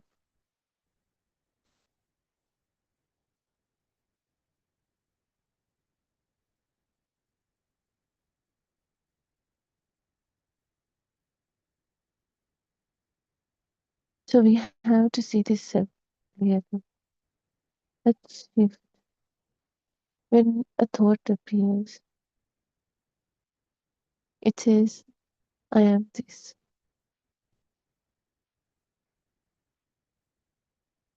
So just observe. See the construction. See this added self in that thought. That identity was added. There's no owner for thoughts. No one is doing it. It occurs, but we are the ones labeling it as this self owns it.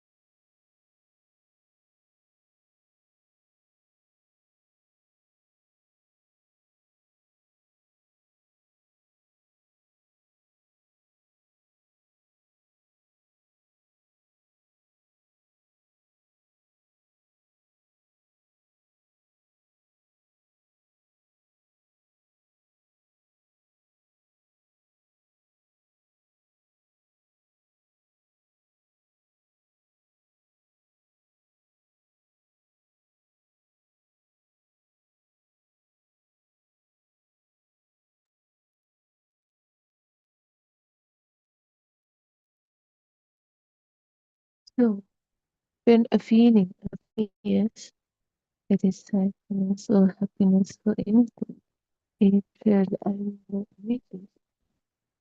It feels like it comes as I feel this. I am the one who's feeling sad. I am the one who's feeling anger, hatred, happiness.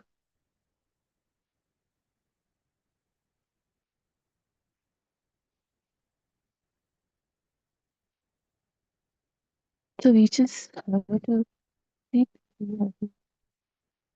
Let's try to observe that.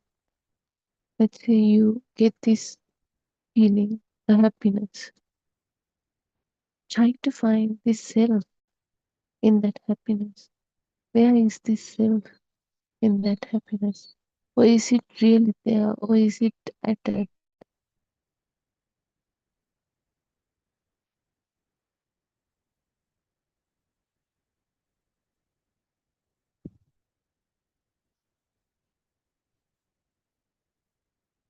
Then what happens when this self, when this I-ness is born?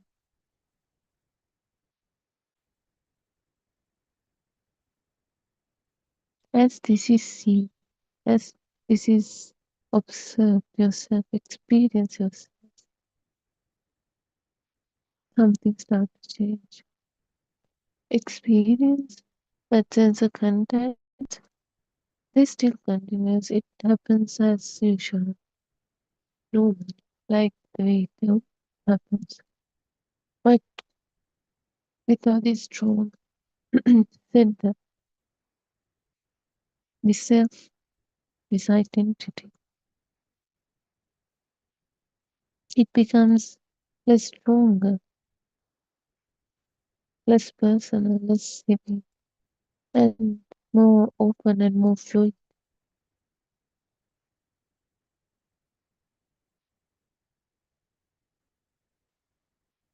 And no matter what happens, there's this peacefulness, this calmness inside.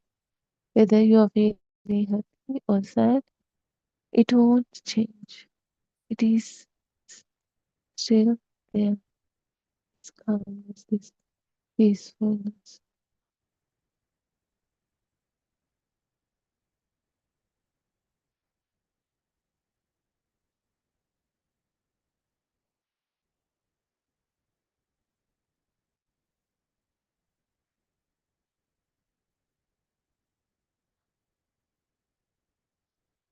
It's not easy to notice because this self, this I-ness, it we used it for so long, for so long, since the first day we learned about this created this thought of this self.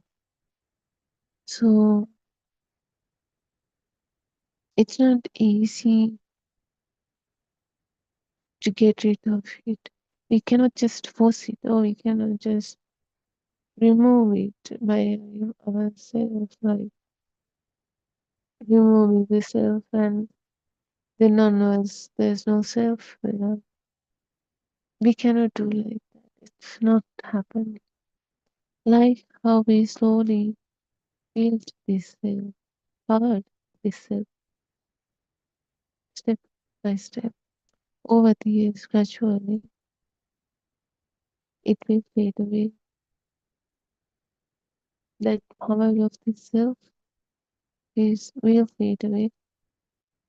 But it won't happen because of some blind belief. But instead, we have to understand this. We have to experience it, experiment it with ourselves to identify where is exactly this I-ness. Can we really find this I-ness? And once we get this confirmation there is no self there, then that shift automatically happens. We cannot force it, it automatically happens gradually. We cannot stop it, even we cannot stop.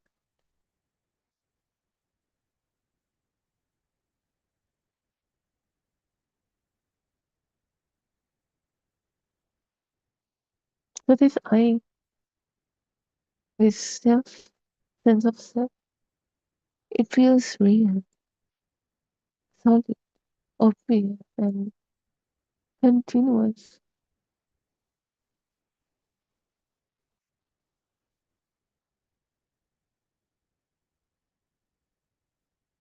But slowly, it is seen as something created through thought, through our mind, through these names, labeling, repeatedly using it, moment by moment, day by day.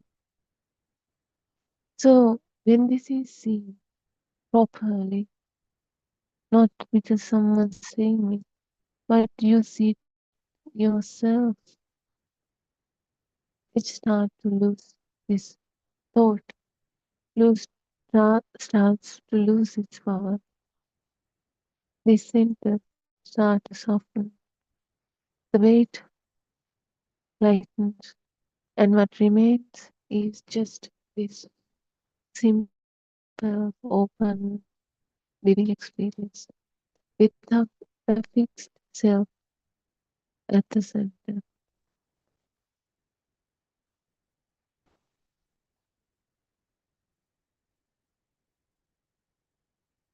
Everything else is happening, but there is no self, no owner, no doer here.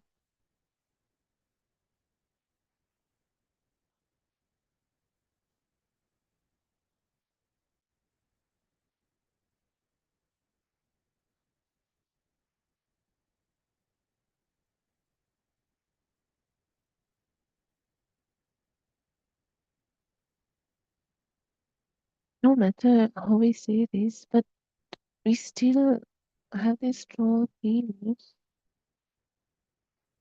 of this self. It's a very strong feeling. Like I am here, I exist as someone. It feels real and centered.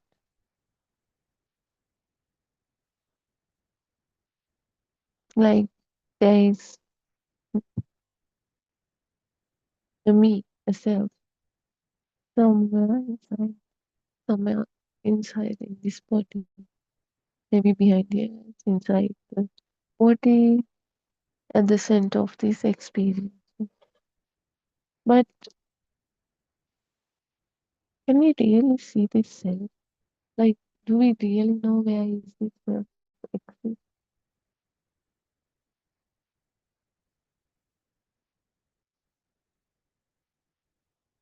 Or is it just felt and feel?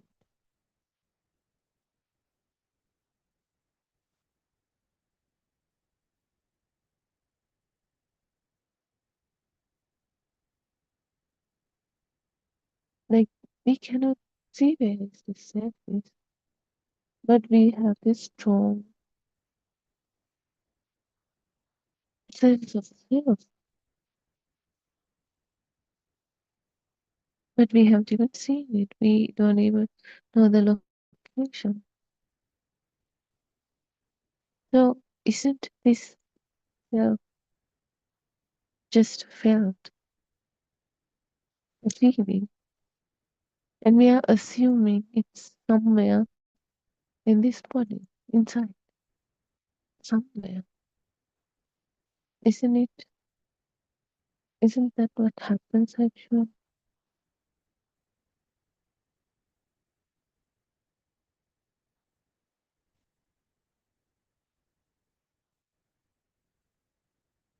So let us look directly.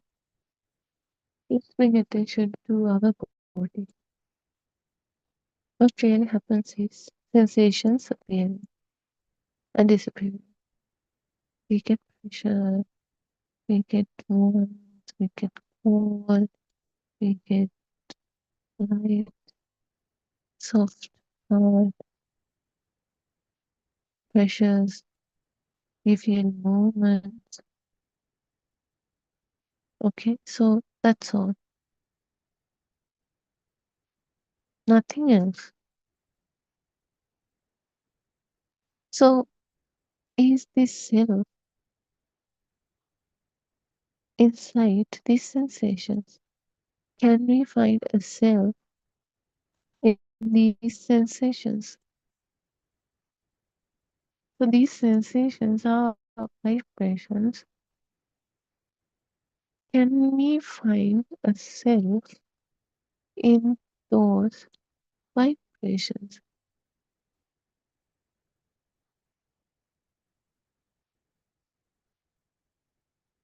We just have to observe it carefully. Is there a self in what we feel? Is there a self in what we feel? Even right now, there is this scene occurring. Can we find a self in this scene? Or is it just a scene occurring? We can observe it right now, right at this moment. Is there a self inside these sense contacts? Let's say we hear something. Is there a self in that sound vibration, that sound wave? Or are these just sensations appearing and disappearing?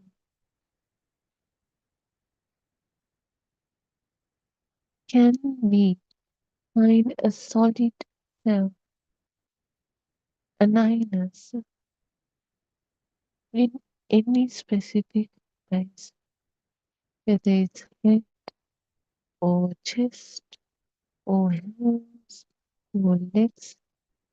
Is there any self apart from vibrations, sense content? Is there anything else? Any self?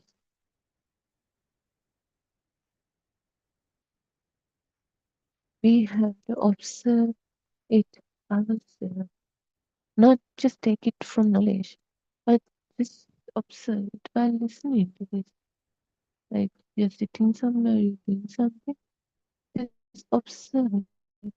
Is there a self in any of those vibrations or any place?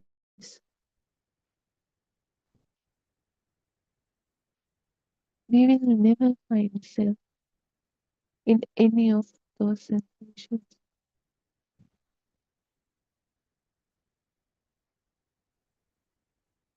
They are just some bunch of sensations appearing and disappearing. Apart from that, nothing else can be found. No matter how hard we try, we will never find a self there.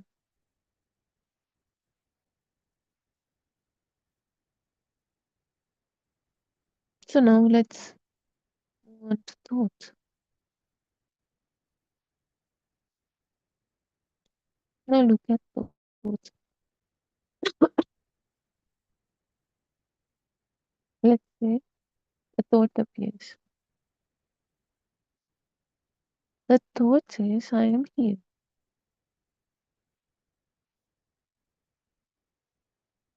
But that's also a thought appearing like any other and disappearing. So does it prove a self? It didn't even last. It appeared and disappeared. So how can we find a self in that tiny spark? That tiny momentary moment? So does this thought proves a self or just describe?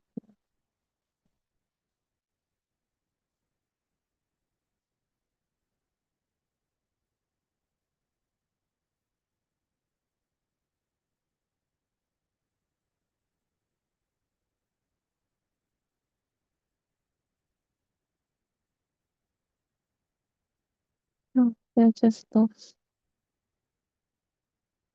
There's this strong power feeling for that. That's it. We cannot find any solid self apart from this feeling. Just a feeling. That's it.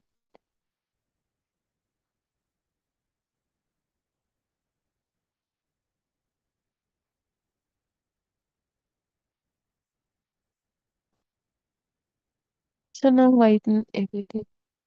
Sound, sensation, thoughts, all appearing.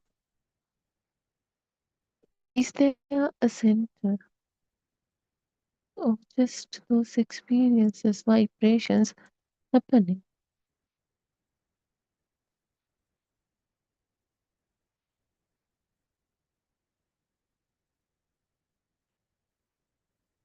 So everything appears equally.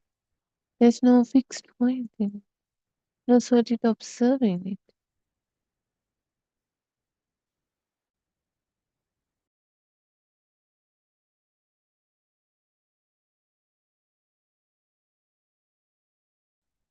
But we are unable to find this self,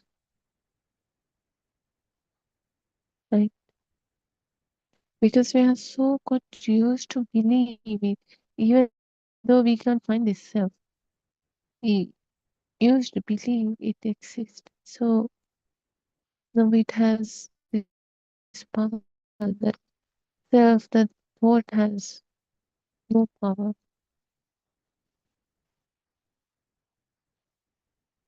So now something very important. When you search, you never find a solid self in anything. Just only bunch of sense contacts, experiences, flowing, changing, appearing and disappearing.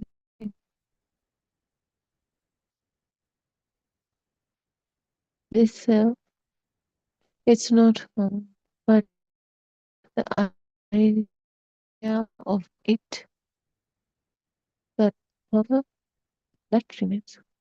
That is why we feel as if there is this self, an existent self that do everything and affected by everything instead.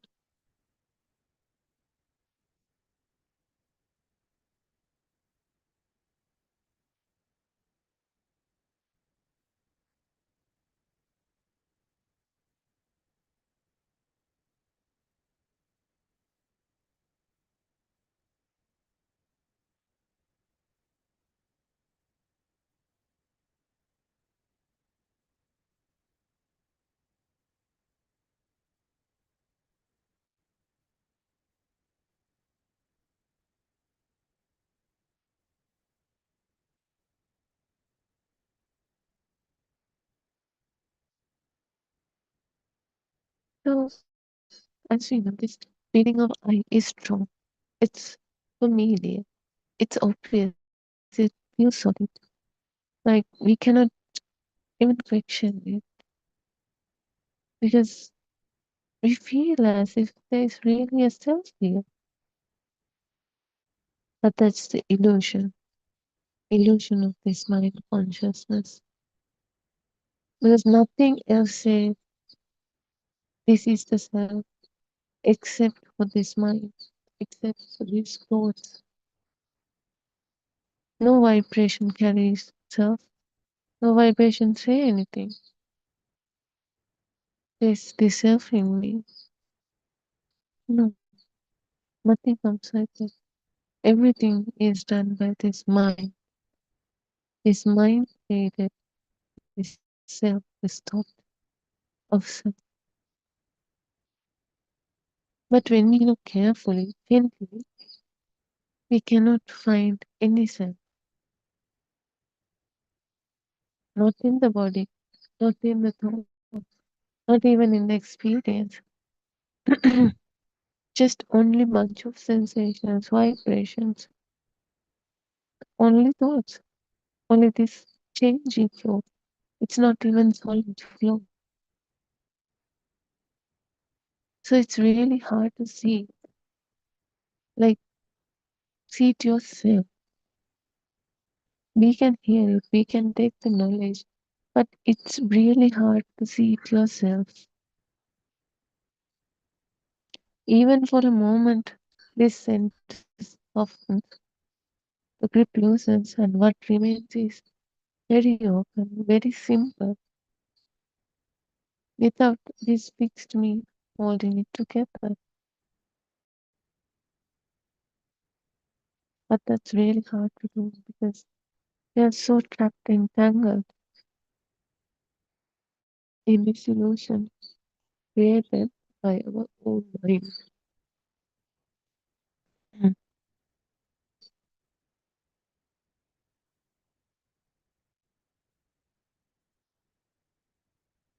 So no matter, like we cannot do it by force. That's why we said we cannot do it by force because no matter how we try to push it away, force it, this self keeps coming back.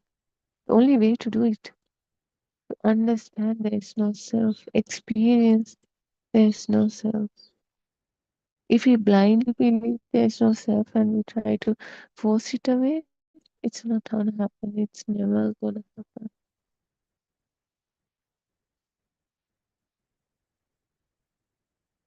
The self keeps coming back, even after seeing that no solid self can be found.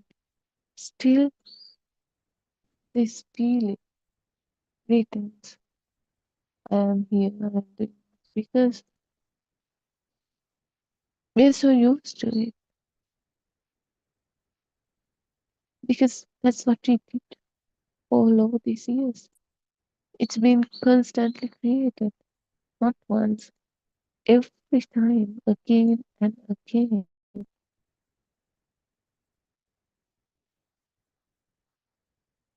So we cannot force it away. It has to go in its own, but not at once.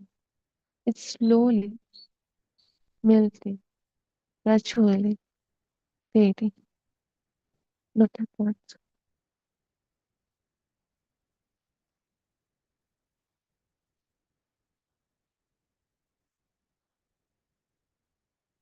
But let's say a simple experience is happening.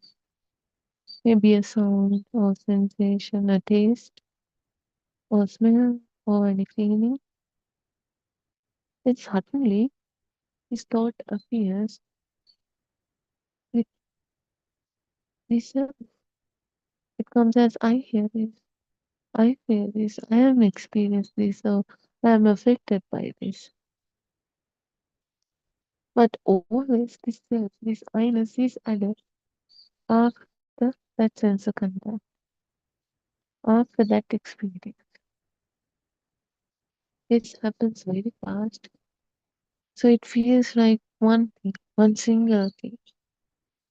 Feels like they are happening together, or that it comes with the self, with the thought itself. But it is through experience. And then this identification, this adding of the self. And the thing is, we used it, we kept using it for a long time. Now it comes automatically. We don't even have to time. Like,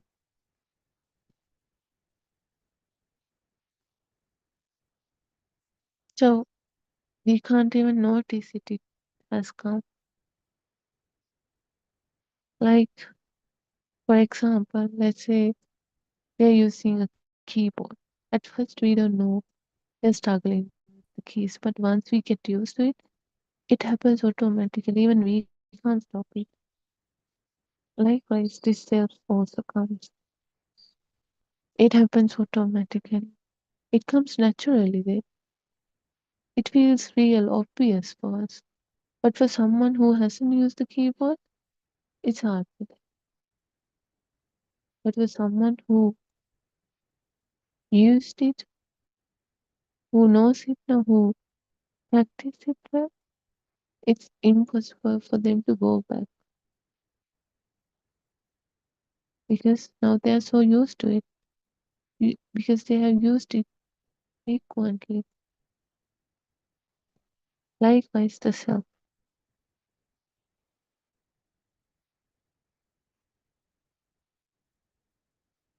It comes as natural because we used it. We don't even have to think about it. It comes automatically with that thought.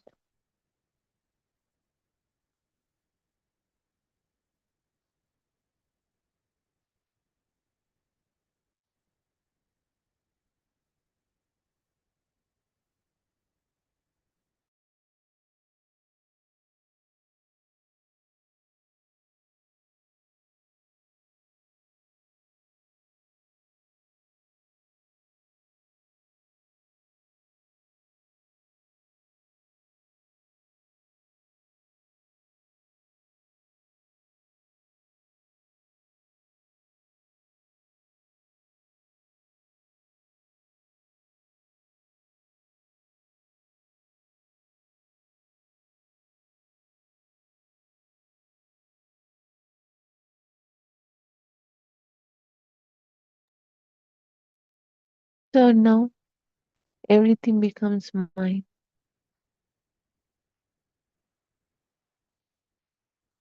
My thoughts, my feelings, my body.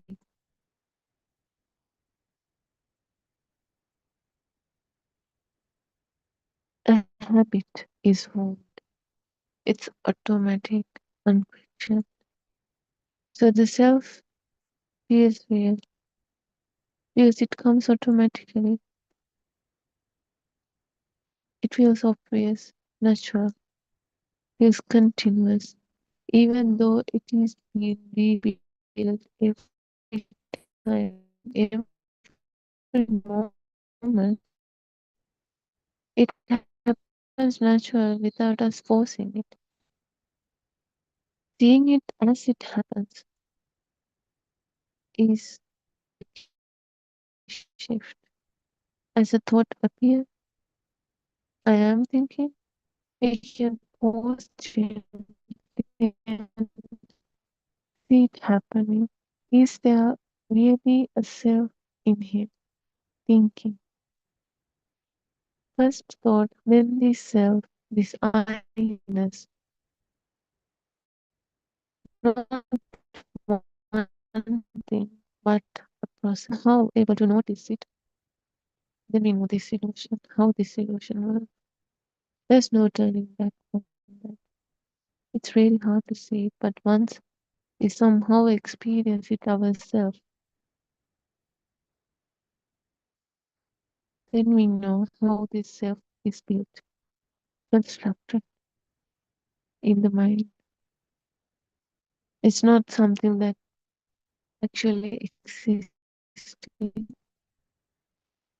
It's something that has been created every time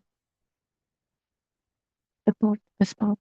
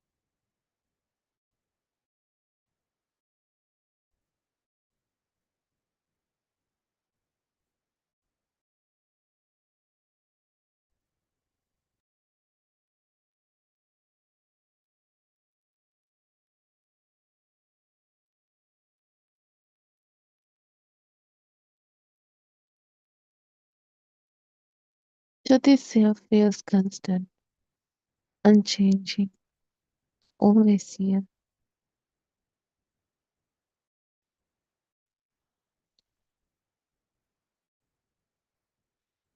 But slowly it is seen as something we created through our own mind consciousness, through thoughts, through habit, with this speed, moment by moment. A thought appears and says, I am doing this, feeling this, experiencing this, affected by this. And the center is followed with that again and again, not just once, but continuously happening again and again.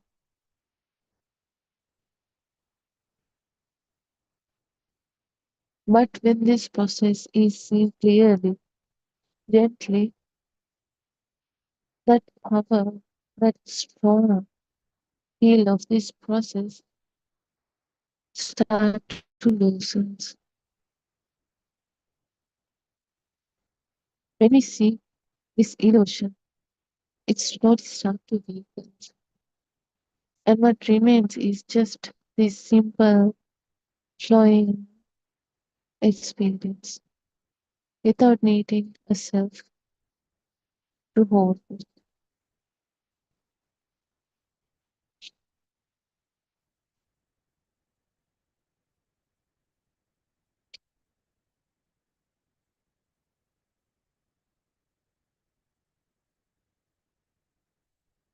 Even right now, you can experience it.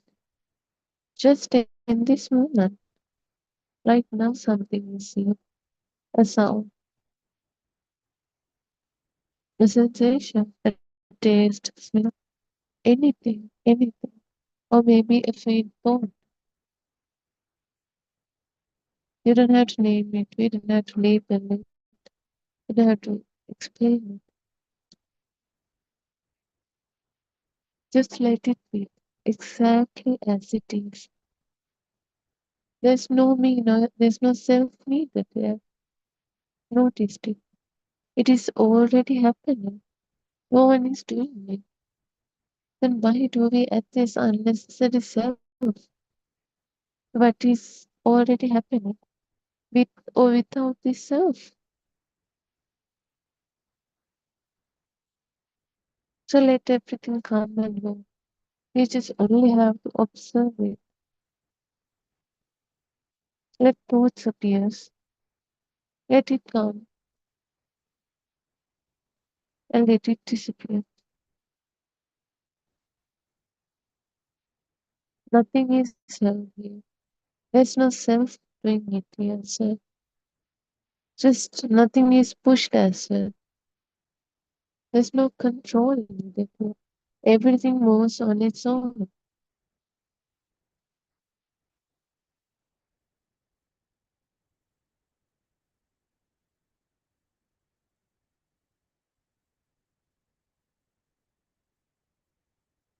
So when we keep looking at this, when we keep seeing this,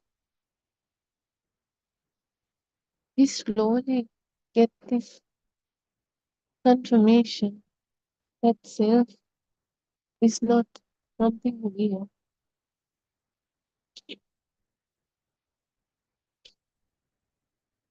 We slowly feeling it. And once we feeling it, we keep feeling it. It becomes habitual and then we get to one point where there is no self is felt. We cannot do it at once. It happening slowly. The only thing we have to see is try to find this self. Can we really find this self in? It's just bunch of sensations, sense of contact, both.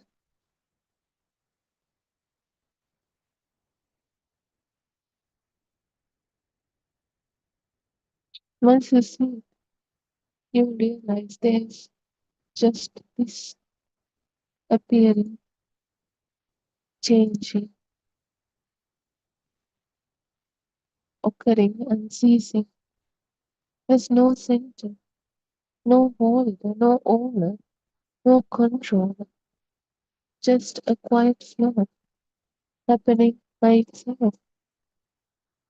And in this, nothing is missing, nothing needs to be added, nothing needs to be held. Just this, a simple, silent presence. Let the system work on its own. You don't have to take it as offers. You don't have to own it.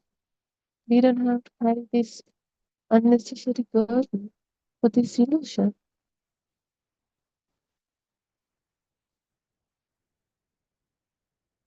But for that, we have to see this illusion ourselves, experience it ourselves, not because someone's saying it, blindly believing it, but experiencing ours, experimenting ourselves. And once we get the confirmation ourselves, there is no self here, just some bunch of selves or contacts are there.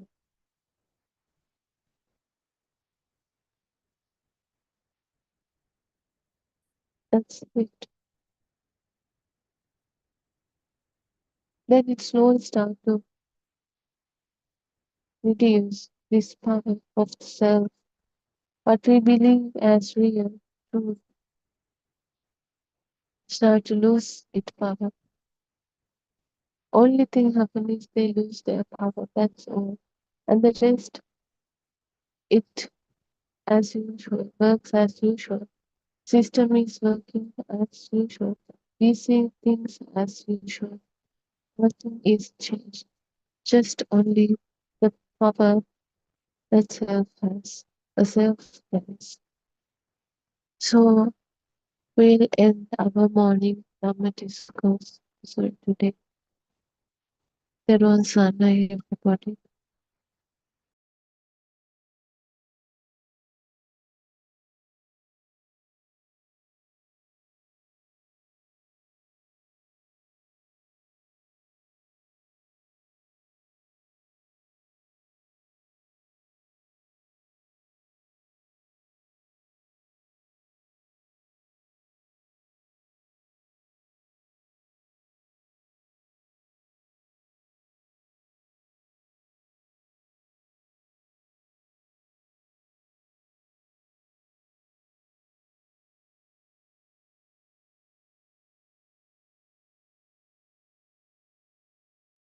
I worship Triple Gem with the greatest respect.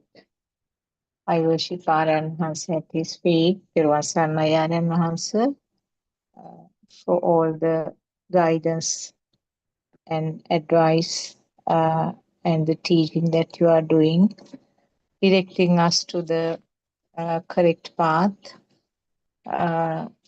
May all of you be blessed by Triple Gem, and may our friends who are helping with the technology be blessed by Triple Gem. This is another session of this Buddothpado PeoTV English channel as an attempt to take this true Dhamma teaching or truth to the world. We all know that truth is not limited to a particular religion or particular uh, country, race. Truth is common to everybody. Truth has been first explained, described by Lord Buddha. He found it himself after so many trials and errors and so many self-investigations himself. Lord Buddha was born nearly 2,600 years ago. So this Dhamma is that old. And we know that recently, with the time when this era of arhats were over, there were significant influences to the Buddhist teaching, the original teaching, of course. There were quite a lot of influences and then mixing up with the other religions. So therefore, the contents, of course, changed into some extent. Lord Buddha mentioned that Lord Buddha forecasted this long ago.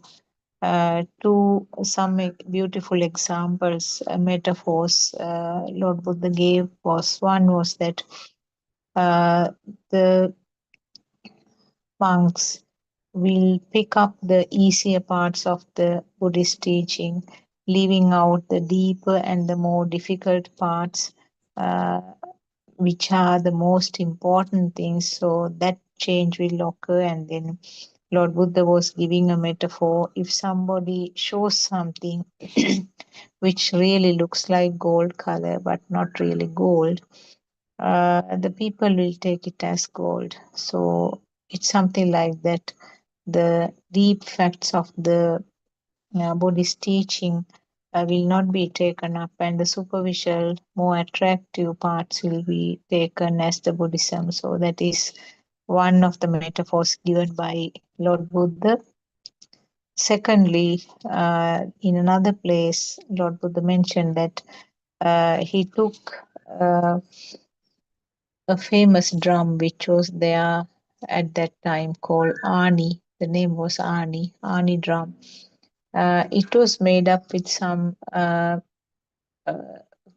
pieces of wood, kind of flips of wood.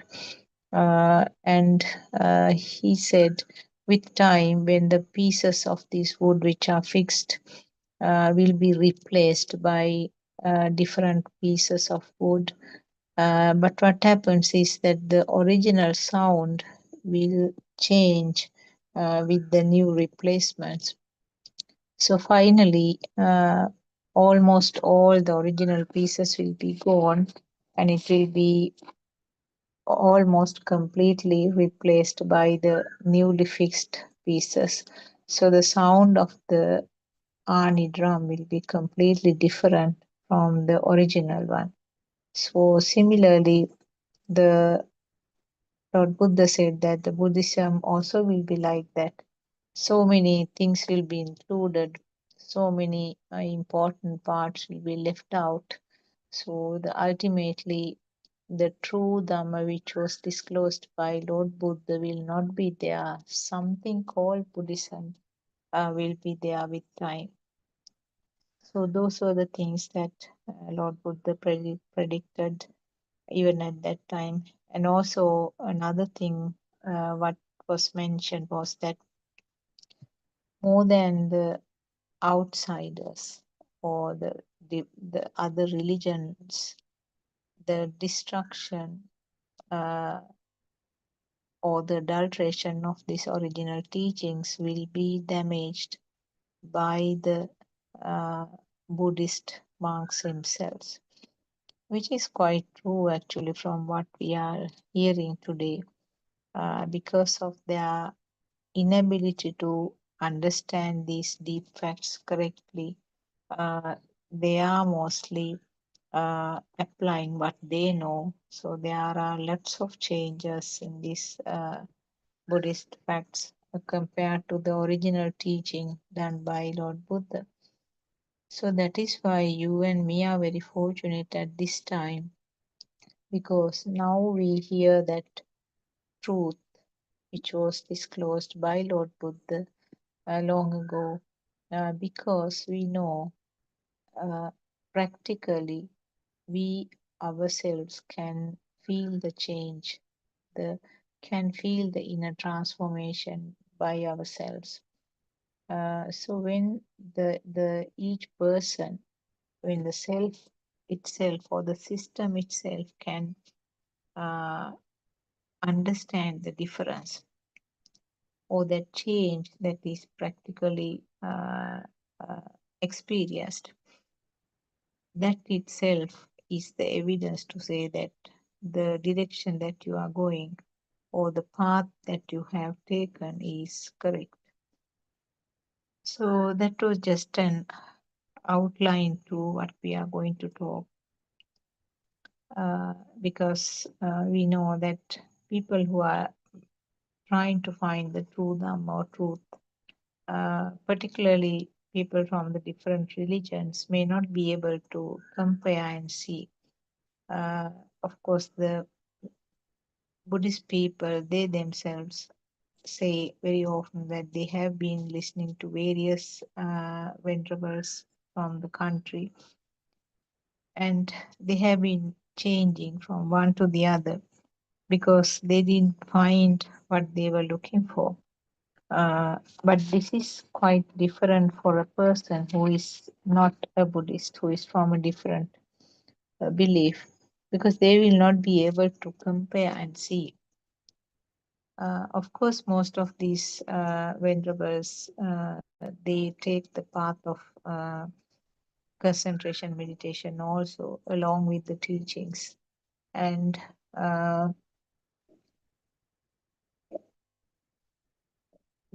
quite often it gives rise to some comfortable feeling. So because of that temporary comfort,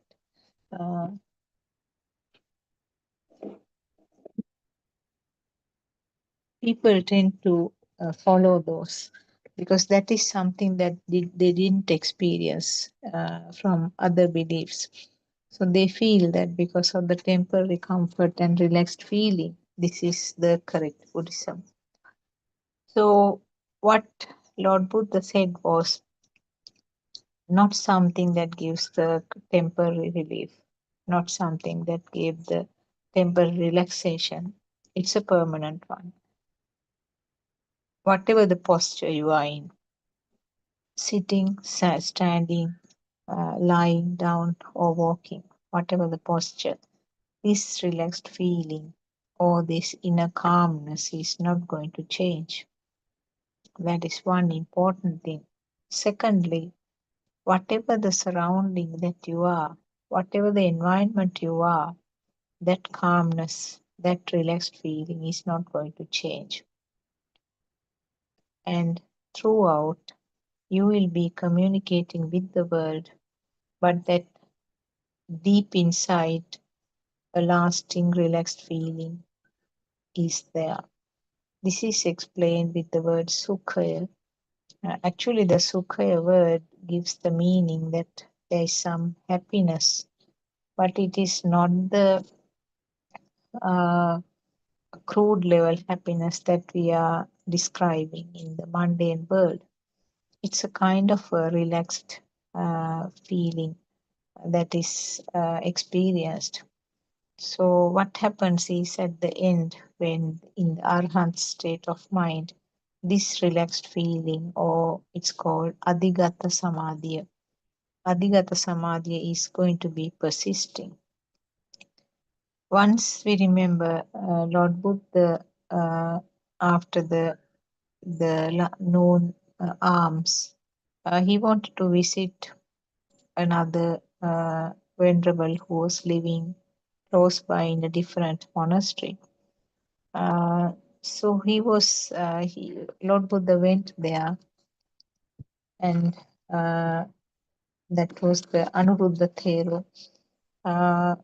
And from Anuruddha Thero, it was asked, do you have the long-lasting or persistent Adhigata Samadhi?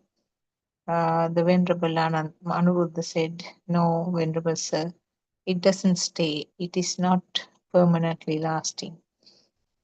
Which means that it's only in the Arhat state that the Adhigata Samadhi will last permanently. So for a person who is in the path, this will be coming and going. What is meant by Adhigata Samadhi is that completely feeling that a stimulus has no value at all. Stimulus is a creation right now. That is the complete understanding. The stimulus is not a thing. Stimulus has no value. Stimulus is something just created as a part of the speed. So that is the understanding when there is Adhigata Samadhi. So Adhigata Samadhi can occur in relation to that particular stimulus. The next stimulus, it might change. So that is what Anuruddha Thero was telling Lord Buddha. So actually these are the ways that you can find yourself, whether the Dhamma path that you are following is correct. If you have a big knowledge, large collection of things in your mind as the knowledge, Dhamma knowledge, sometimes it may be difficult to take these facts. So therefore, what is the metaphor given by Lord Buddha's time was, in that case, it will be something like pouring water to a pot which has been turned upside down. The mouth of the pot is facing down, so that whatever the amount of water you are pouring, it will just spill out. So understanding of this Dhamma is explained with the metaphor where the pot is kept in the proper position where the mouth is upwards. Then when you add some water, it will be filled with the water. So if you are having a lot of drushtis or incorrect visions, you have to keep them aside, because most of the preachings that we hear from different monks in the country, uh, almost all what we have heard actually is preached with that concept of having a world and myself being here. So doing good things, avoiding bad things, uh, and meditating, alms givings, donations. So those are all the part and parcels of the present day common Buddhist practices or Buddhist teaching. Uh, so uh, what happens is that uh, when you feel some comfort with these things, with these activities, when you feel some relaxed feeling, uh, you tend to think that this is the correct way, because those things are actually easy to do. The mind is such that they tend to move towards the easier things. So even though we can explain Buddhism in few simple sentences, understanding may not be that easy, because we have been uh, in the practice of doing everything opposite uh, throughout this samsara journey. That was a concept that we had. So therefore, even though the Dhamma can be summarized into a few sentences which are very simple, looks very simple, but when it comes to the practice, it is going to be fairly difficult. So you have to have the commitment, you have to have the willingness to do, you have to have the chanda, you have to have the virya, where the determination, and then taking all the efforts, putting all the efforts to that. And you have to revise what you are hearing. And also you have to research those facts that you hear. Just analyze it by yourself to see whether this is true. You might even use different metaphors sometimes to these facts that you are hearing. So using metaphors is very common in Buddhist teaching, because actually there are many things that you can't explain in words, because this is nothing to do with the mind. This is something which is going along the feel. So feel cannot be explained in words. And if you try to explain, it becomes a thought. So the basis of everywhere is the feel. But always it is covered by the thoughts. Recently, the recent preachings of R.N. Mahansi has been very much based on this feel, actually. And last few days, there were very valuable discussions with even the lady Swarnamali joining from UK. So they were actually very beautiful discussions. And sometimes Dr. Kokila also joined from Australia. So for our Sinhalese speaking population crowd, if you haven't listened to them, I would advise you to listen to those from the YouTube, particularly the 7 p.m.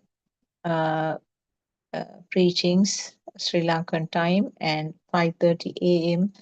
Sri Lankan time. Sorry, 5 o'clock 5 a.m. Sri Lankan time. Those discussions have been very valuable with lots of deep effects.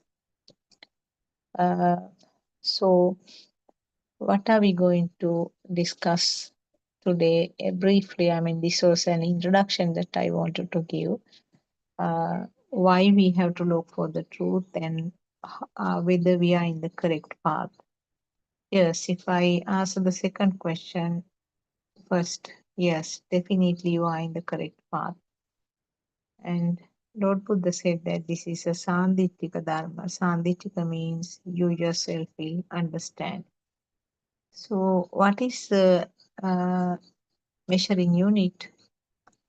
The self will feel that the defilements or the kills will be less and less. The stimuli which gave rise to a lot of cravings, anger, sadness, things like that. You can give different names for that feel. Whatever the feel that came up, kind of a burning or fire-like feel, is given different names, and those are actually coming up as thoughts. But what we have to go is along the feel. That is what Aryan Maharshi has been repeatedly saying, that be with the feel all the time.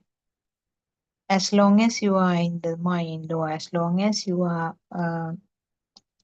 getting entangled with the thoughts, your path is closed. Thoughts are the ones which are on top. Actually, the feel or the no self nature is right at the bottom, and everything else is built over that in the form of thoughts.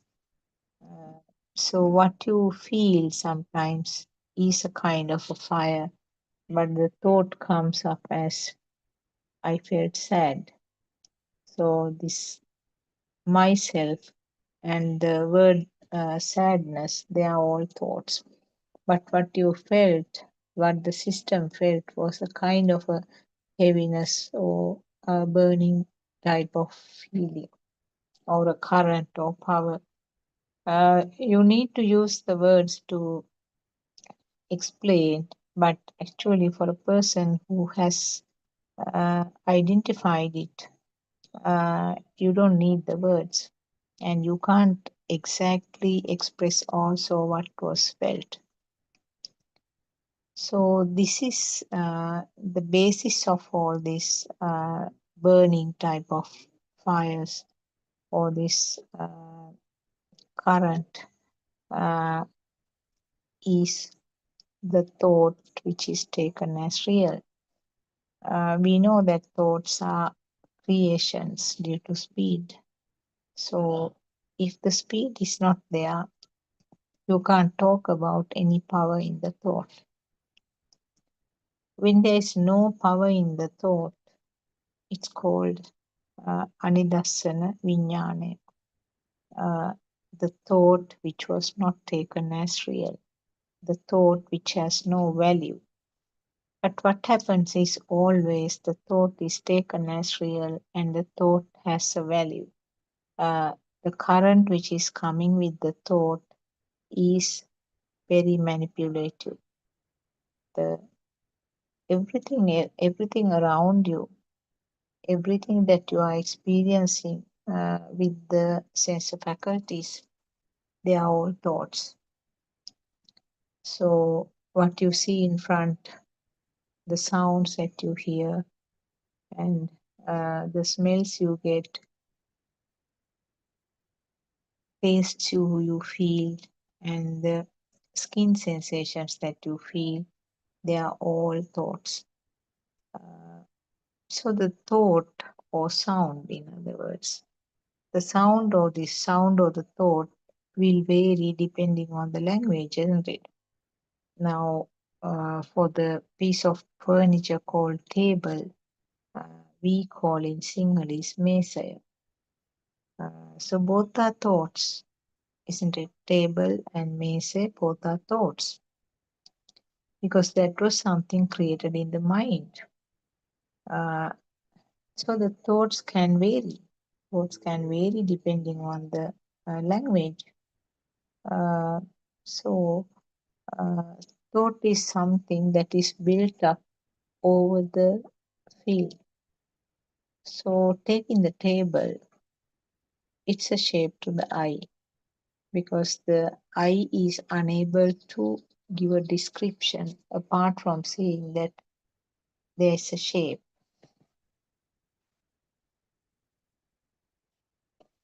Also, you can say that there is light. Both words are used to explain the perception of the eye.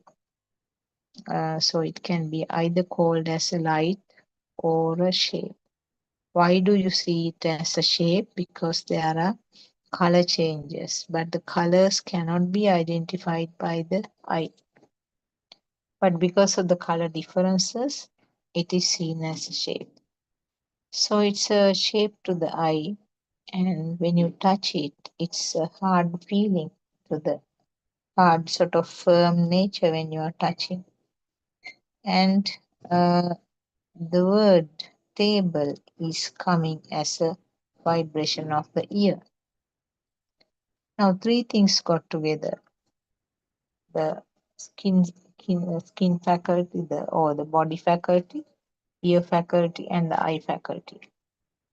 Of course, the other faculties are not relevant when it comes to the table, unless, of course, if it is a child, small child, who might even try to explore by licking it.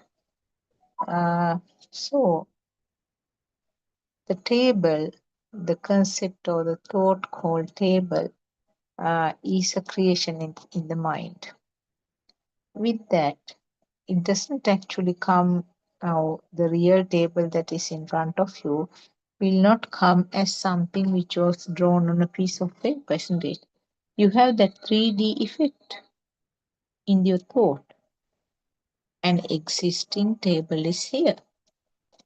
And you know very clearly, if you take a table drawn on a piece of paper which is kept nearby, and you are seeing of the table with the eye,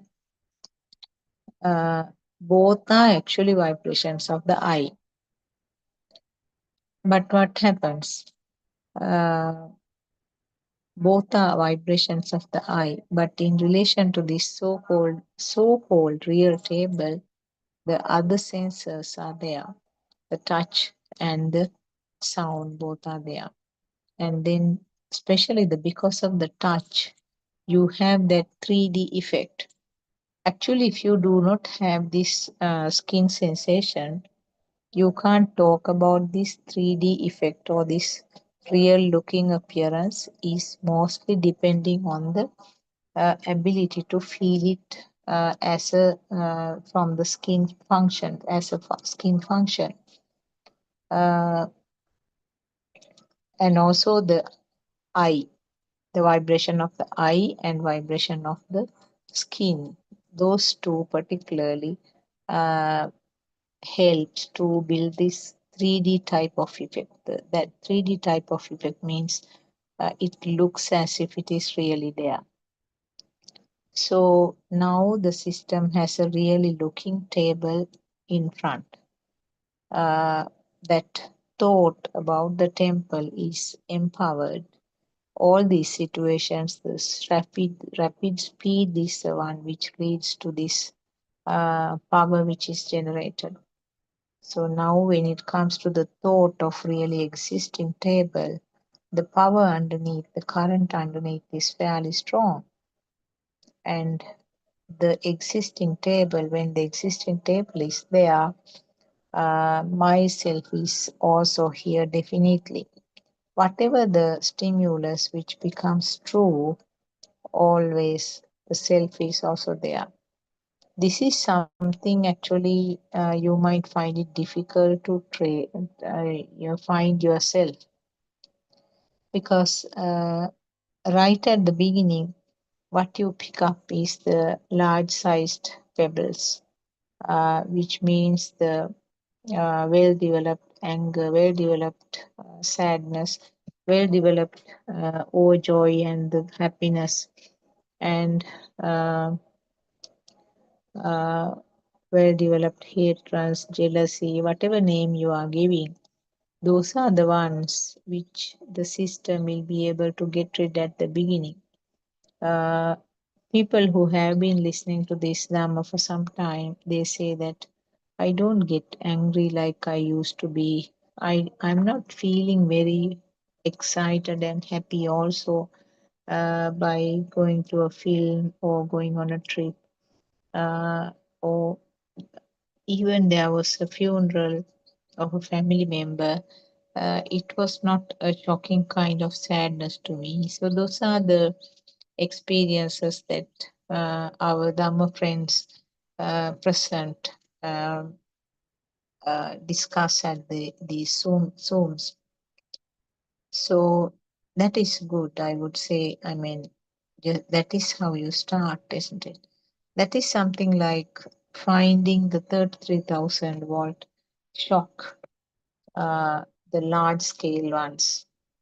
But when it comes to finer and finer,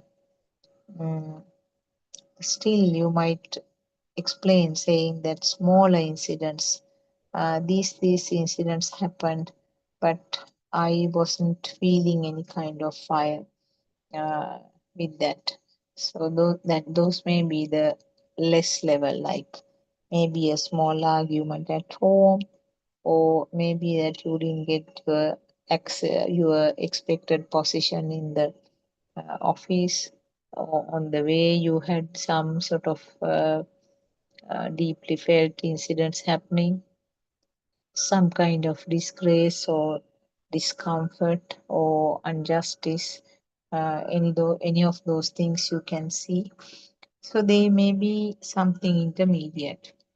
So the thing is very important that you should never stop at that level, because sometimes the mothers, when they find that the anger, happiness, and the sadness, they are much less in severity, in the severity, they feel that okay, we can stop at this level. So these are the instances that it is very important for the person to speak to R.N. Mahanse or any other Dhamma friend and discuss and see, because you might get stagnated in that level for a long time. This is a frequent advice given to some of the mothers who come and sort of very comfortably say that I have no fire towards anyone, and I'm not very much attached to the children, and I'm not sort of strictly attached to husband or my spouse, and no interest about the valuable things, no interest about even the property. These type of stories they come and say. So what is the problem with those? One thing is that you are still having the significant self-perception. They might say that I'm not attached to the children or grandchildren, but when you go deeply, they will come out with something different, something entirely different, or at least that now the Dhamma has become a thing to me, or the Nirvana has become a thing to me. So what is the difference? Whether the child or the grandchild becoming a thing, or the Nirvana or the Dharma becoming a thing. There's no difference at all. Whatever becomes a thing, whatever that creates a fire within the system, the burning feel that you experience, not necessarily kind of a roaring fire type, no, but very minimal burning even. That itself means that whatever that stimulus has become a thing, and depending on how seriously it became, the self is also, whether it is moderately or low level or very seriously, the self is also here on the other side. So this Dhamma is completely 100% no self Dhamma. There's no self, never existed, and not going to be there in the future either. Then what is this? What are we called about this self? Uh, we know that this fact is something really unique to Buddhist teaching because in many religions there's a belief that the self or the soul, the word soul is used. Soul is going from place to place. And in some religions it is believed that the soul will reach the supreme God uh, at the end of the day. So those religions actually talk about a soul going from here to there, leaving the body. When the soul is not there, the body cannot be used. Body cannot be used, so the body will be discarded. That is what you call the death at the mundane world level. So what we have to understand here is that these thoughts are always creations of the five senses. If one of the senses is missing, if one or two are missing, with the whatever is there, with whatever the rest of the senses, and own mind bubble will be created. Or in other words, the self perception or the self vibration will continue to be there, even if there are disabilities or even if there are problems with all the senses. At least if there are two senses to function, there will be thought process. We know that even the earthworm, who particularly known to have one sensor, which is the skin. Even with that, but of course the skin will provide four sensory functions. That is the temperature, Patavi nature, that means the solidity, Apo nature or the liquidity, and airiness or the nature of the air, and the temperature. So those four can be felt with the skin. And we can't talk about the other faculties for the earthworm. But even with that one faculty, there are four types of senses can be felt. The earthworm feels that it is living. The self vibration, kind of self vibration is there. But they do not have thoughts like human beings. But some way, we don't know exactly how it is conveyed. But even with that single vibration level or that single sensor function, the earthworm also feels that it is alive and wants to maintain that life. So that means the itta sanyava or the perception of existence is there even for the earthworm who has one sensor faculty functioning. So for us, there are five sensor faculties. Combination of all five or some of them will give rise to the thoughts. So we know that the thought level is more advanced and thought level is more it happens definitely better than the other animals. So I'm sure some animals may be having some thoughts. That is why they seem to be acting accordingly. We know that elephants do have a fairly good intelligence, and sometimes they know how to find their pathway. They know sometimes to get into the villages. Sometimes they do destruction of the crops, destroy the houses. So many things can happen. And it's said that if somebody tries to damage, cause some harm to the elephants, they will take the revenge of it. So those factors indicate that these animals also do have some mind, but we can't assess and say how much it will be, but there is some form of thought process occurring. That is why they can remember things very, very well. The human being has so many thoughts, very much advanced kind of mind, and so many thoughts. So when the thoughts are more, the feel level is mostly covered.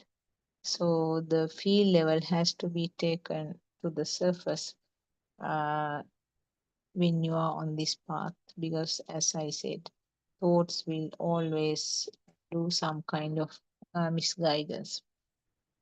That is one of the major pitfalls. So trying to understand what is this meant by thought and what is meant by feel is important. So these two levels have been explained in all the senses. When it comes to the eye, it is a light. When it comes to the tongue, it's a taste. When it comes to the nose, it's a smell. When it comes to the ear, it's a sound. And when it comes to the skin, it's a touch sensation. So these are the levels that the feel, the light, sound, taste, smell, and the other four are the temperature, solid nature, liquid nature, and the air nature of the air. So these are the fields. These are the fields experienced by the small baby at the radiant mind level. Babies do experience them, but there are no description. Nothing is identified, and nothing is explained. So what happens when the child is growing? This is covered. These sense of feelings are covered with the thoughts. Now you and me can't experience just the light. We can't experience just the sound, isn't it? We can think, we can, in a thought, in another thought, we can say that, oh yes, I felt only the light. Yes, I felt only the sound. And that was only a taste. That was only a smell. Yes, there was some touch to the skin. So like that, there are sometimes people used to explain the things, but it's always a thought. If you try to explain it that way, it is simply a thought. Now for you and me, the feel of the five senses cannot be experienced. What we experience is the combination of all those senses as a thought. So that is what is explained as passa in the dependent origination. The word passa gives the meaning contact. In other words, a contact means combining the sensor functions together to form the thought. And if that thought is felt real, now without realizing how these thoughts are formed, you might take the thought as something real. That is where the birth is, jati. So whatever the thought which is taken as real is jati, and which is eventually followed by the decaying or jara and death, marana. So this is a natural phenomenon for everybody, isn't it? Birth, decaying, and death. What we interpreted earlier was that the birth of the self as a little baby, and then we lived for some time, and there was obvious decaying of the body and aging, and one point this life comes to an end. So jati, jara, marana, the birth, decaying, and the death, those three are actually not confined to the physical world. The deep Dhamma facts that Lord Buddha mentioned was that they are uh, not on this physical level. It's something very deep. What Lord Buddha tried to explain was that birth, decay, and death is something related to each and every stimulus, each and every thought. So each and every person will be born in each and every thought, and there is at the end of that fraction of second, the thought is gone, and in between, in that very little unimaginable little time, there is decaying or changing changing of this thought also. This is not certainly related to the outside world. It is always something to do with the self, the self becoming a thing. The thought becoming a thing means the self is here on the other side. So these facts I have taken from here and there, actually, just to give a kind of a coverage to what is happening in the system. And the other mechanism that is quite worthy knowing is that telepathization, because telepathization is explained in each and every moment in this Buddhism. Actually, this word telepathization or samanantara in Sinhalese was something new to us, because we never heard these from the previous teachings of different venerables. But when you go deep into the teachings of Lord Buddha, this is actually what Lord Buddha was trying to disclose. There's no time frame that you can explain, or no time frame that you can give in this true Buddhism. That is why it is called the Akalika Dhamma. So why can't you say that there's no time? Always there's telepathization, which means an experience, a stimulus, or a thought. You can use any of those words, is simply reproduced, like taking a photocopy, reproduced as it is right now at this moment, in response to something that was experienced at the sense level. So that is what is called the thought. Now,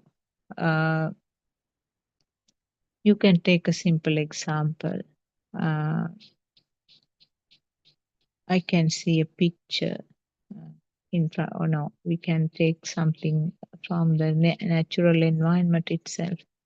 I can see a banana tree. So what is that banana tree? It's a thought, isn't it? If it was from some other language, from somebody talking in some other language, there'll be different thought or different name or a different sound to that. Thought means a sound, isn't it? Now, when I say banana tree, it's the English sound. When I say kesel gasa, that is a Sinhalese sound. So, depending on the thought, depending on the language, the thought or the sound will vary. But for whoever, is seeing the same thing, what is it? It's a shape to the eye. Because of the different shades of the colors, it is seen as a shape. Also, you can say that it is a creation of the light. Where does this light created? Light is created in the eye itself. Now, if I didn't have my eyes from birth, there's nothing called light created. But if I became blind after some time, say I could see initially and now I am blind. And then can't I get the banana tree as a reflection in the mind? Yes, I can. Because that mental picture about the banana tree is there. That can be reproduced right now if somebody says banana tree to me.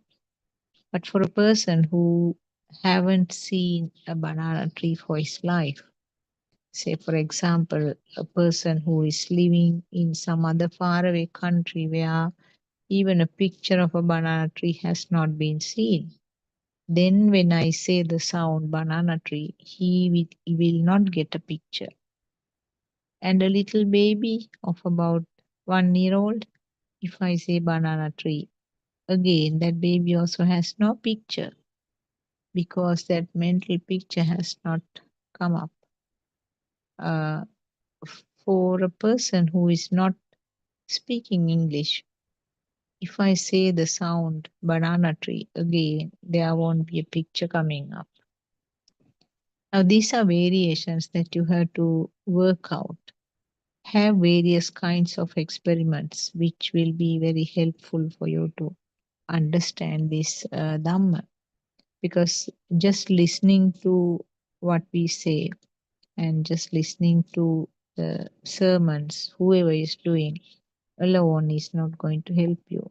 You have to experiment yourself. Now you can close your eyes right now, and there's no banana tree to the eye, isn't it?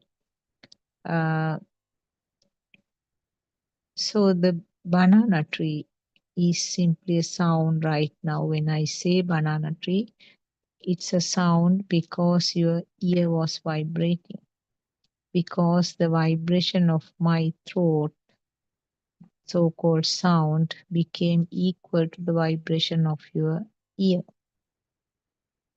Always, if your ear did not vibrate, you can't talk about the sounds, isn't it? Sometimes there might be various situations where there are various sounds from the now we'll take a more simple example. You are watching a TV program with a great enthusiasm. Maybe you are watching a cricket match if you are a cricket fan, or maybe you are listening to a cookery session which has sort of created real great interest to find out how they are cooking that dish.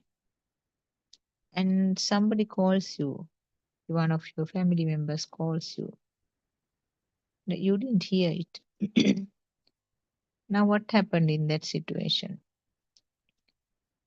Your vibration, the ear vibration, became equal to the sound of the sound vibration which created by the TV system. Isn't that the incident that took place there? The vibration, there was a vibration of the television system in the form of a sound, and there was vibration of your eardrum, and because the two became equal, you describe it as I heard the sound of the television set. But at the same time, your mother or your spouse, husband or wife, called you, and he or she is calling you again and again. You didn't hear. What happened there? There was some vibrations from that throat level of that system, but your eardrum didn't vibrate accordingly. So you say, I didn't hear, but I heard only the sound of the television set. So now you can see this concept of vibrating. The vibration of the ear must happen for you to hear something. And that vibration has to be equaled or telepathized with another vibration for you to hear that particular sound. Same thing happens about the eye. Now, these are actually these facts you have to very clearly understand, revise these things, and work out yourself. Now, you are watching again, we will take this same scenario. You are watching a TV program, maybe your favorite teledrama, or as I said, a cricket match. Your country is playing, and it seems to be at the height of the peak of the game of the match. Or as I said, maybe you are watching a very interesting cookery program or a singing session. Your favorite singer is singing. So anything can happen. You are looking at the TV, glued to the TV.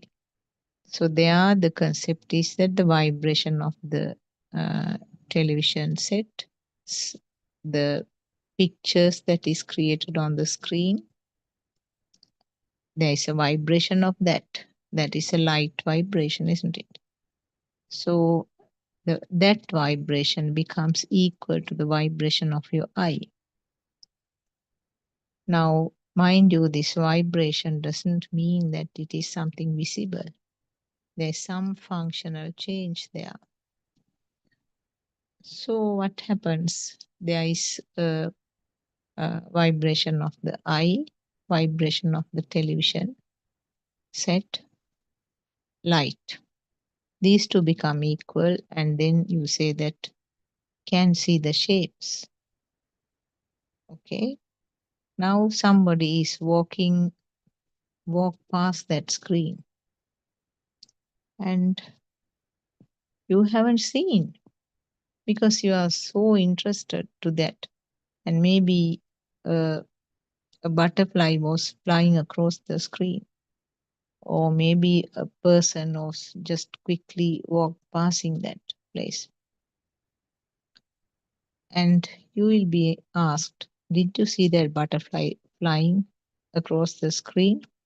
Oh, I just walked passing you right in front of you. Didn't you see me? No, I didn't see. What is this here now? What happened? That instance, the vibration of that so-called person or the butterfly, that vibration did not tally with the vibration of your eye. So you say, I didn't see that. So any concept, any incident, the vibrations have to be equal or synchronized or telepathized for you to see, hear, feel the taste, feel the smell, and feel the skin sensations.